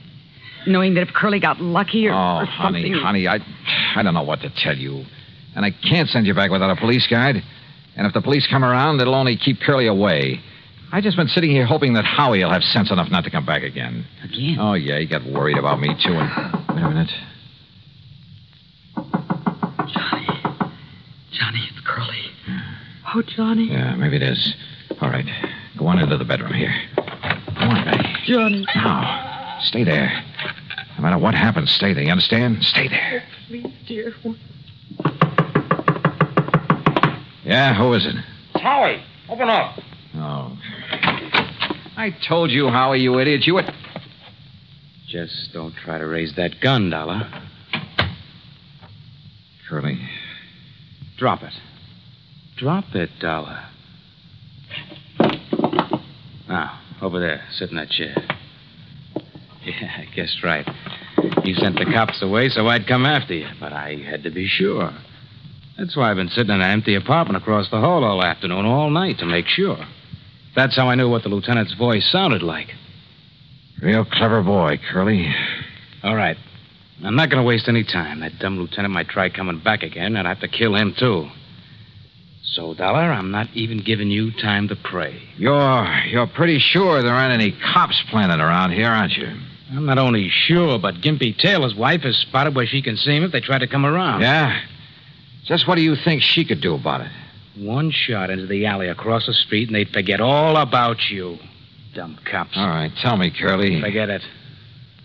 Goodbye, Dollar. No, don't answer. Not a word, Dollar. Not a word. Curly. Just hang it up slowly. Curly, listen. What? Who is that? Or should I? Curly, listen to me. Hand me that phone. And don't move. Move? With a gun on me here. Curly? Yeah? Who is it? Myrtle, Gimpy's wife. Myrtle? Now listen, Dollar isn't alone. He what? In the bedroom, waiting for you. Listen, is the door to that bedroom open? No, it isn't. What goes, Curly? Quiet. Now listen to me. If the door of that bedroom starts to open, don't wait. Start shooting. Hey, Dollar, hold his phone. Keep the line open. And don't move out of that chair. Mind telling me why? Quiet. Quiet.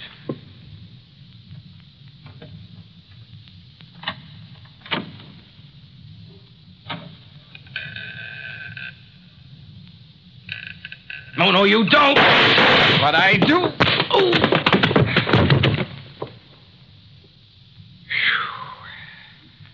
Okay, Betty. And thank heaven you remember the number to dial and make those phones ring. And how about the way I disguised my voice for him. Do you realize what a chance you were taking if he hadn't turned to fire when you kicked open that door? If I'd missed him when I threw that phone at him? It worked. That's all that counts. And look, one of his bullets nicked you right here on the arm. Nicked me. Oh, blood. Oh, hold me, Johnny. Oh, sure. Sure.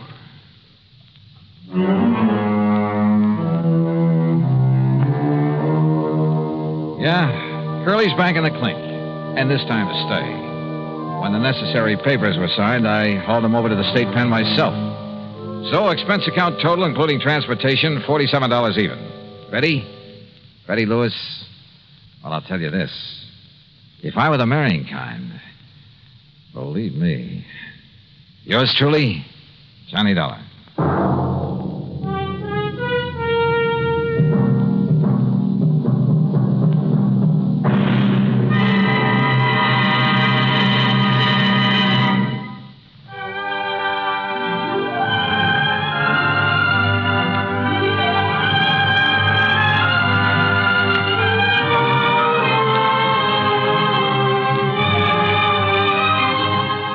Yours truly, Johnny Dollar, starring Bob Bailey, originates in Hollywood and is written, produced, and directed by Jack Johnstone. Heard in our cast were Lucille Meredith, James McCallion, Russ Thorson, Sam Edwards, and Herb Vigran.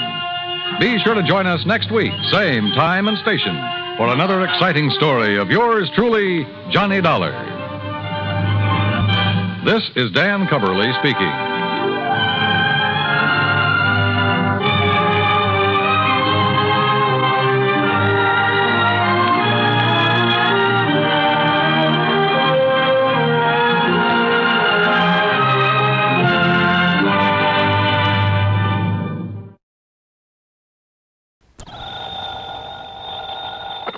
Johnny Dollar.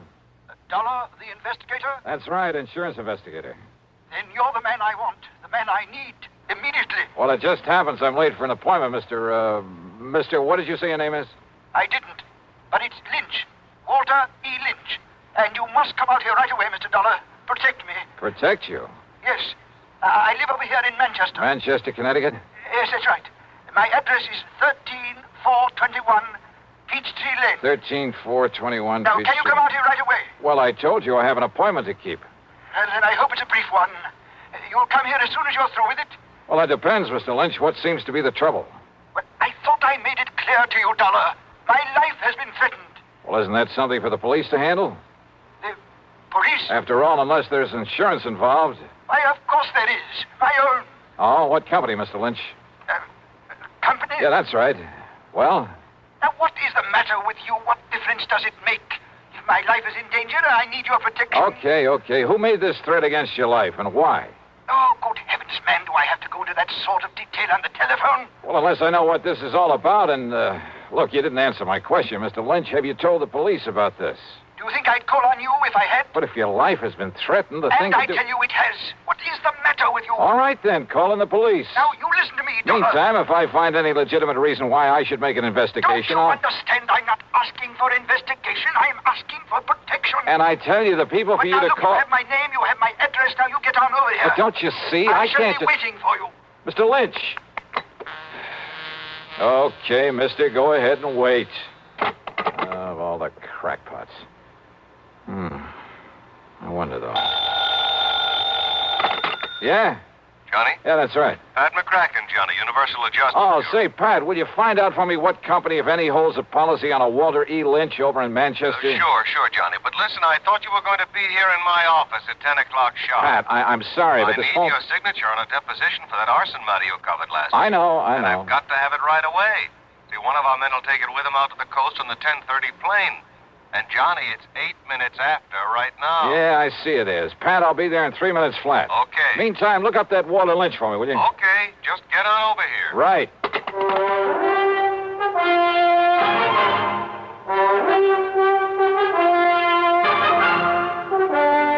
CBS Radio brings you Bob Bailey in the exciting adventures of the man with the action-packed expense account, America's fabulous freelance insurance investigator. Yours truly, Johnny Dollar.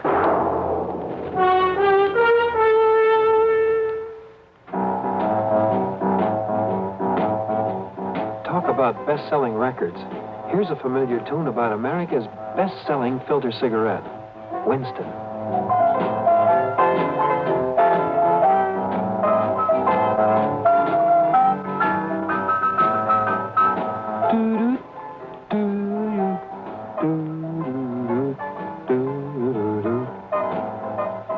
Winston gives you real flavor, full, rich tobacco flavor.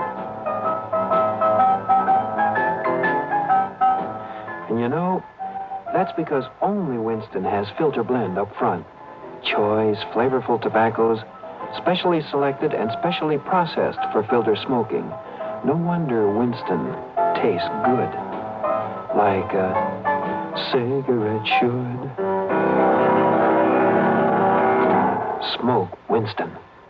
And now, Act One of yours truly, Johnny Dollar.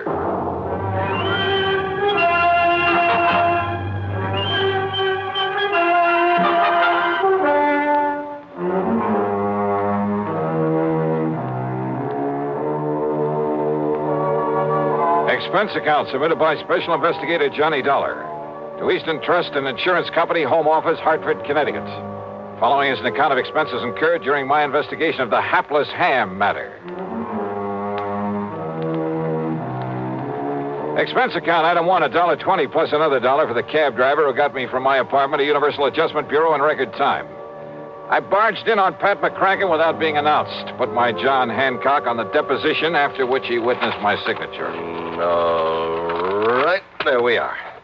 Now, here you are, Miss Dulcie. Give these to Mr. Peterson and tell him happy plane trip. Yes, sir, right away. Oh, and see if Bartell has found any of that lynch information I asked him about. There's been a lynching, Mr. McCracken? No. Just do as I say. Now, go ahead. But I thought I heard you... Yes, sir. Hey, what is the worry on this man Lynch, Johnny? Well, Pat, he sounded like a crackpot. He called me on the phone just before you did, said his life is being threatened. Oh, another one of those things, huh? Yeah. Who was threatening him? Oh, I don't know. He was a bit evasive about it, same as he was about naming his insurance company. Well, I know I never heard of him. What did you tell him? I told him to call the police, then unless there was some insurance angle that required investigation, you know. Right, exactly right. Although, of course, if Bartell does find something on him, if he is a client of one of the companies we serve... It's still a police matter. Why call on me to play bodyguard? Well, you know, Johnny, if you would have your telephone number unlisted, you'd save yourself a lot of these nuisance calls. Yeah, I know. Oh, yes? Here's a photostat of the lynch policy Mr. Martell said you asked him for. Oh, then there is one. Thank you. And I thought you were talking about some kind of a lynching somewhere, Mr. McCracken. Isn't that fun? Yes. Thank you. Thank you, Miss Dulcie. That'll be all. Well, I was only... Yes, sir. Now, let's see, Johnny. Walter E. Lynch. Policy issued 1954, Eastern Trust and Insurance. Face value... Yeah, I see. 50,000 smackers. Yes, a lot of money. Let's see the name of the beneficiary. Oh, well, a nephew, Fred Lynch, New York City address. I wonder, Johnny. So do I. How well Freddie and his uncle get along. Named him as beneficiary. 5 or 6 years ago, things can change, Pat. There's one way to find out. And with $50,000 to be paid out if anything does happen to him. Yes. Go ahead, Johnny. Go ahead and pay Mr. Walter Lynch a little visit. At company expense? Well, now, Well? Oh, sure, why not? I'll notify Eastern that we've assigned you to this, but that you'll send your expense account directly to them. Okay? Okay.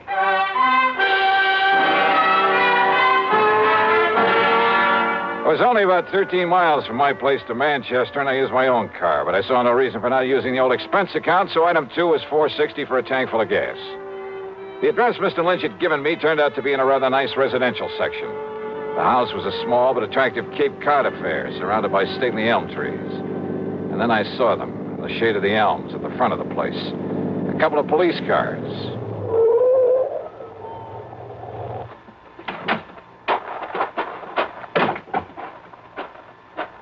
Just a minute there, mister. Huh? Oh, hi, officer. Who are you and what do you want around here? Oh, my name is Dollar, Sergeant Johnny Dollar, insurance investigator. I came here to see Mr. Lynch. Insurance investigator, huh? Any credentials? Better let me see them. Sure, you're okay. Here you are. Hey, what's happened around here? Okay, Dollar. You boys act pretty fast, don't you? What do you mean? Is Mr. Lynch in some kind of trouble? I'd call it worse than trouble, Dollar. He's dead. He's what? That's right. Murdered. Well, then I'd better get inside there and see what's what. Yeah, Dollar. Sure, maybe you better.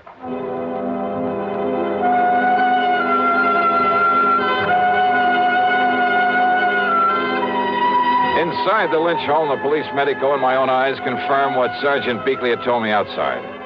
Walter E. Lynch was dead, all right, and there was no question about his having been murdered. As you can see, Mr. Dollar, the knife, obviously a long, very sharp one, it plunged into his body here, directly back of the heart. Yeah, Doctor, I see. No doubt penetrated that organ. Death must have been virtually instantaneous. Yes. Any sign of the murder weapon? We haven't found any sign of it here in the house, Dollar. Conroy's out back looking for it. And for any footprints that might give us a clue. That little rain we had last night ought to help in the footprints department. Only it doesn't. Now, whoever did this must have come right in the front door. Hi, Dollar. Hi, Conroy. Sergeant, you want me to see what's holding up the boys from the lab? Yeah, I'll give them a call. Right, you are. Meantime, Dollar, if you have any ideas... No, wait a minute. Too late, I guess. What? There were any fingerprints on that telephone. Conroy's probably covered them up. Probably covered up anyway. Huh? Well, it wasn't the killer who called us about this. It was the old character who lives next door, a man named Halsey. Right now, he's back home in his rocking chair at the corner window, muttering to himself, trying to recover from the shock. Maybe when he does recover, he'll be able to give us some help. How did he find out about this? Seems he came over here to talk to Mr. Lynch about his nephew. Fred Lynch. Nobody answered his knock. The front door was wide open, so he walked in here and found this. So he picked up the phone and... You, know about Fred Lynch? I know he's beneficiary of his uncle's insurance. Another good motive gone to waste. What do you mean?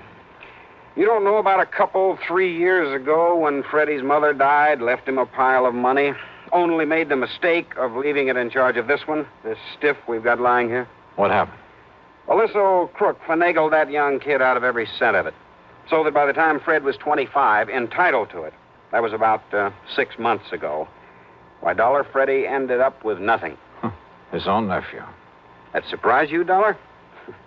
It's because you don't live here in Manchester. Don't know anything about the Lynch family, what's left of them, which is only Freddie now. What's that supposed to mean? Not one of the Lynch tribe was any good. Ask me, the town will be glad to see this one out of the way. Oh, I get it. Oh, what'd they say, Conroy? Somebody on the way over? Harker will be over as soon as he clears up a hit and run over on the east side. Okay. Well, I guess there's nothing more we can do. Go see who it is. Yes, sir. You about finished, Doc? Sergeant, this knife wound puzzles me greatly. Yes. What do you mean, Doc? Very unusual instrument. Very long, thin, with a two-edged blade. Yeah, both edges very sharp. That's so? Yeah, very unusual. Sergeant, you said a neighbor, Mr. Halsey, found him here? Yeah, did somebody speak my name? Here's the man who was knocking on the door. Oh, Mr. Halsey, come in. I don't know that I want her, Sergeant. With that poor man laying there dead. Mr. Halsey, this is Johnny Dollar, insurance investigator. Eh? Insurance investigator? Yeah, I understand you came over here to talk with Mr. Lynch about his nephew, Mr. Halsey. Freddie. Why, that worthless young wastrel, that... Why do you say that? Well, because he never did a day of honest work in his life. The theater, that's all he cares about. Theater? In New York City, that pit of iniquity spends all his time with sinful people, actors, chorus girls, and the like. I take it you don't have much use for people in show business. Scum of the earth. That's what they are. That's all they are. Yeah, and well... he's one of them. Now, Mr. Halsey, and when I saw him here this morning... What?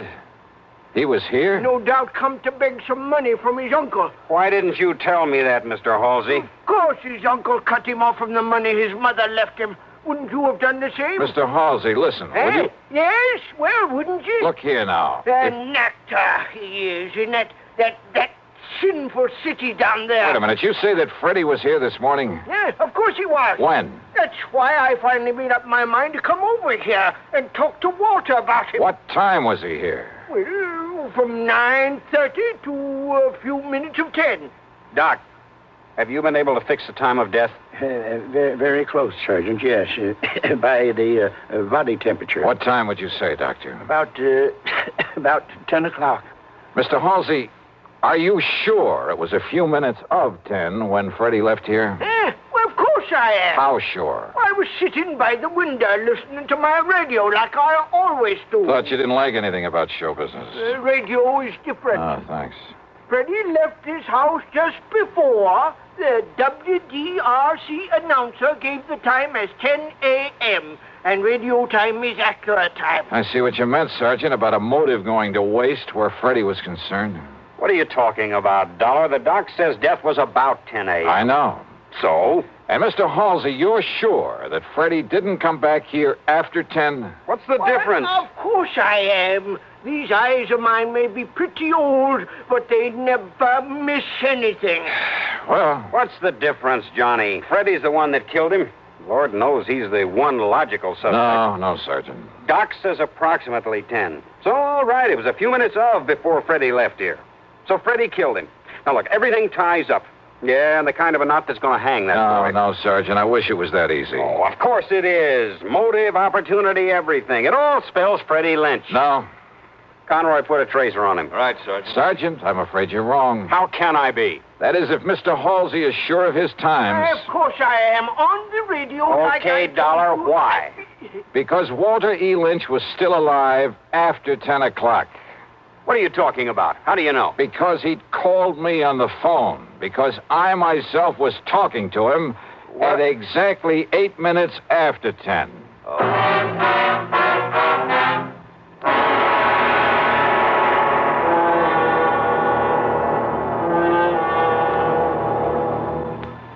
We'll continue with Act Two of yours truly, Johnny Dollar, in exactly 1 minute. Here's Hollywood star Mona Freeman. Who feels like acting with a miserable cold? I relieve cold distress the fast way with 4-way cold tablets. Yes, tests of all the leading cold tablets proved 4-way fastest acting. Amazing 4-way starts in minutes to relieve muscular pains and headache, reduce fever, calm upset stomach, also overcomes irregularity. When a cold strikes, do what I do. Take 4-way cold tablets. It's the fast way to relieve nasty cold distress and feel better quickly. 4-way, only 29 cents. Now, here's a word about another fine product of Grove Laboratories. Had dandruff for years? Now get rid of it in 3 minutes with Fitch Dandruff Remover Shampoo. 3 minutes with Fitch regularly is guaranteed to keep unsightly dandruff away forever. Apply Fitch before wetting hair. Rub in 1 minute. Add water, lather 1 minute. Then rinse 1 minute. Every trace of dandruff goes down the drain. 3 minutes with Fitch, embarrassing dandruff's gone. Fitch can also leave hair up to 35% brighter. Get Fitch Dandruff Remover Shampoo today. And now, Act Two of yours truly, Johnny Dollar, and the hapless ham matter.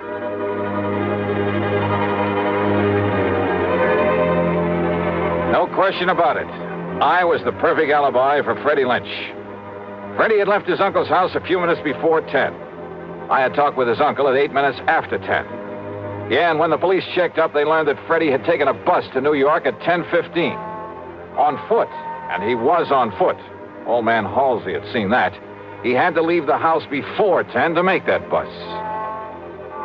I told you, young man, these eyes of mine may be old, but they never miss a thing. He was on foot, all right, and he left this house before 10 o'clock, and he didn't But come now back. wait a minute. If someone else came in here to commit the murder after Freddie left, why hadn't old man Halsey seen that person? You're right, Dollar. Nobody else came here, so it must have been Freddie killed his uncle. All right, now look, Sergeant. Only how could he?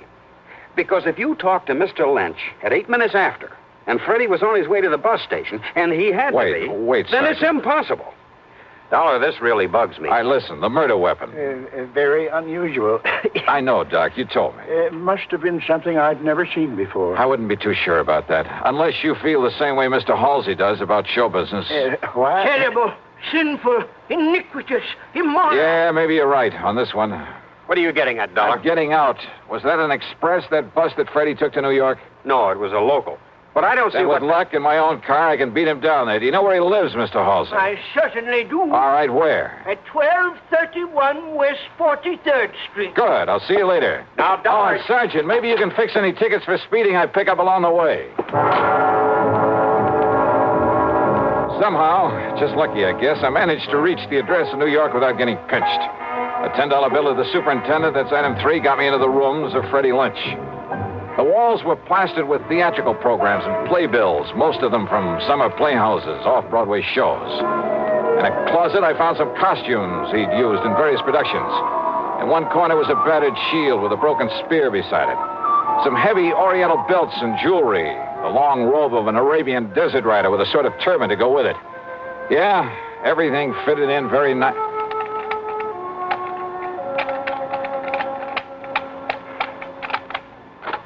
Hey, yeah, wide open, Freddie, wide open, just the way you left it. Come in, kid. I beg your pardon? Kind of careless, but it's all right. It's okay. Hey, who are you? You kidding? Jerry Allen, the agent, you know. Agent? Yeah, where you been, Freddie? When you didn't answer the letter and the telegram I sent you, where you been, huh, kid? Oh, you're a theatrical agent? What else? Listen, look, hey, kid, get this. I got a part for you, great part, a great one, a good salary, too. Of course, you got to let me represent you in the deal, but all I want's the usual 10%. Well, how about it, huh, kid? Jerry Allen, you say? Yeah, sure, that's right. Oh, we never been introduced, but I caught you in half a dozen things, and you're good, boy, good, real good. Well, I like to think so. Sure you are. And being it's my business, I got to keep adding to my stable of actors, see what I mean? So if you want this part, well... I don't think so, What? Mr. Allen. What are you talking about? Well, I'm thinking of giving up the theater. Oh, now, wait a minute, kid. You fallen heir to a fortune or something? Why do you say that? Huh? Of course, if you don't want the part. No, wait.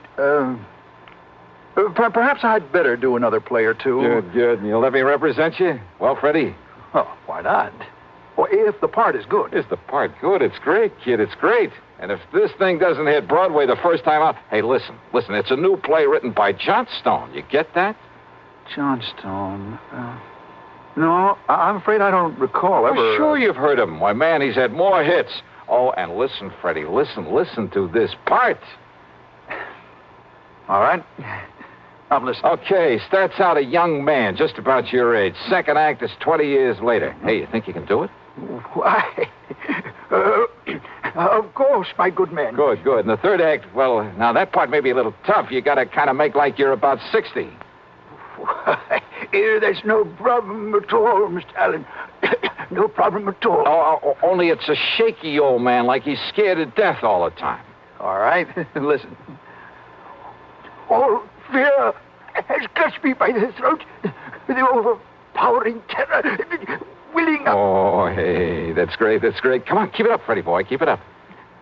Well, you see, of course, if I had a script, Scared, remember? Scared. Say something like, you must come here right away to protect me. You must come here right away to protect me. Oh, that's great. Now, say my life is in danger. I've been threatened, Mr. Dollar. My very life is in danger. What? Dollar? That's right. Johnny Dollar. Why, this was all a trick. Yeah, you fell for it like a ton of bricks. The same voice you faked over the telephone to sound like your uncle. Oh, no, listen. Killed him, left his home knowing that nosy old neighbor would swear as to when you left. Then ran to the bus depot and called me up with that phony voice to make an airtight alibi. To make me ready to swear your uncle was still alive after you left him there dead. But, Dollar, listen. You see, I'm his only kin. I'll be coming into a lot of money. His insurance and whatever money or property there is. Oh, why don't you drop dead? I see. But do you see this? So that's what you did it with. Yeah, that's right. Arabian, isn't it? I stand back. Long, thin blade with a double edge. From one of your costume plays? Now stand back, I say. Sure. I don't need to be close to you to use this. Oh, my hand. You've broken my hand.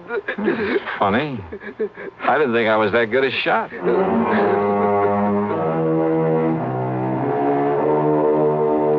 So now I'll have to make another deposition for the sake of another trial. And I'm sure that hamming it up in court won't keep Freddie from playing out the rest of his life in front of a captive audience. Expense account total, including a flock of incidentals, well, let's call it $100. Yours truly, Johnny Dollar.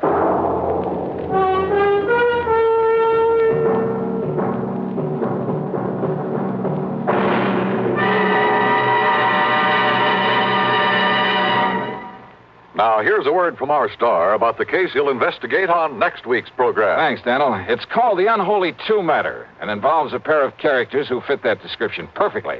One of them a killer.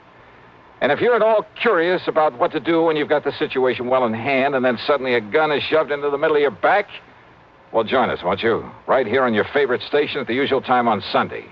Yours truly, Johnny Dollar.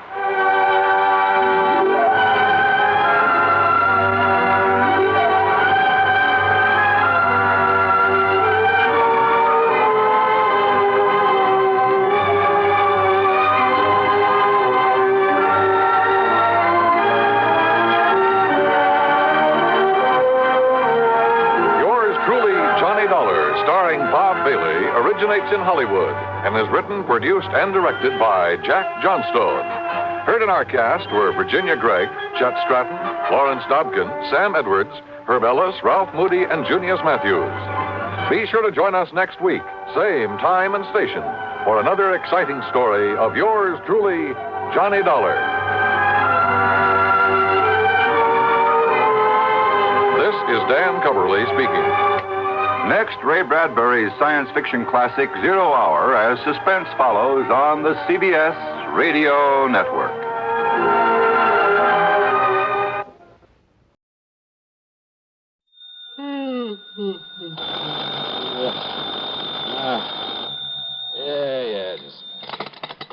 Johnny Dollar. We're all clear, Johnny, because I've assured them that you have more than adequate federal security clearance. After all, you were permitted to investigate that missing missile matter of yours. No, wait a minute. What? So, in spite of the fact this sort of thing isn't exactly covered by the insurance we've written for them, well, I wish you'd go over there right away. Wait a minute, will you? Who are you? Oh, I'm sorry. This emergency and all. This is George Reed, Floyd's of England, here in Hartford. Now, Johnny, if you're free... Holy, George, don't tell me you're in your office at this ungodly hour. Johnny... It isn't even 9 a.m. yet. I know. I just got here a few minutes ago. Well, what's the big emergency? A phone call I just received from Dr. Paulus Rayburn. Do you know him, who he is? Rayburn? No. He's the head of Nuclear Processors Incorporated. Where's that? Out on Woodland, beyond the north end of town. You know, that large group of concrete buildings at the edge of Piney Woods? Nuclear Processors, huh? Yes, that's right. Now, we handle all the insurance on the place and its equipment, though I understand there's no actual coverage in this specific instance. Nonetheless... What do you mean? Nonetheless, because they're a client, in view of our reputation for extraordinary service at all times, plus the sizable premiums we collect from them, well, I hardly think we should let this call... Yeah, well, what's bothering this Dr. Rayburn out there? Something very important has been stolen, he tells me. Like what? I don't know, he wouldn't say. But he did imply it's something vital to the outer space rocketry program. Okay, George. So, in view of the fact you have security clearance... Yeah, I said okay. And the fact it'll take some hours for an investigator to come up from Washington... Yes, George. Plus the fact he made it plain the time element is George. most important. And since you're right here within a few miles... George, stop yammering and hang up that phone so that I can... Okay, baby. Oh.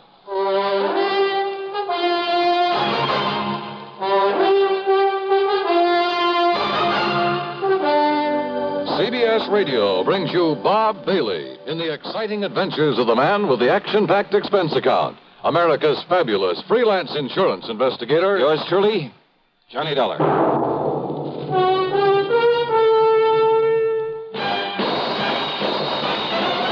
Are you smoking more now, but enjoying it less? Have a real cigarette, have a Camel. The best tobacco makes the very best smoke. Have a real cigarette, have a Camel. Are you looking for flavor and mildness? Have a real cigarette, have a Camel. The best tobacco makes the very best smoke. Have a real cigarette, a real cigarette, a real cigarette, have a Camel. Again, for the 11th straight year, Camel outsold every other cigarette, filter, king size, and regular. The best tobacco makes the best smoke. So if you're smoking more now but enjoying it less, change to Camels. Get more real satisfaction every time. Start to really enjoy smoking again. Have a real cigarette, a real cigarette, a real cigarette, have a Camel. And now, Act One of yours truly, Johnny Dollar.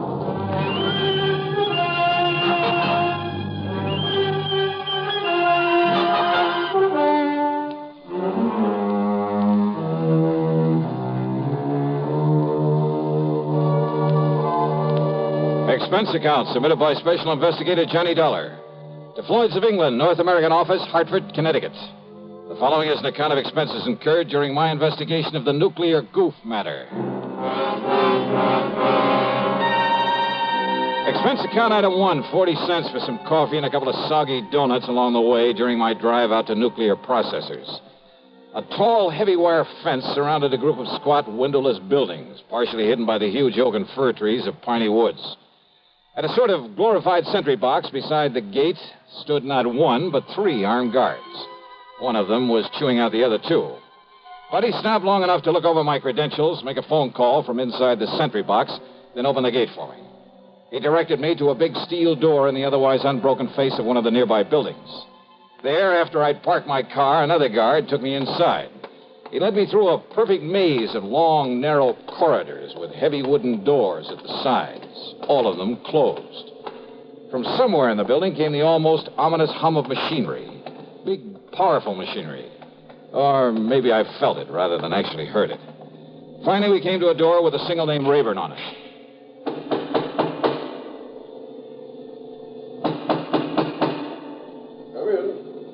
Come in, Mr. Dollar.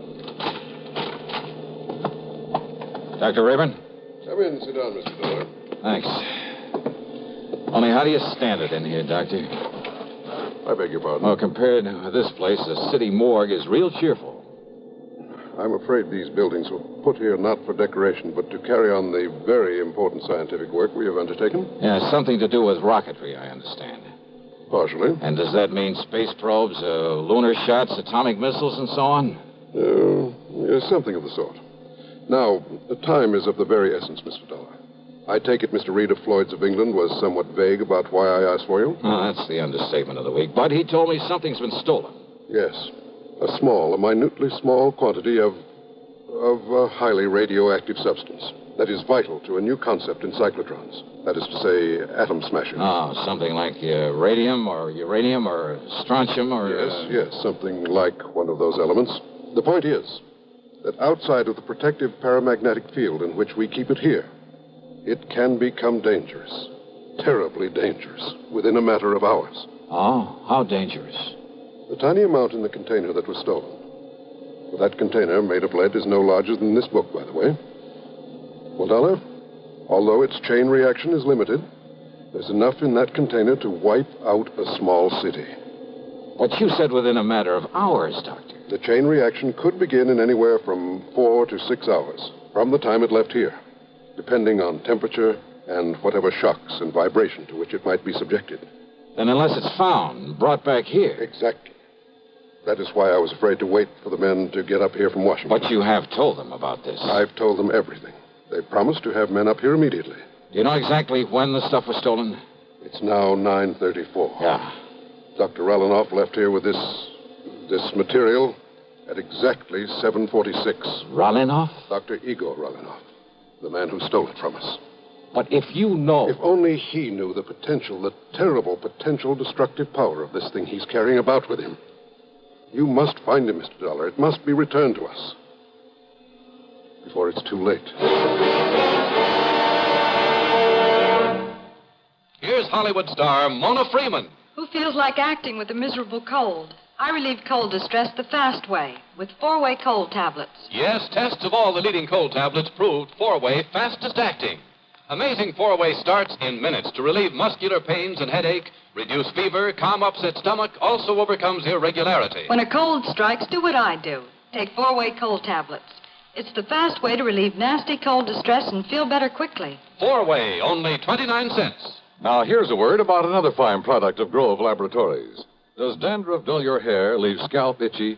Get Fitch Dandruff Remover Shampoo and get rid of unsightly dandruff in 3 minutes. 3 minutes with Fitch regularly is guaranteed to keep embarrassing dandruff away forever. Apply Fitch before wetting hair, rub in 1 minute. Add water, lather 1 minute. Rinse 1 minute. Every trace of dandruff goes down the drain. 3 minutes with Fitch, unsightly dandruff's gone. Fitch can also leave your hair up to 35% brighter. Fitch Dandruff Remover Shampoo. And now, Act 2 of yours truly, Johnny Dollar and the Nuclear Goof Matter.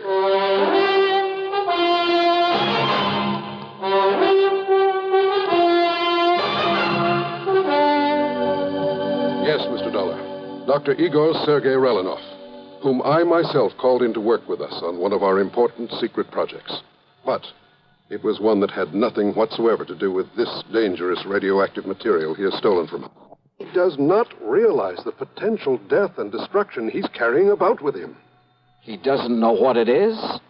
Then why did he steal it? Not knowing what it was, not knowing its destructive power, he nevertheless must have realized it would be of importance to, shall we say, to a foreign government. Relinov. You see, because of pressure from Washington on the project to which I had assigned him, well, I had employed him. I alone am responsible for bringing him here before obtaining a final security clearance on him. Oh, then I guess you're in real trouble. If you can find him, if you can return that leaden container with that deadly material in it... And you have no idea where he might have gone when he took off from here? We have only his address and a list of the names of some of his friends here in Hartford. Then let me have them.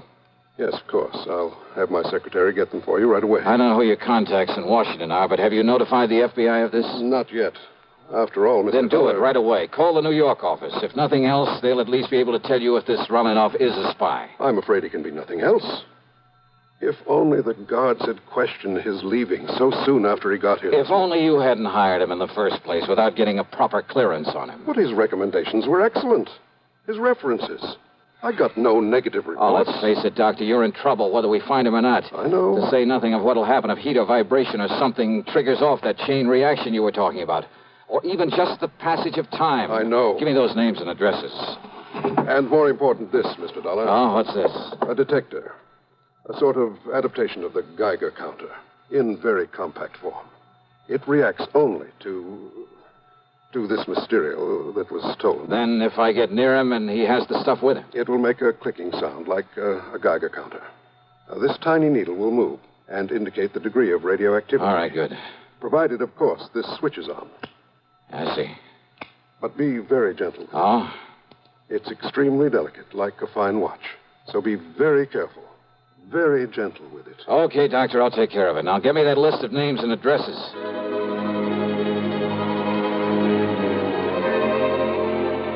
Expense account item 2420 for a tank full of gas, and I really stepped on it getting back to town. The delicate little instrument on the seat of the car beside me. Simple-looking device. A tiny metal box with a switch on the front, a dial on the face of it with a needle pointing at 0. Even when I turned on the switch. Even the radium on the dial of my wristwatch got no response from it. I decided to go first to Relinov's address, way the other side of town, south of Colt Park. Then it suddenly occurred to me that in all the rush, I'd failed to get a description of the man I was looking for, or even a photograph of him. Oh, sure, with a name like Relinov and a scientist, it wouldn't be too hard to picture him mentally in a general sort of way. And if there was a landlord or landlady at the place he lived, even a neighbor, I could get all the description of him I'd need. Nonetheless, within a few blocks of the place, I decided to stop somewhere and telephone Dr. Wayward. You know something? That decision got me nothing but trouble and delay. At the next corner was a drugstore. I knew there'd be a phone booth. I watched a bus pull away from the corner, then drove in to park, not seeing the young fellow who just stepped off the bus until it was too late. Good Lord, I've killed him.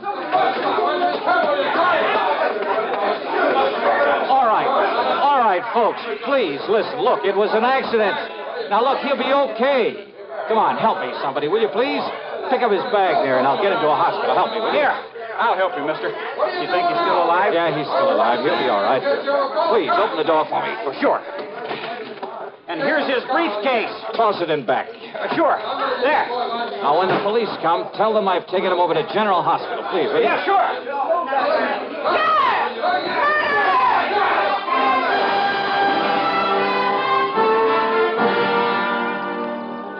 The nice-looking young blonde fellow I'd struck down was still unconscious when I got him to the hospital, but apparently had no broken bones or internal injuries. I showed my credentials, told them to notify the police of what had happened, that I'd be available whenever they wanted to question me. I told them to give him the best possible care, that I'd foot the bill. Then I went back to my car and took off again, cursing the delay that my own carelessness had brought about, because I knew the terrible danger to wherever Relinov might be because of the deadly package he was carrying, because of the... And then I saw it, where the shock and impact of my sudden stop had knocked it to the floor when I'd struck the young blonde fellow. The delicate device that could have been the one, the only way of detecting that radioactive material. My one sure way of spotting Rolinoff. It was ticking merrily away. Switch on or off, it didn't make any difference. Ticking away. Broken. Utterly useless.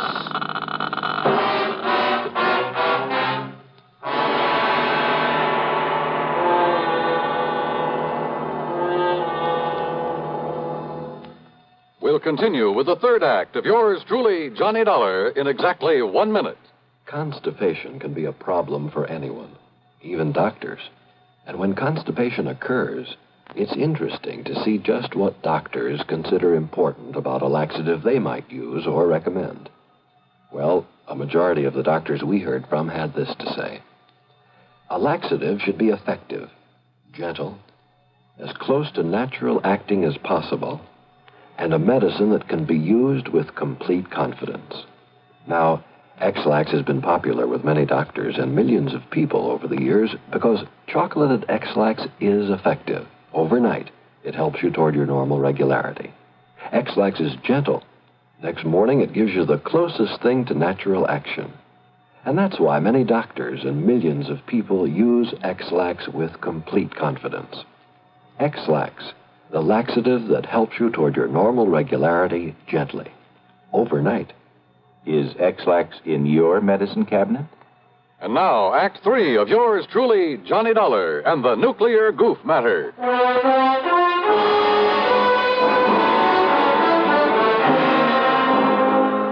Driving fast, but a lot more carefully, I went to Rolinoff's address. On a nondescript sort of side street, it turned out to be a rather cheap-looking rooming house. Hardly the kind of place you'd expect to be the residence of an important scientist. But it was the address Dr. Rabin had given me. And if I could find there some clue as to where he was, where he'd gone. Come on.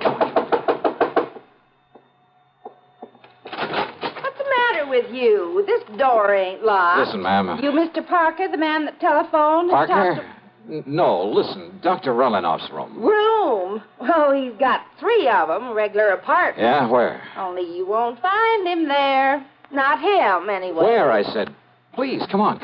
Well, it's up on the 3rd floor. Okay, thanks. Got the whole floor, he has. Okay. Who are you? What do you want, anyhow?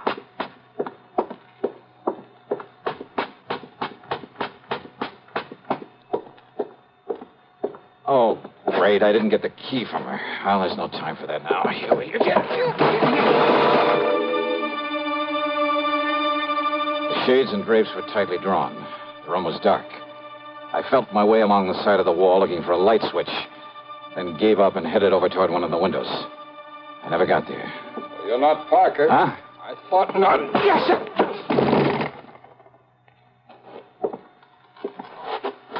No bag with you, so you weren't Rolinoff either. Okay, then, buddy, let's have some light in here and see who you are. If you're one of his pals, come here to... What? Oh, no, you can't. Oh. Brother, you certainly look like... Now, maybe you got some identification. This card case of it. Holy smoke, it is. Now, you just look at here, mister. When I let you in here, you Sir, didn't say will you anything listen to like me? this was going to I happen. haven't got time to explain. Just get me some water and a towel and a washcloth, please. Go ahead. You listen here. Will you please do as I tell you? Now, go ahead. Sir. Johnny. Come here, Johnny. Hi. Look, I'm sorry, old man. I had no idea it was you that you'd be coming up here. Johnny boy, can you hear me? Johnny. Here. Stace. That's right. Now, come on. Take it easy. Stacy Ringler. That's right, Johnny. Look, I'm sorry. FBI. No, Johnny, I'm with Nucleonic Investigation Department now. Easy, baby. Then it's you I got to thank for this. Yeah, Johnny, and I'm sorry as the devil. I had no way of knowing it. You all right? All right, now listen to me, Johnny. Yeah, Stacy. Listen. You're working on that stuff that was stolen from nuclear processing? Yeah, that's... Harry Parker and I came up from Washington on it. Yeah, We Parker came in by jet. Now listen. Rolinoff must have thought he had plenty of time, that they wouldn't miss that stuff until tomorrow when they planned to work on it. Uh-huh. Well, rather than arouse suspicion by galloping out of town, he was taking his time. But we got here in a big hurry. All right.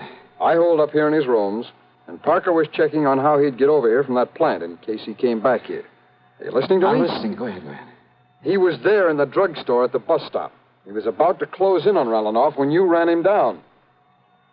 When I what? You ran him down, Johnny. Relanoff, with your car.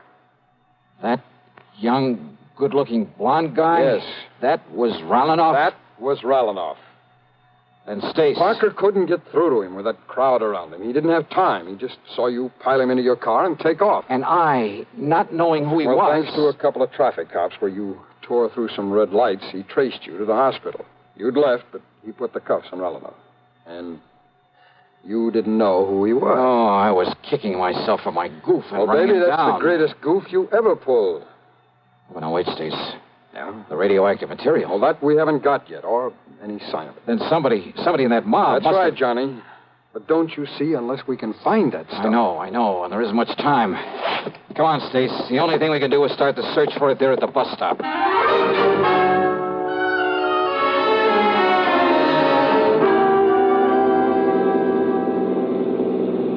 Johnny, unless we can locate every one of the people who were there. And Parker said there was a big crowd by the time he got out of that drug... Hey, where'd you get this? Detector for radioactivity. Yes, I know. Where'd you get it? Dr. Rayburn gave it to me.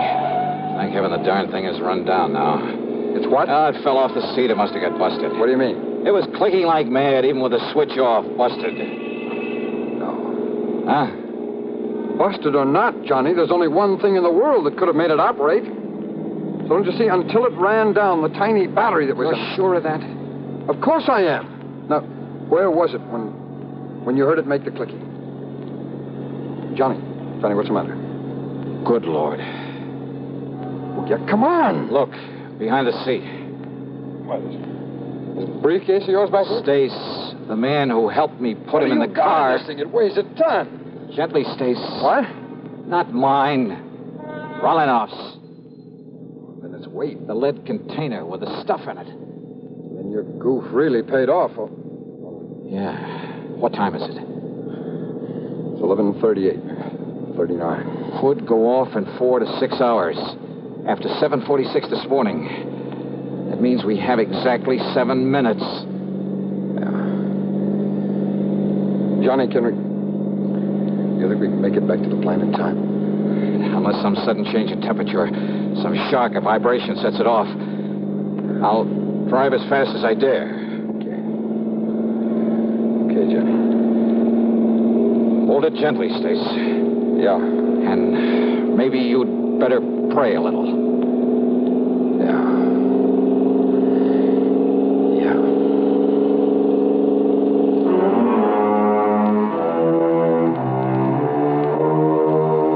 So, by some miracle, we made it. But only seconds before that tiny mass of nuclear destruction was due to become critical. Yeah, we made it by the skin of our teeth. But after all, what more could you ask? Expense account total... Oh, so what? I needed a tank full of gas anyway. Yours truly, Johnny Dollar.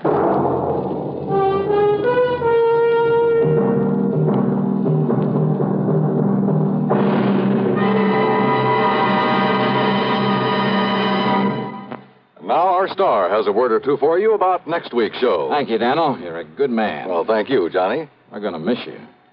Next week, well, let's face it. The case I have to work on has more twists and turns and angles than anything you can imagine. It's called the merry-go-round matter, and believe me, the name fits. It all starts out with the loss of a valuable object of art, but from the collection of the wildest, most unpredictable old character I've ever known. What's more, he has a friend along, another character, just to complicate matters. And I'll tell you this, you'll get more than one shekel out of the whole affair. So join us, won't you? Yours truly, Johnny Dollar.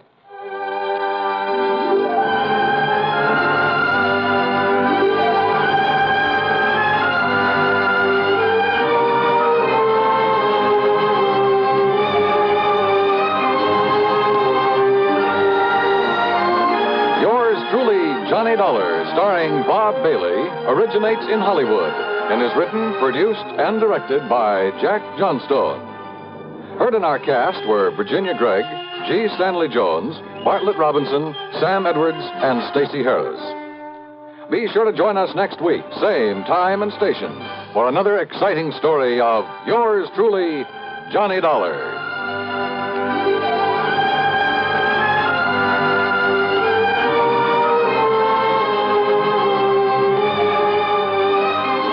Dan Cubberly speaking.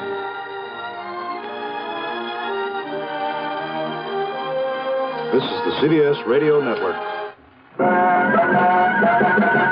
Better buys are your reward at Orange Motors for a Ford. Get your orange guaranteed from the largest dealer in Albany. In the heart of Auto Row, Orange is the place to go. Orange Motors has the parts it's true, plus 44 years of experience too. Orange Motors, if you're wise, for better service, better buys. Talk about service. Do you know about Control Tower service? Come to Orange Motors, 799 Central Avenue, and see the most efficient automobile service department in eastern New York.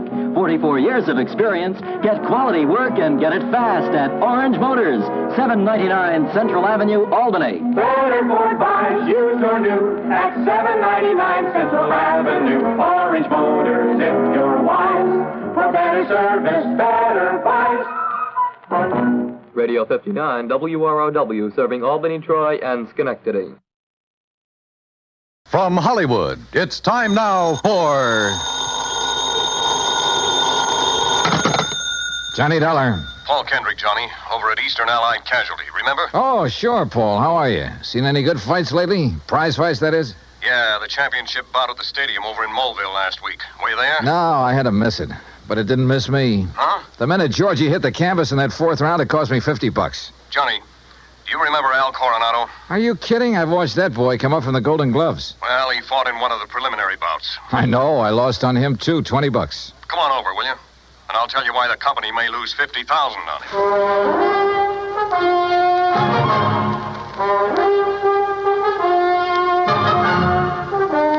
Bob Bailey in the exciting adventures of the man with the action-packed expense account. America's fabulous freelance insurance investigator. Yours truly, Johnny Dollar.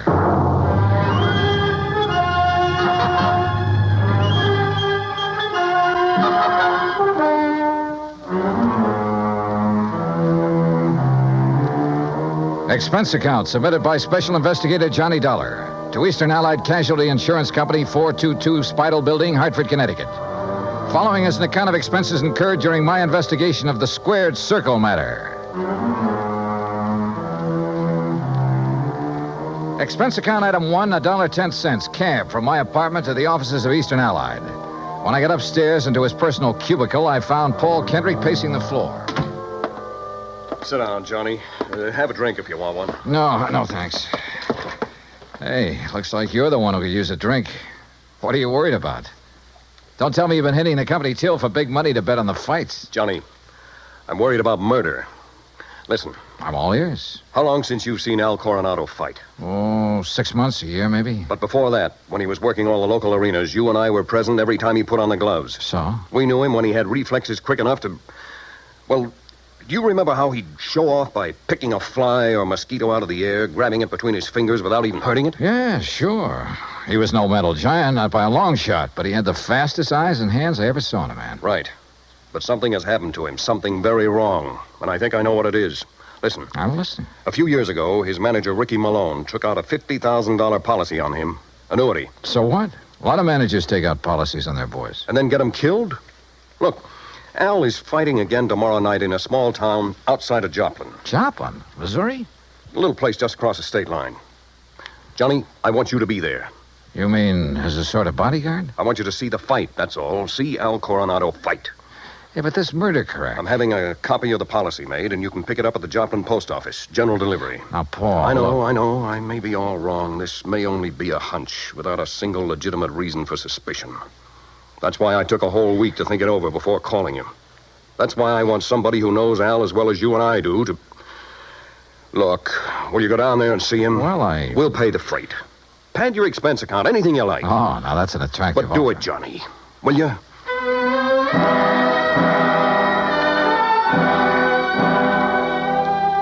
Item 2, another $1.10 back to my apartment to pack. Item 3, $124 even. Plane fare and incidentals to Joplin. By your leave, Paul, the incidentals included a new sports shirt loud enough to startle the whole state of Arizona, an extra pack of razor blades, and a new toothbrush. Also, item 4, $3, flowers for the stewardess, who managed to find me an extra bottle of champagne. I arrived at Joplin shortly before noon, and after checking into a hotel, found that by some miracle, a copy of Al's policy was waiting for me at the post office. A quick glance at it brings up item 5, $4.25 phone call. What do you mean, holding out on you? I thought you said Ricky Malone took out the policy. He did, and pays all the premiums. But the beneficiary named is Frankie Fortina. Now, who's he? I don't know yet. Well, his address is in New York City. You better look him up, will you? I've been trying to. But the last time Fortina was at the address on the policy, it was a racetrack bookie joint. Oh, so that's why you're worried. That's one reason. Well, if you learn anything about him, let me know, will you? I'm staying at the Beverly Arms. Okay, Johnny. Johnny. Yeah? Call me again, will you? After the fight tonight. Sure.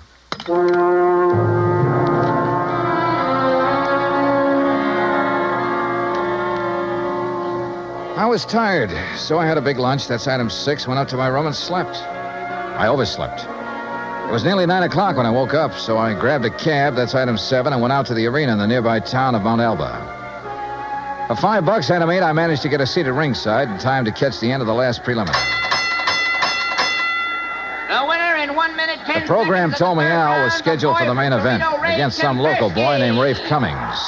I never heard of him, and I doubt if anybody outside of Tucson ever had. I understood why when he stepped into the ring. This kid looked like the rankest kind of amateur. Strong, sure, and in good condition, but clumsy. He almost tripped over his own size 15 feet. And it was no act of fooling an opponent either. Al, when he came in, looked as good as ever. He gave me a quick glance of recognition, though I'm sure he knew nothing about me except possibly my name. At the opening bell, he came out fast. All the old speed and timing were there. Faint weave and flick out that light, but punishing left. Same old pattern, same old... Oh, wait a minute. Those quick left jabs were only landing about 1 and 4. As though he touched Cummings only when the clumsy ox happened to walk into him. But because of his speed, Al took nothing but a few light ones on the body. He kept his face well out of reach. Oh, yeah, his timing was perfect, but his aim was terrible. Every time he shot out his fist, he was 3-4 inches wide. Then a funny thing happened. At the end of the round, when Al went back to his corner, and remember, Rafe had only tapped him a few times on the body. When he went back to his corner and started to sit down, he almost missed the stool. Would have if one of the seconds hadn't aimed it under him. Funny. The second round got underway the same as the first. Al was all speed, dodging, weaving, keeping his face out of the way. But again, he wasn't hitting his mark. And then it happened. He missed Cummings wide, then practically ran into his glove, catching it hard in the cheek, and down he went. Why, there wasn't enough steam behind Cummings' glove to hurt her. But Al took the count. He'd been hurt by that tap on the face. Then another thing. The second he was counted out, his handlers practically hauled him out of the ring and back to his dressing room. And believe me, Al looked terrible. His eyes had a strange, almost far-away look, as though that little smack had knocked his brains loose. My seat was on the far side of the ring, but I elbowed my way through the crowd and back to the row of dressing rooms in a hallway built onto one end of the building. Al Coronado. I told you on the way up the aisle, Doc. Huh? We don't need you. The boy's all right. Go on, Doc. Beat it. You hear me, Doc? Listen, this is Johnny Dollar. Huh? Old fan of Al's from Hartford. I want to see him. Some other time. No, now, right away. Come on, open up. I said some other time. Don't you understand? We're pulling out of this, Berg, and we ain't got time to stand around and talk. Now, look, buddy. Malone's the name. I'm Al's manager, see? And when I say get out, I mean vamoose. Al, are you okay, boy? This is Johnny Dollar. Oh, no, you don't. Brother, that's where you're wrong. Hey, Al. Al. Good Lord, Al, what's the matter with you? Hello, Johnny. Hey, Al, look at me. No, I mean straight at me. Here. Al. I'm all right, Johnny. You're in bad shape. You should never have fought tonight. Oh, that's all right. Where are your seconds, your trainer? Ricky, he don't let nobody in after fight. Look, Al, can you get up off that table, stand up and walk? Oh, sure, Johnny. Then come on, I'm taking you out of here to a doctor. Johnny. Easy, Al. No, look behind Al, you, Rick. Please, He's up, he's good. You bet I am, Dollar.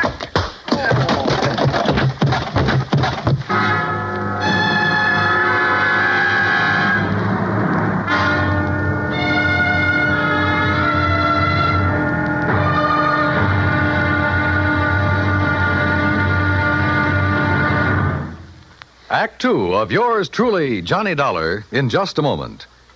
Each Monday through Friday evening, most of these same stations bring you the Amos and Andy Music Hall. Variety entertainment at its best. for top songs, informal visits with top stars, and for a never-ending supply of fun. Turn your home into the Amos and Andy Music Hall 5 nights a week. Now, Act 2 of yours truly, Johnny Dollar, and the Squared Circle Matter.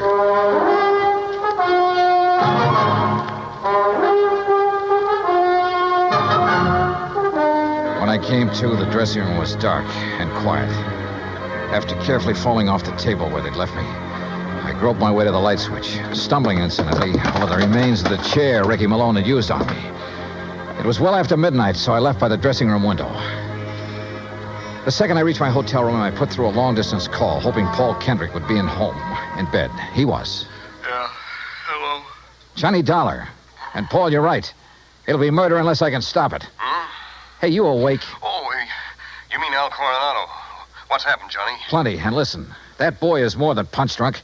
He's had a brain injury of some kind. I'll bet on it. That's what I was afraid of. The tap on the face that knocked him out tonight wasn't enough to hurt a kitten.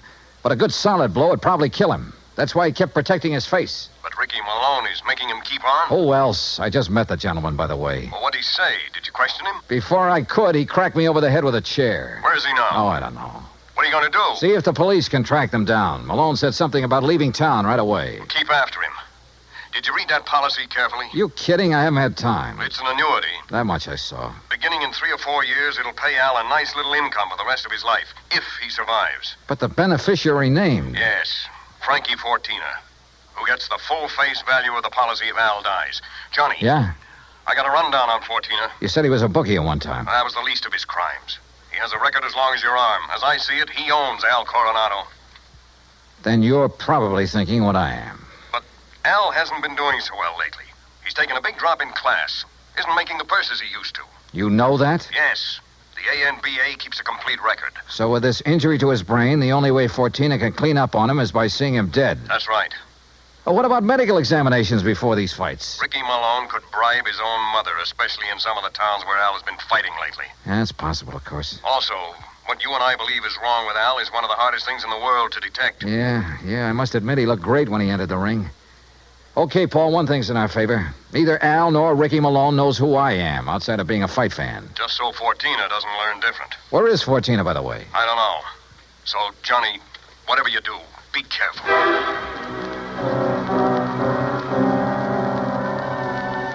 Expense account item 9, $370 for a couple of phone calls, some breakfast, and a taxi to police headquarters.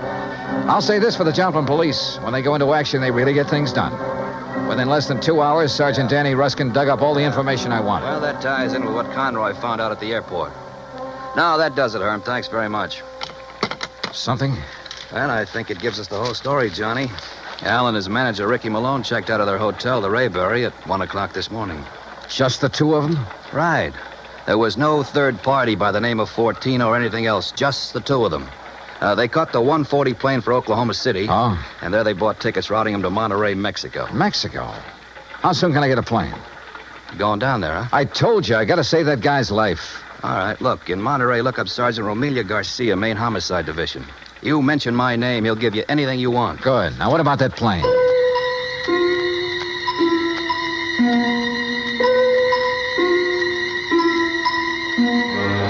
The deal on plane connections turned out to be bad. The best time I could make was by way of El Paso. That's item 10, $127, including incidentals. I finally pulled into Monterey shortly after 8 p.m. I parked my bag at the airport, taxied into town, item 11, and went straight to main headquarters of the Policia. Sergeant Romelio Garcia was off duty. He'd gone to the fights. Item 12, $4 American for a fast taxi ride to the Plaza del Fisticuffs, or whatever they call it. There, for item 13, $5, I had the sergeant paged over the PA system. After 2 or 3 minutes, a short, stocky, important-looking figure in police uniform strode up to the door. Senor Johnny Dollar? Yeah, that's right, Sergeant. How are you? You Americanos. Now, what is so important I must leave the excellent fights to talk with you, huh? The possible murder of an American fighter right here in your own ring. So what is that to be excited about? Something that happens all the time. It's because the Mexican fight is more better than the Americano fight. So if that is all it is bothering Incidentally, you... Sergeant Danny Ruskin of the Joplin Police. Sergeant Danny? Why do you not say so at the beginning? Well, you didn't give me much of a chance. How is it, my good friend, Sergeant Danny? Pues it's too long IFC here. Yeah, well, look... Excellent man, Sergeant Danny. When I have trouble with one of our Mexican nationals who escape across the border and go all the way to Missouri, Joplin, it's Sergeant Danny who... But you have a problem, huh? Yeah. A fighter named Al Coronado. Coronado. Oh, but of course, tomorrow night he is fighting here, and he will lose. Why do you say that? Come, look. Here on the, what you call a billboard, a picture of the man he is to fight. So, El Toro Negro. That sounds more like the name of a bull than a... Holy... See, big man, is he not? Is this picture real? 240 pounds, senor. But Al Coronado only weighs in at 181. See, El Toro, big man. And Senor Dollar, he is a killer. Our best. 3 men he's knocked out of the ring. But nobody hurts him, so no wonder you worried. Sergeant, unless you and I can stop it, that won't be a fight tomorrow night. It'll be a premeditated, cold-blooded killing. Oh? How so?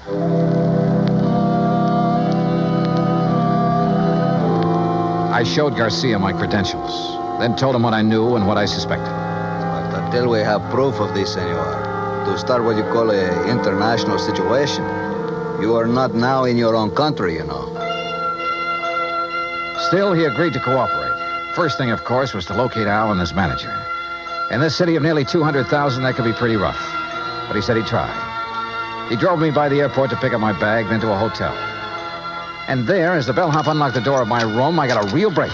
The next door down the hall opened. Hey, kid, how'd you like to bring me up a glass of warm milk, huh? Al Coronado. Huh? Oh, hi. Here, boy. Just put in my bags inside and leave the door open. Gracias, senor. Hey, Al, are you alone? Oh, sure. Hey, you're Johnny, ain't you? Yeah, that's right, Johnny, and I want to talk to you. I used to see you ringside all the time up in Hartford, huh? You saw me in Joplin, too. Only you don't remember. Where's Ricky Malone, your manager? Oh, he said he had to go meet somebody. He's always going out. Look, Al, I'm an insurance investigator. Oh? Oh, I got some insurance. Yeah.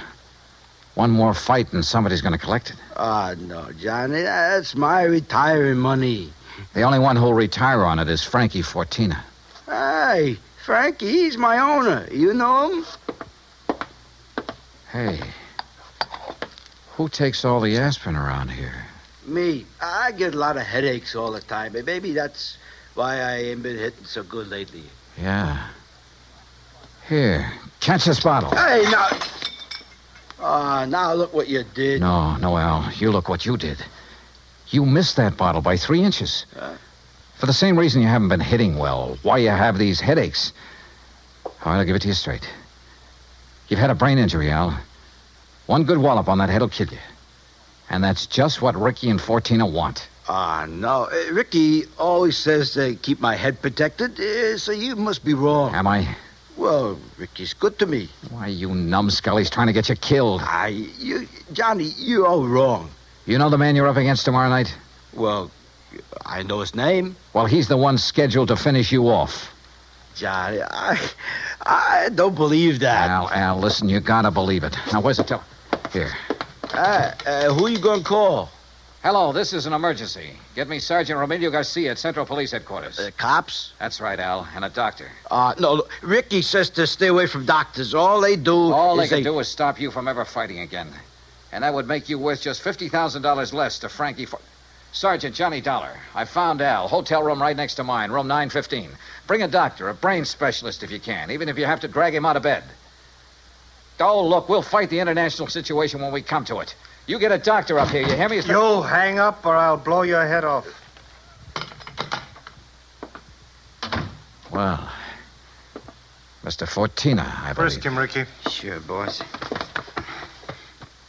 He's clean. Huh? I hate to shoot an unarmed man, Dollar, but if you make one phony move... So you know who I am, huh? Well, Ricky here may be stupid in some ways, but he had sense enough to call me from Joplin after you broke in on him there. Finding out what you're up to wasn't difficult. Finding out what you're up to wasn't very tough either, Fortina. But it's all over. Not for me, Dollar. That's where you're wrong. That phone call I made was to the police. I know, to Central Headquarters. That's over 3 miles from here. By the time your sergeant finds a doctor and gets here, you will be dead. And I will be gone. Have you forgotten that you have a border to cross, Fortina? You think I'm stupid? Frankie Fortina has never been here, has never been even in Mexico, because my tourist card reads Charles Edward Smith. And since the next plane leaves for the States in about 20 minutes, Ricky... Yeah, boss? I think Mr. Dollar had better have an accident. Fall out of the window, perhaps. Oh, now, wait a minute, What? boss. I mean, well... Listen to me, Malone. I had two reasons for coming down here. To see if you were right about Dollar and to make sure of that fight tomorrow. You've been stalling with Al. You've taken too long. The heat is on up north. I need the dough. I told you, boss, that El Toro will do it tomorrow. Fellas, shut up. And look, if you take care of Dollar, what about me? What? Maybe you can get back to the States, but me, with Dollar laying dead here, and if Al talks... Al won't talk. You won't either. Frankie. Dollar has given us a perfect setup. He came here to Al's room. You found him here. You had a fight. Dollar ends up in the street below. But what happens to me, Haven't then? I always taken care of you in the past when you were working for me? You know what will happen if you ever try to cross it. No, All right, listen, all right, Frankie. all right.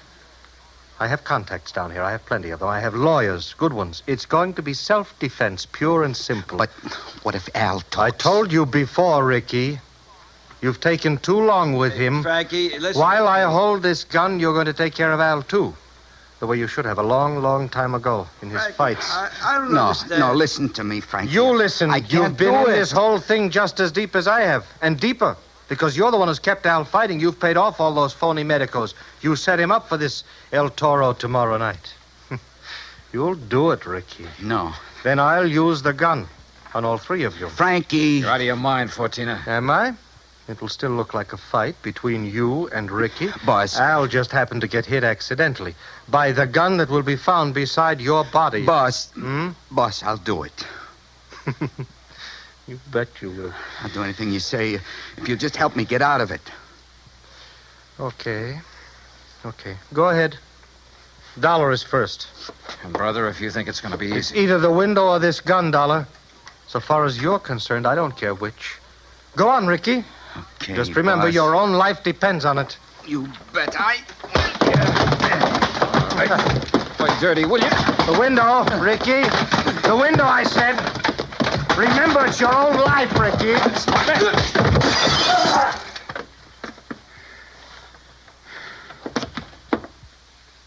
All right, Fortina.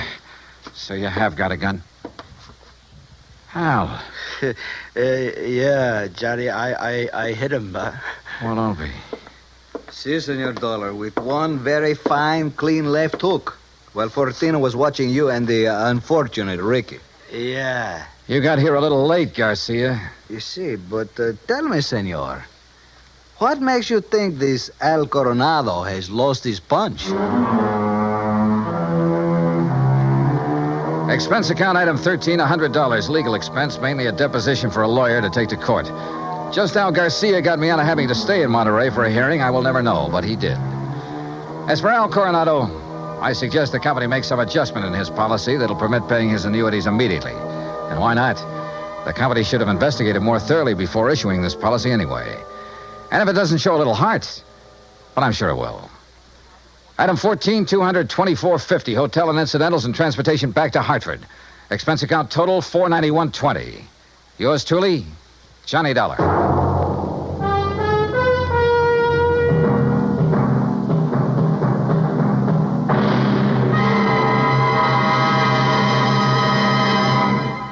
Now, here is our star to tell you about next week's story. Next week, a fast trip to the West Coast to an impossible case involving an impossible man. Join us, won't you? Yours truly, Johnny Dollar. Yours truly, Johnny Dollar, starring Bob Bailey, originates in Hollywood. It is produced and directed by Jack Johnstone, who also wrote tonight's story. Heard in our cast were Harry Bartell, Herb Ellis, Victor Perrin, Jack Crucian, Les Tremaine, and Lawrence Dobkin. Musical supervision is by Amerigo Marino. Be sure to join us next week, same time and station, for another exciting story of yours truly, Johnny Dollar. Stay tuned for 5 minutes of CBS News, to be followed over most of these same stations by the FBI in Peace and War. Dan Cubberly speaking.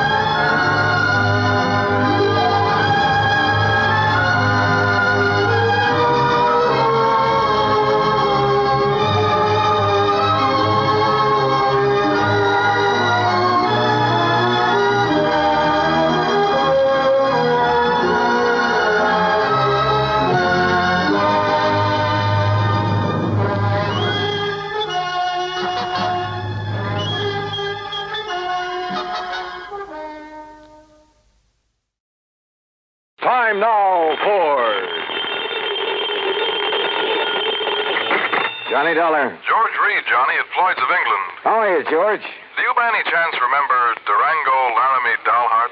From that place out in Oklahoma with the crazy name of Bum Spung? That's right. Now, Johnny... How could I ever forget him? And more to the point, has he ever forgiven you? Forgiven me? After all, you were the one who accused him of passing counterfeit money. Well, I when know. all he did was wash and starch and iron a few $100 bills to make them look nice and new and crisp. I'm quite frank to admit I was entirely wrong about him that time. Hey, tell me, does he still pay his premiums in brand new money and in person? Yes, and that's what has me worried. How do you mean? Well, he wrote me some time ago and said he'd be here on the 10th of last month to pay his regular $4,500 premium. The 10th of last... Well, that's nearly 6 weeks ago. Exactly. And he hasn't appeared. Well, did you write or wire him to see what's holding him up? I got no answer. Johnny, I think something's happened to him. After all, with the way he flashes money around, it's a wonder somebody hasn't knocked him off long before this. George, if anything's happened to old Durango Laramie Dalhart... Yeah, I thought you'd feel that way about it. Yeah. I'll let you know what I find out when I get to, if you'll pardon the expression, Bum Spung.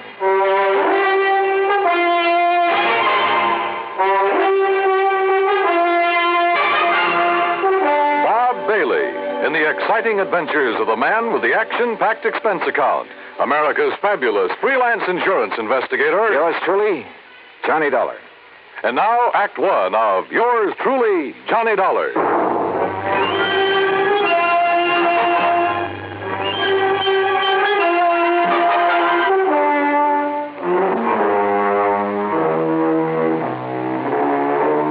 Expense account submitted by Special Investigator Johnny Dollar. To Floyd's of England, American Office, Hartford, Connecticut. Following is the account of expenses incurred during my investigation of the Durango Laramie matter. George Reed has quite a penchant for handing me really offbeat cases. But for once, this looked like serious business.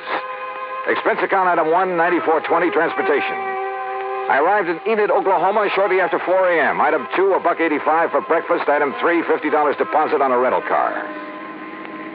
I headed due north on Highway 81, across some of the flattest plains country I've ever seen, that I hadn't expected to see again so soon. About 26 or 7 miles further on, after crossing what remains of the Salt Fork of the Arkansas, I spotted the familiar weather-beaten sign indicating that Bum Spung was somewhere up a rough dirt road to the left. Bum Spung, named by the Indians. It means bad water.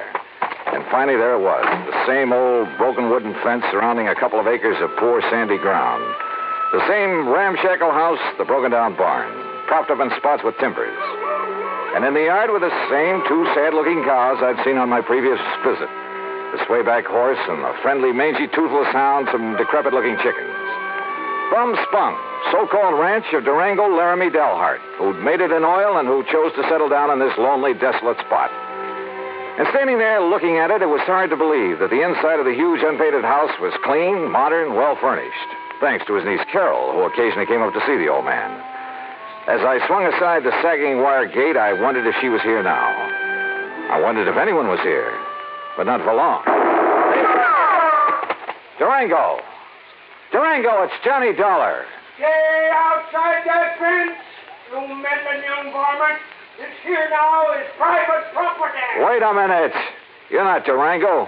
I came here to see Durango Laramie Dalhart. Oh, you did, eh? Well, Durango ain't here. Now, look, you. Oh, you shut up that gate and drive away from here. You see this here now, 30-30? Drive away? After you've blown a hole in one of my tires? I did, eh? Well, I guess that wasn't very sociable, now was it? Hey, look, lower that gun for a minute, will you? Oh, no, you don't. No, you don't. You try anything funny and I'll let you have it. Only, I guess it is up to me to fix that there tire for you, ain't it? Huh? After all, as long as I done it, let me take a look and make sure you just ain't up to some trick here. But I am. Hey! Just give me that gun now. Oh, no, you don't. No, you... Okay. Now, who are you and what are you doing here and where's Durango? My hoppers, sonny. You sure pack a punch. Start talking, mister. Who are you? Who am I? Side Widener Wilson, that's who I am. Who'd you think? And who are you? Johnny Dollar, insurance investigator. What are you doing here? What am I doing here? Why, old Durango sent me a telegram, that's why. Oh, yeah? Sure. Here now. Read it for yourself.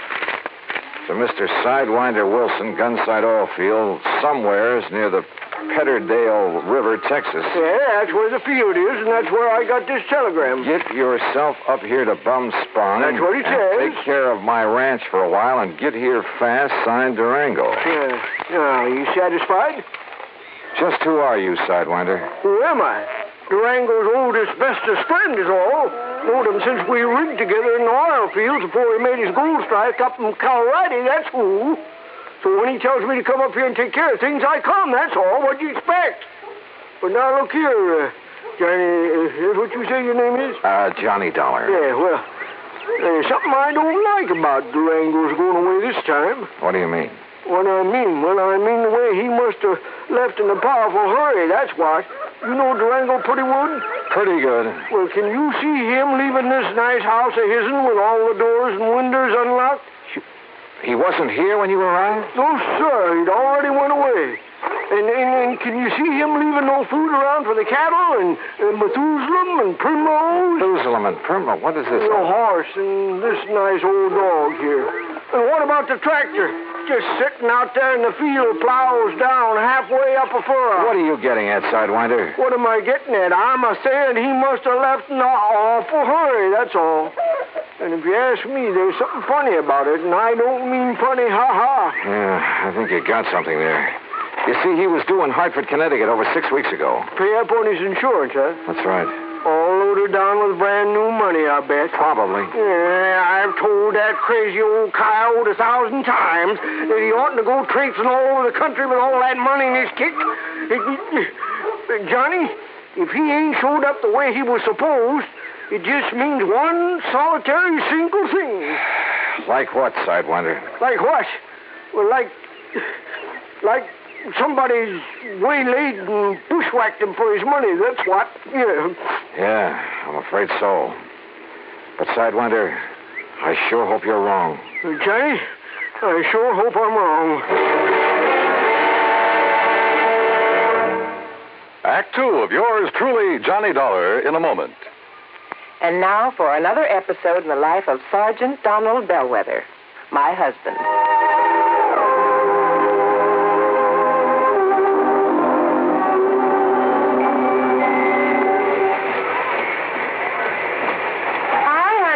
Fix the windshield wipers? I sure did, Reba. How's that?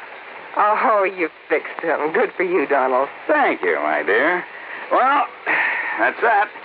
Now, if it rains, we're prepared for it, huh? I feel better now. Oh, me too. A driver has to see the danger if he expects to avoid it. That's right. And also keep the back and side windows clear in rain and snowy weather. That's right. Oh, how about the horn? The horn? The horn doesn't work, Sergeant. Aren't you going to fix it? No, I don't think so. Frankly, Reba, I hate horns. Whenever there's a traffic jam, the first thing some guys do is blow their horn. Which does absolutely no good. Of course not. All it does is jar everyone's nerves. No, I don't think I'll fix the horn. Oh, but now wait a minute, Don. Look, supposing we're driving along and suddenly we see a youngster on his bicycle headed right out into the street. Sounding that horn will warn him and possibly avoid a tragic accident. Yes, that's true, but... Or supposing we're driving on the highway, and just as we're about to pass a car, that car decides to pull out into our lane and pass the car ahead of him. He obviously doesn't see us, and he won't hear us shout. But one little beep on that horn, and he'll automatically scoot back and avoid a collision. Reba, you've convinced me. Even though it can be a nuisance, the automobile horn is a necessity. Then you'll repair it? Immediately. Oh, that's my Donald. That's my doll.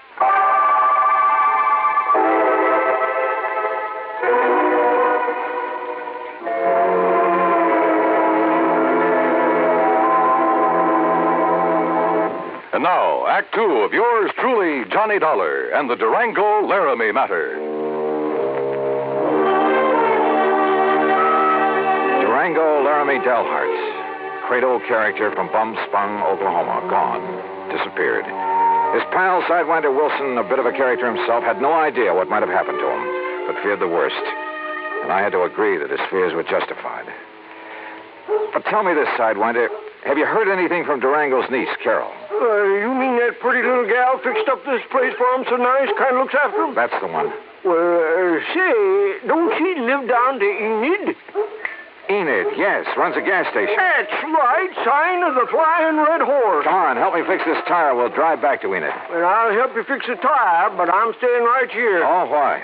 Why? Because Durango's trusting me to take care of the place.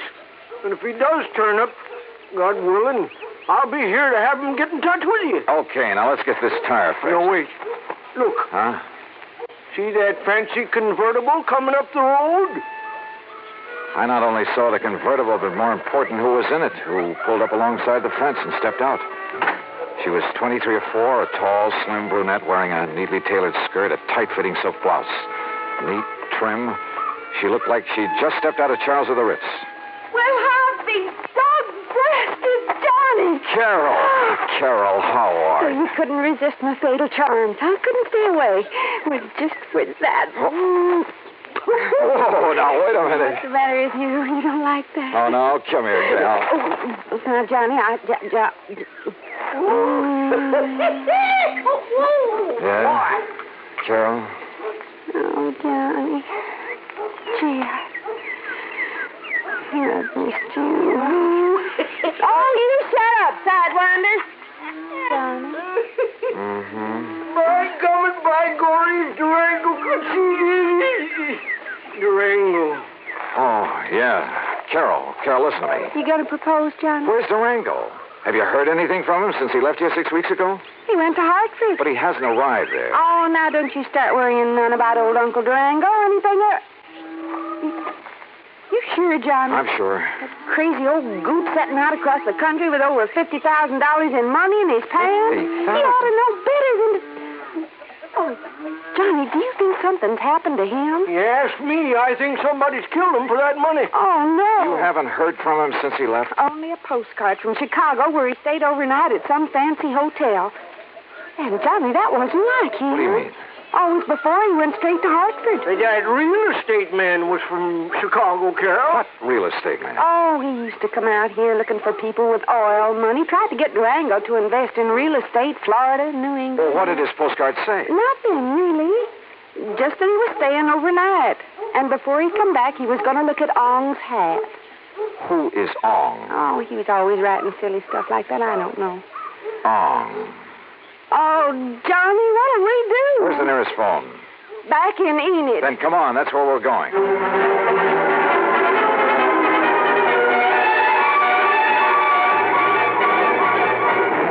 In Enid, I put in a long-distance call to Phil Avery, an old friend at International Press Service, in the hope that if Durango's body had been picked up anywhere in the country, the news files would have some note of it. Durango Laramie Dalhart? That's a man's name? Yeah, Phil. Does it mean anything to you? I'll say this, Johnny. If a name like that had ever come in over the wires, I'd certainly remembered it. But it hasn't. Not to my knowledge. Incidentally, what's this all about? Oh, he left here loaded with cash. Now he's disappeared. No clues? Only that he's planned to see some guy named Ong. Ong? For some crazy reason, he's interested in Ong's hat. Well, that's about as silly as... Ong's hat, did you say? Oh, no. You mean that rings a bell? Are you kidding? Of course it does. Oh, no. Phil. Phil. Phil, listen, will you? This may be a matter of life or death. Phil.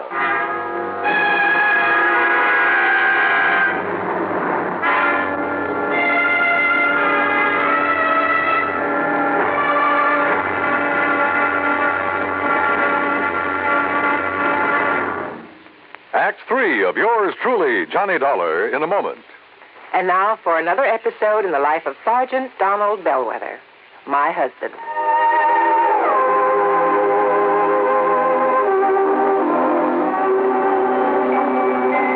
Reba! Reba! What is it, Donald? Confounded Reba, I can't find the fountain pen. I've looked all through this desk. Here it is, dear. Here it is. You must have used it as a marker when you were reading this book.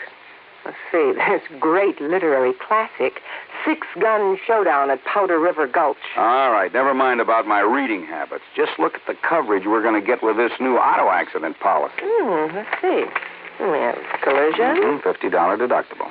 Fire, theft, public liability, property damage, medical benefits. In other words, we have complete coverage. That's right. Of course, it's going to cost us money. I'm sending the company a check right now. Gee, it's too bad we don't live in Rhode Island.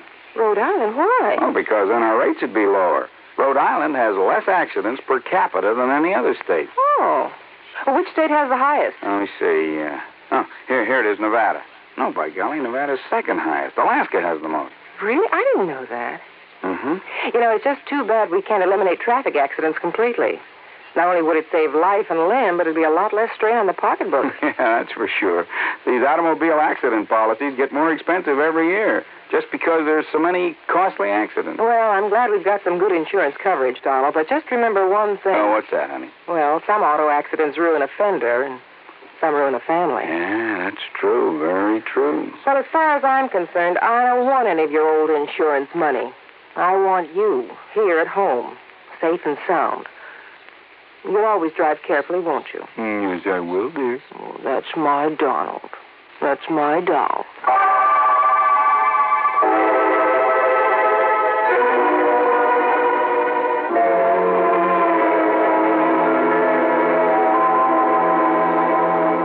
And now, Act 3 of yours truly, Johnny Dollar, and the Durango Laramie Matter.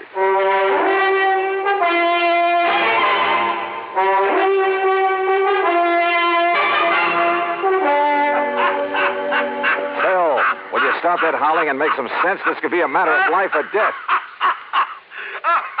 Ong, did you say? That's right. You know who he is. Ong San, oh, no. Do you know him?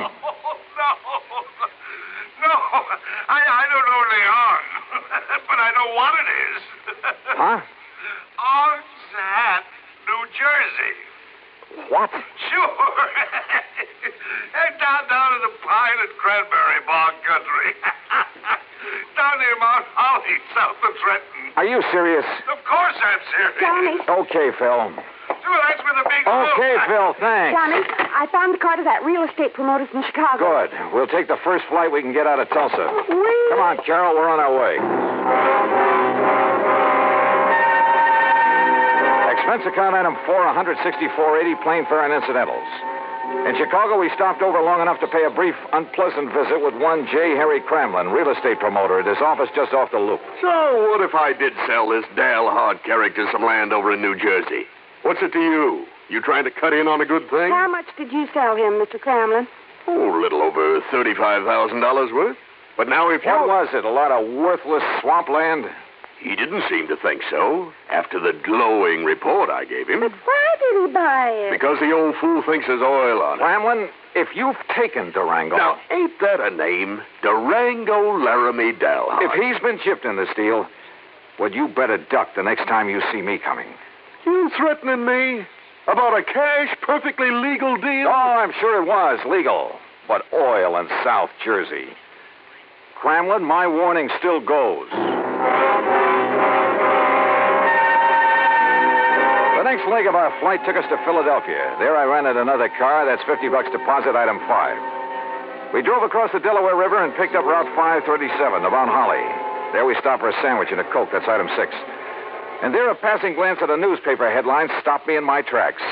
Something about a big oil development at... Yeah, you guessed it. At Ong's Hat. We burned up Highway 530 to Pemberton, then hit a sandy back road that led deep into the pine and scrub oak. Finally, suddenly, we came to a clearing.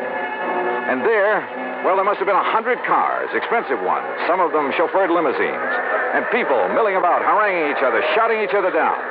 And right in the middle of the crowd, a tall, angular man in blue jeans and a 10-gallon hat. Durango. Johnny, there he is. Durango! And then I saw something else on the edge of the clearing. 2 brand-new towering oil derricks.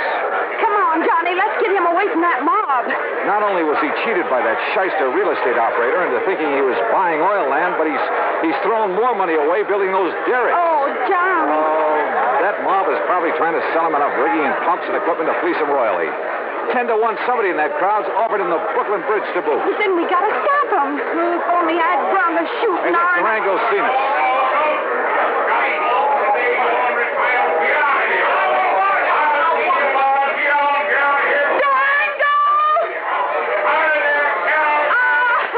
Johnny Dollar! Hi, Durango.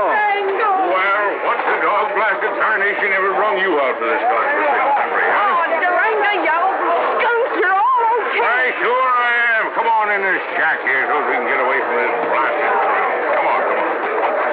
You look here, Johnny. What are you doing with my little Carol, huh? I'll tell you, Durango. You sneak out to Enid behind my back and hitch up with her? All right, get on in there now where we can have some peace. Just sit down where you can. All right now, you young rascals. Is that what you done? Gone and got married? Well, of course not, you old goot. Oh, well, doggone it, that's what I was hoping for. Oh, goot.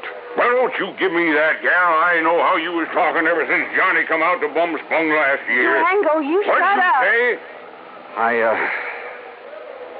I'm afraid this trip is on business, Durango. Business? With a pretty gal like Carol here? And how'd you two get here, anyway? Johnny brought me on the plane, but what difference does that... Oh, he did, eh? Transported you across state line, huh? A whole lot of them. And if there ain't no law about that, why, Jake, you two are going to have to get married. Durango. And I'm just the one to see that you do. Durango! I don't carry this old six-gun for nothing. Durango, will you shut up and let Johnny tell you why he's been looking all over for you? What do you mean, looking, Jake? Huh? Durango, you've been had. Me? By the crook who told you this was oil land. Ah, Johnny, I knowed it weren't the minute I seen it. But you put up derricks, and they must have cost you about... Sure, they cost me plenty. It just, a funny thing happened. Oh, now, wait a minute. Sir, the minute the folks got wind of me, a millionaire oil man from Texas and Oklahoma putting up the derrick, Johnny, on my word of honor, I've told every one of them people, I've told them that there ain't no oil here. You mean you Yes, already... sir, I've told them till I was blue in the face. Durango. But would that stop them? That wouldn't stop them from wanting to buy this land away from me? No, sir. And you've been selling it? Why, sure. I told them it was no good, but I just couldn't stop them. And so far, I've come out a mite over $65,000 to the good. No, really, no, wait a minute, I say. Yeah? Johnny Dollar, are you here to buy a piece of my land or to marry my little Carol here? Oh, no. Durango. Believe you me, it better be both. Now, how about it?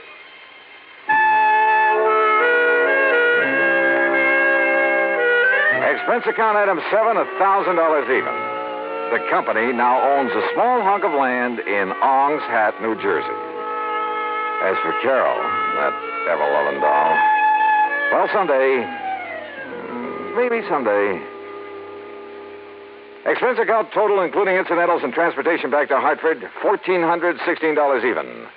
Yours truly, Johnny Dollar.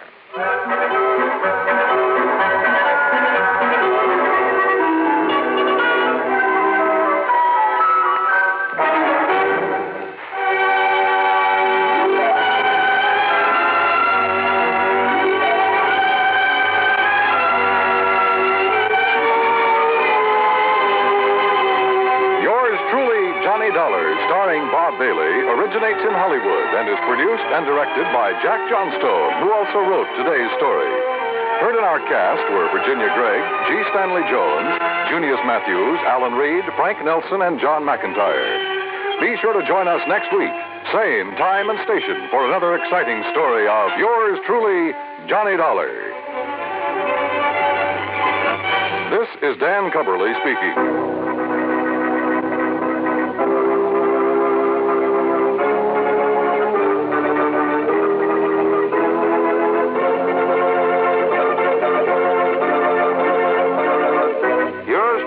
Johnny Dollar has been a presentation of the United States Armed Forces Radio and Television Service.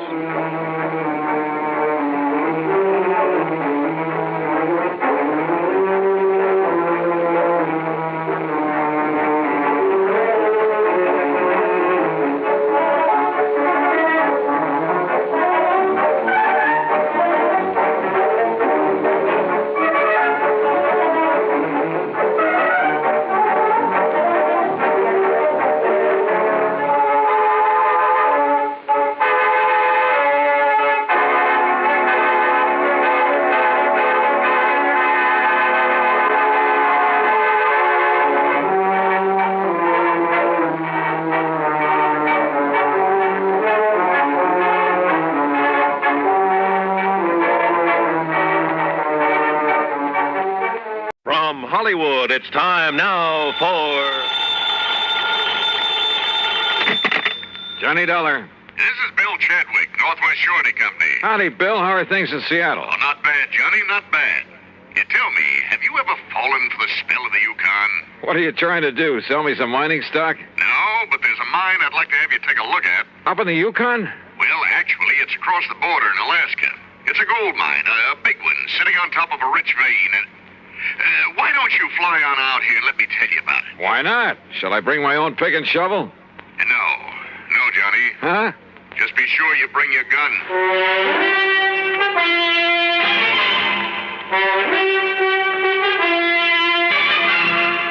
Bob Bailey in the exciting adventures of the man with the action-packed expense account, America's fabulous freelance insurance investigator. Yours truly, Johnny Dollar.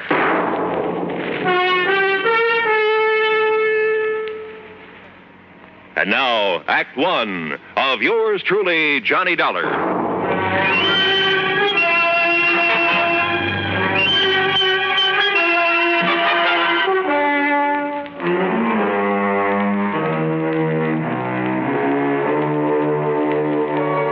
Expense account submitted by Special Investigator Johnny Dollar to the Northwest Surety Company, Seattle, Washington office. Following is an account of expenses incurred during my investigation of the Midnight Sun matter.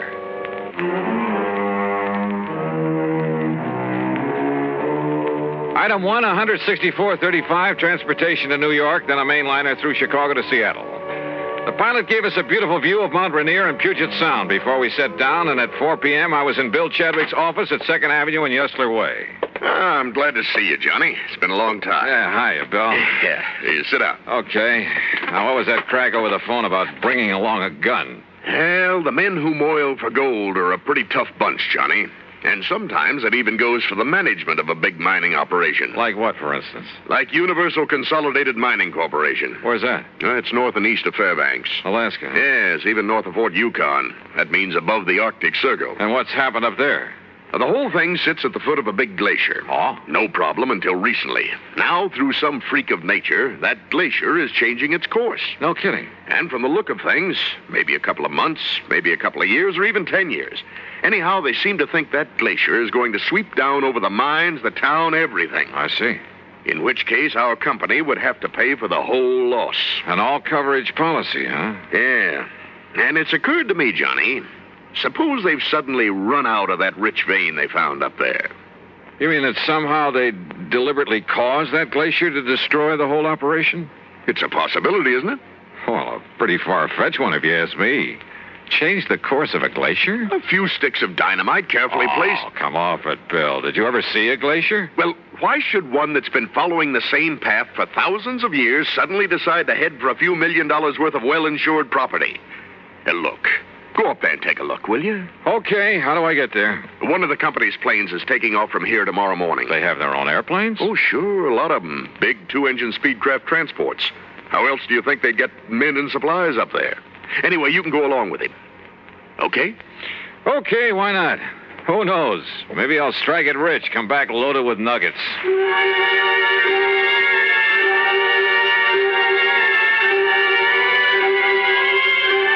Item 2, $31 even for my room at the Benjamin Franklin and a night on the town. The following morning, well, I suppose I should have wondered why a big cargo plane should take off from a tiny airport far out of town with only the pilot and me on board. Yep, I should have wondered.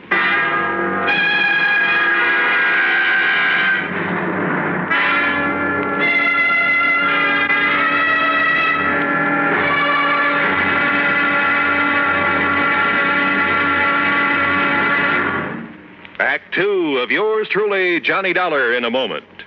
And now for another episode in the life of Sergeant Donald Bellwether, my husband.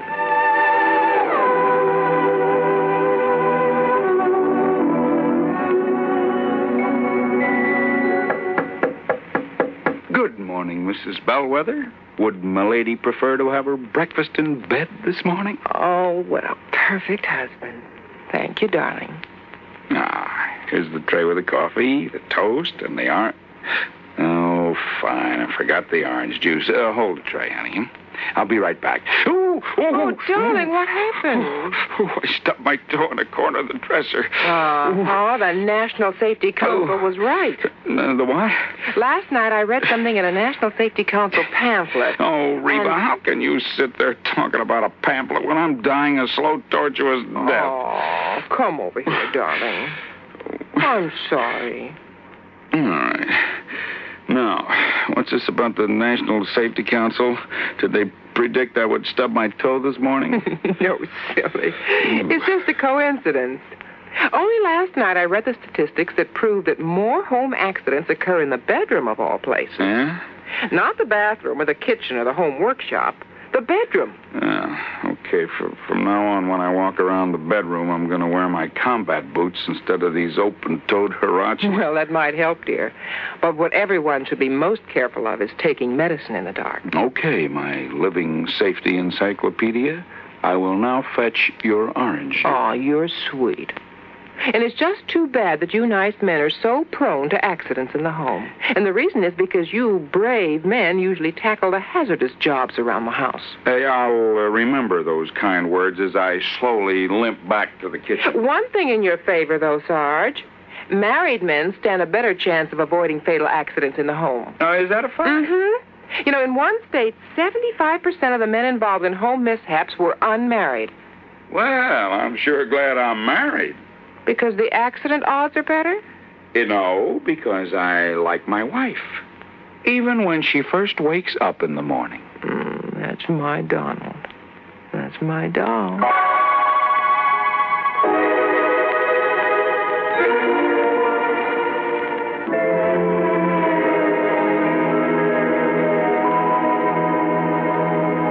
And now, Act Two of yours truly, Johnny Dollar, and the Midnight Sun Matter.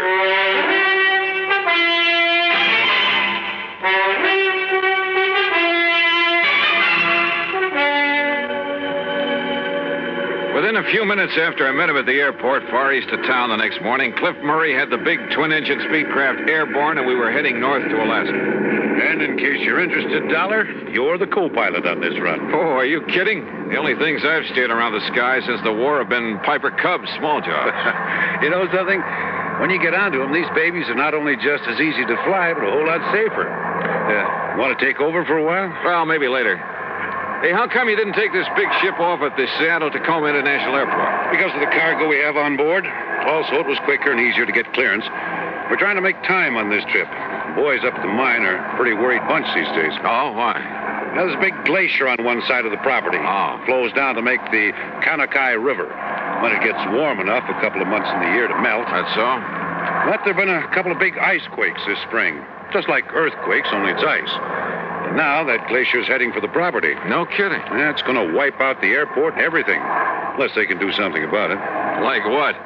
Divert the course of a glacier? The engineers up there say they can do it. And we've got the stuff for them right here. This cargo we're toting. What do you mean? Oh, didn't you know? No what? Well, we got enough TNT aboard to move a dozen glaciers.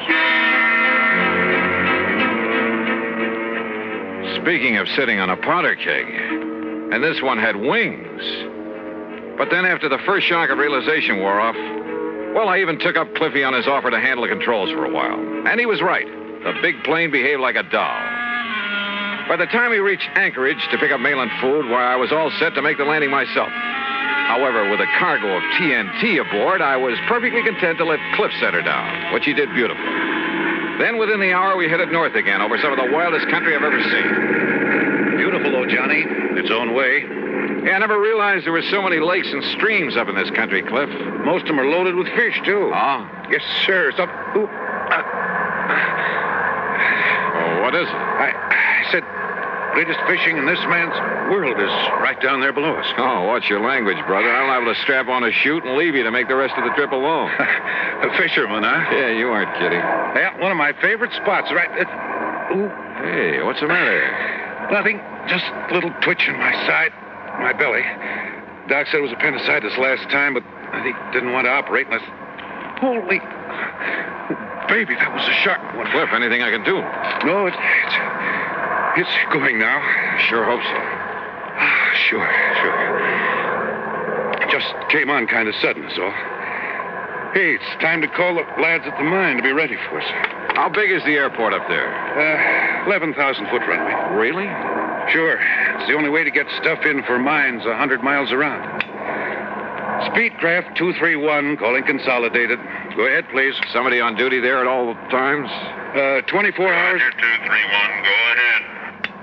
We're over Fairbanks on the hour, Charlie. Roger, Cliff, over Fairbanks at 1400 hours. Then roll out the carpet. We'll set down between 14:45 and 50. Roger, Cliff, we'll be ready for you. And that's that. In less than an hour, Johnny, Johnny, take over. Sure, Cliff. Never been this bad before. Now listen. No, you listen. No matter what happens, take it easy. I'll tell you exactly what to... You can do it, Johnny. You can do it. Now listen.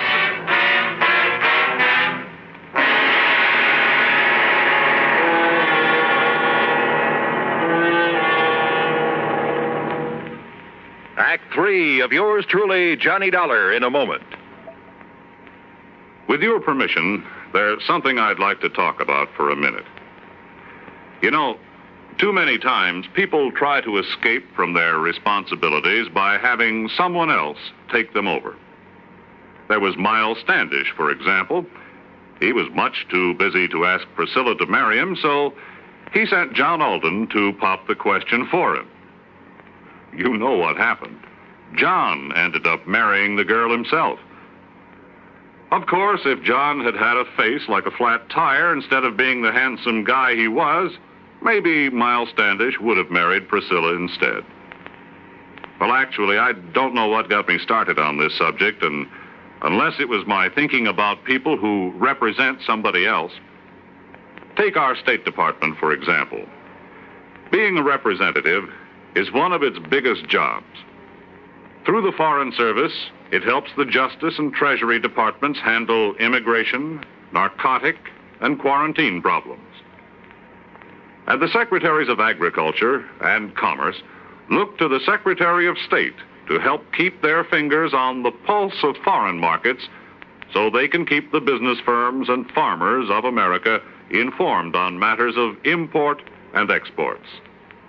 I guess the only connection between these facts and the courtship of Miles Standish is that, like John Alden, our State Department speaks for itself. And now, Act 3 of yours truly, Johnny Dollar, and the Midnight Sun Matter.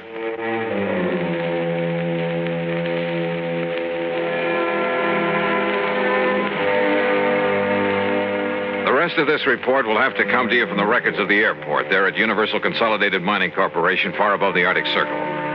Aboard the big cargo plane loaded with TNT, the pilot crippled with pain, I was a little too busy to make notes to scribble any fancy dialogue.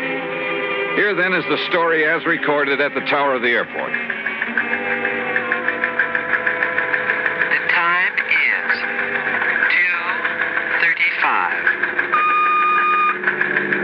Well, there goes the boss's plane to pick up his daughter in Fairbanks, Charlie. Hey, Paul, isn't Cliff about due with 231? He said he'd sit down at a... Speedcraft 231, calling Consolidated. Hey, is that Cliff? Speedcraft 231, calling Consolidated. It doesn't sound like him.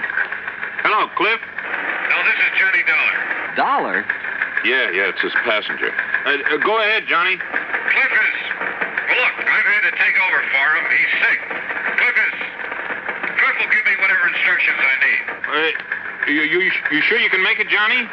Johnny, this is Cliff. Go ahead, Cliff.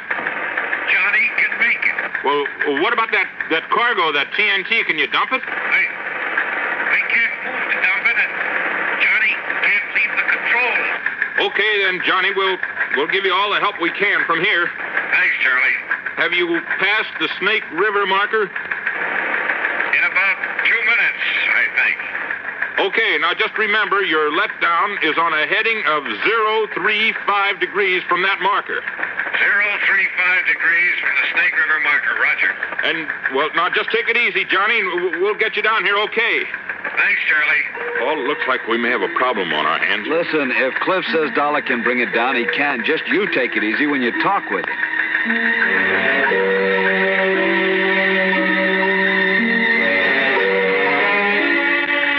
Charlie, have you got an engineer down there? Yeah, sure, Johnny. Stand by. Take it, Paul. Johnny, this is Paul Foster. Go ahead. Paul, we're having some trouble getting our landing gear down. So I'm going to make some steep banks and try to get it down by centrifugal force. Yeah, good. You might get the ground crew to stand by, though, because if we can't get the gear down that way, I guess we'll have to make a belly landing gear up. Okay, Johnny, I got that. How much fuel have you got on board? About 2,000 pounds. Johnny, this is Charlie again. Now listen. Easy. Oh, yeah. Johnny, I saw you make your pass. It appears the landing gear door is partially open, which may indicate it's jammed. Any suggestions? Paul again, Johnny. The only thing I can think of is try to snap the gear out by a sharp pull-up to give it centrifugal force. I've tried that, Paul. Results are negative. All right. Then before we consider you coming in for a belly landing with all that TNT aboard, I'd like to use up some of that fuel. Maybe some of our brains down here can think of something that'll help you out. Okay, we'll go ahead with the regular procedures and whatever else we can think of, and then we'll give you another call. Okay, Johnny. The time is 2:41. Johnny? Johnny, this is Paul again. Have you tried to shear the lock pin on that landing gear? Go ahead. Negative. No, we haven't tried that yet. We want to make sure the doors were not jammed partially closed and perhaps make it impossible to get all the gear up again. You know, if we do have to make a belly landing. Yeah. Okay. Johnny, have you got full hydraulic pressure? Yes, that's affirmative. Okay. Now, the crew chief isn't up here at the moment, but I'll ask him to come up and he can discuss it with you. Right. Johnny, if it does become necessary to make a belly landing, because of the setup they have for handling accidents, you might be better off to do it at Fairbanks. Have you thought about that? I talked to Cliff here. He doesn't think they'd want us to try it with this TNT we've got aboard. Well, we'll radio to him and see. Meanwhile, if anybody comes up with any idea at all, we'll pass it on to you right away. Okay. I'll give you a gas check in a few minutes. Okay. The time is 2:50. Johnny, Don Wilkins, our chief engineer, would like to talk to you. I'll put him on the horn. Johnny, this is Don Wilkins. Have you tried the landing gear handle up and down quite a few times to see if it extends any further at any time? Yeah, we've tried it several times. Well, I think I'd try it as many times as possible, Johnny. There could be something binding that may break loose. Now, there's something on it. Well, it comes off the gear door latches, all right, so it isn't a latch. I'll try it a few more times. The time is 3 o'clock. Exactly.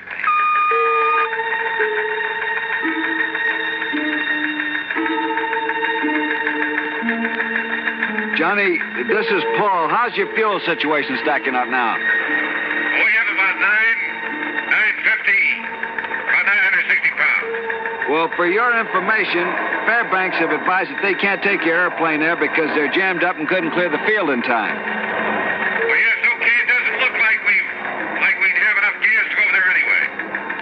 Johnny, this is Don Wilkins again. Go ahead, Don.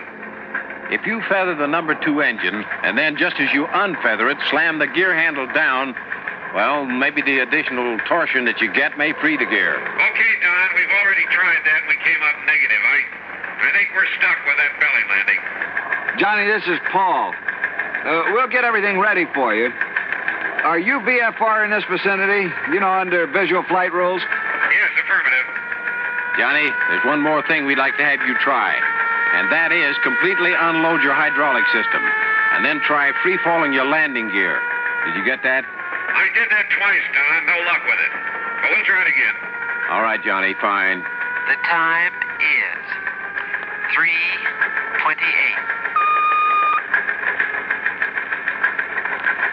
Johnny, we're going ahead with preparations for a belly landing down here. I see you buzzed the field a couple of times, so you know how much room you've got. You think it looks like much from up here? Now listen, we're going to foam the runway for you. You hear me? Put foam on it. We're doing it now, and that'll kill some of the friction. And if we can get enough on, it'll help against fire if you have any trouble. How's the wind down there? It's south about 3 miles an hour, just light breeze. Well, I wanted to know in case this thing slides off to one side or the other, right? I don't want to run down any of the other airplanes I can see down there. Not if we can help it. Okay, Johnny, take a run directly over the runway and get the feel of it. Will do.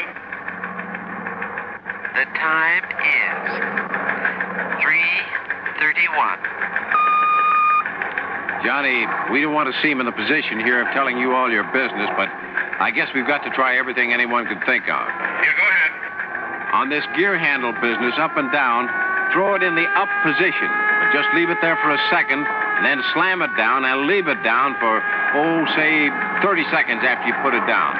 You get that? Okay, we'll do that. We hate to be giving you all this intelligence all the time, but if anybody gets an idea, we pass it on to you for what it's worth. But you've got to be the judge. We're glad you fellas are with us. The time is 3:46. Johnny, how's your fuel now? I wouldn't bank on it much longer. All right. They're laying foam on the runway like crazy, but that foam's only going to last about 25 minutes. Now, assuming they started laying the foam at 30, you should land not later than 55. Yes, well, okay. You give us a word when it's completed. We're going to make one low pass and take a good look at everything. Then we'll come in and land. Okay? Roger. I got your remarks. The time is 3:51.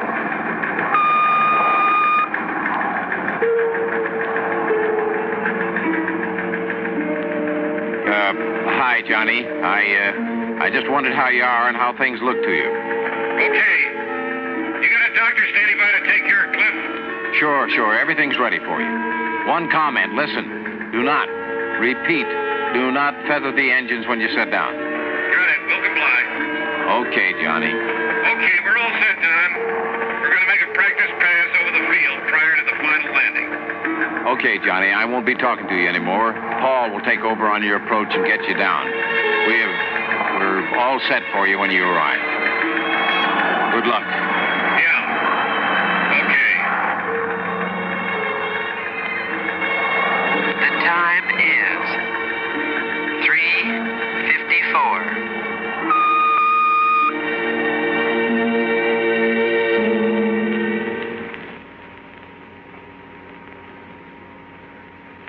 One minute, 48 seconds later, we made a wheels-up landing. Cliff, the company doctor tells me his appendectomy was a complete success. A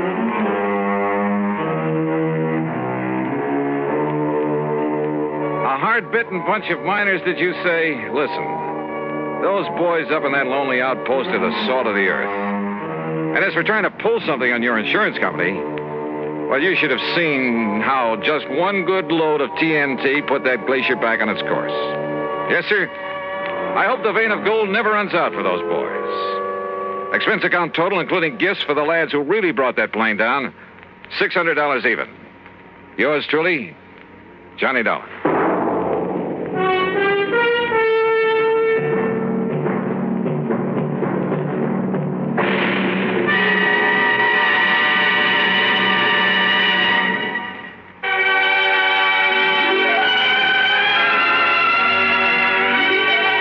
Truly, Johnny Dollar, starring Bob Bailey, originates in Hollywood and is produced and directed by Jack Johnstone, who also wrote today's story.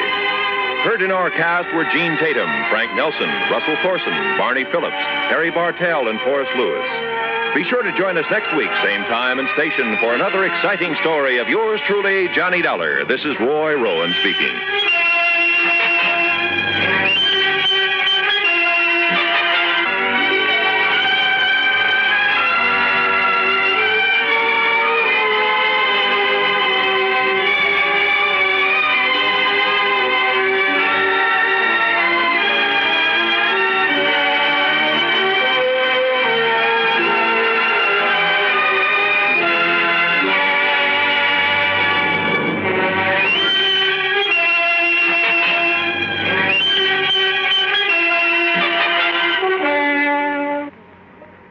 Johnny Dollar has come to you through the worldwide facilities of the United States Armed Forces Radio and Television Service.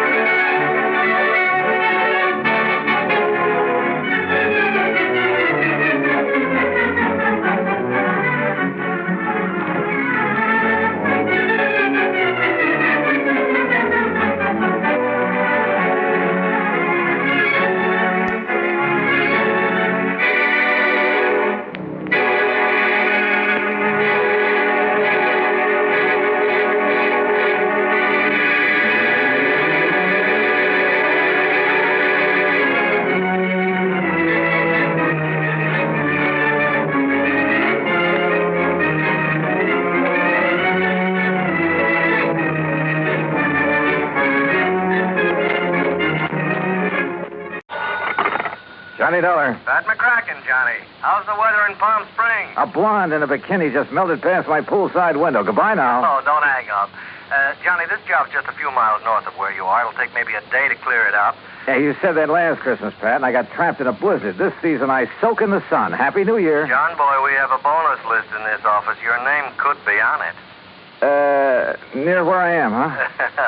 It's a ghost town named Calico. An old prospector named Kringle is breathing his last up there. I thought old prospectors never died. He wants to change the beneficiary on his $50,000 policy, but a nephew, Ned Kringle, threatens suit if we let him. So you contact our agent, Gene Craig, in Barstow. Who's the new beneficiary?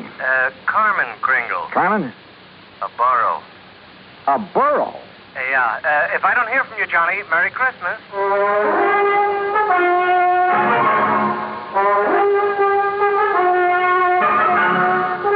Bob Bailey in the exciting adventures of the man with the action-packed expense account. America's fabulous freelance insurance investigator. Yours truly, Johnny Dollar. And now, Act One of yours truly, Johnny Dollar.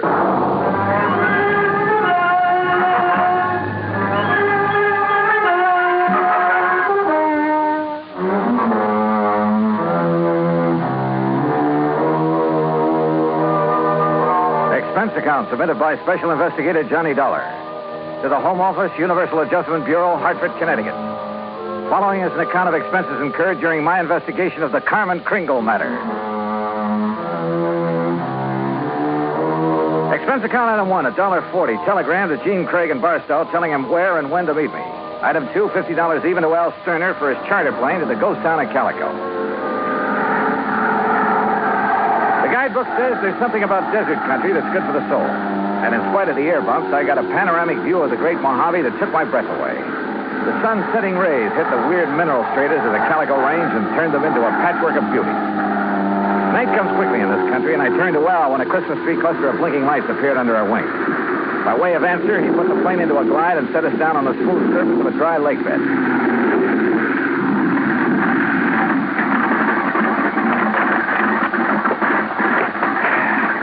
You want me to wait around till your friend shows up? No, thanks. Well, there seems to be plenty of company. That's just an old coyote. Don't stand too long or you'll freeze to the spot. Okay. Good luck. Call me when you want to be picked up.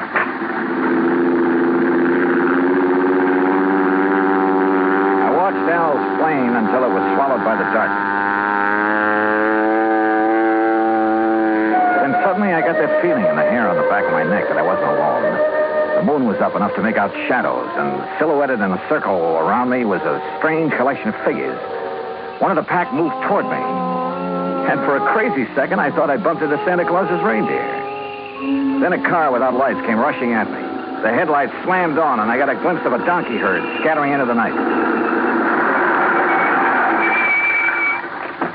All right, mister. Walk toward me, slow, with your hands high.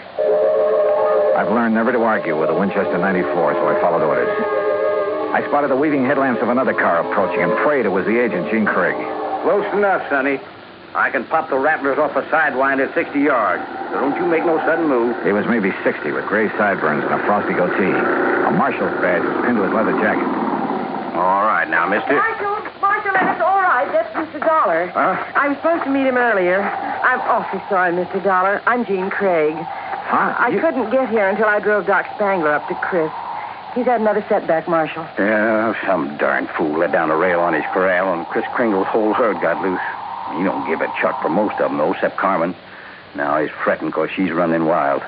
Almost had him tracked down when this here fella showed up.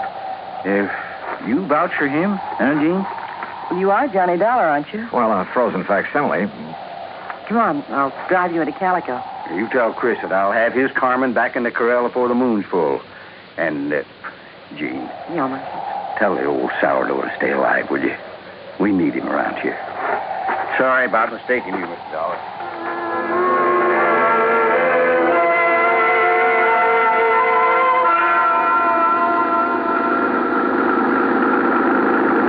Jean Craig, with a J, knew her way around. She was strictly business and filled me in fast on the old prospector with the odd name and his desire to change the beneficiary of his policy. Everybody calls him Chris because every year he loads up his burros with toys and presents for the miners and their families back in the hills. The kids really think he is Santa Claus. I'm afraid it won't be a very merry one for them this year. Well, what makes everyone so sure Chris Kringle is giving up the ghost? Doc Spangler says there's nothing apparently wrong with him. It's more like he's given up. Oh, what's with this Scrooge character, the nephew? Ned Kringle seems all right. It's the man with him, Willie D'Agostino. He does the talking for Ned. You'd think he was going to inherit the money. Well, maybe he's expecting to.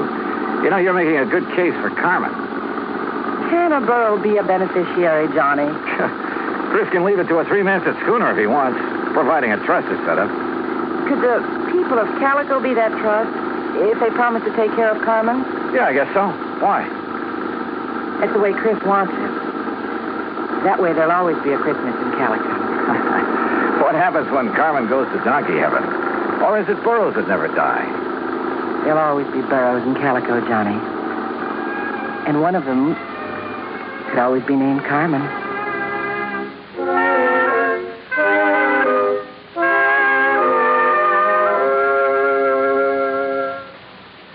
Act two of yours truly, Johnny Dollar, in a moment. Act two of yours truly, Johnny Dollar, and the Carmen Kringle matter.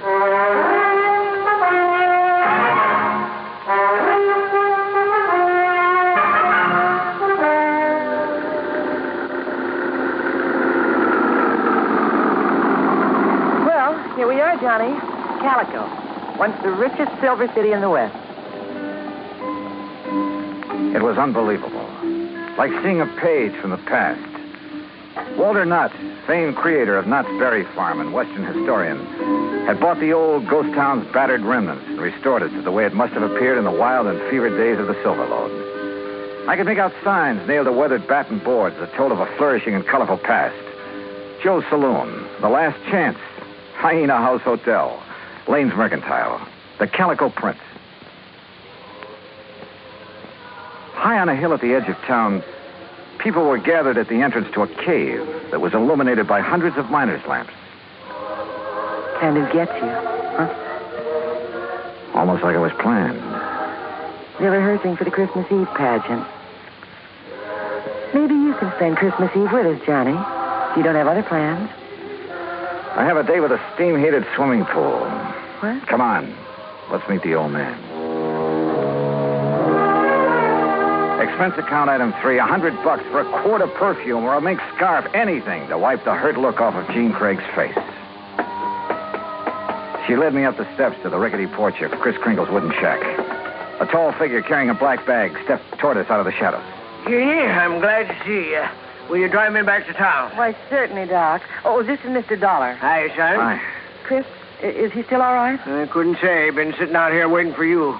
You haven't seen the patient? The medical man owes a duty and all that, but I'm too old to talk back to a gun. They wouldn't let you in? Tired of it. Well, I'm not a medical man. Well, please be careful, Johnny. I told you, Stallbone, stay away and leave the old man to...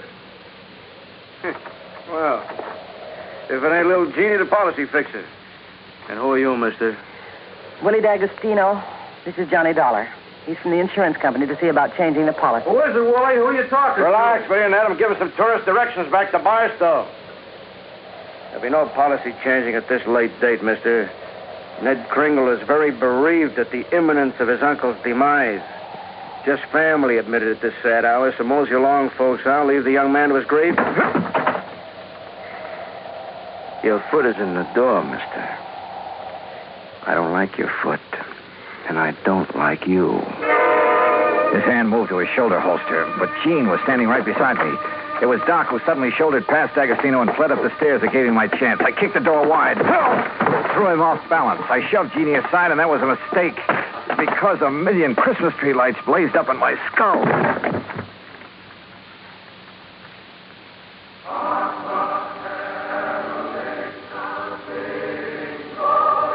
Then slowly the tree lights faded away, and I saw Jeannie fussing over me and looking worried.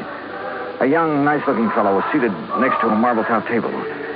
D'Agostino leaned against the stone fireplace and dangled his gun, smiling like he had a stacked deck. He's all right, Doc? A nasty cut, but no fracture. I know how to pull my punches, Doc. The old man. How is he? No better, no worse. Just lying up there staring at the ceiling. I want to see Chris. I have a right to, Ned. I'm an old friend. Wooly, wouldn't it be okay if Gene just went up? No, let him die in peace. He's past caring who sees him. Wooly, these people have a right. I said no. I'll get a hero boy on his feet and shove off. Go on. Come on, Johnny. Help me, Doc. How's it going to feel, Ned? Sharing blood money with a hoodlum. Your uncle paid for that policy with a pick and a shovel. It took a lot of years, a lot of sweat. And he's had your name on that policy ever since you were born. Old man Kringle never saw pay dirt in his life. Ned here give him money to live on, paid the premiums on his policy. Chris was always tapping the kid, claiming he had a new find. He was going to mine $1 million. Boy, shut up. The old man's dying. Tell him, Ned. Tell him how the old phony was always taking the bows, making like Santa Claus with the money you give him. Willie, haven't you got a... Tell him to hold on to the money! I know he's been waiting a long time for this. Me. Willie D'Agostino, that's who. Is that true, Ned? Yeah. I thought my uncle would make a strike someday. I honestly thought he'd strike it rich. I know he tried. He did strike it rich, Ned. When he dies, every man, woman, and child in this town will mourn him. He'll live in their hearts. What will people remember about you, Mr. D'Agostino? All right, get out, and stay out before I... Willie, this rifle will make a hole in your belly big enough to pass a borax team through. So you just drop that gun. Well, I don't know what the shouting's about, but you're guilty of carrying sidearms. You're threatening violence, Mr. D'Agostino. And ain't nobody does that in Calico, as long as I'm the marshal. Now, you better get. Ed Noller, I love you. Oh, so let Gladys hear that. Well, I'll see how Chris is. Doc, tell the old buzzard that I got his Carmen back in the corral. Jingle bells and all. Yeah, nice work, Ed. Now, what's holding you, mister? Okay. All right, let's go, Ned. Let the squares have a round, huh? I'm going to stay here, Willie. I want to be here when Chris... Hey, that's a good idea. That way, no fooling around with the will, huh? Smart kid, that Ned. See you at the funeral, huh? I'll go up now. You were wonderful, Marshal. And you too, Johnny. Oh, yeah, sure. I take a nice sock on the head. Say, you folks better come up, too. Chris wants to say something. Oh, wait a second. I figured on this. The corral. Come on.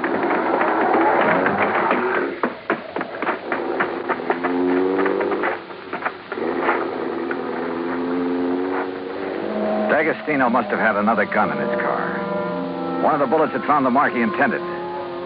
Willie Boy wasn't taking any chances that Carmen Kringle would inherit $50,000. We found the burro lying on her side, quite dead. Jingle bells and all.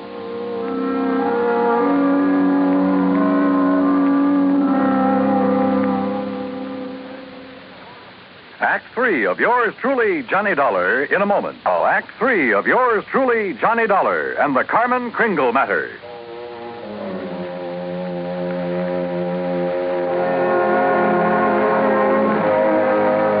Oh, Marshall. Johnny, how could he have been so cruel? Carmen dead. It's just not right. Yeah. I figured D'Agostino might be mean enough to try killing Chris's pet bull. We can't tell him about it. It would kill him for sure. You'll have to know the truth, Gene. You'll have to decide about the will. Yeah, truth is always the best. And easy this time. Easy? Huh? Yeah. I'll just take these bells off of this poor little feller, and I'll put them where they belong. Carmen? What? Carmen. Oh. Mosey over here now. Well, you pulled a switch. You put these bells on another book. Yeah. I didn't trust that greasy character, and I was right. And nice girl, Carmen. I'll be. Now, you folks going up and see old Chris. I'll keep an eye on this here $50,000 jackass. That's the way it's going to be, ain't it, Johnny? Yes, sir. That's the way it's going to be. But I was wrong. The roly-poly little old man on the four-poster bed with his white whiskers resting on the quilt changed his mind again. Even after hearing about how the marshal saved Carmen. I wasn't going to scratch Ned's name off of that insurance, Mr. Dollar. I tried to shake that D'Agostino, figuring he'd take his hooks off of Ned if he thought my Carmen was going to get the money. Oh, I was scared for a while that I just might have to up and die to square my nephew's gambling debts. I'm sorry, Chris. I'll work my fingers raw paying every cent I owe, but I'll pay him back with interest. I want you around. Okay, Mr. Dollar. Yeah, Chris. Lift the lid on that footlocker and fetch me one of them bags in there. They're pretty heavy, but you look strong. Well, they're sure heavy enough. You got them stuffed with silver? It's better than silver. Open it up there. Yeah, that's it there. Yes, you recognize it, Doc? Yeah. Maybe you'd better have a good sleep, Chris. This here's plain old gravel. Oh, plain gravel. It's uranium, Doc. Huh? The last batch assayed at $900 a ton. And I got a mountain of it staked out. In both our names, Ned. You don't say why, Chris. Mr. Dollar, if you and Jeannie check with the Barstow Bank, you'll find that they'll extend credit on the strength of that assay. You reckon you can spend 2 days buying enough presents so as we won't disappoint the folks hereabouts?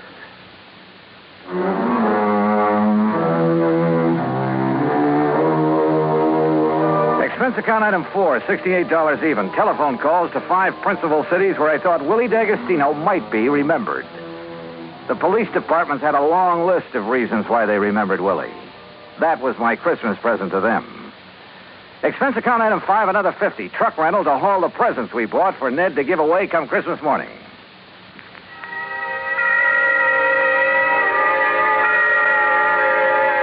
And then it was Christmas Eve. We sat on the Kringles' porch and watched the procession up to the Maggie mine. The flickering lights from the miners' lamps reflecting on the faces of the happy children. Old Chris was bundled up in blankets, his little eyes twinkling, chuckling to himself like he knew all the answers to the universe. Jean was there, too. Kind of nice. Isn't it, Johnny? Kind of nice. Marshal Ed Noller was one of the wise men in the procession. I recognized the sideburns. And Doc Spangler couldn't hide his height. Oh, he wore an awful beard. Ned Kringle led the burro that carried the Blessed Mother. Yeah, you guessed it. The burro was Carmen Kringle. Expense account total, including return to Palm Springs and incidentals, $229.75. But forget it, Pat. This is the best holiday I ever had. And I was only cold at the start. From all of us to all of you, may this be your very merriest Christmas ever. Yours truly, Johnny Dollar.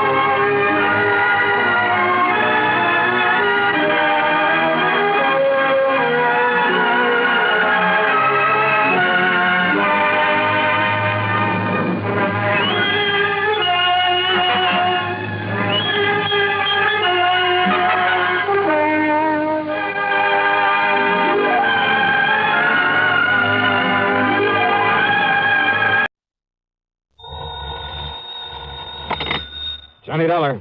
John, this is Harry Branson at Philadelphia Mutual Liability and Casualty Insurance Company. Well, it's about time, Harry. How come I haven't heard from you lately? Fortunately, we've had no problems recently.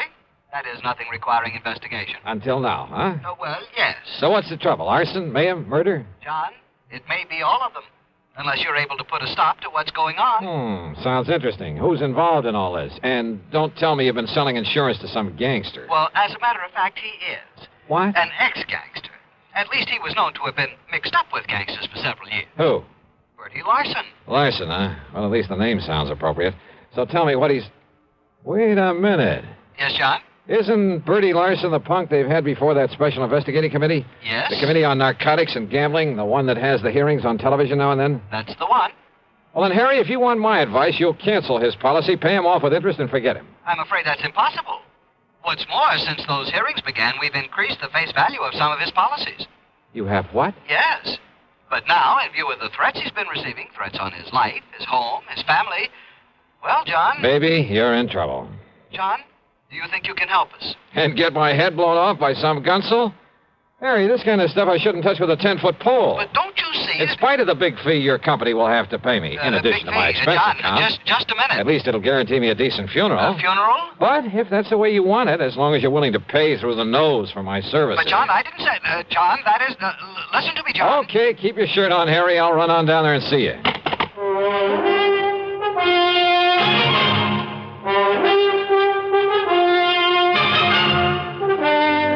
CBS Radio brings you Bob Bailey in the exciting adventures of the man with the action-packed expense account, America's fabulous freelance insurance investigator. Yours truly, Johnny Dollar.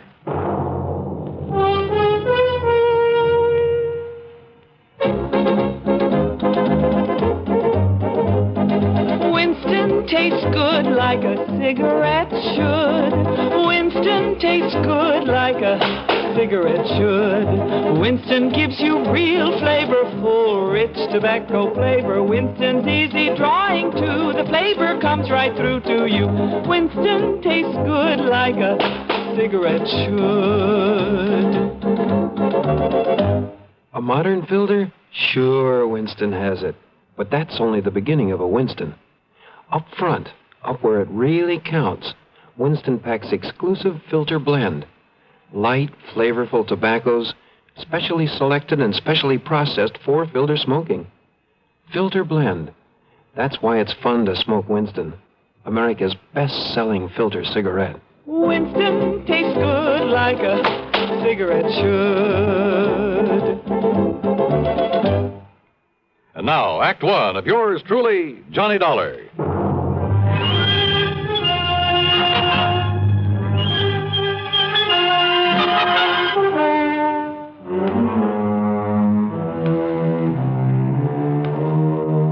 Expense account submitted by Special Investigator Johnny Dollar to the Philadelphia Mutual Liability and Casualty Insurance Company. Following is an account of expenses incurred during my investigation of the Larson arson matter.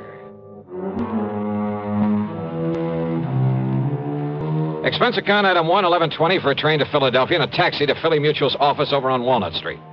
It was late in the afternoon, but Harry Branson, the perennial worry ward, was still there waiting for me, and he wasted no time in getting down to business. Now, Bertie Larson, or more properly, Herbert James Larson, lives out in Penfield, John. Oh, yeah, that's kind of part of West Philadelphia, isn't it, Harry? Just beyond. He and his wife live in a very nice one-story brick home that we've insured for some $30,000. And he must have done fairly well in the rackets and had sense enough to put some aside. Also, John, we've insured his personal property, furniture, clothes, all the things in the house and so on, for some $20,000. No kidding. And didn't you say you've increased some of his insurance lately? To the figures I just mentioned. In the beginning, he was underinsured, but the policies provided for the increase at his option, provided, Yeah, well, of course, that's all right. You don't need to go into provided, detail. of course, that in no event should stipulated coverage exceed actual appraised valuation. Yeah, well, now, Harry, in if you... accordance with paragraphs A, B, and G of Article 21 of our standard comprehensive policy. Harry... Oh, yes, John. Also, his life is insured with us for $20,000. Making a total of $70,000. $70,000, yes. So if everything goes, including Bertie himself, somebody's liable to collect plenty. Exactly. Okay, who's the beneficiary? His wife, Nora. I see. And now you say that somebody's been threatening him. Oh, yes. Ever since he agreed to appear before this investigating committee. Uh-huh. What kind of threats? Over the telephone, he tells me. Warning him that if he continues to testify, well, they haven't directly threatened his life, as I understand it, but they might as well have.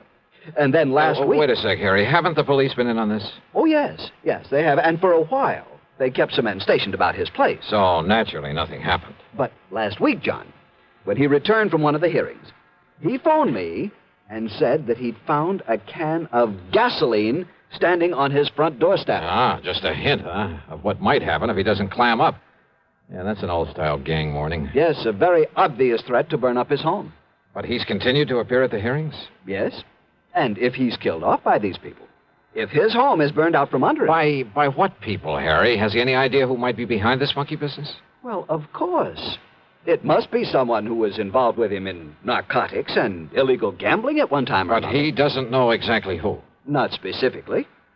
He says he never recognized the voice on the phone, and, of course, it was probably well disguised. Do you suppose he's still involved in the rackets? Oh, apparently not, or we'd never have sold him insurance. But then who can be sure?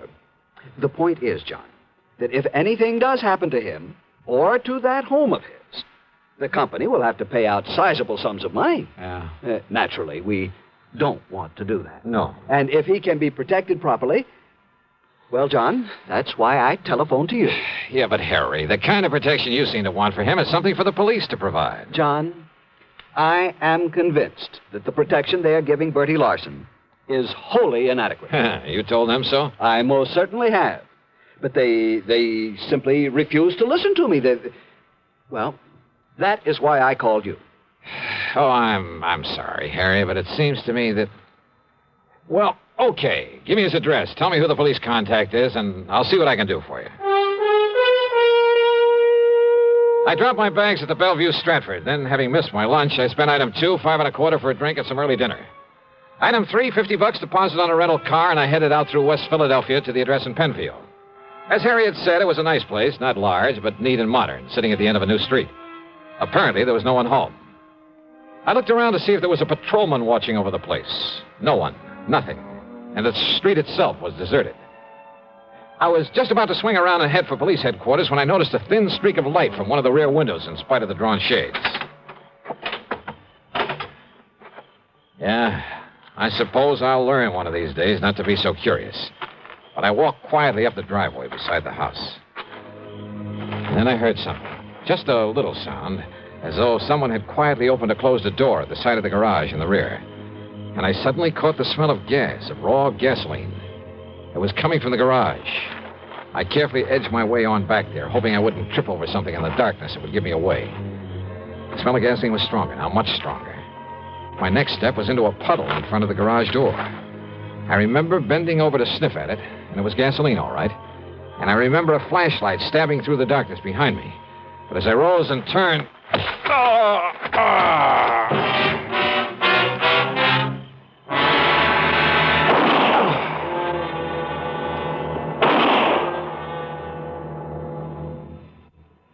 Act 2 of yours truly, Johnny Dollar, in a moment. Question: where will you find the leading stars of the entertainment world? Answer, right here on CBS Radio. Gary Moore, Arthur Godfrey, Andy Griffith, Bob and Ray, Art Linkletter, Amos and Andy, and more. The gang's all here. You'll also find the New York Philharmonic and the Metropolitan Opera back on the air. Remember, the star's address, CBS Radio. And now, Act 2 of yours truly, Johnny Dollar, and the Larson Arson Matter.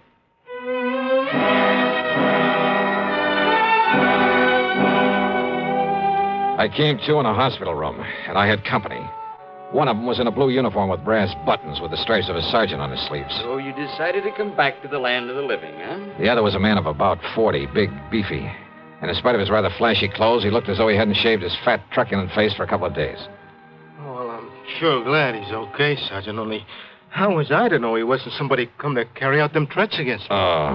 You know, you're lucky you didn't aim those shots at him, Bertie. Me actually trying to kill somebody, Sergeant? Like I told you, I know the noise would bring on the nearest flatfoot. Bertie, huh? Yeah. Gee, Mr. Dollar. Now, you just take it easy, Dollar. Bertie nearly broke your head when he found you prowling around his home a while ago. Oh, brother, you're telling me. But I didn't know, Dollar. I didn't know who you was till me and a cop went through your pockets and seen your identification. Okay, now look. And I come home and seen you sneaking around and had gasoline all over my garage like somebody was going to put a torch to it. Okay, Bertie. So you can't blame me for slugging me. Yeah, now, But Bertie. Come I'm sure sorry I did it, Dollar. Dollar, the hospital bill's on me, so live it up, huh? Oh, yeah, sure. Okay, now, Bertie. Dollar's going to be all right, so you go along, huh? I'll check with you later. Oh, yeah, sure. Okay. Oh, I'm going up in the country to make sure my wife's all right. Up in the country? Yeah, up in the Catskills with a couple of relatives, Mac and Josie. Oh, you don't think I'd leave her stay around here with those people on the phone saying they're going to burn me out if I don't stop yapping at that committee? And you don't know who it is making the threats, huh? I sure wished I did. Okay, run along now, Bertie. No, wait, please. Well, what is it, Dollar? Well, I'd like to talk to Bertie some more. Well, sure. No, not until the medics say you're all right and let you out of here. And besides, I want to talk to you myself. Now, go along, Bertie. Yeah, sure. All right, now look, Sergeant. Just stay flat on the bed, Dollar. And now you're lucky Bertie didn't kill you. And I can't say I would have blamed him. Why didn't you come to me before trying to contact him? I could have given you all the information you need about this case. Now, look, Sergeant. Not only have saved you a lot of trouble, but kept you from getting banged on the head. Okay. All you private dicks are alike. Now, listen, will you? As for that nosy guy over at your insurance company who's been bothering me 3 and 4 times a day, well, now I've got 2 of you to keep from upsetting the apple cart. What's that supposed to mean? Bertie Larson isn't the man this investigating committee's after. What? Of course not. He's strictly small time. And he hasn't even been that since he served a stretch on a burglary arson rap. What about the narcotics and gambling that's under investigation? He was never any more than a messenger boy for the big shots. Well, now, what's the importance of these hearings? Now, don't you see, if the committee can hold him up as a guy who talks and doesn't get hurt by him, well, it'll help them flush out some of the others. And who knows? Maybe some of his information might have a little value, and he'd be glad to give it. Yeah? Why? Bertie's been trying to run a used car business. Legitimate, or is it cover-up or something else? Legitimate. You're sure of that? Dollar, that stupid punk has been so scared since he got out of the clink. Yep. And listen. I'm listening. The publicity that he's been getting from the hearings, because of cooperating with the committee, why, it's practically made a public hero out of him. Who knows? Maybe it'll help his business enough to get him out of the red for once. That's why he's singing like a canary, probably making half of it up just to keep his name in the paper. Well, what about the threats he's been getting? You know something? We've only got his word about those threats. For all we know. He's making them up himself. Maybe. Oh, all right. So what if some of his old pals are calling him up, telling him to lay off, huh? If they try anything foolish, we'll nab them. Matter of fact, there are a few of those guys around here we'd just love to have something on. So maybe all this will flush them out for us. Or get Bertie killed? Ask me. I don't think anybody'd even bother to rub him out. I hope you're right, Sergeant. Sure. So, Ollie, that's that. No, when you're wait. up and around, come on over to the station and see me. But meantime, leave this to me, will you? Oh, wait a minute, will you? What about that gasoline he mentioned that was spilled all over his garage? Oh, one of those shots he fired. And now one of look. them drilled a hole in a can of gas he had lying around. Yeah? Sure, saw it there myself. Look, Sergeant. See you later, Dollar. Wait a minute, will you? Sergeant!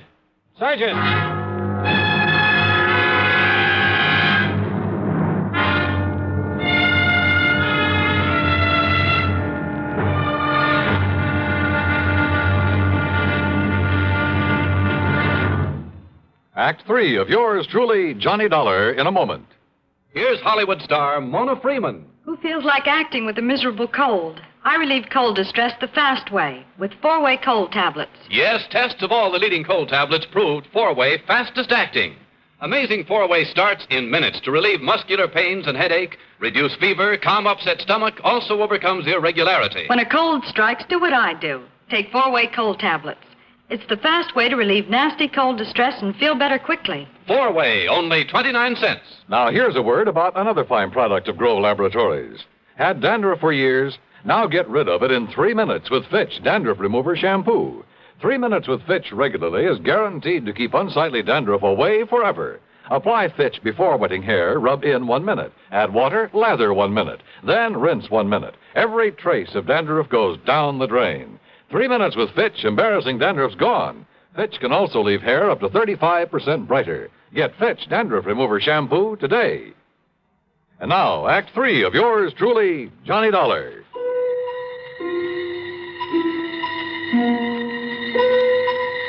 There was something all wrong about the whole setup. I'd smelled the gasoline around that garage before Bertie Larson had slugged me. And what about the can of gasoline he said was left on his doorstep as a warning? Like somebody'd burn him out if he kept on testifying before the Special Investigating Committee. Were the police overlooking that? And then, suddenly, I began to smell a rat, a big one. Don't ask me why. I climbed rather painfully out of the hospital bed, put on my clothes, and pulled the corny trick of going out by way of the fire escape. Luck was with me. The police had left my rental car in the hospital parking lot. I spent on them $4.50 and a bar and a grill for a slug of brandy and some hot black coffee. But I was still feeling pretty rocky, so I took my time driving out to Bertie Larson's place again. As I stepped out of the car, I noticed a light coming from an open window at the rear and a big sedan back in front of the garage, the trunk of it wide open. Bertie's, or the car of someone who'd come to put the torch to his home. I didn't have to wait long for an answer.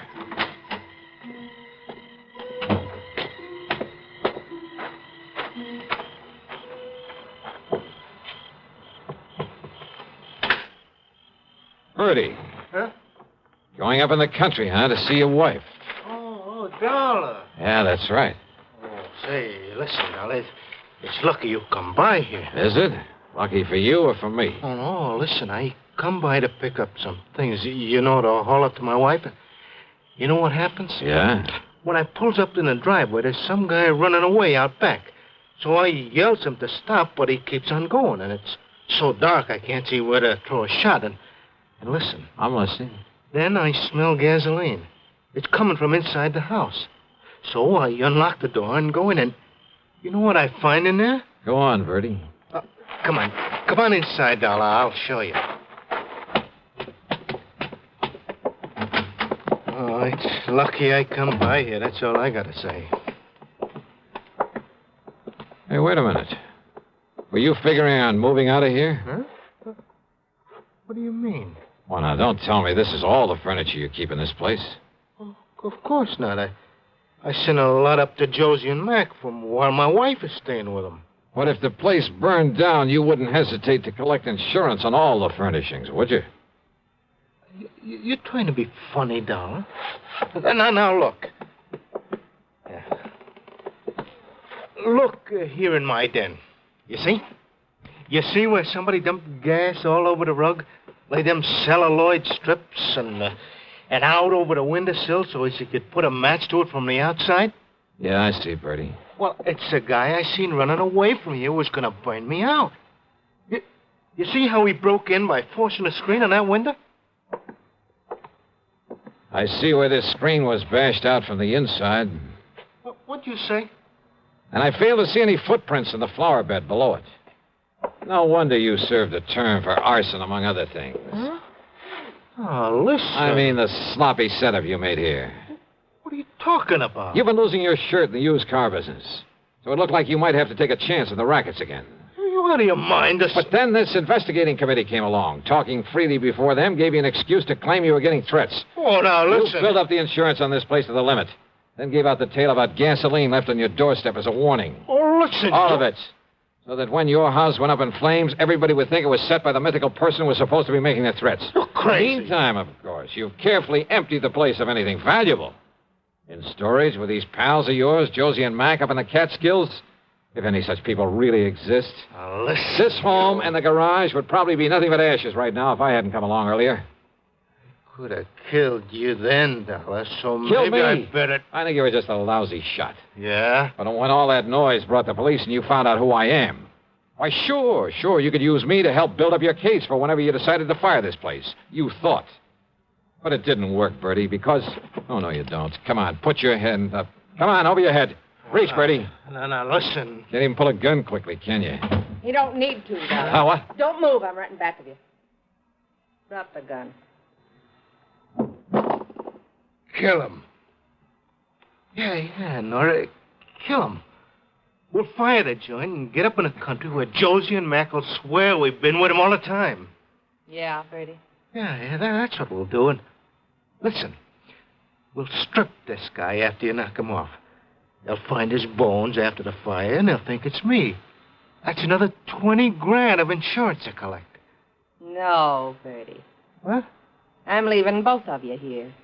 You gone crazy? After this nice setup, I'd be crazy if I didn't take all I could get out of it. You ready, Bertie? Oh, Laura, listen! All right, darling, now it's you. Drop it, Nora. Where'd you come from, you dirty...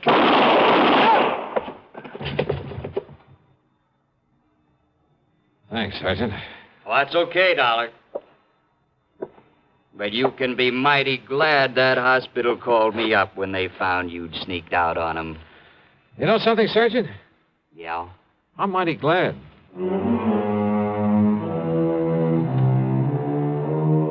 Expense account total, including my hospital bill, my room at the Bellevue, and a couple of meals, plus, of course, the trip back to Hartford, $79.75. Remarks?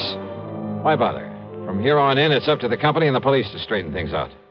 Yours truly, Johnny Dollar.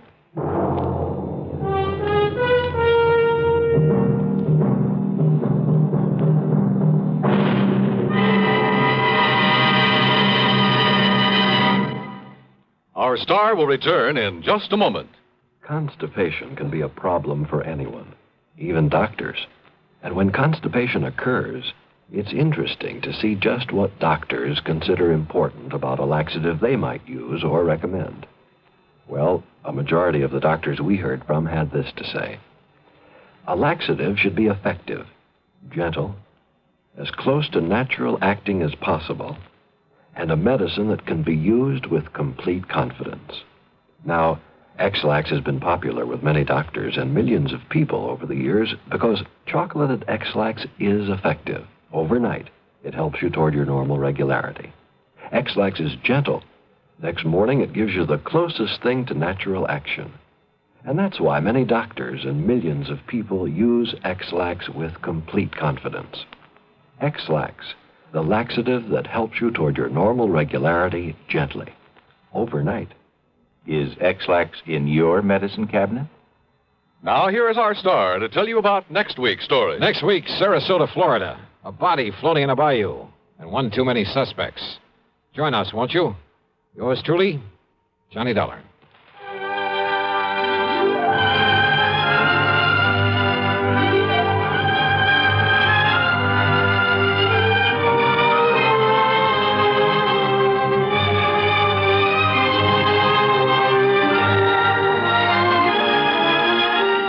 Yours truly, Johnny Dollar, starring Bob Bailey, originates in Hollywood and is written, produced, and directed by Jack Johnstone. Heard in our cast were Virginia Gregg, Harry Bartell, Don Diamond, and Bert Holland. Be sure to join us next week, same time and station, for another exciting story of yours truly, Johnny Dollar.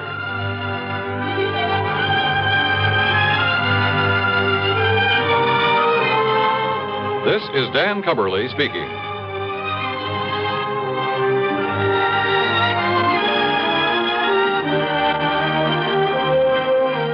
Take the Last Trip, a bizarre way to end a romantic triangle, on Suspense, next on the CBS Radio Network. Hello, my name's Henry J. Mitchell. Mrs. Mitchell and I are standing here on the second deck of this ocean liner, waiting to start our trip around the world. You know, now that the day is finally here, we can hardly wait to get going. Naturally, we started saving toward this day some time ago by investing regularly in United States savings bonds.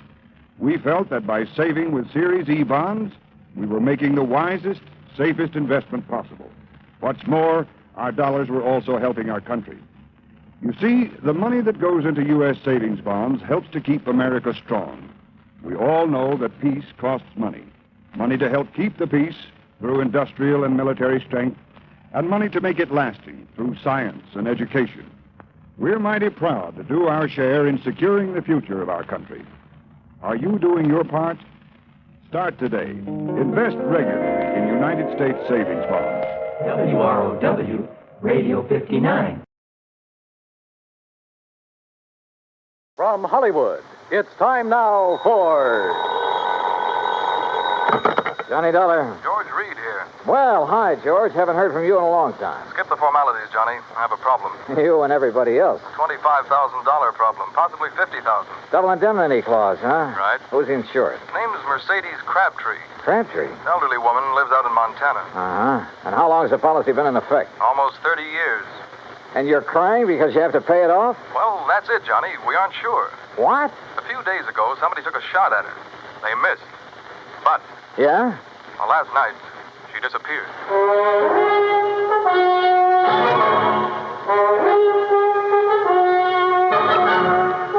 Bob Bailey in the exciting adventures of the man with the action-packed expense account.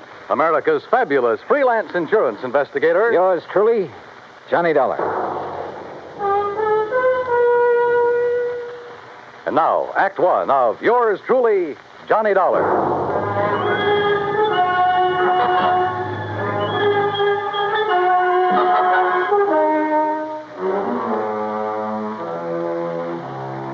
Expense account submitted by Special Investigator Johnny Dollar to Floyd's of England, American Branch Office, Hartford, Connecticut.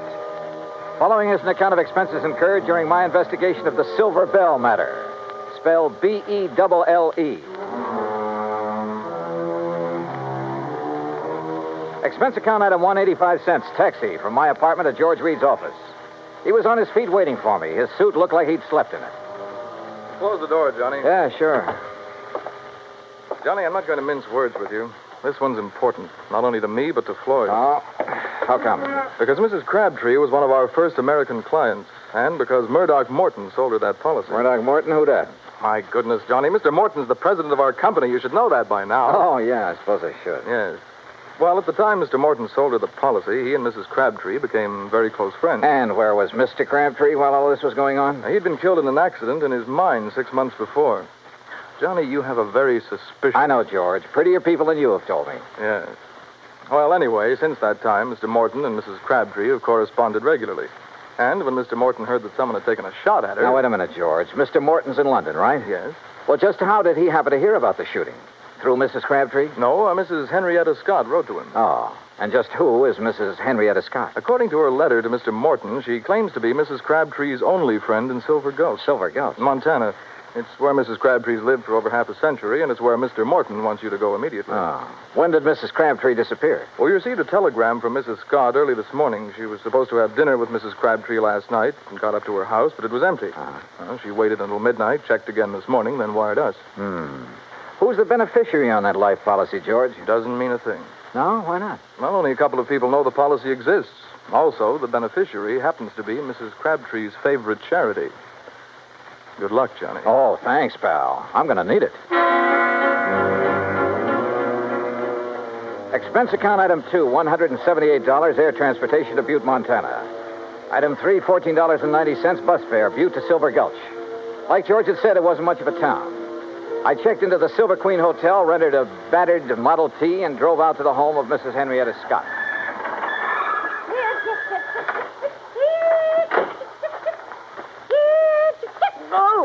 Oh, you startled me out of a day's growth. I'm sorry. Mrs. Scott? Yes. Oh, you must be from Grandma's trunk, yes.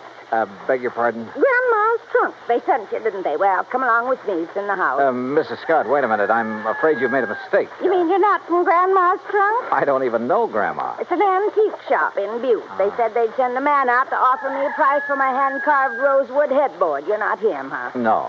My name's Johnny Dollar. I'm an insurance investigator. Well, why didn't you say so right off? Come on inside. I suppose you're here about poor Mercedes Crabtree. God rest her soul. Yes, that's right. Is she still missing? Rest her soul. Sit down anywhere. Oh. No, not there. Well, settee. That's it. You comfortable now? Fine, thanks. The sheriff and a couple of men who work for Charlie Greenpaw were out looking for her most of yesterday. They're at it again today, but they won't find her. Leastwise, alive. Well, can you think of anyone who might have reason to kill her?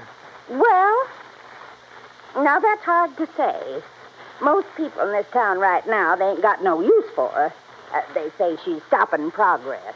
Now, just what do you mean by stopping progress? Well, Charlie Greenpaw's busy getting some of the old buildings fixed up so they're livable again. He's planning on turning the whole town into a tourist attraction. Uh-huh.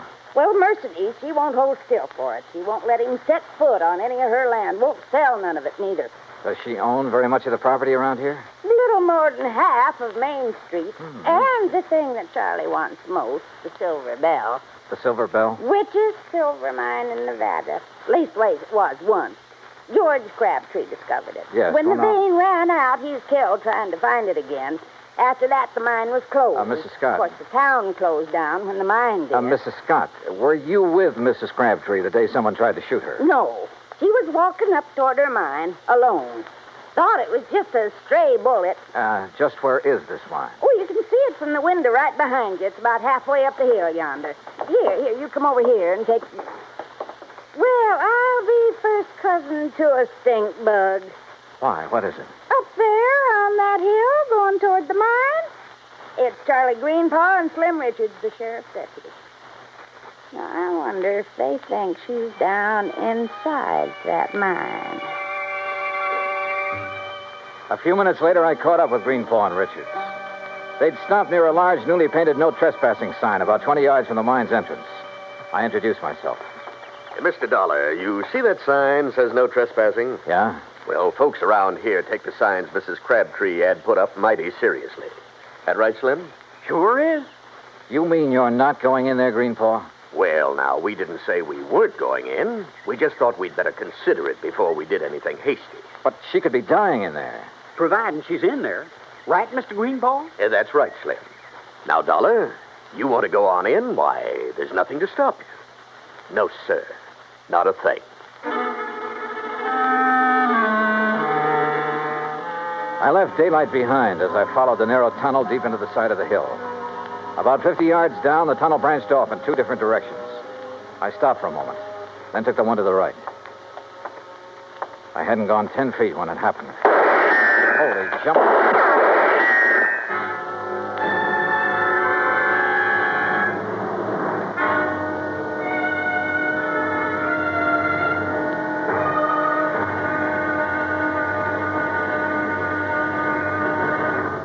Act two of yours truly, Johnny Dollar, in a moment.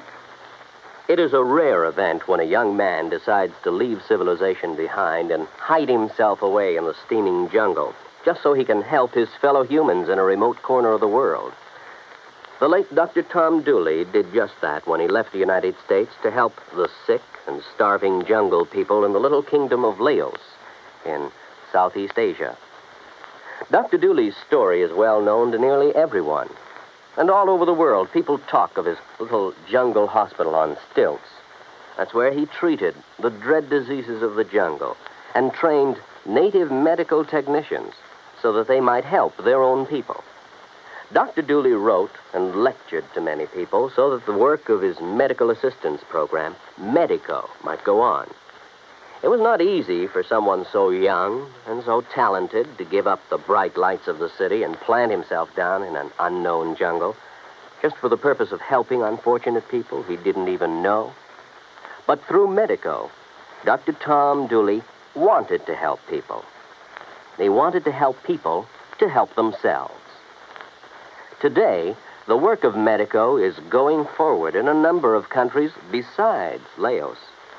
Young men are being sent to the United States to be schooled in medicine with the idea of returning to their own countries to help their own people. Hundreds of thousands of dollars worth of medical supplies have been donated by American businessmen and pharmaceutical companies. Today, Dr. Tom Dooley's work is being continued for him. It is helping to create better understanding. It is an injection of the spirit of freedom. The right of all men everywhere. And now, Act two of yours truly, Johnny Dollar and the Silver Bell Matter.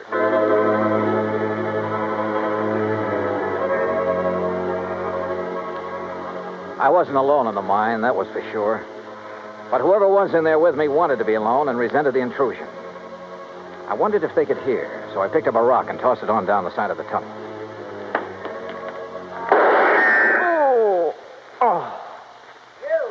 You hurt bad, stranger? Well, I'll be Mrs. Crabtree, is that you? You're trying to trick me. No, wait a minute. My name's Johnny Dollar, insurance investigator. I got a bead on you now, mister. So don't you move till you can prove what you're saying. Oh, no, I don't intend to. What are you doing in my mind? Looking for you. Your friend, Mr. Morton, is worried about you. Oh. Walk up this way, Mr. Dollar. But you be mighty careful about it. Yes, ma'am, I sure will. You say my Doc Morton sent you all the way out here? That's right, ma'am. Your friend, Mrs. Scott, wrote to him. I declare. It seems forgot she even knew. You know Murdoch? No, ma'am, I've never had the pleasure. Oh, he's such a fine gentleman. I remember years ago when I first met him. Oh, he was so kind and understanding. Hey, what's the matter? Oh, crazy fool thing I did coming in here and falling. Hurt myself bad, too. Mr. Dollar, you're just going to have to carry me out. It'll be a pleasure.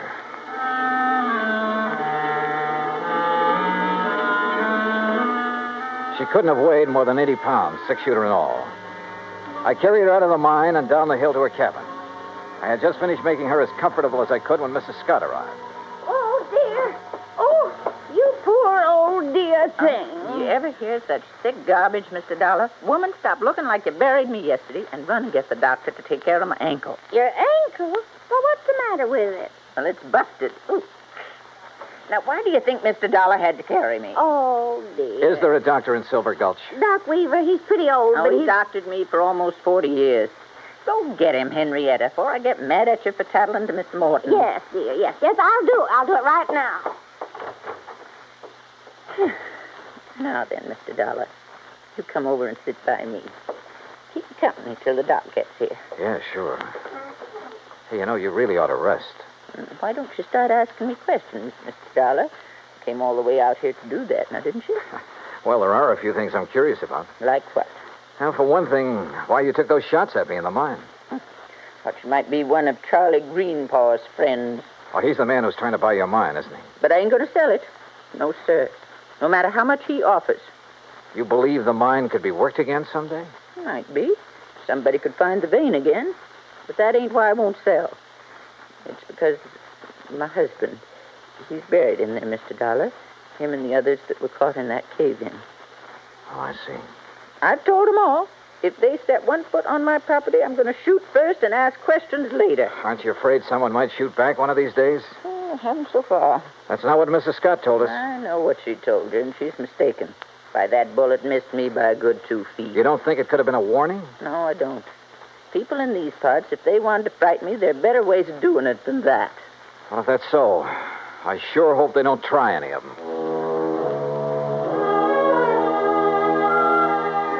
No one, at least so far as she knew, had reason enough to try killing her.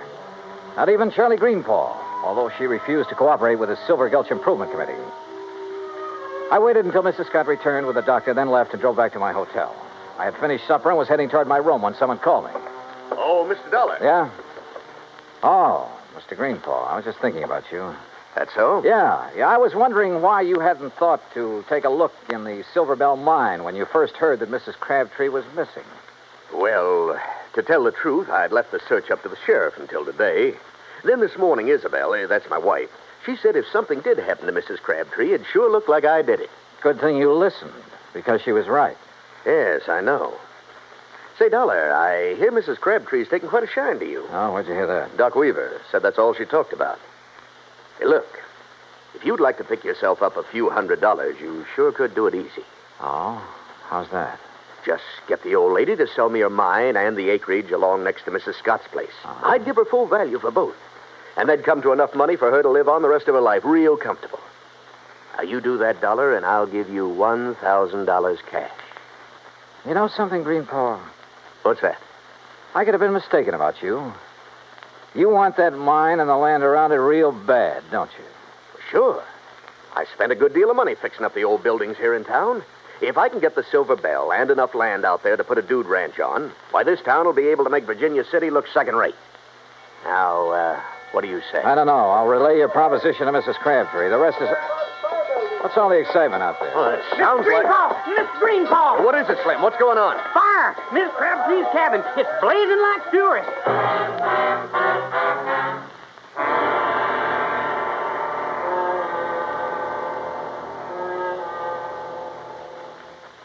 Act 3 of yours truly, Johnny Dollar, in a moment.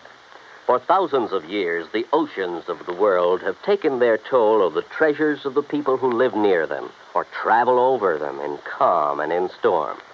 And for an equally long time, these same people have dived to the bottoms of these oceans seeking those treasures. Gold, silver, jewels, and emblems of tradition or symbols of history have been the sought-after prizes. Late in 1959, a group of English divers seeking underwater specimens of fish and plant life off the coast of the island of Terceira in the Azores came across a group of some 17 ancient cannons. They'd been swept off the walls of the old fortress by a tidal wave sometime during the middle of the 19th century and sank about 100 feet to the bottom of frequently storm-swept waters. News of the discovery was relayed to the Portuguese government, which gave permission for the raising of the relics. American skin divers stationed at the Air Force Base on Terceira volunteered to do the job on off-duty hours. In cooperation with the Portuguese Museum, the men made a few exploratory dives to determine the situation. Then the salvage work began. After cleaning the cannons, some made of brass, others of bronze, it was discovered that they had been forged in England, France, and Portugal more than 110 years before. Now the shiny symbols of history are on view in a Portuguese museum. The Portuguese people are happy because of an unselfish American gesture that brought back to them their symbols of the defense of freedom, the right of all men everywhere. And now, Act 3 of yours truly, Johnny Dollar and the Silver Bell Matter.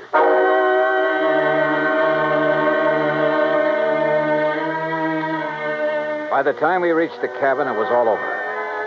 For a moment, I was afraid Mrs. Crabtree hadn't managed to escape. Then I saw her on the ground near the sheriff's car, wrapped in blankets. Hey, you! Get back over there! It's all right, Sheriff. This is Mr. Dollar. Oh, I heard you're in town, Mr. Dollar. This is Sheriff Wilkins, Johnny. Sheriff, do you have any idea how this fire started? Not yet, I don't. I asked her, but... I'd rather not talk about it now, Johnny. Maybe some other time. Whatever you say. She's pretty done in. Johnny? Yeah? You tell Mr. Greenpaw. Tell him I'll sell. Will you do that for me? Well, look, I'll talk to you about it in the morning. No. I want to sell now. Nothing to stay here for. Nothing. We'd better get her down to Mrs. Scott's place. Doc Weaver's given us some morphine. You go ahead, Sheriff. I'm going on back to town. Sure. See you later, Dollar. Oh, Mr. Dollar, is she going to be all right? Yeah, I think so. Greenpaw, do you have a map of this area, including all the land you're planning on buying? Not on me. It's down at the office. You want to see it tonight? Yeah, I sure do.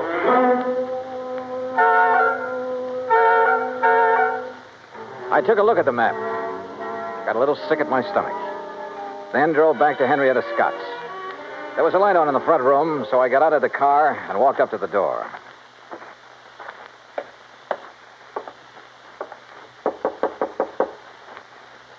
Yes, who is it? Johnny Dollar, Mrs. Scott. Oh?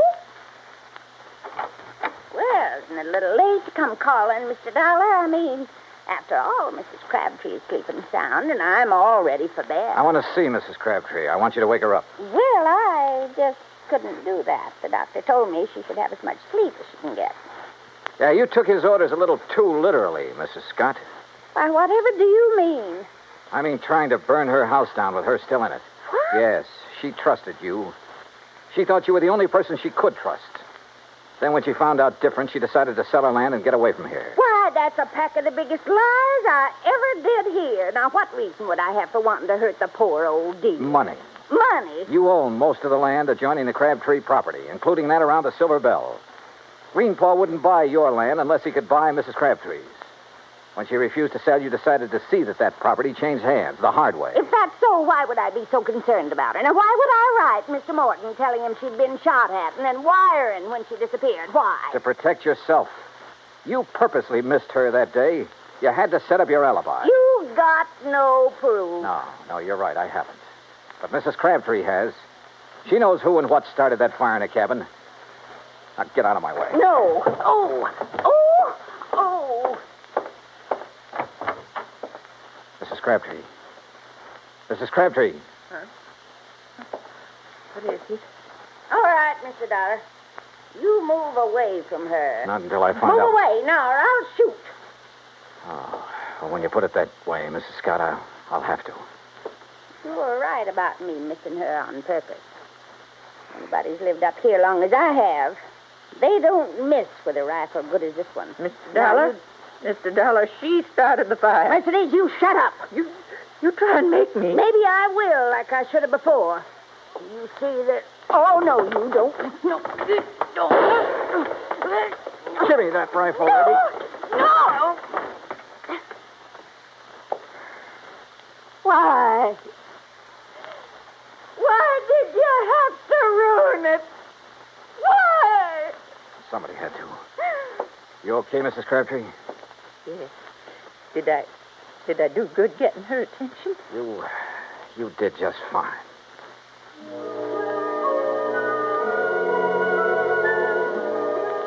I was ready to leave Silver Gulch the next day, but I stayed over for another week, waiting for a little English gentleman by the name of Murdoch Morton to arrive and claim his bride. Yeah, just about everybody in Montana came to Mrs. Crabtree, pardon me, Mrs. Morton's wedding.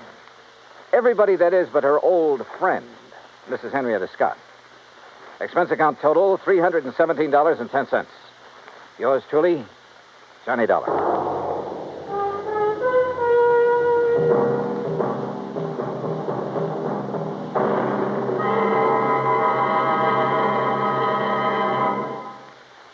And now here is our star to tell you about next week's story. Next week, a beautiful girl is killed. And with her goes a big part of my own heart. It's one of those things that... Well, join us, won't you? Yours truly, Johnny Dollar.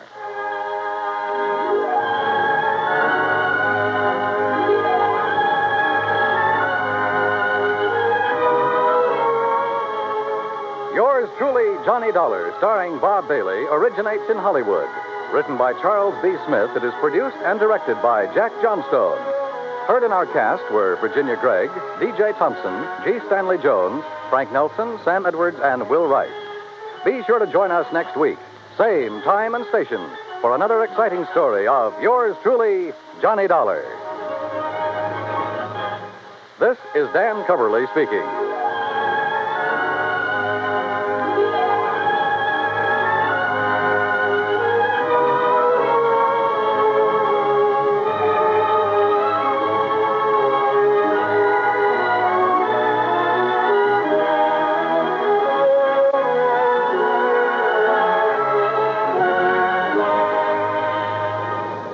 This is the United States Armed Forces Radio and Television Service.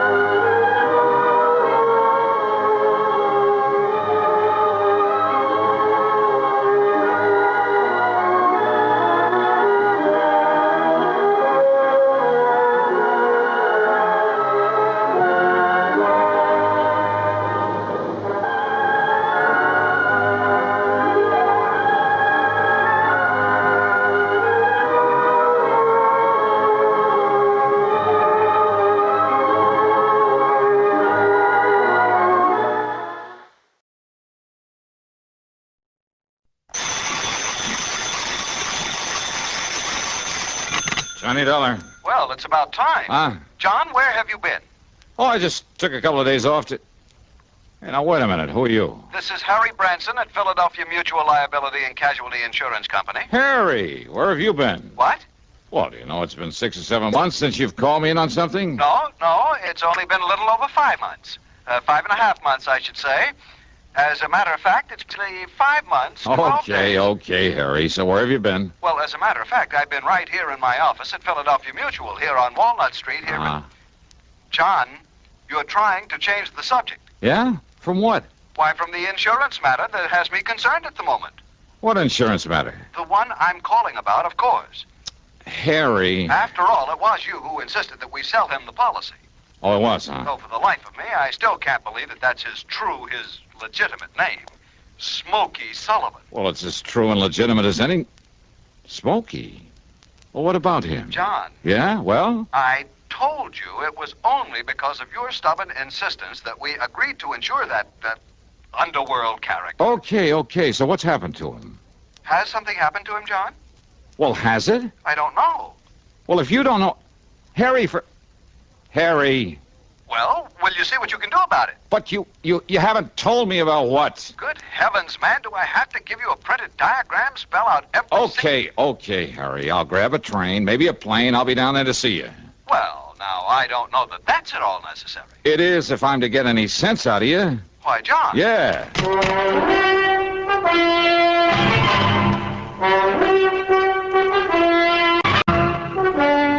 CBS Radio brings you Bob Bailey in the exciting adventures of the man with the action-packed expense account, America's fabulous freelance insurance investigator. Yours truly, Johnny Dollar.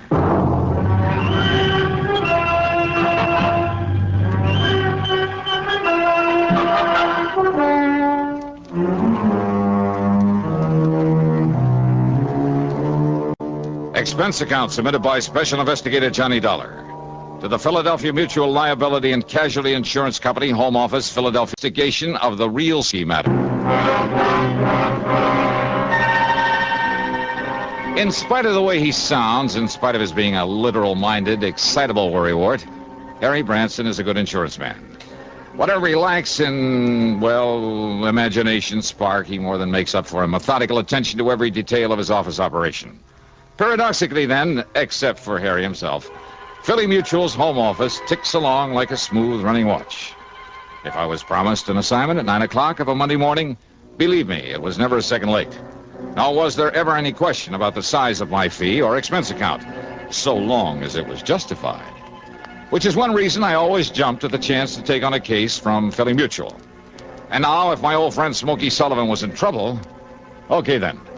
Expense account, item 1, 1425, taxi out to Bradley Field, plane to Philadelphia, taxi into Harry Branson's office on Walnut Street. Okay, Harry, what's it all about? John, I tried to tell you over the phone it was not necessary for you to come on down here. What you told me over the phone didn't make any sense. And I suppose you'll expect the company to pay your expense account? Ah. Well, we shall just see about that. Oh, now, wait a minute. Yes? Well? Now, look, Harry, if something serious has happened to Smokey Sullivan... Did I say anything like that over the telephone? Well, I'm sure you didn't waste your company's precious money on a long-distance call just to say good morning to me. Of course not. And you did mention Smokey. I certainly did. Well, come on, Harry. What's it all about? Arsonist, thief, racketeer, mixed up in more unlawful, illegal, sordid crimes, Harry. and by his own admission, too. Well, so what if he was? He isn't anymore. I hope now, would you're you tell right, me? John. I certainly hope you're right. Well, I am right. But he did have a record. Oh, and look. why a fine, conservative, respectable old company like Philadelphia Mutual, Harry. why you should demand that we issue a combination life and accident policy on such a person. What's the matter? You gone off your rocker or something? I beg your pardon. Don't you realize that your company and half a dozen others all over the country ought to be proud to serve a guy like Smokey? Guy. Insure him for nothing, too, and for as much as he wants. John, a company hardly prospers by doing a thing like that. Harry, don't you read the reports on my investigations? Of course. Don't you know that 2 out of the last 4 cases I've handled for this grand and glorious company of yours would never have been solved if it hadn't had Smokey Sullivan's help? Of course, I know. If it hadn't been for his knowledge of the underworld and cities all over the country, his contacts there, do you think I would have gotten to first base, flushed out those crooks, saved your company a lot of precious money? Well, of course, each time, Smokey was risking his neck to give me a hand. Now, you remember that. Well, of course. Sure. You've been all for it, his giving me and you a hand in these things. But when it comes to giving him a little lousy insurance protection... Well, of course, Of course you what? Well, I'm sure he deserves our every consideration. You bet he does. But a man like him, with a past record like his, I mean, all the figures, the actuarial tables... Show that he's a pretty poor risk, huh? Exactly. All right. So maybe I am, too, in this job of mine. The services you perform for us and the... Oh. Yeah, Then good, I did the right thing. Yeah? What's good about refusing to draw up a policy for Smokey Sullivan? But I did issue one. Oh, you did? I admit it was only because of your insistence. But now that you've explained why, well, John, I might suppose it was the right thing. Well, sure it was. And Harry, I'm sorry I blew my top. Perfectly understandable, but, John, I said I must it was all right. I meant except for one thing. Oh? What's that mean? Well, I'm afraid your trusted friend, Smokey... Well, have you seen this morning's paper? Oh. Here, John. Thanks. I see you're still reading the Philadelphia... What's this? Yes, that item I put a circle around. But Oh, no, Harry. No. This can't be right. And now, Act Two of yours truly, Johnny Dollar, and the real Smokey matter.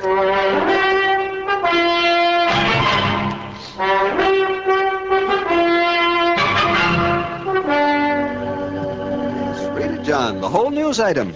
Toy factory.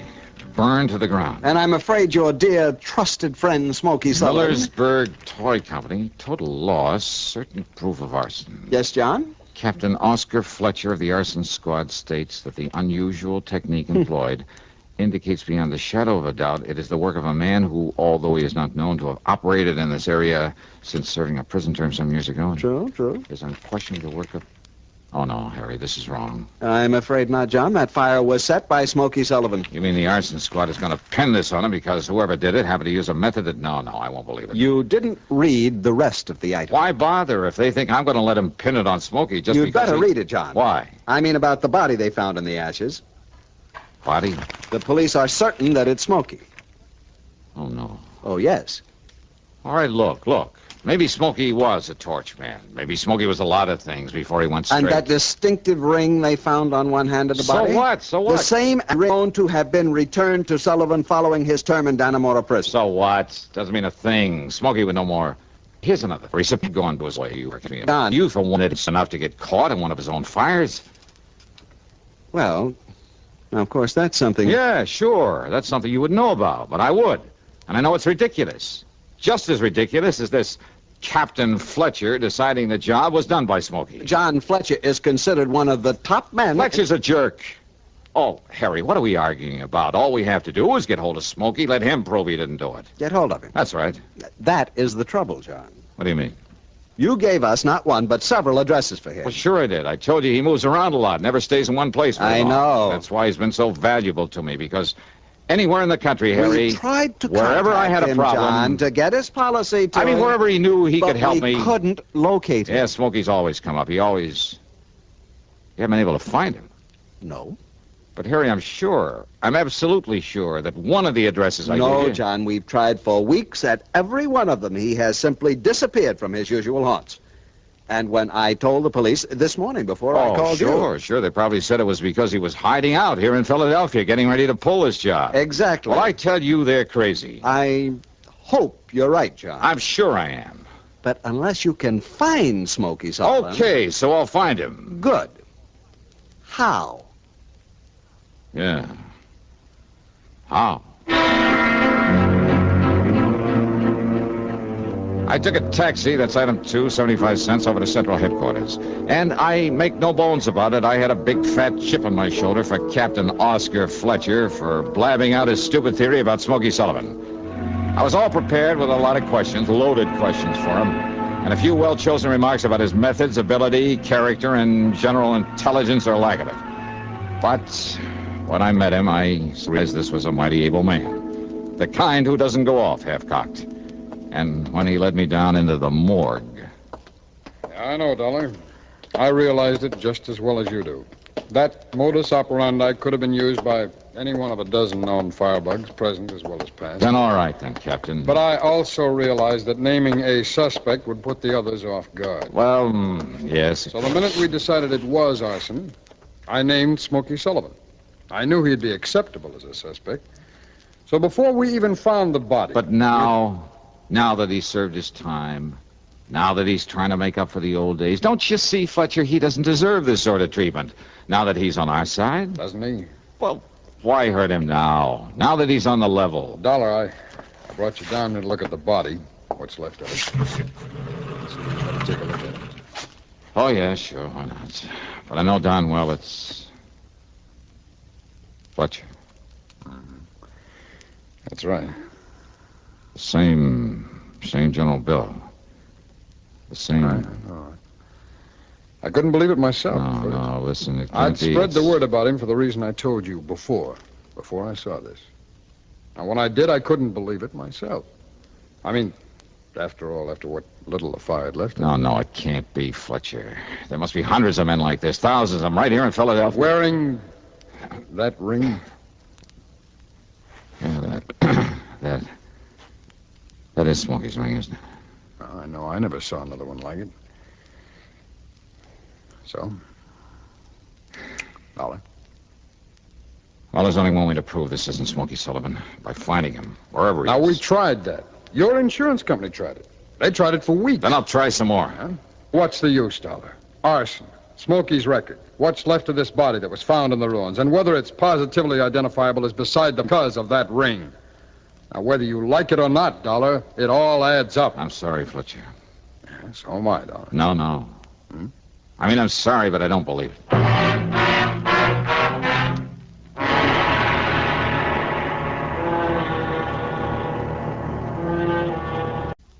Are you married? How many children do you have? Some people resent being asked such personal questions. They resent it even when a census is being taken. Would you? Or do you know that our Constitution requires the taking of a census every 10 years? And do you know that the purpose of the census is to find out how many people are living in each state? For our Constitution guarantees each state the right to send members to the House of Representatives in accordance with the size of its population. A little state may have only... For the men who wrote our Constitution sought to make our government one that will represent all of the people all of the time, so that your country and mine shall be our country under God. And now, Act 3 of yours truly, Johnny Dollar.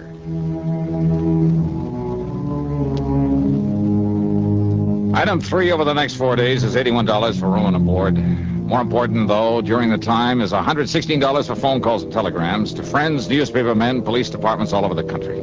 Anyone I could think of who might be able to help me locate Smokey Sullivan. Nothing. Okay, Smokey had gotten restless again, as he had many times before. But always before, he told me where he was going. Yeah, maybe he tried to call me after I'd left Hartford. So one of those calls went to my answering service up there. No word from him. And there was always that body in the morgue. So unless I could somehow prove Smokey was alive, locate him. But how? And the only time that Smokey had ever contacted me was when when he thought that maybe... Yeah. Item 5, 10 cents for a call to Marty Ross, a top reporter on Philly's biggest morning paper. I told him he'd find a story in exactly half an hour at the corner of 13th and Pine. A story that he ought to give out to all the wire services. Item 6, $50, deposit on a rental car. Item 7, a call to headquarters, and I didn't give the desk sergeant my name, only the license of the car I'd hired. Okay, then. The first time I drove across the intersection of 13th and Pine against the light, only a few people on the sidewalk noticed it. And of course, some of the cars trying to cross with the lights. The second time I ran it, though, there was a cop there, and I thought I caught a glimpse of Marty Ross. I made the cop my target. And when I made the pass at him, nearly running him down...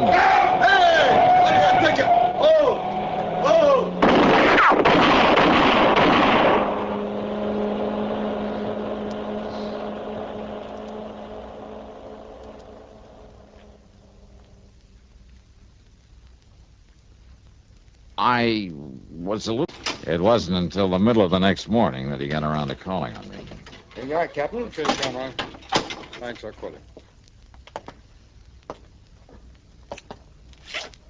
All right, Dollar. What's the big idea? Sit down, Captain. Cigarette? How'd you get those in here? Old friend of mine. You mean Marty Ross? Yeah. The guy that... Dropped in to see me this morning. Left a pack of these. Friend? Yeah, his story of your crazy stunt is all over the country by now. Boy, what's the matter with you? Did you go off your rocker? Yeah, kind of looks that way, doesn't it? Sure you wouldn't like a cigarette? Cut out the clowning, will you? Now, you're in trouble, boy. Oh, I don't know. Well, I do. Well, now, I thought maybe you, an old friend of mine, could maybe pull some strings. You're out of your mind. Now, why'd you do it, darling? You drunk? No. Is that what you were because of your worry over Smokey Sullivan? Now, come on. Give. Well, I guess I'd better wait until my hearing before I say anything. Hey, guard. Dollar. You want to let Captain Fletcher out of here? Now, you cut this out, will you? Now, come on, Dollar. Tell me what it's all about. Well, come on. Look, Dollar, be sensible about this, will you? Now, how can I give you a hand? That is, assuming that I will. If you don't... Dollar. Here we are, Captain.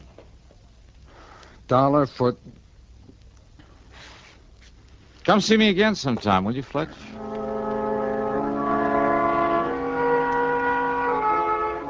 Well, after 2 days in that cell, even the guard wouldn't listen to me, just kind of sneered at me. I began to think that maybe I'd overplayed my hand. I asked if he'd get Captain Fletcher back to see me. No response. When he brought in the meals, I argued, I pleaded, I threatened him, reminded him that a citizen has some rights, even in jail. Well, he walked away as though he didn't even hear me. Then, the morning of the third day, I was handcuffed and led upstairs to a small hearing room, I guess you call it. At any rate, there was a man there in judge's robes and a pretty cold-blooded expression on his face. Your name is Johnny Dollar. Yeah, that's right. Now, Your Honor... Instead of the usual formal hearing, I've decided not to waste any time on your case. Well, Honor, maybe it was kind of a crazy stunt. But when I tell you the reason for it... It's no use, Mr. Dollar. These circumstances are deadly and civilly against the Vop's office. Well, now, wouldn't it... Please, or shall I send you back to your cell? Well, now, look, is this some kind of a... Your Honor... Silence. Do you call this a hearing? I do not. Well, all right, then. Silence, please. Your caper with that rental car involved more than might have met the eye. Well, it was meant to. Don't you see? Don't you... Yes, sir. That apparent attempt on the patrolman's life. But someone had called headquarters to look out for that car. Someone had also called a newspaper man to be sure that he now... Just let me finish. Yes, sir. But then the appearance early this morning from somewhere on the West Coast, I believe, of a man we'd been looking for. Ah. Yes, Dollar. Captain Fletcher had been looking for him in spite of the body in the morgue. Then, Judge... Smokey Sullivan came here to help you, as I'm sure you hoped he would. Yeah, I knew the newspaper reports... Will you please keep quiet? Yes, sir. Well, Dollar, when Smokey arrived here, Fletcher took him right over to the scene of the fire. Smokey immediately recognized the handiwork of an old crony of his who could almost have passed for his twin. Then... The only other man he ever knew to wear the same kind of ring he wore and still wears. Smokey's waiting in there, by the way, to see you. Then you mean that you know... I mean that your crazy caper worked, Johnny. Conroy, take off his handcuffs. Oh, boy. Judge, you're okay. And you say that Smokey's in the next room? Hi, Johnny. Smokey. Yeah. Smokey, you old son of a gun. Yeah. Now, just 1 minute, Johnny. Yeah. I mean, yes, sir. We're deeply indebted to you for this. It was all done most ingeniously. Well... And as for the traffic violations, you're fined $15. Oh, but next time, please don't scare one of our patrolmen out of his wits.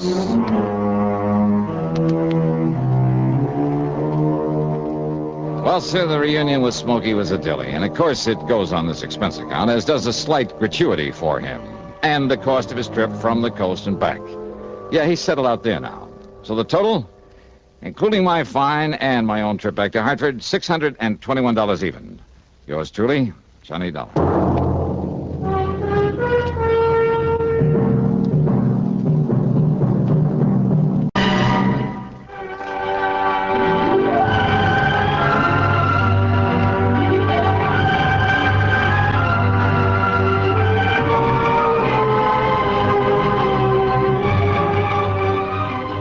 Yours truly, Johnny Dollar, starring Bob Bailey, originates in Hollywood and is written, produced, and directed by Jack Johnstone. Heard in our cast were Harry Bartell, Stacey Harris, Lou Merrill, Vic Perrin, Tom Hanley, and Bill James. Be sure to join us, Johnny Dollar. This is John Wald speaking. Johnny Dollar has come to you through the worldwide facilities of the United States Armed Forces Radio and Television Service.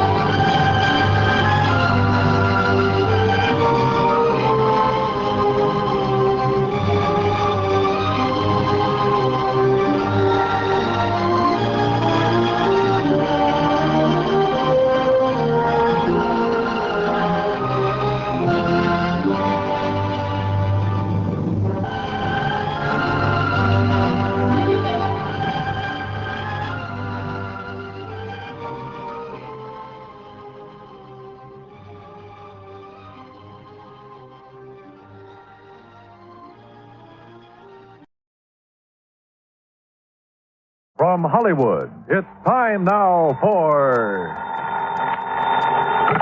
Johnny Dollar. Ah, how weary, stale, flat, and unprofitable seem to me all the uses of this world. Who's that? Garrett Reynolds, Johnny. Reynolds in Trenton? That's right, New Jersey State Mutual Life. Well, what was the quote from Shakespeare about? Hamlet, wasn't it? Alas, I would a tale unfold whose lightest word would harrow up thy soul, freeze thy young blood, make thy two eyes like stars start from their sphere, thy knotted and combined lungs apart. Now, wait a minute, will you? Particular hair to stand on end like quills upon the fretful porpentine. Garrett, have you gone off your rocker? Why don't you come on down here and see? Yeah, I think I'd better.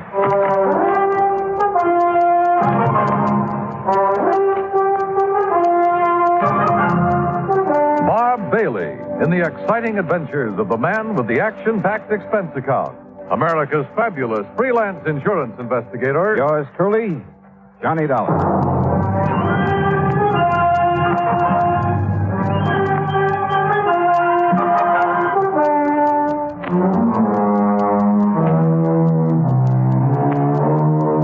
Expense account submitted by Special Investigator Johnny Dollar to the New Jersey State Mutual Life Insurance Company, Trenton, New Jersey office. Following is an account of expenses incurred during my investigation of the Heatherstone Players matter.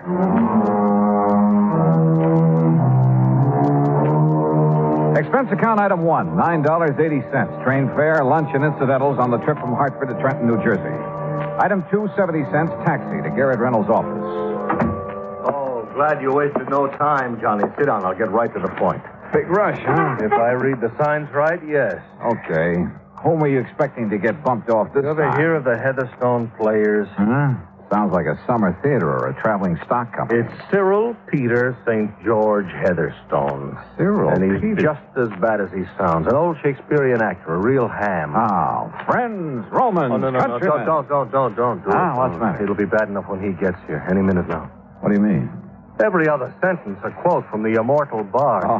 By the time you've listened to him for 5 minutes, you never want to hear of Shakespeare again.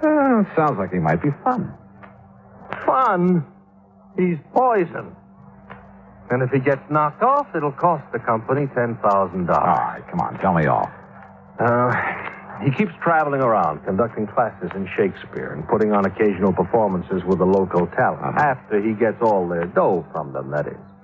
Whenever he pulls out of a town, he leaves behind a lot of unpaid bills.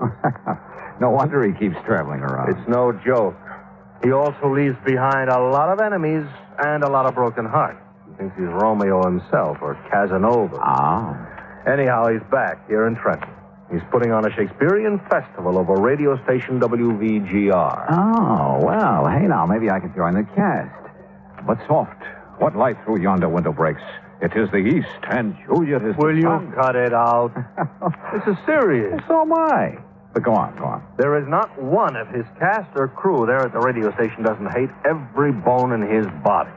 Except maybe young Joni Carter. And who's she? Oh, she's the girl he picked to play Juliet in Ophelia. Promised her a shining career on the stage and stardom in pictures and that sort of thing. Yeah, well, maybe she's good. Oh, don't kid yourself. It's part of his act to charm her away from Charlie Cubberly. And who is he? He's also in the cast. He's getting nothing but bit parts. Well, I still see no cause for alarm. Oh, you will, Johnny, if you ever attend one of those rehearsals. Well, look, if they all hate him so, why don't they just walk out on The him? old shyster's got him tied down to contracts. Must have signed them with their eyes closed. They're stuck with him, Johnny, until the festival is over. Or until somebody kills him. You think it's that serious? Johnny, one way or another, he has taken everybody he's ever come into contact with. Even you? Even me. Number of times I've had to go through the operation of changing the beneficiary on his policy. Who is the beneficiary? As of the moment, Joan Carter. The actress you mentioned. The girl I mentioned. He uses the policy as a come-on to charm the poor, unsuspecting young... So, what has this day deserved? What has it done that it, in golden letters, should be set among the high tides of the calendar? What the Sam? King John, my boy, Act 3, Scene 1. Mayhap for your plebeian ear, I should have asked this churlish fellow next to you why for he sent for me this hour. Heatherstone, this is Johnny Dollar. Oh? And here's my hand. And mine, sir, with my heart in it. Uncle. Good man, that's from the Tempest, Act 2. Oh, not that I give you a charge. Look, Heatherstone, I've asked Dollar to act as your bodyguard until this play of yours is over and you can get out of town. Play festival, dear sir, in which the immortal Shakespeare's works, beneath my practiced hand, shall so enchant... Yeah, wait a minute, Heatherstone. Garrett, I'm not going to serve us I said bodyguard. I've received 3 anonymous notes telling me in no uncertain terms that his life isn't worth a plugged nickel around that studio. Threats, huh? Well, just warning. What matter? To quote the bard, I bear a charmed life. Have you given those notes to the police? Yeah, but I haven't heard back from them. That's why I sent for you in such a hurry. How fitting that my end should come there, on stage, so to speak. What? Blow wind, come rack. At least I'll die with harness on me back. Which is to say, my friend, that I'll die with me boots on. Yeah, I got that. Has anybody threatened you in person, Heatherstone? Yeah. And what about that girl, Joan, and the way Charlie Cubberly... Her beauty makes the vault a feasting presence full of light. Oh, listen, will you? I'm talking about Charlie, the boy she's thrown over for you and your phony promises. That boy's crazy enough with jealousy to try almost anything. Aye, he is mad. Right. That he is mad, 'tis true. 'Tis true, 'tis pity. And pity 'tis true. Heatherstone, he's mad enough to kill you. And so are some of the others. Yeah, I've heard you're pretty rough on your cast of actors, on your crew. Well, I must be cruel, only to be kind. Now, what's that supposed to They're mean? so ambitious, all of them, but so inadequate, so futilely do they attempt to gain the highest talent of this art, with which I am so rich endowed. All right. Look, please. Apparently, Garrett feels that your life is in danger. I'm sure of it. And as long as I've come all the way down here, I'll take his word for it. That every one of your associates has a serious personal reason for wanting to see you out of the way. What private griefs they have, alas, I know not. Listen, will you? But this I do avow. Heatherstone, don't you care that somebody's out to get you? My cast, my crew, you say? Yes. Me? Stands not within the prospect of belief. Look, the fact remains... And yes, if 'twere true, then I must bear a countenance more in sorrow than in anger. In gratitude toward me, who've given them so much. Believe me, it is true. That's why I insist you have somebody to look out for you until you can get out of town. These words are razors to me, wound. That's why I sent for Dollar. This man, huh? Yes. Let me have men about me who are fat, we go again. sleek-headed men, and such a sleeper night. Yon Dollar has a lean and hungry look. He thinks too much. Such men are dangerous. Will you shut up? And yet, suppose I am to die. Believe me, if it weren't for the $10,000 it would cost the company, I sometimes think I'd like to take care of that little matter myself. And you would be found out. That's what you think. Then Dollar, look upon his face. I quote, so full of artless jealousy is guilt, it spills itself in fearing to be spilt. All right. The fact remains that in spite of what Garrett says, you're determined to go ahead with this play, this festival of yours. I am. In spite of the threats on your life. Why not? All that live must die, passing through nature to eternity. Okay. When's your next rehearsal? Well, this afternoon, but sir... Station WVGR, right? Aye, correct, but sir... And I'm going to be there. To interfere with me at work? No. To hide in a corner and see if all this fuss over you is justified. To see if the atmosphere down there is as thick as Garrett says it is. To either take on this case or not, depending on whether I think your life's really in danger. Oh, Johnny, his life has been in danger for years. Of course. You, admit it? Aye, that I do. So therefore, harm, if harm they could have done, would long ago have caught me in its grasp. Yeah, well, maybe you've just been lucky. Aye. In the past, I quote, treason has done his worst. Nor steel nor poison, malice domestic, foreign levy, nothing can touch me further. Oh, Lord. And with that thought, I bid thee now adieu. Yeah, well, goodbye. And yet, perhaps, for best we talk this out, I quote, to fear the worst, of yours the worst. Good day, gentlemen.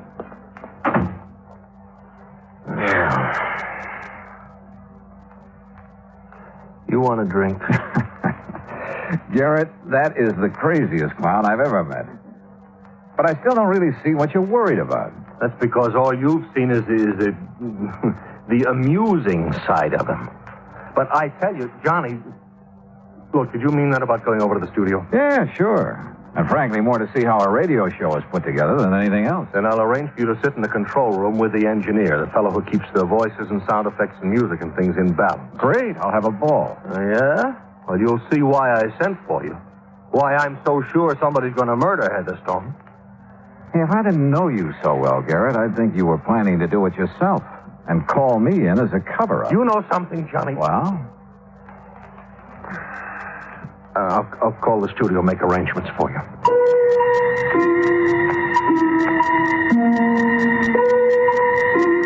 I couldn't help feeling that Garrett's own resentment of Cyril Heatherstone was for a lot more than the mere fact he'd have to revise his policy a few more times. But if so, he wouldn't admit it to me.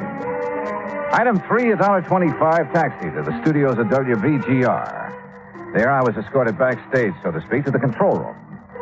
It was a small room, facing into the main studio through a large soundproof plate glass window, and it was loaded with complicated equipment. Before the control panel, with its knobs and keys and dials, sat Gordon Mitchell, the engineer, a nice-looking chap in his 30s. Through the window, we could see Heatherstone and the cast gathered around a table, working on the script. Sit here right beside me, Dollar, and you can see and hear everything that goes on in there. Oh, well, sure. Thanks, Gordon. Is that microphone sitting in the middle of the studio there the one they use when they're on the air? Yeah, that's one of them. There's one over there beside all that equipment for the sound effects men. Oh, yes, I see. And then there's another one in that booth over against the wall. And what's that for? To isolate it for special voice effects, like a voice coming over telephone, things like that. A filter mic. Oh, I see. And then the one hanging over the table where they're reading will be for the orchestra when it comes in later. Uh-huh. Say, you have a lot of stuff to balance when you're doing a show, haven't you? More knobs and dials and stuff. You see here? This knob controls the mic over their table out there. Listen, I'll fade them in. What, will the line stretch out to the crack of doom? Well, It's Charlie Coverley. Plays one of the small... Well, what? Oh. Well, idiot! Well, you said to get everything we could out of the line. That I did. So I added a couple of words to make the speech sound You more... added to Shakespeare. Well, I thought... Here we go, Dollar. No! Listen to his own words. To gild refined gold, to paint the lily, to throw a perfume on the violet, He's wasteful and ridiculous excess. Remember that and stop being ridiculous. You heard enough, Dollar? Yeah, I'll cut it off. A gentleman's son. Brother, he really tears into them, doesn't he? Believe me, that was nothing. Dollar, he's the most hated man in this town. So I've heard. Pretty fast dealer, too. You're not kidding. Yeah, he sure nicked me. How do you mean? All my savings. You know, invest in this Shakespearean festival. He'll get a sponsor. We'll all make $1 million. Well, if it wasn't for the beneficial finance company, I'd be on my uppers. That way, huh? And poor Charlie out there not only lost his shirt to Cyril, but his girl, too. That little blonde beside him? The one who's talking now? Yeah. Well, listen, I'll open their mic again. That's right, my dear. Go ahead. There's rosemary. That's for remembrance. Pray you, love, remember.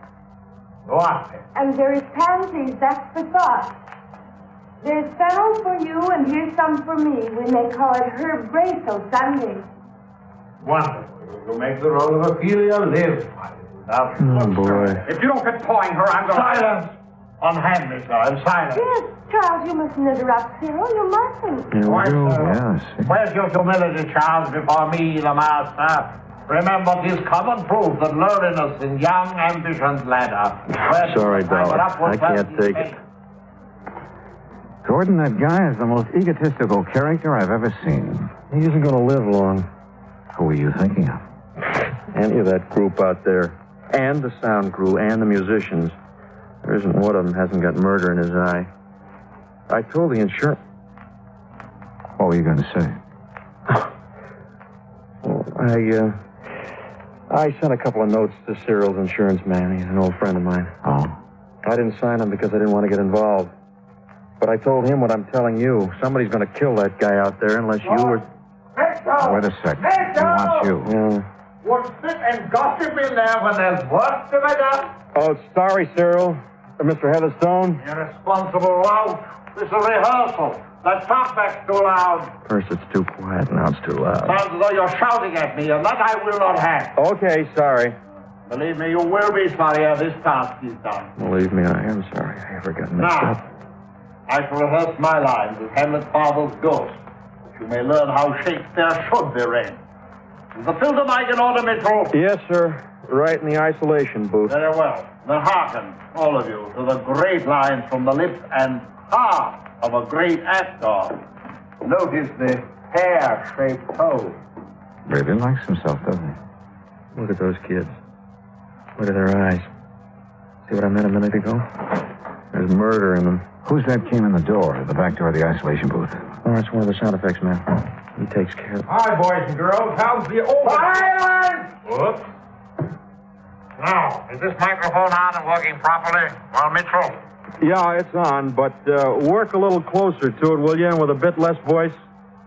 You tell me how to use a microphone? Now, quiet, all of you. Well, what's he waiting for? The mood, Dollar. The mood. Oh, come on, you old ghost. I am my father's spirit, doomed for a certain term to walk the night, and for the day confined to fasting fires, till the foul crime done. Foul crime. Don't tell me he's forgotten his line. Hence horrible shadow. That's not the script. My drugs are quick. What is this? My dismal scene I needs must act alone. Past hope, past cure, past help. Wait a minute. I call upon the gods to Gordon, what's happening? I don't know, Dollar. Oh, no, it's too late. He's dead. He's dead.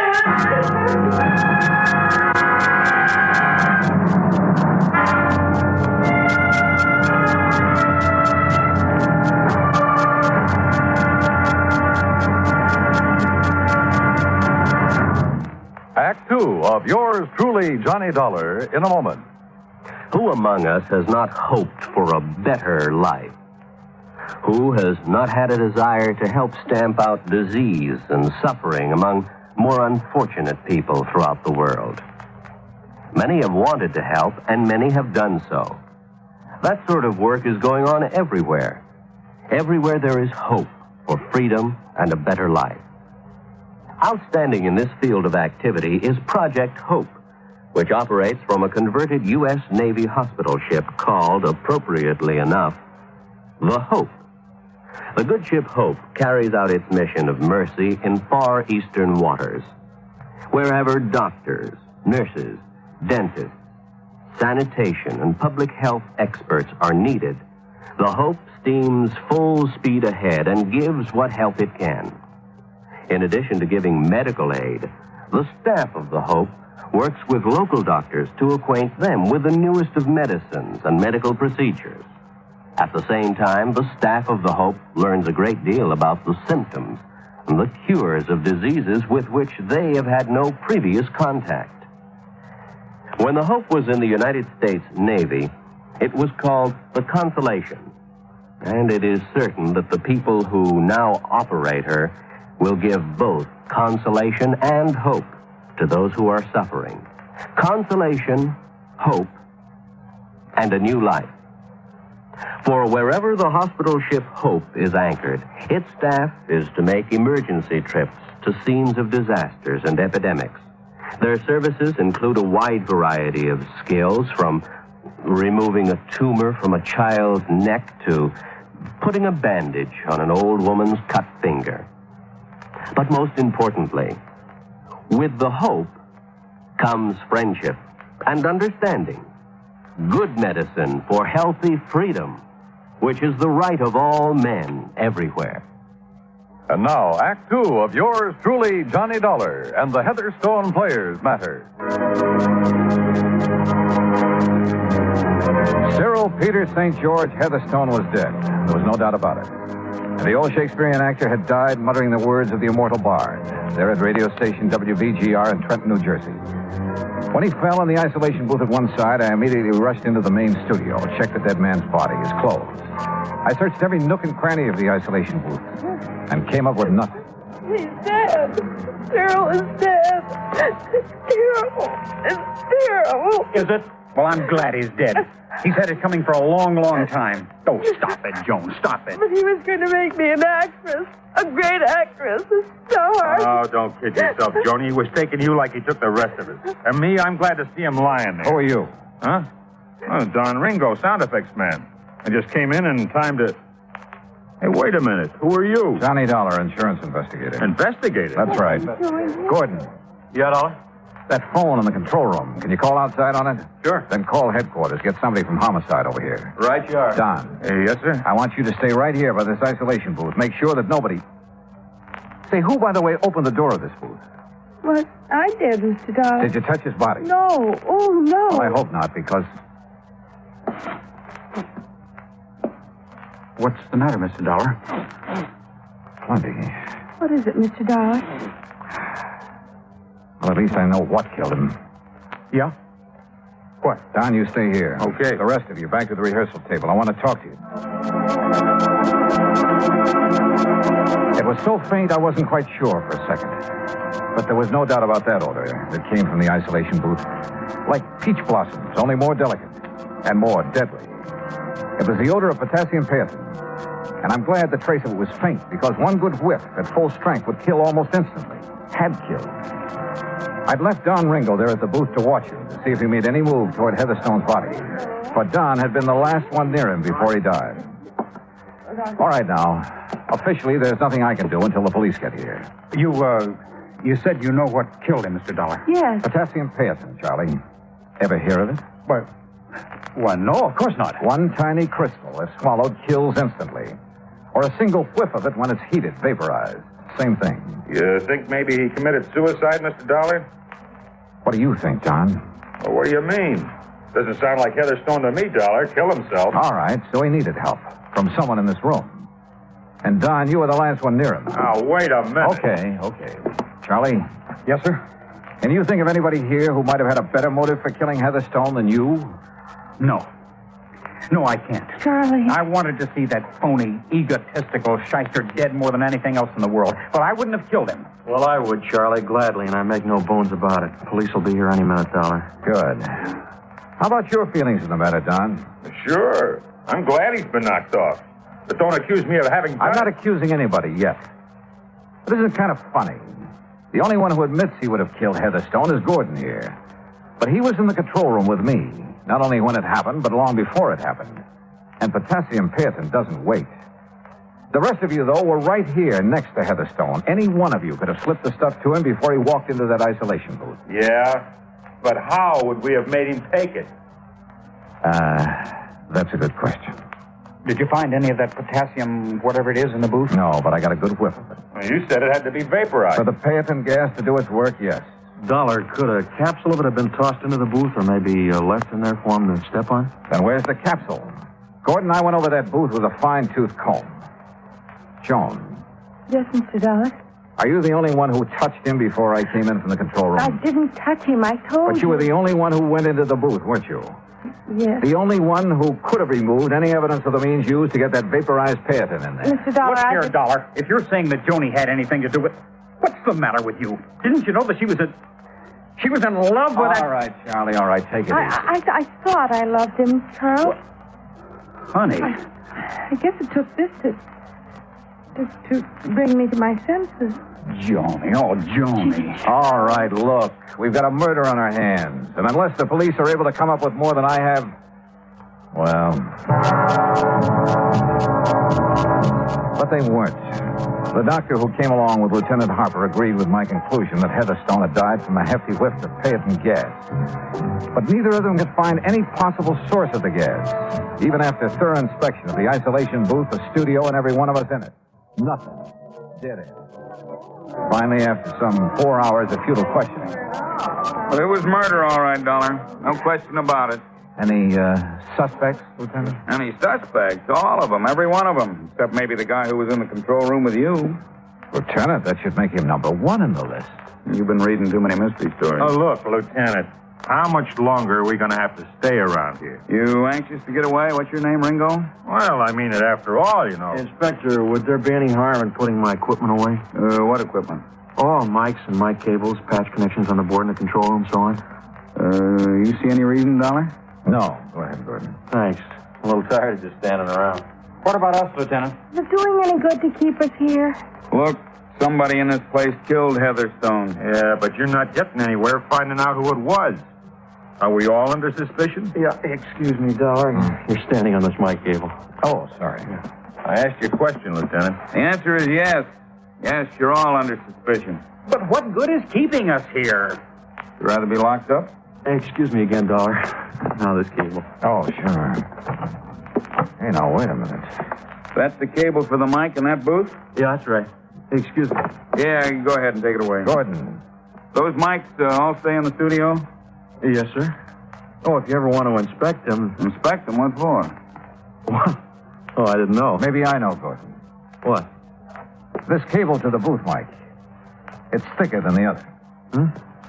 Oh, yeah. Probably an old one. Or maybe it's bigger because it has a couple of extra leads in it, extra wires. Yeah, the old one's dead. That's why... Come on, Lieutenant. Huh? You too, Gordon. Got a screwdriver? Sure, in my pocket. Here you are. Pliers, too, if you want them. If I don't understand why... Now, this mic in the booth.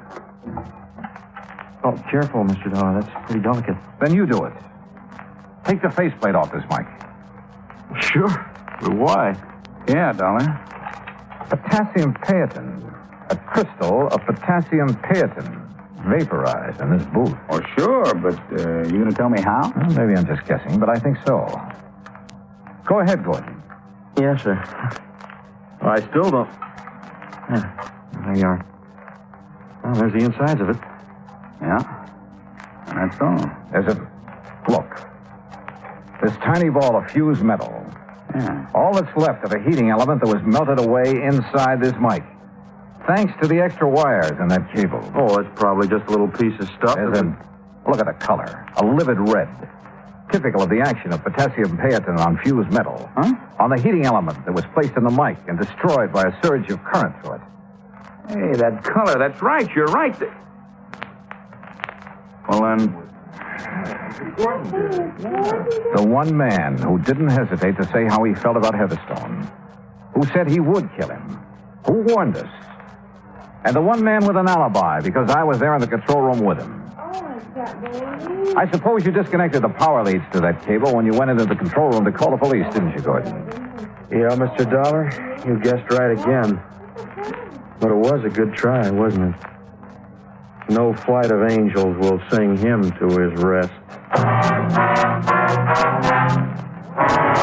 So, that was it. And the company will have to pay the claim. Expense account total, including incidentals and fare back to Hartford, $51.25. Yours truly, Johnny Dollar.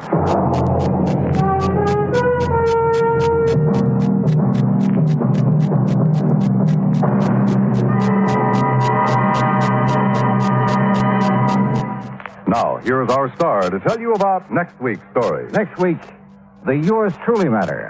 And I give you one guess about the name of the victim. Join us, won't you? Yours truly, Johnny Dollar.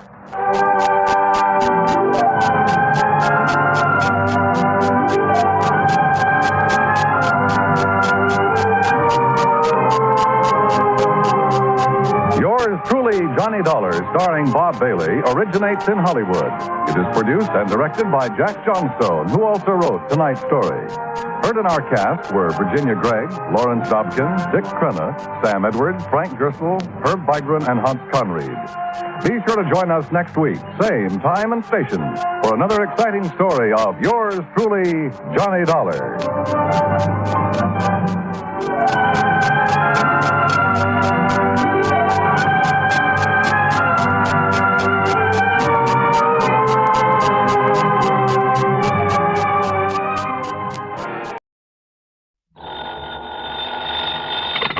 Johnny Dollar. Dollar, this is Peter H. Fillmore at the Office of Surety Mutual Insurance Limited here in Denver. Mr. Fillmore. Dollar, I want you out here. I've just uncovered a racket that has been costing our company a lot of money. What kind of a racket? Robberies, grocery store robberies, whole series of them. What's being taken, cash or goods? Cash, on Saturday nights, with most discouraging regularity. But, Dollar, with all the facts I can give you, well, I see no reason why you shouldn't be able to round up the gang that's doing this in short order. You think there's a gang involved? That's my conclusion, and I'm certain you'll agree with it when I give you the information I have. I see. Which means there may be some danger involved in this investigation. Well, that's the understatement of the week. However, I understand you're quite used to that sort of thing. Oh? And in view of the importance to our company of putting a stop to these robberies, of bringing the criminals to justice... Now, Mr. Fillmore... Well, we shan't quibble over your expense account, or even any extraordinary expenses you may incur. Now, look. And, Dollar, there will also be the customary fee. The commission for any recovery of actual money you may be able to effect. Listen, would you please? More than ample compensation, I would say, for the fact your own life may be endangered. So, Dollar... Mr. Fillmore, Dollar, I'll expect you out here on the first possible plane flight. Goodbye, sir. Huh? Oh, sure. Goodbye. Maybe forever, huh?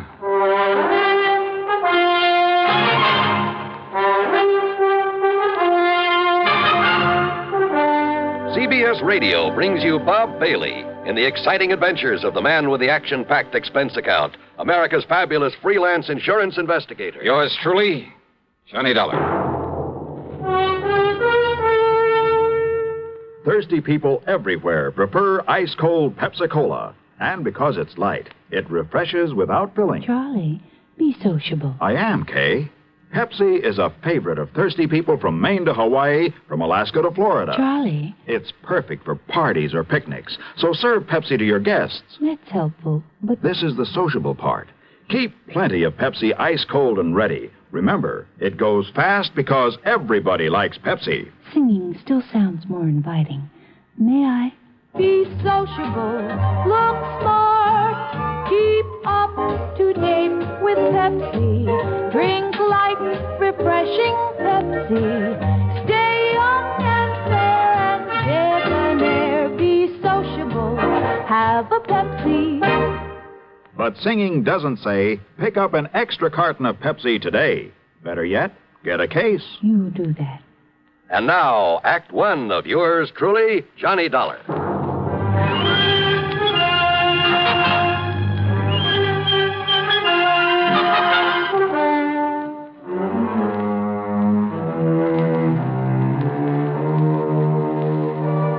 Expense account submitted by Special Investigator Johnny Dollar to Surety Mutual Insurance Limited, Denver office. Following is an account of expenses incurred during my investigation of the Saturday night matter.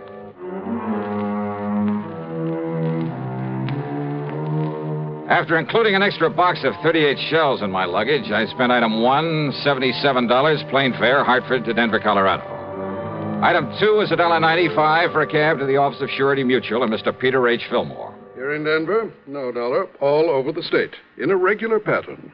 A pattern that has finally, today, enabled me to realize there's a connection between these robberies. Well, you better tell me all about it, Mr. Fillmore. Well, in the first place, you must understand that insurance against loss of actual cash, well, not many companies issue it. Without limit, that is. So I understand. However, since virtually all of our accounts are the commercial type, you understand what I mean by that? Yeah, I think so. Instead of individual life and home policies, endowments, that sort of thing. Exactly. Manufacturing plants, merchandising organizations, that sort of thing.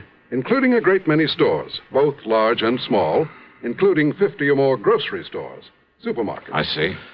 Dollar, it was my own idea to insure them against unlimited loss by robbery. And I must say it's increased our number of clients considerably. Yeah, I think so. But don't the premiums for that kind of protection have to come pretty high? Oh, very high. As a result, the company has shown a very nice profit over the past couple of years. But, of course, if these robberies continue... Yeah, you say there's been a definite pattern to them. Yes. To begin with, Dollar, every one of them has occurred on a Saturday night. When the markets are likely to have more cash on hand than usual, huh? Exactly. How many robberies have there been? So far, 8. Well, that's about time you were catching up with them. Exactly. So, on with the pattern. The robbers have forced their way in at gunpoint, just as the owner, alone, was about to lock up and leave. In each case, there have been 2 of them, wearing nylon stockings over their faces by way of disguise. One of them, tall and husky, the other one, short and thin. That's about as much description as we've been able to learn from the store owners. And don't forget, Dollar, there's been no real coordination of police effort in these robberies. Because they've all occurred in different towns. Exactly. And that brings us to the important part of the pattern, which I only realized this morning. Whereupon I called you immediately. Well? The first was right here in Denver. The next in Pueblo, then Colorado Springs, Aurora, Lakewood, Englewood, Greeley. Last Saturday, a week ago tonight, the Casey Market over in Boulder was robbed. True to pattern. I'm afraid I don't quite see it. Well, Denver, the largest city in the state. Then Pueblo, the next largest. I'll take your word for it. Then Colorado Springs, next in size to Pueblo. Then Aurora. And so on down the line? Exactly, Dollar. Exactly. And the last robbery was in Boulder? Just a week ago. So there may be another one tonight. All right. If you know the population of the various towns in the state as well as you seem to, you ought to be able to tell me where they'll go next, whether it's tonight or next Saturday or whenever. That's just the trouble. What? Until I get the latest population figures, well, I don't know. It'll be either in Wheat Ridge, barely northwest of Denver here, or in Grand Junction. How far away is that? Some 260 miles. Oh, great. Now, the last figures I have show 18,014 in Wheat Ridge, 18,021 in Grand Junction. But that may have changed by now. And there's no way of checking? Not before tonight, when there may be another robbery. Yet somehow you must decide on one of those towns and be there to prevent it. I must decide. Of course. And I'm certain you realize how important your decision is. Oh, sure. Very well, then, Dollar. Which is it? Wheat Ridge or Grand Junction? Well, come on, man. There isn't much time. Well, let me see if I have a quarter in my pocket. Yeah, here we are. I'm afraid I don't understand. Pretty important decision, huh? It certainly is. Okay, then. Heads, I go to Wheat Ridge. Tails, I go to Grand Junction. What? Can you think of a better way?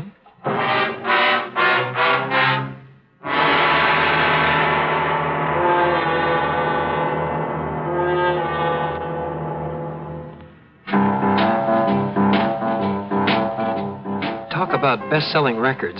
Here's a familiar tune about America's best-selling filter cigarette, Winston.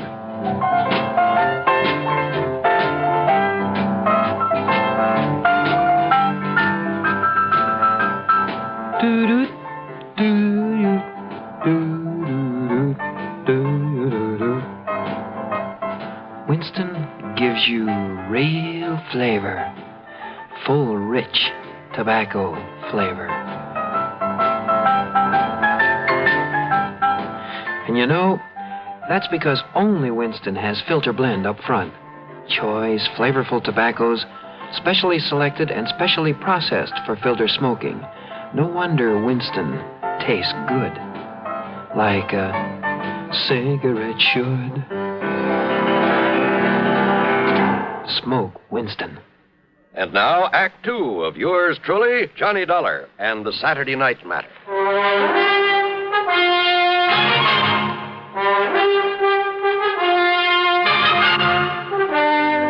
Now, Dollar, do you mean to say you think you can determine which city this gang of grocery store robbers will hit by the flip of a coin? This is ridiculous. I asked you, can you think of a better way?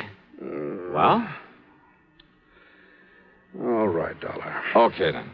But don't you see, if you go to Wheat Ridge, they strike in Grand Junction. Be kind of too bad, wouldn't it? Exactly. We'd have to pay off another big insurance claim. Perhaps thousands of dollars. And, Dollar, I'd hold you responsible. Me? Yes. Responsible for what, Mr. Fillmore? Huh? And I take it you're Johnny Dollar. Now, look here, Dollar, this is the most... Easy, PH. Dollar, this is Albert Berry, my assistant. How are you, Johnny? Al? Albert is the one who really built up this plan of mine for insuring the stores against loss of cash. I see. And if you want my opinion, PH, and I've said this before, we'd better stop issuing any more such policies right away. No. Cancel those that are outstanding. Give them a rebate and forget this whole thing. No, Albert. Admit that we're beaten by a bunch of crooks? You know I wouldn't. Yes, I know you wouldn't. But I still think you should. If we have to face any more of these losses... Let me worry about the losses. You just keep running up your nice big commissions on those policies and be glad you're getting them. No, sir. What do you mean by that? I mean that I won't let you. PH. Well? PH, I'd rather leave the company than have to continue feeling responsible as I do. Responsible? For what? Don't you understand, sir? I'm the one who sold the policies. And if any more of these robberies occur... Oh, don't worry, my boy. They won't. Thanks to my perceptive mind, little ingenuity, my own deductions, Dollar here is going to put a stop to them. Well, I knew you were sending for Mr. Dollar, but how will he know where the gang plans to operate next? Well, of course he will. At least, well... Very easy, Al. Look here. What? Tails. Okay, that means that I'm about to head for, Yes? Where? Dollar, good heavens, Just man. keep your shirt on, Mr. Fillmore. What if these criminals... If they hit the other town on the list, they won't stand a chance of getting away with it there either. How can you be sure? Just leave it to me, huh? Dollar. Now, I'll see you later. I gotta get busy. The coin had come up tails. That meant I was to head for Grand Junction. Yeah, I know it's crazy, but that's the way it was. Since it was afternoon, I'd have to make good time to get there before dark. So, expense account item $350 deposit on a rental car.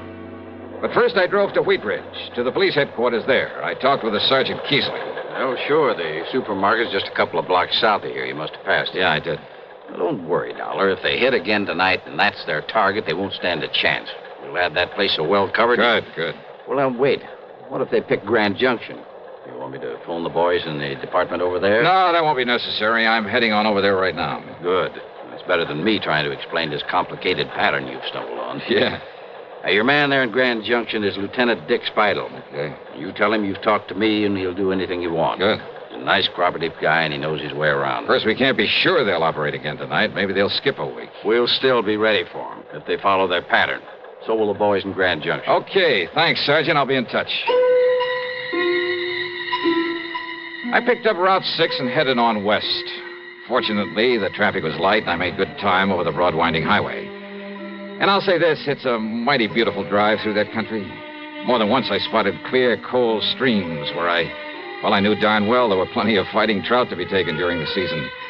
And maybe with luck, I'll be able to go back someday and wet a line, there in the shadow of one of the imposing mountain peaks.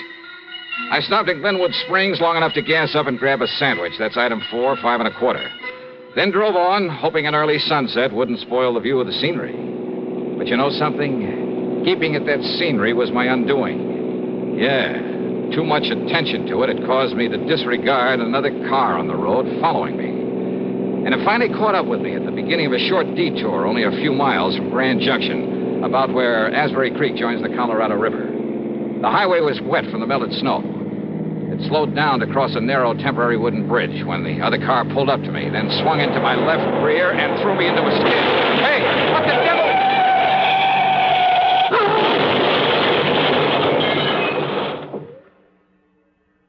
Act 3 of yours truly, Johnny Dollar, in just a moment. Meet star Stuart Irwin. Nothing's worse for an actor than a nasty cold. To feel better quickly, I take wonderful 4-way cold tablets. The fast way to relieve cold distress. Right. Tests of all the leading cold tablets proved 4-way fastest acting. 4-way starts in minutes to relieve muscular pains, headache, reduce fever, calm upset stomach, also overcomes irregularity. Take my advice. For your next cold, take 4-way cold tablets. The fast way to relieve those cold miseries. 4-way, only 29 cents. And now here's a word about another fine product of Grove Laboratories. Had dandruff for years? Now get rid of it in 3 minutes with Fitch Dandruff Remover Shampoo. 3 minutes with Fitch regularly is guaranteed to keep unsightly dandruff away forever. Apply Fitch before wetting hair. Rub in 1 minute. Add water, lather 1 minute. Then rinse 1 minute. Every trace of dandruff goes down the drain. 3 minutes with Fitch, embarrassing dandruff's gone. Fitch can also leave hair up to 35% brighter. Get Fitch Dandruff Remover Shampoo today. And now, Act 3 of yours truly, Johnny Dollar. Things were a little vague after my car got pushed off the road on the way into Grand Junction. I remember lying there in the wreckage, cold, terribly cold, but unable to move.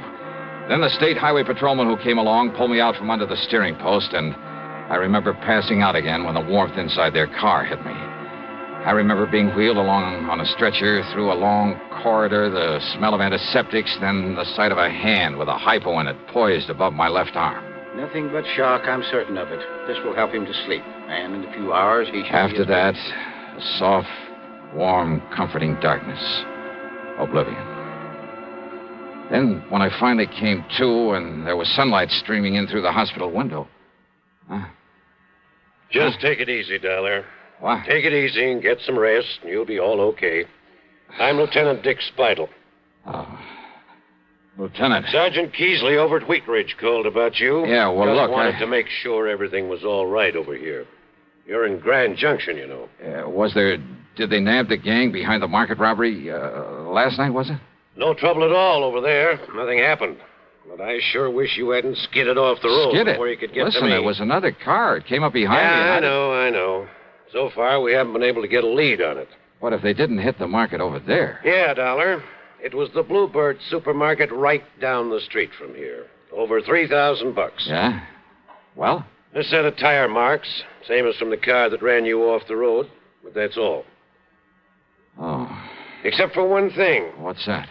What? Now, look, you're in no shape to worry about this thing now. You said except for one Doc says thing. You need a lot of rest. What is it? But when you're up and around What is again, it, Lieutenant? Well, when Barnaby Schultes came out here from the west and opened that market... Yeah? Well, always when somebody comes here with a lot of money, I run a check on him. And? Schultes has a record of stock manipulations, of phony bankruptcies across the country as long as your arm. Sure. So when his market gets robbed after he's made sure of collecting a lot of insurance for it... Worth thinking about, isn't it? Oh, you bet your sweet So life. you lie here quietly and think about it, Dollar. Oh, wait a minute, and Lieutenant. in case you're thinking about getting out of here and doing something about it before you're okay again... Listen, will you... Well, it just happens I have a man outside the door to see that you don't. Not until the doc says you can. Lieutenant! You take care of yourself.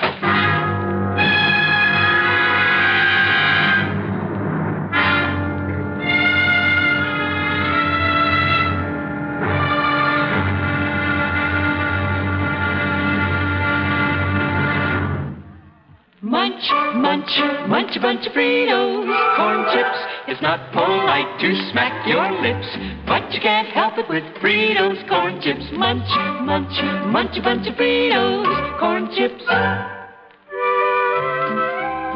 Fritos are the perfect after-school or between-meal snack. Golden chips of corn just made to munch. A nutritious treat for children and grown-ups alike. Fritos corn chips are full of such good, crisp flavor, such good-for-you nourishment. There's contentment in every munch.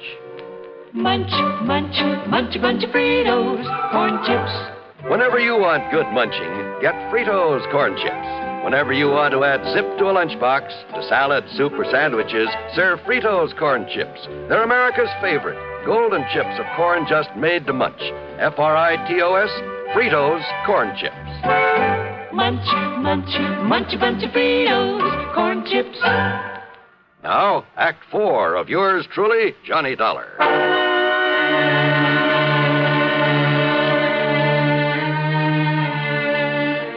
Early the next morning, I was out of the hospital and back in Denver at the office of Peter Fillmore. I was sure I had a lot of the answers to this case and told him so. Yes, go on, Dollar. Well, sure, it's an open invitation to robbery. Well, don't you see, the market owners could arrange these robberies themselves. Not only collect the insurance, but get a cut on whatever was taken. Good heavens. Yeah, sure. And look, didn't you tell me the owners couldn't seem to come up with a very good description of the crooks? Couldn't or wouldn't? They've done it themselves. Every man has a price. No, that isn't the answer. Well, not all of it. Each one of them arranging themselves wouldn't account for a whole string of them in various different towns. So it means that somebody's been getting to them, that somebody's been running a robbery ring. But that means... Why, don't you see, Dollar? That means the ringleader must be someone who knows exactly which of the markets has bought this type of insurance from us. To quote you, Mr. Fillmore, exactly. So you'd better start thinking of somebody right here in your own office. Exactly? Sure. No, I mean... You mean exactly, because he could clean up on this operation both ways. By getting a nice fat commission on all the policies that he sold. But the only and then man... by arranging the robberies, then taking a cut on them. But good heavens, I simply can't believe that... Al Berry, collecting both ways. Real smart about it, too. He told you he wanted you to give up this silly insurance, but he knew that you wouldn't. Albert. But even if you did, he wouldn't care, because he's already cleaned up enough to walk out of here a rich man. And you'd better not move, either one of you. Albert. Well, hi, Al. I heard everything, Dollar. Good for you. You shouldn't have made it so obvious that you went through my files before I got here this morning. Well, now, that's right, I did. To see how your list of policies compared with the markets that have been held up. It was a dead giveaway, Al. Was it? I mean, you're pulling those jobs in the same order as the insurance you sold. Starting with the biggest accounts in the biggest towns and working on down. Pretty stupid, Al. All right, Dollar. Oh, no. Ever seen a gun with a silencer? Now, look, don't be silly, please. Do you think I'd be foolish enough to have come over here alone, knowing what I know about this? What are you talking about? The police. What else? Oh, sure. Standing right outside the door, waiting. That's right. Don't try to be cute, Dollar. It won't work. Huh? That's right. No, listen, Sergeant. Just relax, Al. Enough to let that thing drop out of your hand. Gently. Thanks, Sergeant.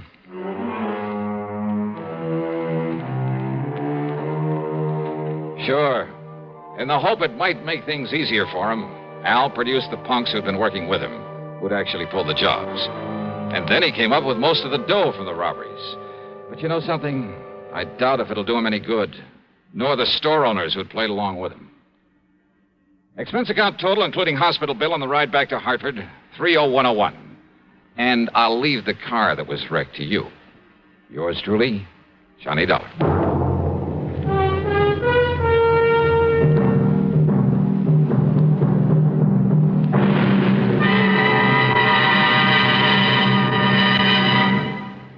Our star will return in just a moment.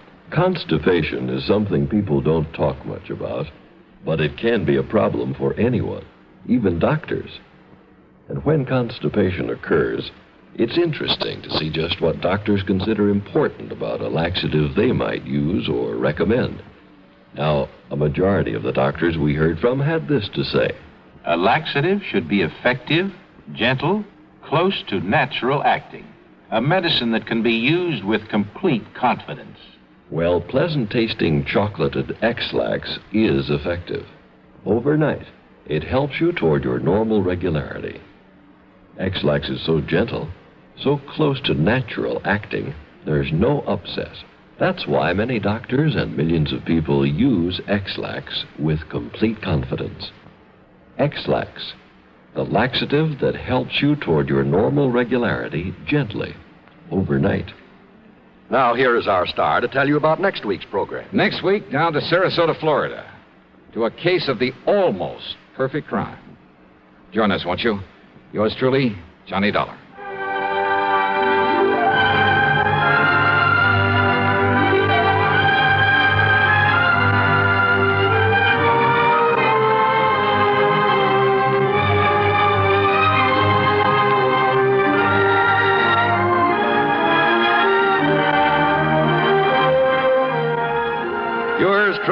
Johnny Dollar, starring Bob Bailey, originates in Hollywood and is written, produced, and directed by Jack Johnstone.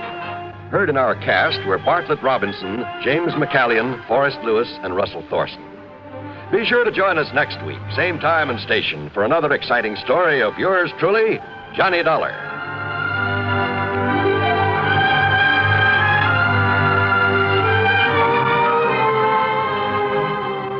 This is John Wall speaking. This is the CBS Radio Network. This is Jim Amici, and this is 1960. Experts say it'll mark the beginning of the world's most productive years, a boom time, years of plenty. Well, that's good news for us in America, but let's remember that there are still millions in this small world who do not have enough to eat. People who need shelter, people who need medicines, people who need a kindly helping hand. So it's time to give like 60. This is the week of the Catholic Bishops' Relief Fund Drive, a time to renew the treasury of the worldwide organization which last year helped 40 million people in 40 different countries. This year, there's a new magic in giving. Every dollar you contribute to the Bishop's Fund releases $30 worth of stockpiled surplus supplies. Give now. Help the hungry and homeless overseas. Give through your local Catholic church or Bishop's Relief Fund, Empire State Building, New York. It's a small world. Let's make it a better one. Radio 59, Albany, New York. WROW, the Tri-City's #1 station for news. From Hollywood, it's time now for... Johnny Dollar. Johnny, I've been trying to reach you for 2 days. Who's that? George Reed. Oh, well, I took off a couple of days, George. What's on your mind? A riddle. Riddle? Yeah, and a blonde photographer's model. That's better. How are you with riddles, Johnny? Not as good as I am with... But go ahead, try me. All right. A year ago, this model married Webster Preen. Preen Hat Company? Was Preen Hat Company. He sold it when he retired. Go on. Well, last week, Preen reported his wife had disappeared. And according to him, when she left home, she didn't bother taking any of her clothes or car or jewelry. And she forgot to tell her friends she was leaving? Right. Not even him. You think Preen told the truth? Johnny, that's the riddle.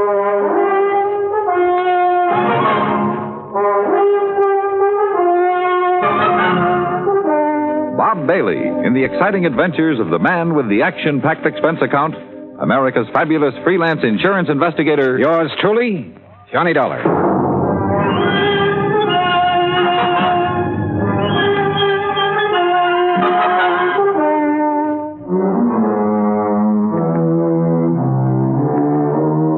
Expense account submitted by Special Investigator Johnny Dollar. To Floyd's of England, American Branch Office, 443 North 15th Street, Hartford, Connecticut. The following is an account of expenses incurred during my investigation of the Mad Hatter matter. Expense account item 1, 85 cents, cab fare from my apartment to George Reed's office. He was seated behind his desk, his lily white nose buried in a copy of Playmate magazine. He didn't look up until I was halfway across the room. Huh? Oh, Johnny, come in. Hiya, George. What you reading? I was just taking a look at Bridget Randall. Or Mrs. Preen, I suppose I should call her. Yeah, let's see. Yeah. Very nice. She look familiar to you? Oh, George, you're flattering me. No, really. She should. Oh, why? Well, up until she married Preen, she was a very popular model. Figures. Is that a pun? No. Anyhow, her picture was in everything from the Police Gazette to the Ladies' Home Journal. And after she married him? She retired. Hey, this is a new magazine, George, this month's issue. Well, the picture must have been taken before she was married. Well, what do you know about Preen? Not too much. He's over twice her age, and from all reports has a lot of money. I'd bet on it. Their marriage caused quite a stir. You know, real winter and spring stuff. The newspapers played it up big. Where were they married? New York. She'd done some ad work for Preen's Hat Company. He liked her look. And she liked his bankroll. Cynical, aren't you? Yeah? Anyway, since then, they've been living at his place near Los Angeles. Here's the address. All right, thanks. I called Mr. Preen long distance day before yesterday. He knows you're coming out. What about the police, George? You know who's handling their end of it? According to Preen, it's a man named Steiner, detective lieutenant. I got the feeling Preen doesn't much care for Steiner. George, how much life insurance does he carry on his wife? None. None? Nope. Or if he does, it's not with us. Then would you mind explaining why you sent for me? Not at all. We're not interested in her life. Obviously. That's a pretty callous attitude. Let me finish. We're not interested in her life, but we are in her face. In her what? The fine print reads from a point 2 inches below her chin to the hairline. Come on, break it down, George. Of course. Last year, a couple of months before she married Preen, she took out a special coverage policy in case something happened to her face that would finish her modeling career. You know, like a permanent scar, bad burn, anything like that. Uh-huh. She received quite a bit of publicity at the time, and it didn't exactly hurt us either. When does this policy lapse? Well, that's why we're so concerned, Johnny. When she married Preen, she announced that she had given up modeling for good. So we quite naturally thought she wouldn't renew the policy. But she did. Yes. And just 10 days before she disappeared. How much did you people bet that she wouldn't ruin her face? The amount she earned year before last. $25,000. Expense account item 2, 85 cents cab fare back to my apartment. On the way, I had the cabbie stop at a newsstand where I spent $50 of my hard-earned cash for a copy of Playmate magazine. Yeah, there was no doubt about it. Mrs. Webster Preen was the kind of woman any red-blooded American boy over 30 would be eager to locate. Item 3, $190 plane fare, Hartford to Los Angeles, then a cab to the Statler Hotel. I checked in, made arrangements to rent a car, then put in a call to police headquarters.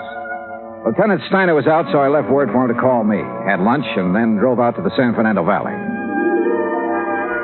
The Preen home was one of those Spanish stucco and adobe jobs, 2 stories, probably 30, 40 years old. It sat in the middle of some 2 acres of orange trees with a plaster wall around all the property, separating it from the subdivision on one side and a main thoroughfare on the other. I walked up to the front door and rang the bell. In a moment, it was opened by a beautiful blonde. If she hadn't been wearing a nurse's uniform, I might have mistaken her for Bridget Preen. Yes? Afternoon. Is Mr. Preen in? Do you have an appointment, Mr. Dollar. Johnny Dollar. No, I don't have an appointment, but I'm sure he'll see me. Really? Yes, really. I'm investigating his wife's disappearance. You're from the police? No, insurance investigator. I see. I'm sorry, Mr. Dollar, but Mr. Preen can't possibly see you. You're sure of that, Miss... Richard, and I am sure. Mr. Preen has suffered a severe shock. His doctor left strict orders that he's not to be disturbed unnecessarily. And you feel qualified to say what is necessary and what isn't? I've been with him for nearly 5 years. Well, answer me this, Miss Richards. Do you think Mr. Preen's health would improve if somebody happened to find his wife? What? I mean, they haven't found her, have they? You haven't answered my question. You want my honest opinion, Mr. Dollar? Helen, who is it? Who's out there with you? Excuse me. No one important. It's Johnny Dollar, Mr. Preen. Now, just a minute. Mr. Dollar, come in. Come in. Have him come to the orchid room, Helen. Yes, sir. Well, I hope you enjoy steam baths, Mr. Dollar. Steam bath? What do you mean? Follow me. You'll find out. A pretty girl, in spite of her abrupt manner. And there was a lot going on behind those clear blue eyes. She led me into the house through a couple of large rooms, then up a winding staircase and down the hall to a door at the end of it. Miss Preen's waiting for you in there, Johnny. Thanks. Ouch! Hey, that doorknob's hot as... Oh, very funny. I warned you. Here, like this. Come here, Mr. Dollar. Hurry. I'll see you later, Johnny. Close the door. Close it. I don't want it to cool off in here. Well, you look surprised. Well, I didn't expect to meet you in a hothouse, Mr. Preen. I'm sorry if you're uncomfortable, but orchids must have plenty of heat and moisture. Now, me, I love it. I didn't used to, but since I am at the age where a man is nothing but stick and dried parchment, if you can take off your jacket if you like, Mr. Dollar. Thanks. Do you know anything about orchids? Only that they're expensive. Aren't all beautiful things? Sit down, sir. Any place that's clean. We can talk while I do this. You know what I'm doing. I haven't the least idea. What the bees would normally do, that is, if these plants were in their native environment. Pollination? Yes, sir. Would you mind handing me those tweezers? Yes. Thank you. Hey, how many plants do you have here? More than 200, Mr. Dollar. 36 different varieties. Oh, beautiful. Oh, yes. Lovely, delicate creatures. Mr. Dollar, do you think you'd be able to find her? Well, I'm going to try. I'd appreciate it. I have so very few things left these days. Did you notice the orange trees when you drove in? Well, yes.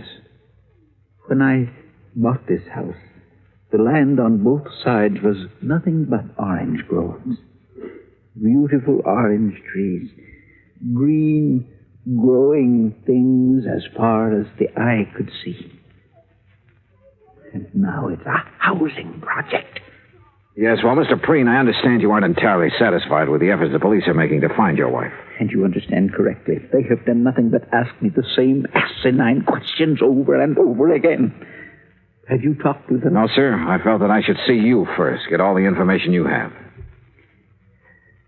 I will cooperate with you all the way, Mr. Dollar. All right. When exactly did she disappear? Just 10 days ago. She'd come down from our place up at Lake Arrowhead, where she'd spent Saturday and Sunday. Uh-huh. We had planned on going up together that weekend, but I developed a cold. Oh? The evening she returned, I retired earlier than usual, and then when I awoke about 11:30 that night, she wasn't in her room.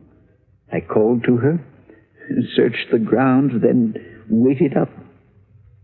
But she never came home. I see. Was anyone else in the building that evening? No. We were alone. Rather, I was. Any sign of a injury to her face, blood, anything like that? Nothing. Uh-huh. Do you remember if she made any remark earlier? Anything that had given you some indication as to whether she planned to go out? She had no plans. She was tired from the drive home, had already put cream on her face and her hair up in curlers. But... Yes? Well, she did say something about wanting to go back to Arrowhead the next day. And you're positive she didn't that night?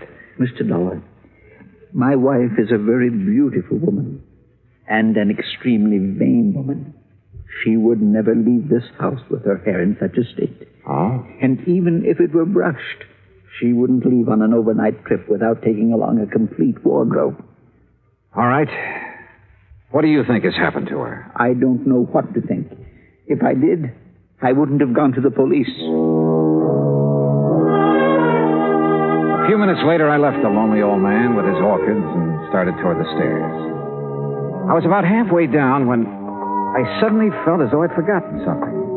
Only I was sure I hadn't. Still, something was wrong about this setup. I was trying to figure out what it was when Miss Richards called me. Johnny? Yeah. I'm in here. Better put your jacket on. You'll catch cold. Yeah, well, you better let me worry about that, huh, nurse? Helen, Johnny. I'm sorry I was so rude. But I thought you were just another detective who was going to upset Mr. Preen. Well, now, what makes you think I didn't? Because he didn't shout at you. Does he usually shout at detectives? He ripped into Lieutenant Steiner yesterday morning. Oh? You know why? Well, the police have a crazy idea that Mrs. Preen's body could be buried somewhere on the grounds or upstairs in the hothouse bed. Well, how do you know that? Well, they've been after him trying to get his permission to dig. If they were really serious about it, they wouldn't need his permission. They'd get a warrant. Johnny, you don't believe Mr. Preen killed his wife, do you? At this moment, I have no reason to. Well, everyone knows what a kind and gentle person he is. What about Mrs. Preen, Helen? Well? I hate her. Why? You, care for him? I don't like that. All right, sorry. He's a fine man, a gentleman. There aren't many left. No, I guess not. He called Mrs. Preen extremely vain. Would you go along with that description? It was made for her.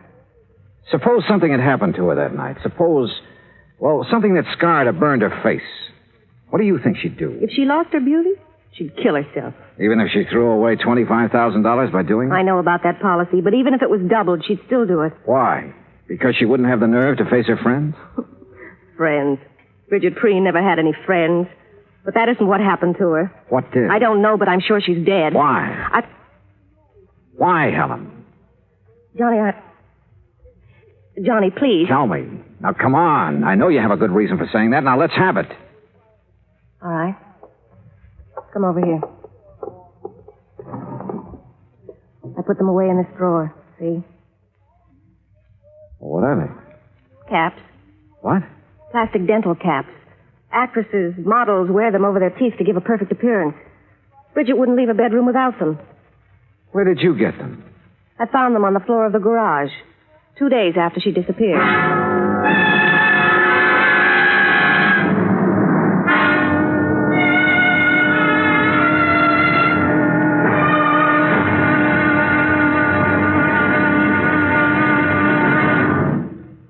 Act two of yours truly, Johnny Dollar, in just a moment.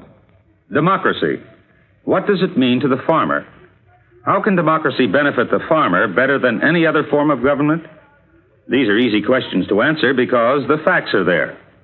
Only in a democracy can the farmer get the most aid from his government, own his own land, produce, and equipment, and still earn a standard of living that is comparable to workers in the manufacturing industries.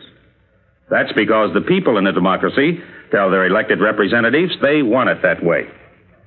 Government subsidy, free enterprise, open markets, and the will to work and better himself enables the farmer in a democracy, such as the United States of America, to produce one of the world's finest diets. Scientific agricultural advancement and democratic government are the reasons why this can happen. This is a part of democracy. But whether it functions in agriculture or some other form of endeavor, democracy gives mankind its finest legacy of freedom. Now, Act two of yours truly, Johnny Dollar, and the Mad Hatter Matter.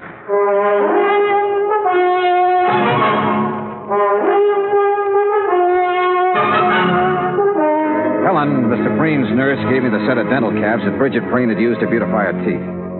And after telling her not to mention them to anyone, I drove back to my hotel in Los Angeles. Along the way, I racked my brain about whatever it was, something that had bothered me at Preen's home. Then as I passed the newsstand in the hotel lobby, it hit me hard. I had been in almost every downstairs room of Preen's house, and not once had I seen a single picture of the beautiful and vain Bridget. In my room, I was about to call Preen and ask him why when somebody began pounding on my door.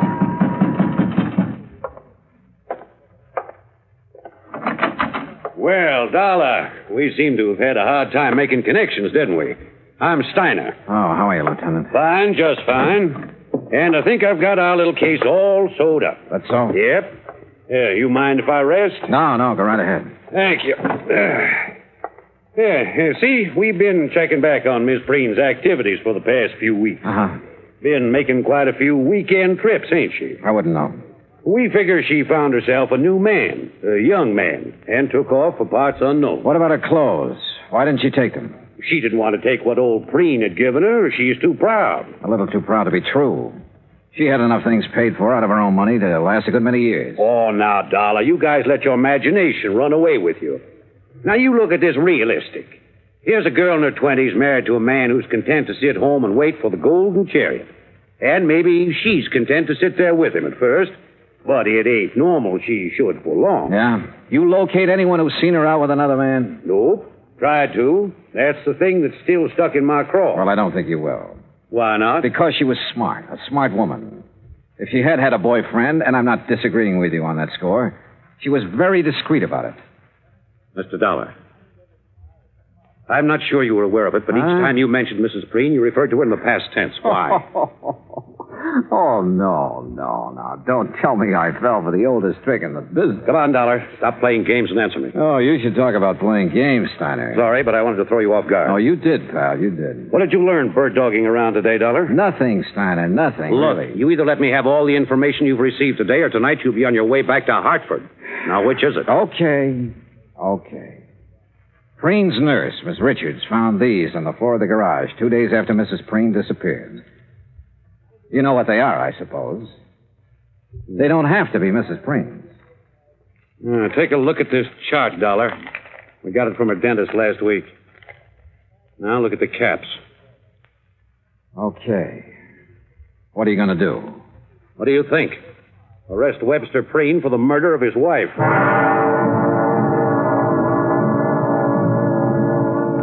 I told Steiner he could never get an indictment. The teeth caps definitely belonged to Bridget, but they were found in her own garage. She could have dropped them any time during that evening she came home from Arrowhead. And I reminded him of Preen's position in the community, his money, how well he was liked, everything. Hoping I could still stall him long enough for me to try something that had been in the back of my mind since I left Hartford. I opened a copy of Playmate magazine to Bridget's picture. Then I placed a long-distance phone call to New York City. We're ready with your call to Mr. Howard, Mr. Dollar. Okay, thank you, operator. Go ahead, please. Hello? Hello, Mr. Howard. This is Johnny Dollar, insurance investigator. Yes, Dollar? A client of ours has her picture in the current issue of your Playmate magazine. Oh, yes. Yes, lovely, lovely girls, Mr. Howard, her name is Bridget Preen. Bridget Preen? Or Randall. Bridget Randall. Oh, yes. Yes, I know her very well. Well, where is she? We aren't sure yet. Mr. Howard, I've got to know when that picture was made and the address of the photographer who shot it. Have you got that? Yes, yes. You just hold on. Now, I remember now I was surprised to see Bridget after all that talk about retiring. Yeah. Yeah. Yes, here it is. Photographer's a new one as far as we're concerned. What's his name? Tracy. Russell Tracy. Address? Box 17. Got it? Box 17. Lake Arrowhead, California. What? Lake Arrowhead. You ought to know where that is. Yeah. Yeah, I do. It took me a little less than 2 hours to drive up to Lake Arrowhead. When I reached the village, I stopped in at the post office. Yes, sir. What can I do for you? Well, I'm looking for an old friend of mine. He's got a place up here somewhere. What's his name? Tracy. Russell Tracy. Oh, yeah, sure. Nice little cabin on the lake, about a half a mile down toward the left.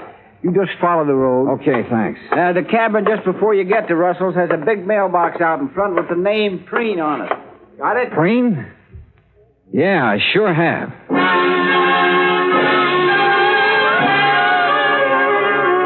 I was there in 5 minutes.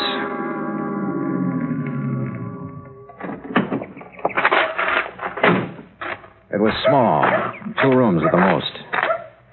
A dog came from the direction of Preen's cabin to bark at me, then went back into the woods again.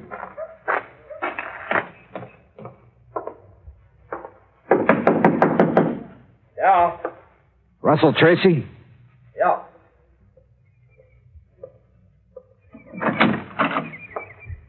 Who are you? Name's Dollar, insurance investigator. May I come in? Yeah, come on in. Thanks. Oh, Mr. Dollar, what's this all about? Bridget Preen. Oh, wait a minute. You wait, I'm friend. not... That's a very good picture of her in Playmate. You tell her you sold it? Yes, I did. When? The day you decided to submit it? Or after it was sold and too late to start publication? Or not until some other photographers started calling her home to see if she'd come out of retirement? Now, look, Mr. Dollar, I haven't done anything wrong. I didn't say you had. I mean it, Dollar. All I did was take some pictures of her. I didn't have any reason to kill her. Who said she was dead?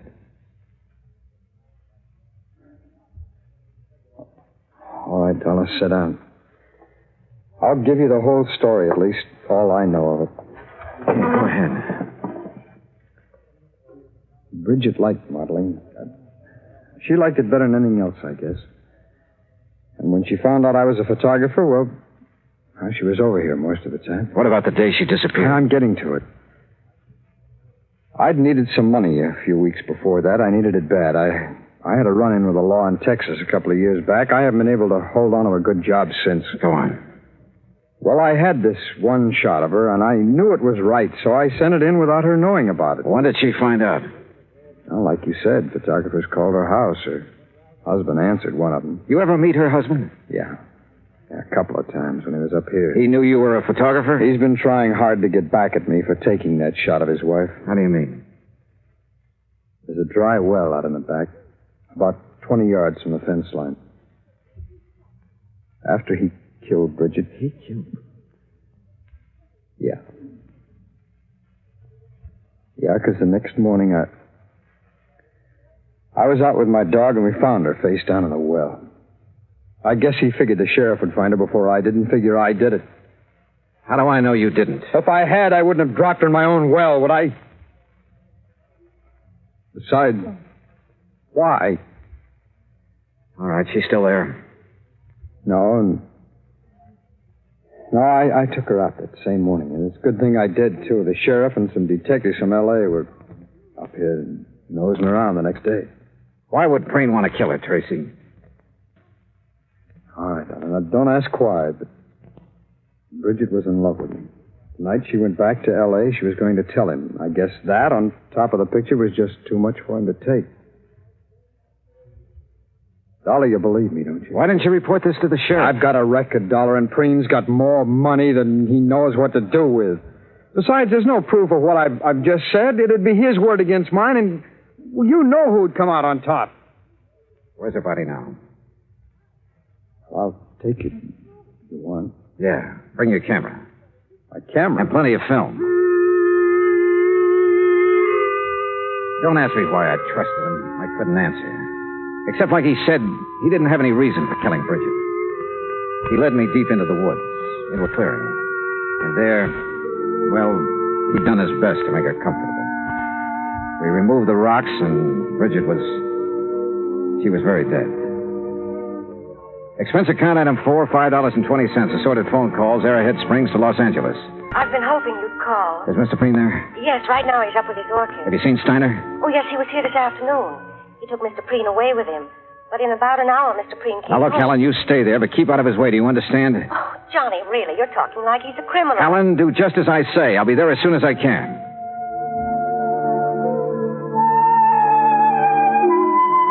After seeing that Russell Tracy was safe in the custody of Steiner, I took the freeway out to the San Fernando Valley. It was a little after 9:30 when I pulled into the Preen driveway. The porch lights were on, and Helen opened the door. Johnny, you look awful. You had dinner? No, not yet. Well, let me fix you something. No, please, Helen, no thanks. What's in the envelope? Nothing important. Where's Mr. Preen? Where do you suppose? Upstairs with his orchid. Would you mind if I went right Of up? course not, Johnny. You go ahead. When your dinner's ready, I'll call you. Yeah, okay, thanks. Careful of the doorknob. Yeah, I remember.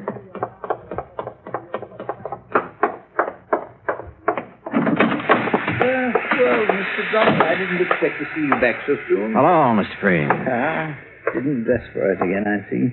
You'd better take off your jacket, Mr. Dollar. Afraid I'm not going to stay long enough to bother. Oh, well, now that's too bad. Beauty such as this isn't often seen, Mr. Dollar. I disagree with you, sir. What? I think I have something here that's every bit as beautiful as any flower in this hothouse.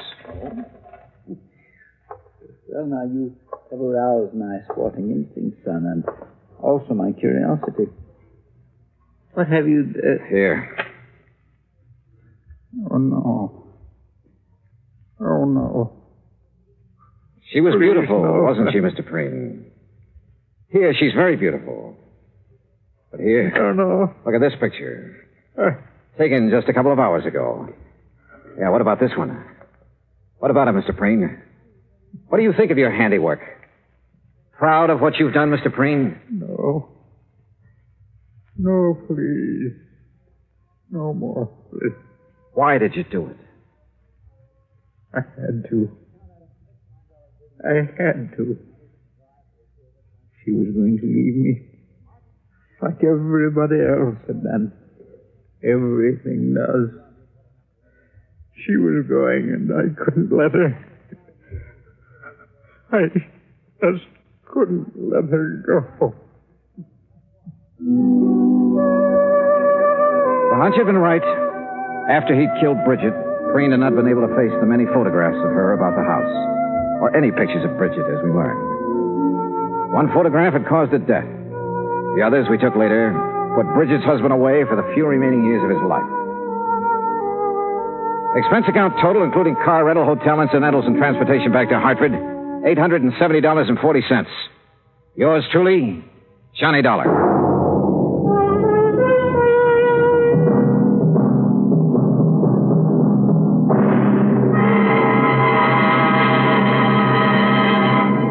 Now here is our star to tell you about next week's story. Next week, a fishing trip that could be very pleasant, except that one of the fishermen is deaf. Join us, won't you? Yours truly, Johnny Dollar.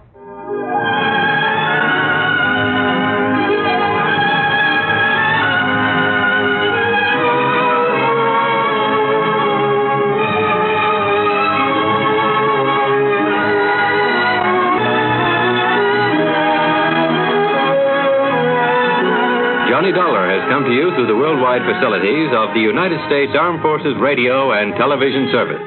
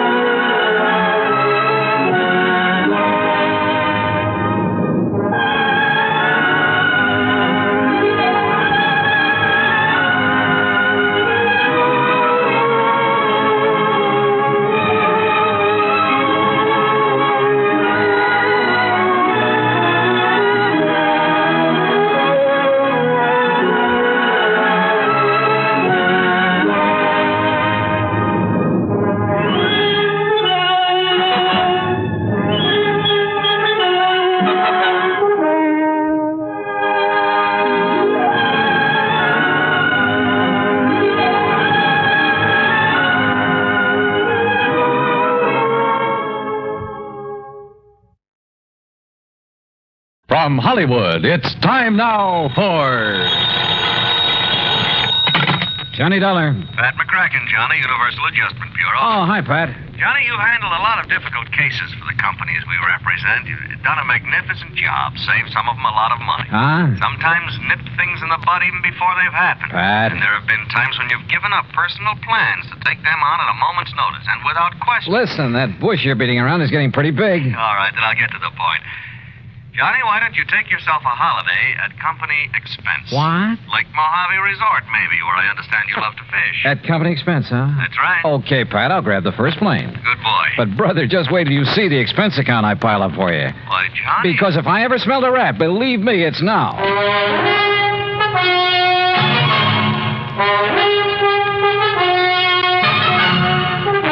Bob Bailey in the exciting adventures of the man with the action-packed expense account. America's fabulous freelance insurance investigator. Yours truly, Johnny Dollar. And now, Act One of yours truly, Johnny Dollar.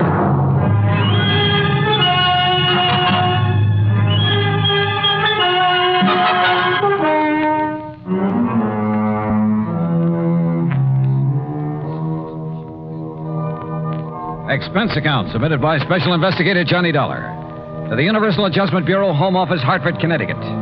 Following is an account of expenses incurred during my investigation of the Wayward trout matter.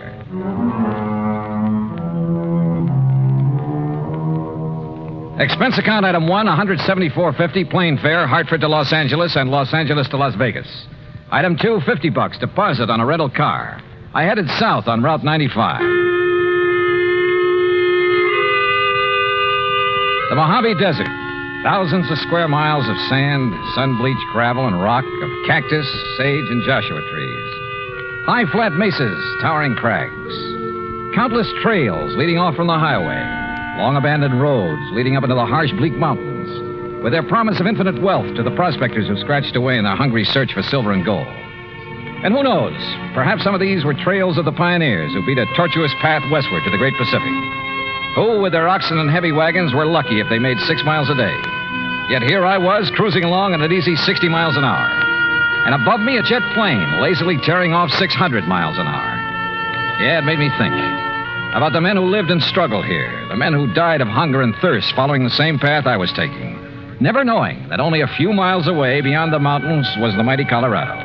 Water, food, and life for those lucky enough to find it. But let's get to more practical things, like Davis Dam and huge Lake Mojave. On the east bank at the lower end, Lake Mojave Resort, with its clean, modern cabins, boathouse, dock, and harbor. Everything for a fisherman. It was after 9 p.m. when I pulled in. My old friend Buster Faber was waiting for me. By golly, Johnny, I'm glad to see you. Yeah, same here, Buster. How are you? Before you start on why I'm here, how's the fishing? You remember Ham Pratt, the general manager? Sure do. How is he? Went out 3 days in a row, got 3 limits, 5, 6, 7 pounders. Oh, and I have to come here on business. Yeah, but as soon as you clear it up, you and I are going to do some fishing. Believe me, we'd better. But now, what's the problem? Oh, well, here, let me take your bags. You're in number 8. Okay. I'll put you right next to Mr. Hatch. Hatch? Old-time confidence man, Johnny, and just plain big-time thief. Oh, Gordon Hatch? That's the one. Used to operate up in San Francisco, over in Reno? Tried Las Vegas, too, but they ran him out. Sure. He served a couple of short stretches for petty theft, things like that. But they could never nail him for anything big. That's right. Sit down. Yeah. Well, what's he doing here? Oh, ordinarily, we'd give a man like that some excuse about being full up, something like that. I should think so. But Ham and I decided if we let him stay, and with somebody like you here, well, maybe we could do a kind of public service. Keep talking, Buster. Well, Tuesday morning, I got a call from some wealthy folks in Los Angeles. They wanted accommodations for themselves and their wives beginning tonight. They're doing now. So? Well, Tuesday afternoon, this Gordon Hatch came barreling in. My wife, Marilyn, not knowing who he was, put him in number 7. What are you getting at, Buster? Well, those folks from L.A. have been here before, Johnny, and the women always come with enough furs and jewelry To a fishing resort?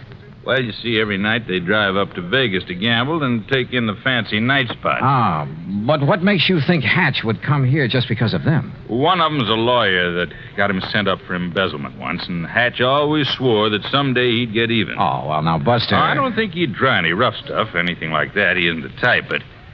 Well, that's why I called Hartford. Well, what's the insurance angle? There isn't any.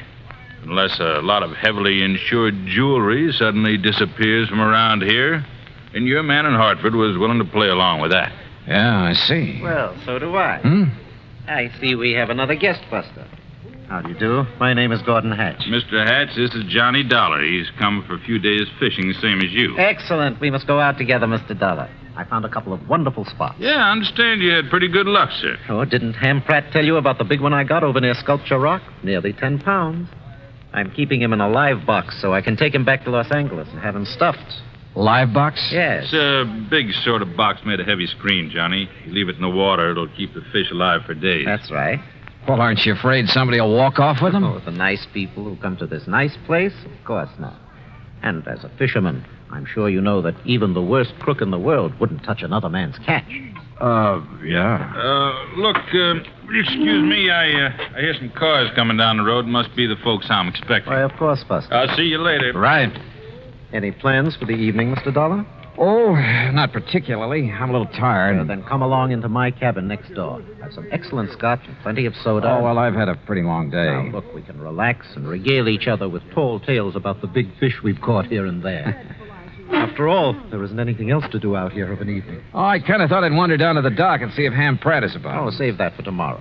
Now, come along, Mr. Dollar. I won't take no for an answer. Actually, I was glad for the invitation. I wanted to know more about this man, sound him out if possible, about his real reason for being here.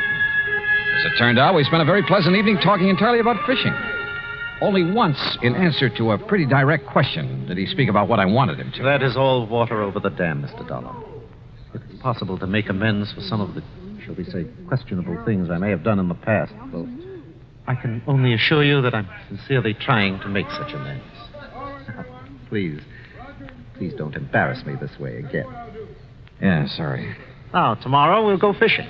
Well, I'll not only take you to one of the hottest spots on the lake, but I'll show you the beauties I have in the live box. You'll turn green with envy. Nightcap? Well, it's been a pretty long day, and I really should hit the sack. So should I. So, here we go. Bottoms up, and may tomorrow bring us each a limit. Then I will drink to him. Now, there we are. And I'll see you at the crack of dawn. Sleep well. Right. Right? Wrong. Sure, I was tired. It had been a long day. But not long enough to make me drop off to sleep almost before I could get out of my clothes. That nightcap had a lot more than scotch in it. Yeah, I'd fallen for one of the oldest tricks in the world. And until I woke up, anything could happen.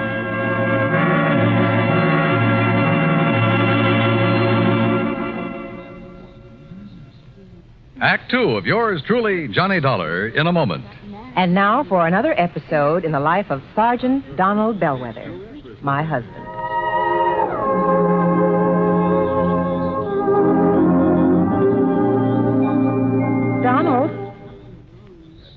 Donald. Sergeant Donald Bellwether. Please, Reba, can't you see I'm absorbed in the sports section? So I see. Who's the girl in the bikini? A shot putter? Look, what's the difference if she's an athlete or a Hollywood celebrity? Why do you insist on disturbing me while I'm reading? Did you drop off the laundry this morning? Yes, dear. Did you mail my letters? Yes, I mailed the letter. Did you know that angry, brooding, and impatient drivers are the major cause of many accidents? Yes, I know. What? I said angry or impatient drivers behind the wheel cause many serious accidents. And when a driver is emotionally upset, he's more apt to make an irrational decision or take unnecessary chances. My dear wife, you ought to know by this time that I am a well-adjusted individual. I have complete control over my emotions. You didn't have this morning. Now, just because I burned the toast, you stormed out of the house in a fit of rage. You didn't even kiss me goodbye. Mm-hmm. You're determined to pick a quarrel with me, is that it? No, I just want you to drive safely. I don't want you to be under any emotional strain when you drive a car. I want you to return home safely. I love you. Come here, woman. Yes, darling. You sit right here on my lap, and I'll give you that kiss you missed this morning. And you promise you'll never again drive the car when you're angry? I promise. Oh, that's my Donald. That's my doll.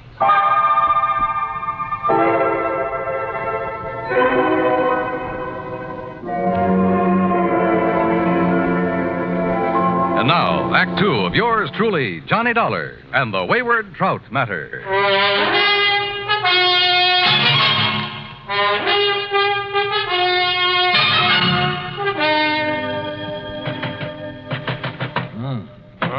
What is it? Hey, Johnny. Huh? Oh, it's Buster. You all right in there, Johnny? Oh, sure, I'm all right. Here. Oh, look. Holy, what time is it anyway? Almost 9 o'clock. Oh, look at those big red eyes. You weren't kidding. I feel as though Where's Gordon Hatch? Went out fishing at the crack of dawn. Said you'd promised to go with him, but he pounded on your door and finally gave up. Johnny, you look like you... Hey, Buster, the folks you were expecting in from Los Angeles. Yeah, they came right after I left you and Mr. Hatch last night. 6 of them. I figured you wanted to be alone with Hatch to sort of feel him out. Yeah, I did. But is everything all right? Yeah, so far as I know. And the point is, did you learn anything from Mr. Hatch last night? Only that he claims to have turned over a new leaf, is now the soul of integrity. Yeah? Well, I wonder. You say he's out fishing, huh? That's right. You know where he went? Well, one of his favorite holes, the one I told him about, is in the big basin about 10 miles up the lake. What about the folks from L.A.? They're still asleep in their cabins. Look, Johnny, like I told you, Hatch isn't the kind of trying any rough stuff, even against Mr. Fellows, the lawyer who sent him up one time. And he's here with that party? He's the one that organized it, made the reservations. Now, listen, Johnny, I may be all wrong about Hatch. In spite of his threat to get even with Fellows? Well, I mean, maybe he's gone straight. He certainly acts like a nice enough guy. Yeah. Well, the only thing I can do is keep an eye on him. If he makes a play, I'll nab him. If he doesn't, well, my trip out here will have been wasted. Wasted? I thought you and I were going to do some fishing. Oh, well, now that's different. Ooh. Hey, I better get some breakfast in me. Yeah, sure. I'll tell Mary over at the cafe to have it ready for you. Yeah, okay, Buster. Sunny side up and with plenty of strong, dark black coffee.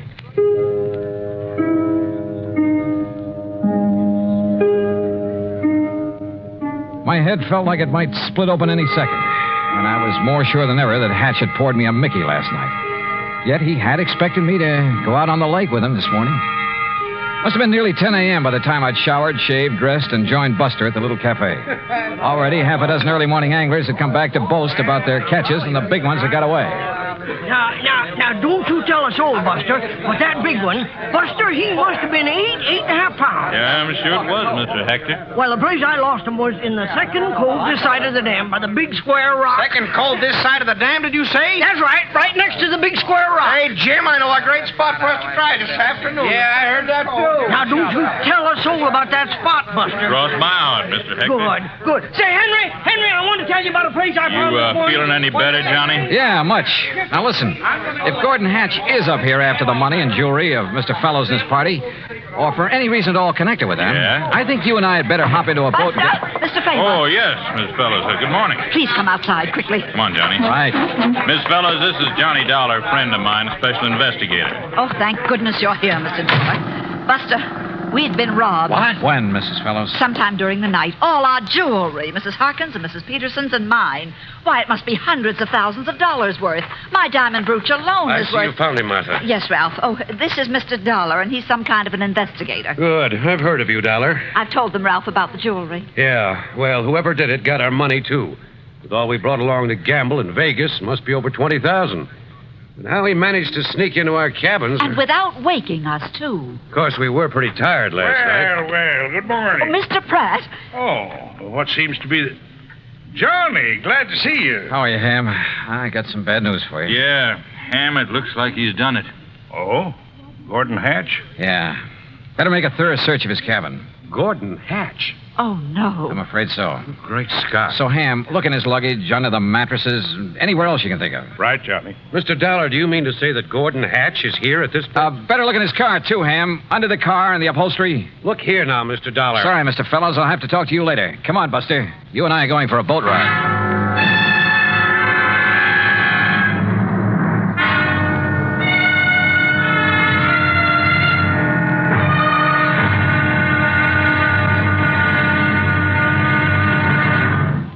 Act 3 of yours truly, Johnny Dollar, in a moment. Do you know who Uncle Sam's lawyer is? If your answer is the Attorney General, you're absolutely right. But being legal advisor to the President and other governmental agencies is only part of his job. His main task is running the Department of Justice which makes sure that the laws passed by Congress are carried out, and that lawyers are available when the government must be represented in court. Let me give you an example. Suppose there is some question concerning the amount or kind of tax you should pay, or suppose you and the government don't agree as to which of you owns certain land. That's when the Department of Justice steps in to represent the government side of the case. If anyone is brought to trial for counterfeiting, smuggling, gold hoarding, or passport forging, the Department of Justice prosecutes the case. It also handles all matters dealing with legal immigration. And all of this activity is the responsibility of an important member of the President's Cabinet, the Attorney General.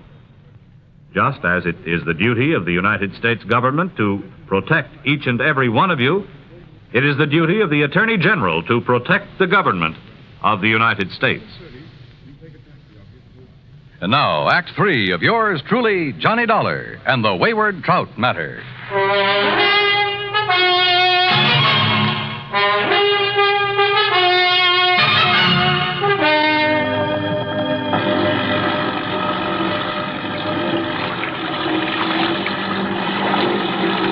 Lake Mojave was calm as a mill pond, and Buster made the spray fly as we headed almost due north up toward the big basin. But we didn't have to go that far. Buster, with the sharpest eyes I've ever known, spotted the ripples from the wake of a boat that had pulled into a deep, winding cove on the Arizona side. Hang on, Johnny. Looks to me like Hatch's boat went in that cove. You mean to say you can tell what boat made that wake? Plain as a pair of footprints in the sand when the lake is calm like this. First thing I want to do is inspect that boat of his. You think he might have the jewelry and money on board? He's too smart to have left them around the cabin or his car. Look, that's his boat in there, all right. Tied up to that low, rocky ledge that sticks out. What under the sun is he doing there, between his boat and that ledge? Well, it looks to me like he's trying to hide something there in the water. Well, we'll soon find out. Well, Buster, Mr. Dollar, it looks like you've caught me in the act. Yeah, it kind of looks that way, doesn't it, Hatch? What were you so busy shoving down in the water between your boat and that ledge when we pulled out? Well, I figured no one would find it here, Mr. Dollar. Yeah, I'll bet. But I decided to move the live box into this hidden cove when I first came out this morning. The live box? Well, after all, it was you who warned me someone might try to steal some of these beautiful fish I've caught and I'm keeping alive in it. But as long as you found me out, well, here, take a look at it. Now, look at him here on his boat, Johnny. Here, look at them. Ever see such a nice mess of bass in your life? Yeah, they're beauties. And that trout on the bottom. I got him way up the lake yesterday morning. Must be 10 pounds.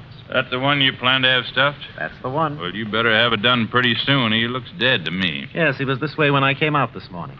So, when I'm through fishing today, I'll head back to L.A. with him to a taxidermist. Hatch, there's something I want to talk to you about. I know, Dollar. But it's your own fault. Huh? I pounded on your door till I thought I'd wake the dead. Oh, no, that isn't what However, since you're here now, well, why not keep our fishing date now? Mr. Hatch, will you Darn please... it, though, I don't have an extra rod in my boat. Well, come on, Johnny. I'll give you one out of my boat, rod and reel. Oh, yeah, sure, okay. Dollar, I'll take you to fishing spots even Buster doesn't know about. Not a sign of the jewels and stuff on his boat, Johnny. He even went through his tackle box. Well, maybe he's hidden the stuff somewhere along the shore. If he's the one who took it. He looks and talks as innocent as a baby. So the only thing I can do is keep an eye on him and try to feel him out. Come on, boys. Time's a wasting. Oh, here, Johnny, you try this rod on for size. Well, that looks good to me. And here, take along a couple of these fast strike minnow hooks. If anything, they'll get you big bass. They sure will. Yeah, or maybe a trout like the one that Mr... What's the matter, Johnny? Come on, Buster. What? What's the matter? Well, it's about time. What were you two gabbing about over there? Say, Hatch, I want another look in the live box at that big trout. I don't blame you a bit.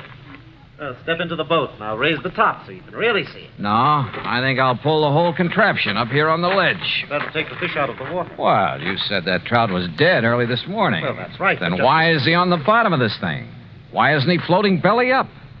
Here now. I don't know, but I don't see what... Now, wait, what are you doing?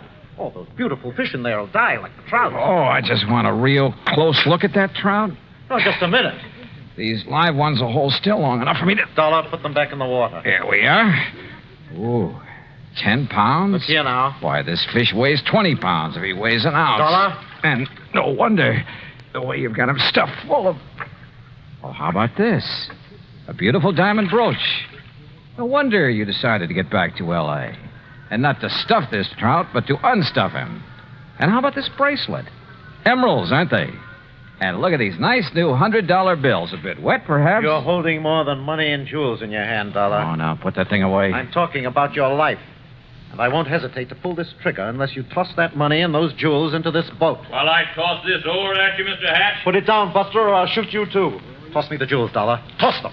And Buster, stay where you are. How about the whole trout, Mr. Hatch? All right, drop that. Boy, Johnny, you really clobbered him. Yeah, but... Oh, Buster, if you hadn't thrown that oar... And if you hadn't hit him in the face with that wet fish, Johnny, he would have plugged you. Yeah, Buster, I always did like trout.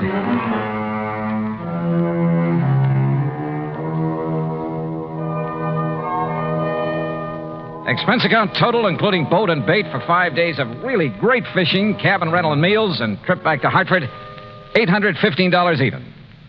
Yours truly, Johnny Dollar.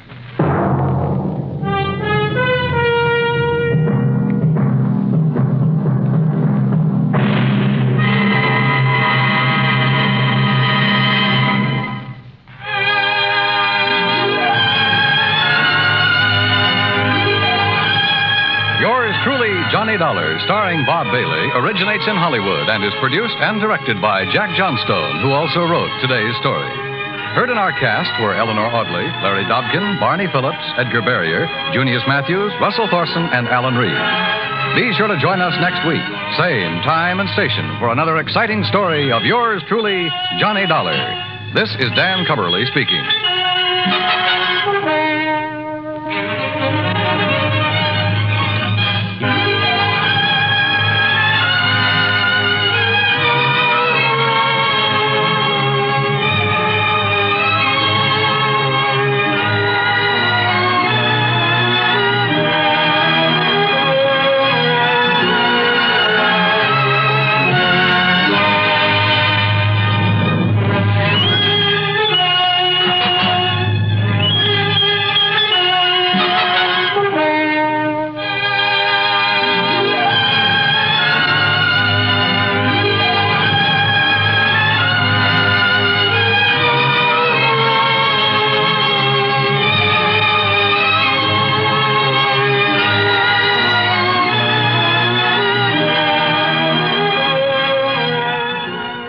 Yours truly, Johnny Dollar, has been a presentation of the United States Armed Forces Radio and Television Service.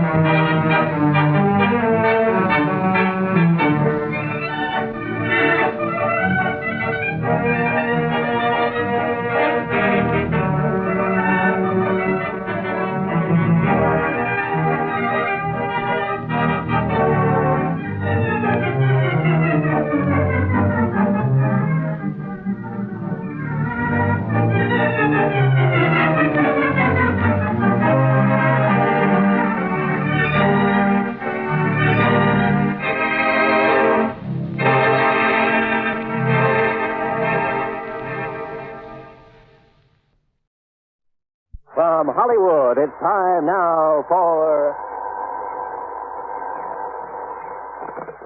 Johnny Dollar. Paul Hempel, Johnny, at Continental Insurance Trust. Well, it's about time, Paul. I began to think you got yourself another boy. Matter of fact, the company has taken on a couple of staff investigators. Why, the dirty so-and-so. But I managed to convince the brass that you should handle this one. Which one? Protection for one of our clients, Johnny. His name is John R. Welton. His life is being threatened. Oh, I get it. When there's a chance of somebody getting hurt, you don't want your own men to take any chances. Okay, I'll tell Randy Singer it's no go. Sergeant Randy Singer? Oh, he's a lieutenant now. 18th Precinct homicide down in New York? That's right. Now, Singer has told us that if we send you down there, he'll cooperate. If we send anyone else, no. And another thing. What's that? There'll be a nice fee in addition to your expense account if you manage to keep this man Welton alive. Oh? How much? $2,000. $3,000. $2,000, Johnny. Well? Well, it's been a long time since I've seen Randy Singer. Maybe I ought to run down there and say hello.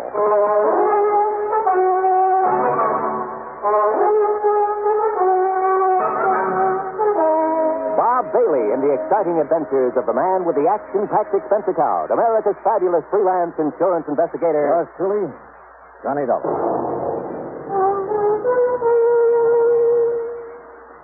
And now, Act One of yours truly, Johnny Dollar.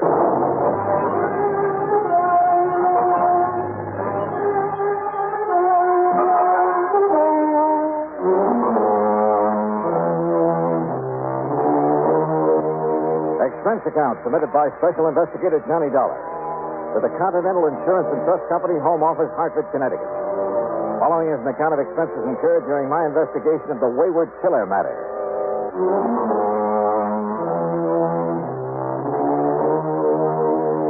Expense account item 1627, fare to New York and taxi from Grand Central Station to 18th Precinct headquarters in East 40. My old pal, Sergeant Randy Singer, Lieutenant Randy Singer, pulled a long face. Now I know my luck has run out. Hiya, Randy. Now, what are you beefing about this time? You might as well sit down, I guess. Okay, sure. Why don't these insurance companies of yours leave us alone? Let us handle things our own way. What do you mean? The minute one of their clients gets into a jam, they send somebody like you down to pester us. Johnny, there isn't a thing you can do about this man Welton. The company said something about his life being in danger. Yeah, that's what he said. Well, is it true? I doubt it. Why should his life be in danger? I don't think it should. Okay. Why does he think his life is in danger? Because he was a witness to a shooting, a murder. Oh? Where? When? You remember reading about the bookie who was killed last week over in an alley off of First Avenue? Know anything about bookies? All right, now, did you read about it or didn't? Yeah, I read about it. Don't tell me a whole week has gone by and you haven't found the killer. We haven't found him. Even with a witness to the crime, this John Welton? Oh, Randy, you're slipping. Except for the description Mr. Welton gave us, we haven't a single solitary thing to go on. No fingerprints, no clues of any kind. The weapon? 38 special, make unknown. The same one apparently that was used to slug Mr. Welton. Just what happened, Randy?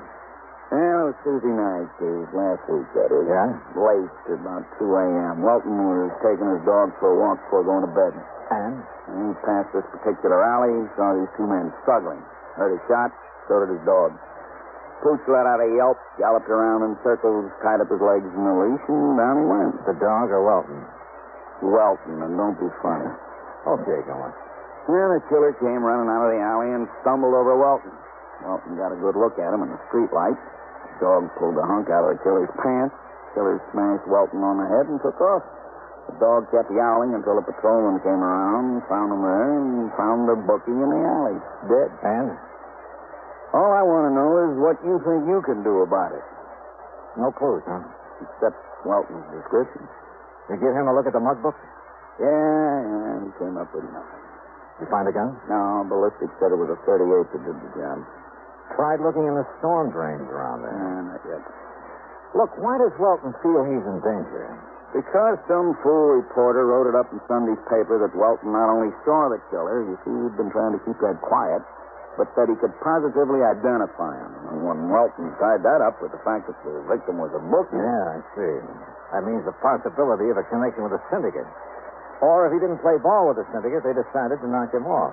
Well, now, Johnny, we don't like to admit that there might be a syndicate in operation anymore. Sure, Yeah. sure. The town's absolutely clean. Well, now, I sure. didn't say... All your handsome ways in uniform have to do is march in the St. Patrick's Day parade, be on hand to welcome important foreign dignitaries, or snitch apples off the fruit stands over on 10th Avenue. Johnny... The fact remains that I think Welton's right. Bookmaking is a racket. Rackets mean racketeers. And as a mobster who killed that bookie was smart enough to leave you no clues, he's smart enough to shut the mouth of anybody who might be able to identify him permanently. Have you got a guard on Welton? Well, he's after one, and I've arranged for... Where does he live? Over on East 53rd. Tim Conroy, the man I'm going to send over there, just reported in. Then tell Conroy I'm going over there with him. But, Johnny, what for? What can you possibly do that we haven't done? Well, look, Randy, I'm getting such a nice, big, fat fee on this, I have to at least look like I'm earning it. Sure.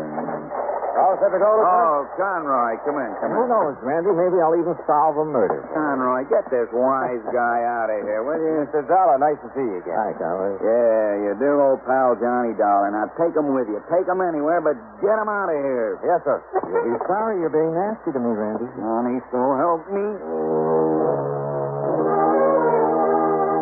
Yeah, it was pretty obvious Randy hadn't gotten anywhere on the case. And believe it or not, that he was glad I'd come along. But my job was solely to protect Mr. Welton. So in Conroy's prowl car, we drove over to the little apartment building on East 53rd. Drove over to find a crowd milling about in front of the place. A crowd that included a couple of New York finest.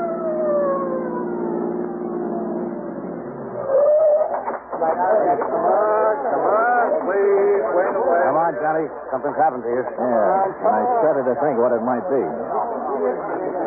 Wilson! McCarthy! What's happening around here? You're a little late, Conroy. What's up? Well, don't you see him laying there? What? Good Lord. Who is he, officer? Man named Welton. John R. Welton.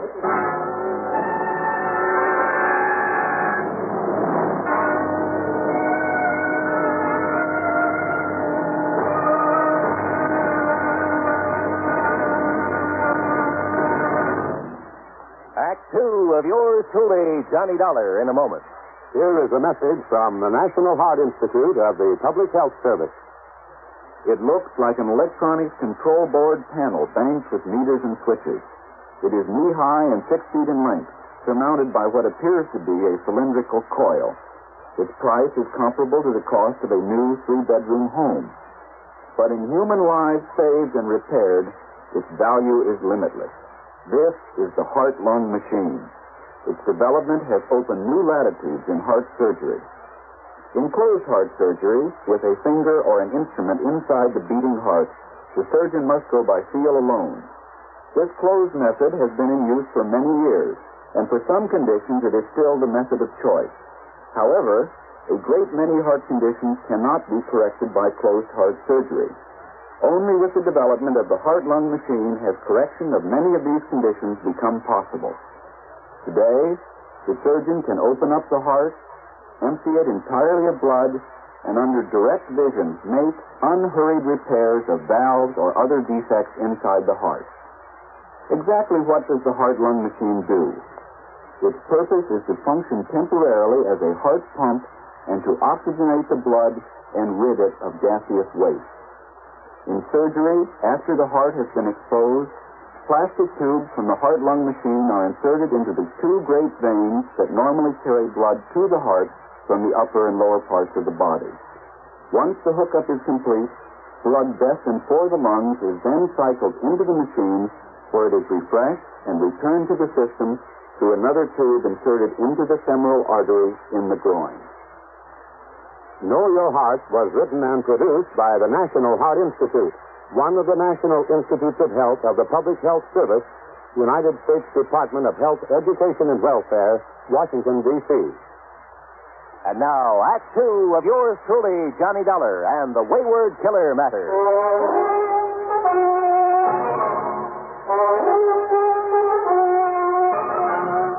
It looks as though I got there too late.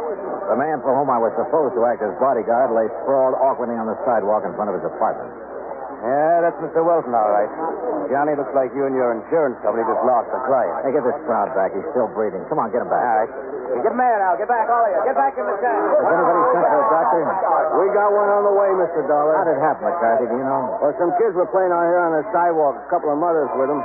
They heard a lot of noise up in Mr. Welton's apartment, up there on the second floor. What kind of... You see up there where the windows broke out of the frame? Yeah, I see. What kind of noise? Like a big fight, they said. And Mr. Welton yelling for help. He was yelling bloody murder, they said. They hear anybody else? Anything else? No, sir, not even the dog. You sure? Then all of a sudden he comes smashing out through the window and lands here on the sidewalk. Have your men been inside there? Yes, sir. Wilson went in. Come on, get back. Stay back of that line, will ya? He said Mr. Welton's place is an unholy mess, like a big fight. Any sign of the assailant? No, sir, but the door of his apartment was flung open. So was the back door leading into a court in the alley. Yes, sir. That's what Wilson told me. That's a fire door that can be opened only from the inside. So it looks like whoever did this to Welton made his getaway through the alley. No doubt about it. Well, all I have to say is I hope this man lives. We'll soon find out, sir. Here comes Doc Strader.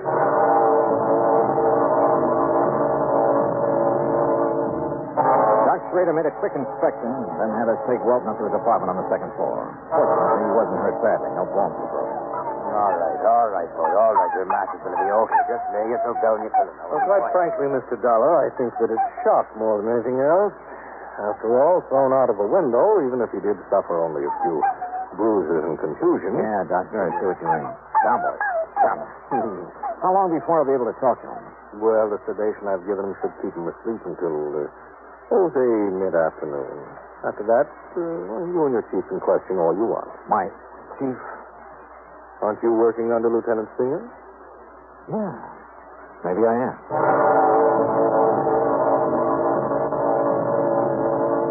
Randy Singer himself came over and took charge. While John Welton slept, he and his men closed off the alley and went over it with a fine-tooth comb.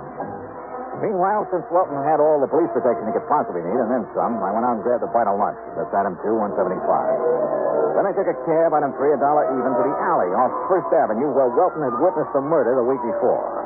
Just why, I don't know. But I'm sure glad I did. Yeah. Because of a crew working on the streetlights who came up with some rather interesting information. Tell you what I mean later. In any event, it led to item 4, $0.10 for a phone call. You know, a fellow in my business has to have some rather strange contacts. My call was to one of them. To a man Lieutenant Randy Singer would have known by name, at least. Would probably have liked to get his hands on. Or, more to the point, would like to have had some concrete evidence against for a number of things. My contact's name was Smokey Joe Sullivan. Ex-counterfeiter, ex-bootlegger, burglary suspect, numbers racket. A man who's been picked up on more petty charges than you can possibly think of. Yeah. In a city with an underworld the size of New York, a man like Smokey's good to know. On occasion.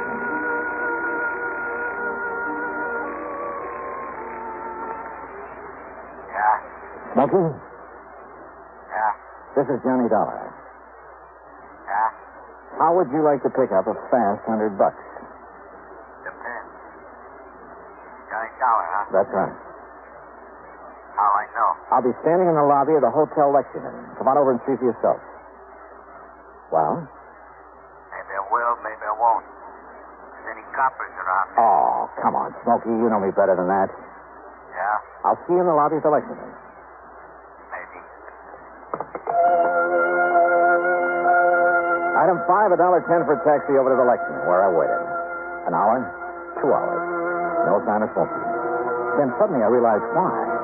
There must have been somebody important there in the hotel, for outside at the curb was a police car with a man in a uniform at the wheel. No wonder Smokey hadn't showed. I sauntered out to 3rd Avenue, started around the block. And sure enough, at the first newsstand, a figure that had been hiding behind a newspaper fell in step with me. What took you so long to spot that copper sitting out front, Johnny? Now, look, Smokey, I asked you if you'd like to pick up a fast C-note.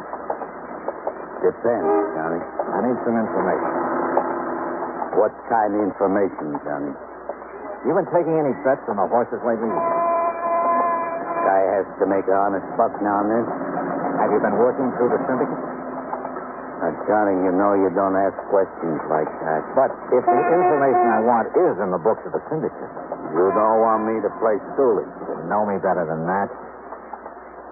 Okay. Ask me questions. Yeah. Here's 20. 20, 50. You said a C note. You get the rest when you get the dope for me, if there's any to get. Okay.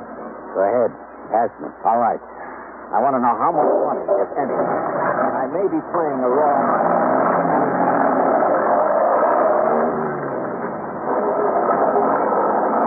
Okay, Johnny. If I find out anything. Good. You call me on the phone again. Maybe 3:30, 4 o'clock. Good. And Smokey. Yeah? If there is such information to be had, and you get it, maybe I'll double that deal. Okay, Johnny.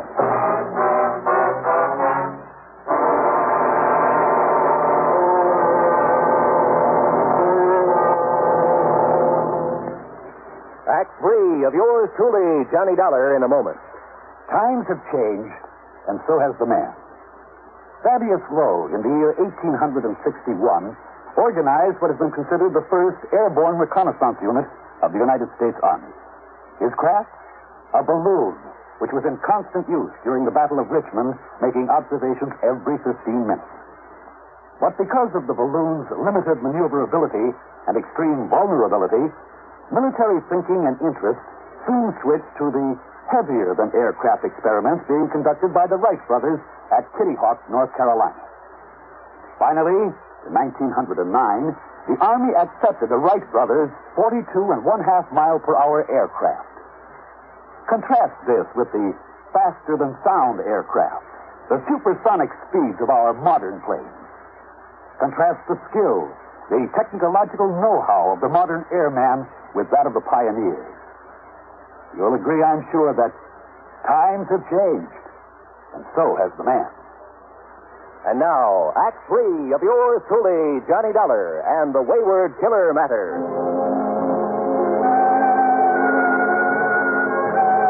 Expense account item 6.95 cents for a cab back to John R. Welton's apartment on East 53rd. Randy Singer's boys had found no clue to the identity of Welton's attacker. Welton himself was beginning to stir. Yeah, we'll be able to talk to him any minute now, Johnny. Okay, good. Oh, now get down, boy. Go lay on your pillows. Oh, incidentally, we found the gun that was used in the murder he witnessed last week. Oh, where? Like you said, in the storm drain near that alley on First Avenue. Oh. Yeah, but no print.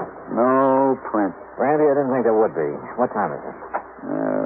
3:51. Why? I'm going to make a phone call. Oh, the phone's right over there. Hey, Wilton's coming too. What's this? What goes on here? It's all right, Mr. Welton. You're going to be okay. Police. That's right. Yeah. Got a phone. Thank you. I beg you.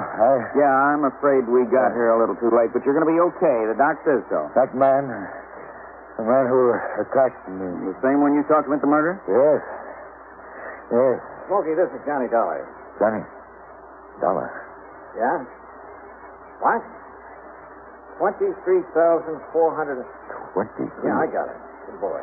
What did he say about... I'll meet you at the Lex at 6 p.m. Okay, the newsstand. Mr. Dollar, what did you say about you? Yeah, Johnny, what goes? Funny. How would you like to make an arrest? Arrest? That's right, Randy. Of the man who killed that bookie. Well, you know who he is? Yeah, well, I sure do. And, Randy, I'm ashamed of you. What? Come here, boy. Now, listen, Johnny, This pup really deserves the credit. Good boy. Now, down. Johnny, what under the sun are you talking about? The night of that murder. Welton says the pup chewed a hunk out of the killer's pants. Yes. He was trying to defend me. You say that killer struck you, Welton. He did. But he made no move to hurt the dog. Well... Now, believe me, that doesn't make sense. He would have put a bullet in him even before he struck you. Now, Mr. Now, Dollar... what about this so-called fight here in your apartment a couple of hours ago? It was the same man. Yeah? And did the dog attempt to fight him off? No. Because there was nobody for him to fight. Johnny, You think he wouldn't have been heard down on the street if somebody really clobbered you? Well, You faked this attack on you, Welton, to make it look like the killer was somebody else. Too bad you didn't break your neck when you jumped out that window. You don't know what you're talking about. Another thing. And this is where you missed a bet, Randy. Yeah? Over on First Avenue, I checked with a crew from the electric company. They finally got around to fixing that street light. Huh? Yeah. That light's been out for nearly 3 weeks. So how could Welton have seen another man in that alley well enough to make a positive identification? Now, listen, Dollar. Shut up, Welton. Get my phone call just now. Randy, Welton was in hot to that bookie he murdered. To the tune of $23,000. He threatened me. He said he'd kill me if I didn't pay him. I had to kill him. If I hadn't killed him, he... Breaks my heart, Johnny, but thanks. Okay, Welton, up on your feet.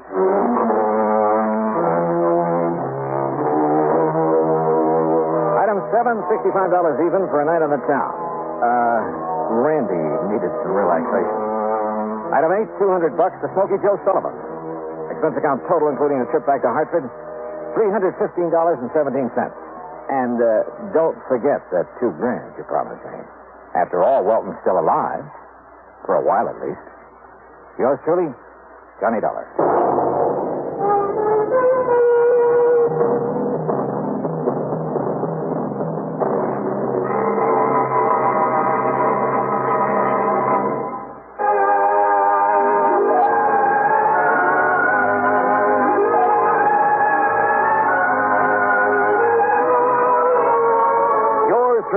Johnny Dollar, starring Bob Bailey, originates in Hollywood and is produced and directed by Jack Johnstone, who also wrote today's story.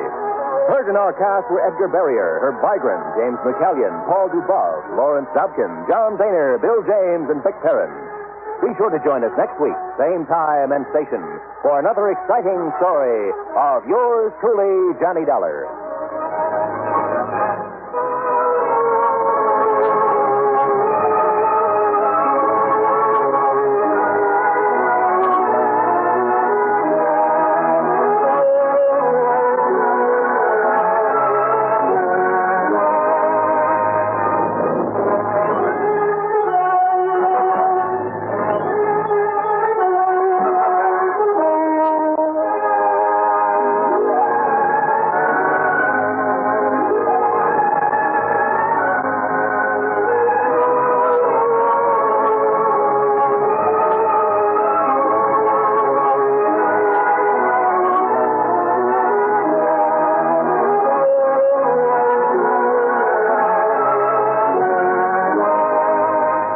Johnny Dollar has come to you through the worldwide facilities of the United States Armed Forces Radio and Television Service. From Hollywood, it's time now for... Johnny Dollar. Peter Hanley at Western Maritime and Property. Oh, yeah, Mr. Hanley. I found this message to call you. You're still in town at the Beverly Hilton. Yes, that's right. I thought you'd be back in Hartford by now.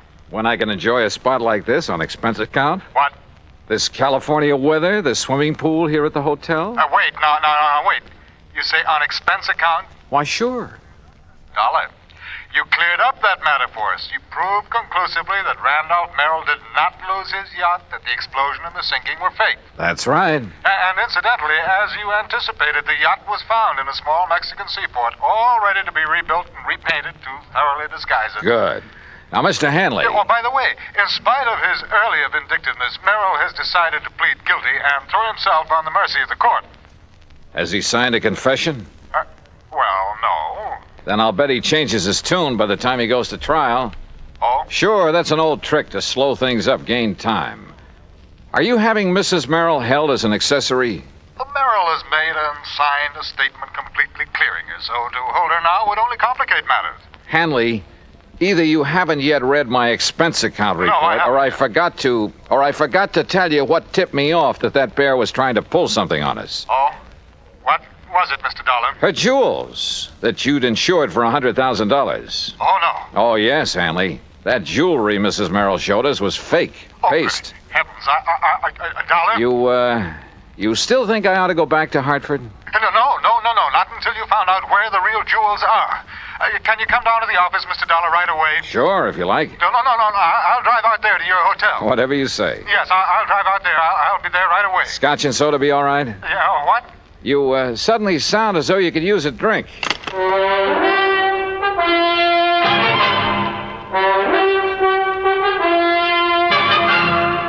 Bob Bailey in the exciting adventures of the man with the action-packed expense account, America's fabulous freelance insurance investigator. Yours truly, Johnny Dollar.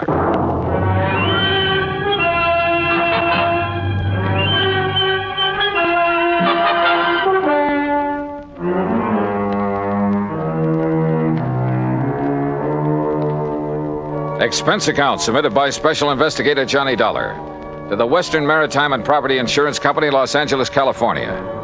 Following is an account of expenses incurred during my investigation of the Wayward Diamonds matter.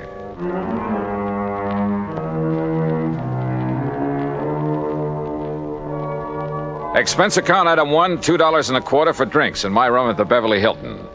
By the time room service had delivered them, collected the tip, and left, Peter Hanley arrived. Yeah, come in. I make no bones about it, Mr. Dollar. I had completely forgotten about those jewels of Mrs. Merrill's. Yeah, well, I can't say that I blame you. We were so intent on exposing the so-called sinking of that yacht. Exactly. All right. Relax. Here, come on now. Sit down and relax while we map out a plan of action. Thank you. After you hung up, I suddenly remembered that you had mentioned the fact that those jewels were fake to Mrs. Merrill herself. Yeah, that's right. All right. Well, how did you know that they were fakes, Mr. Dollar? You remember when we sat in their living room out in Westwood while they gave us that cock and bull story about the yacht going down? Yes, I remember. All right. She handed me the jewels to look at. I kind of absent-mindedly dragged one of the so-called diamonds across the glass top of the coffee table and realized it didn't scratch it. Oh. Nor did any of the others, which proved they weren't diamonds at all, but some kind of imitations. Look, why kid about it, Hanley? Up to that point, they'd had me believing their story about losing that yacht. You weren't alone, Dollar. You weren't alone. But now I suppose we'd better call in the police about that jewelry. Why the police? Well, to see if they can find the originals. Now, look.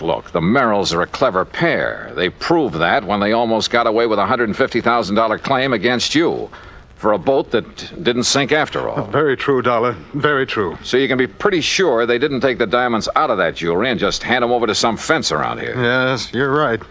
Later, I suppose she figured to lose the fakes, have them stolen, and then claim the insurance. Yeah, probably. If we hadn't nabbed the old man for the yacht fraud. You say she hasn't been held? No. But I see now that she should have been, in spite of her husband's statement that she was completely innocent of any complicity in the whole scheme. Yeah, I think she should have. You know, it's going to take a lot of money to defend him. And with him in the clink, she's the logical one to raise it. With the diamonds. The real diamonds. Uh-huh, that's my guess. Very well, then I'll go over to police headquarters right away, charge her with fraud. You know, because of the diamonds themselves, and see that she is held until she tells us where we can recover them. Hadn't you better get evidence of fraud first? Well, the mere fact that she substituted paste for the real diamonds in that jewelry, Dollar. Well, a lot of people do that. Never wear the real stuff in public unless they have a lot of guards around. Well, even so... No, Hanley.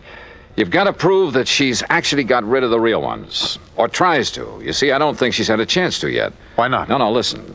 I'm running up a nice fat item for you on my expense account. What kind of an item? Well, so far it only amounts to $100 and $150. What for? Fee to a private detective agency. Somebody to tailor 24 hours a day. In the hope of finding out what she's doing with the genuine stones? More important, to find out how she'll try to dispose of them. But she may have done that some time ago. No, I doubt it. Why? It's only recently they've needed dough. Granted. They had two plans. The phony sinking of their yacht, and later, if that worked, a phony loss of their phony diamonds. But why later? Well, to run them both together would look suspicious. What's more, apparently saving the jewels made the yacht accident look legitimate. Yes, I suppose so. Sure. And remember this. She made a big thing of having saved her jewelry. When we still believed the wreck was legitimate. That's right. She made a big point of displaying those phonies to us because she wanted to be sure we'd not only see them, but believe they were the originals. That we'd be witness to the fact she still had them. Yes, I see. But you must recall that you finally recognized them as paste. Yeah, but like you and I almost forgot about it simply because they had nothing directly to do with the matters at hand. Yeah, and she may think that we have forgotten. I doubt it. The point is, now she needs money. He saw to it that she stayed free to raise it. And the diamonds are probably her only way of getting it. Which is why I put a detective on her. Oh, excuse me. Johnny Dollar. Yeah? What? Well, how did... Yeah. Well, look, I'll be right over. What is it, Dollar? Oh, that detective I was talking about has just lost his job. I don't understand. He just came to. Came to? Yeah, at the home of Mrs. Merrill. He's in her home? Yes, but she isn't. She's gone.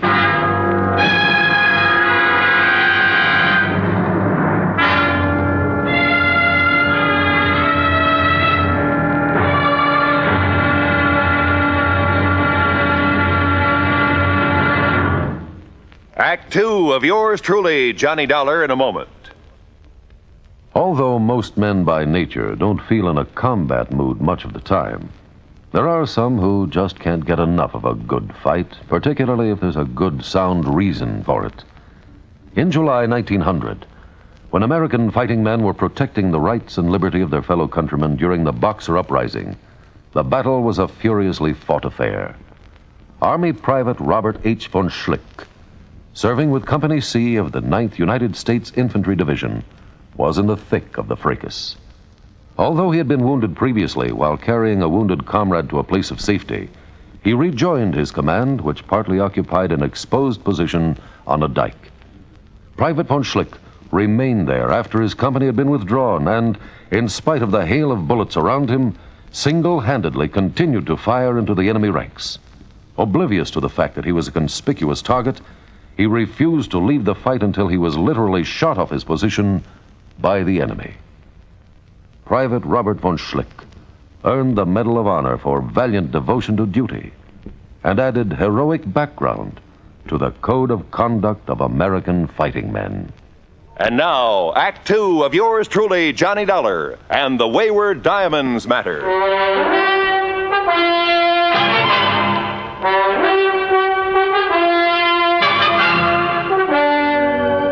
In separate cars, I still had my rental job. Pete Hanley, the insurance man, and I drove out to Westwood, just beyond Beverly Hills. You're sure that detective was here at the Merrill home when he called you? Well, that's what he said. But if he was supposed to simply tail... Come on, come on. Mr. Dollar? Yeah, that's right. And I take it you're Sam Bench... Holy smoke, what happened to you? Where's Mrs. Merrill? Well, like I told you on the phone, Mr. Dollar, she's gone. Any idea where? Oh, sir. Hey, you mind if I sit down? I don't feel so good. No, go ahead. Go on, sit down. All right, you all set? Yeah. Now, what happened? Well, I was walking up and down the street. Huh? You know, real casual, so as not to arouse no suspicion. You've been walking up and down in front of this house all morning? Oh, yeah, all morning. But like I say, real casual, so Where did you ever learn to be a detective? Some correspondence course? Oh, now look, Dollar, you shouldn't talk like that. I resent it. Okay, all right, go ahead and resent it. But prowling up and down in front of the house... Well, my brother runs a very good detective Your agency. brother? Yeah, and if he didn't think I was a good operator, if he wouldn't... all right, what happened? Well, I see her come out the back door. You know, Miss Merrill? Wow. And I see her go out and she opens up the garage. And where were you? Well, by good luck, I just happened to be in front of the driveway about then. So, real casual, I lean over and I start tying up my shoelace, Yeah. you know, so she won't get suspicious of me, you see? Go on. Well, when she gets in the car and she gives me a look, but that's all. So I figures me being so casual and all, she's not wise to what I'm doing around here, you know? I bet she wasn't. But that's where you're wrong, Dollar, because somehow she must have figured it out, even with me being so casual. All right, what happened? Yeah. Well, Dollar, she comes barreling out of that garage so fast, I didn't have hardly And time to maybe she even... casually ran you down. So I was casual about it. By the time I pick myself up and I find out I got any busted bones, she's down the street and around the corner. What kind of a car was she driving? Gee, no. What was the license number? I don't know. You don't know? Well, then how it happened so fast? Hey, look, whoever assigned you to this job ought to have I told you, their... my brother. And don't you say anything about my brother. How did you get into this house? Well, my order said if she made any move, I was to phone you. I figured nearest phone was in here. How did you get in? Well, I looked around to see one of the back windows was open. You have any authority to enter this house? A warrant, maybe? Well, no, but I have my orders to phone you just as soon as I could. And like I say, I figured the nearest phone... You want to see my orders? No, I don't. Well, look, see here. Now, you here. look. You can take those back to your office and shove them in your darling brother's face. Oh, And now when you're saying things against my just brother. don't forget to tell him you're fired. Oh, now look, Dollar.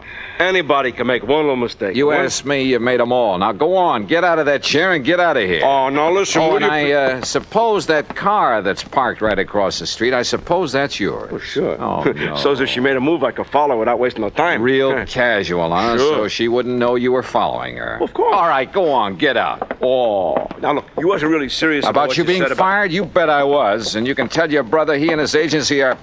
Oh, go on. I'll settle with him later. Look, I'm not used to being treated like this. And when I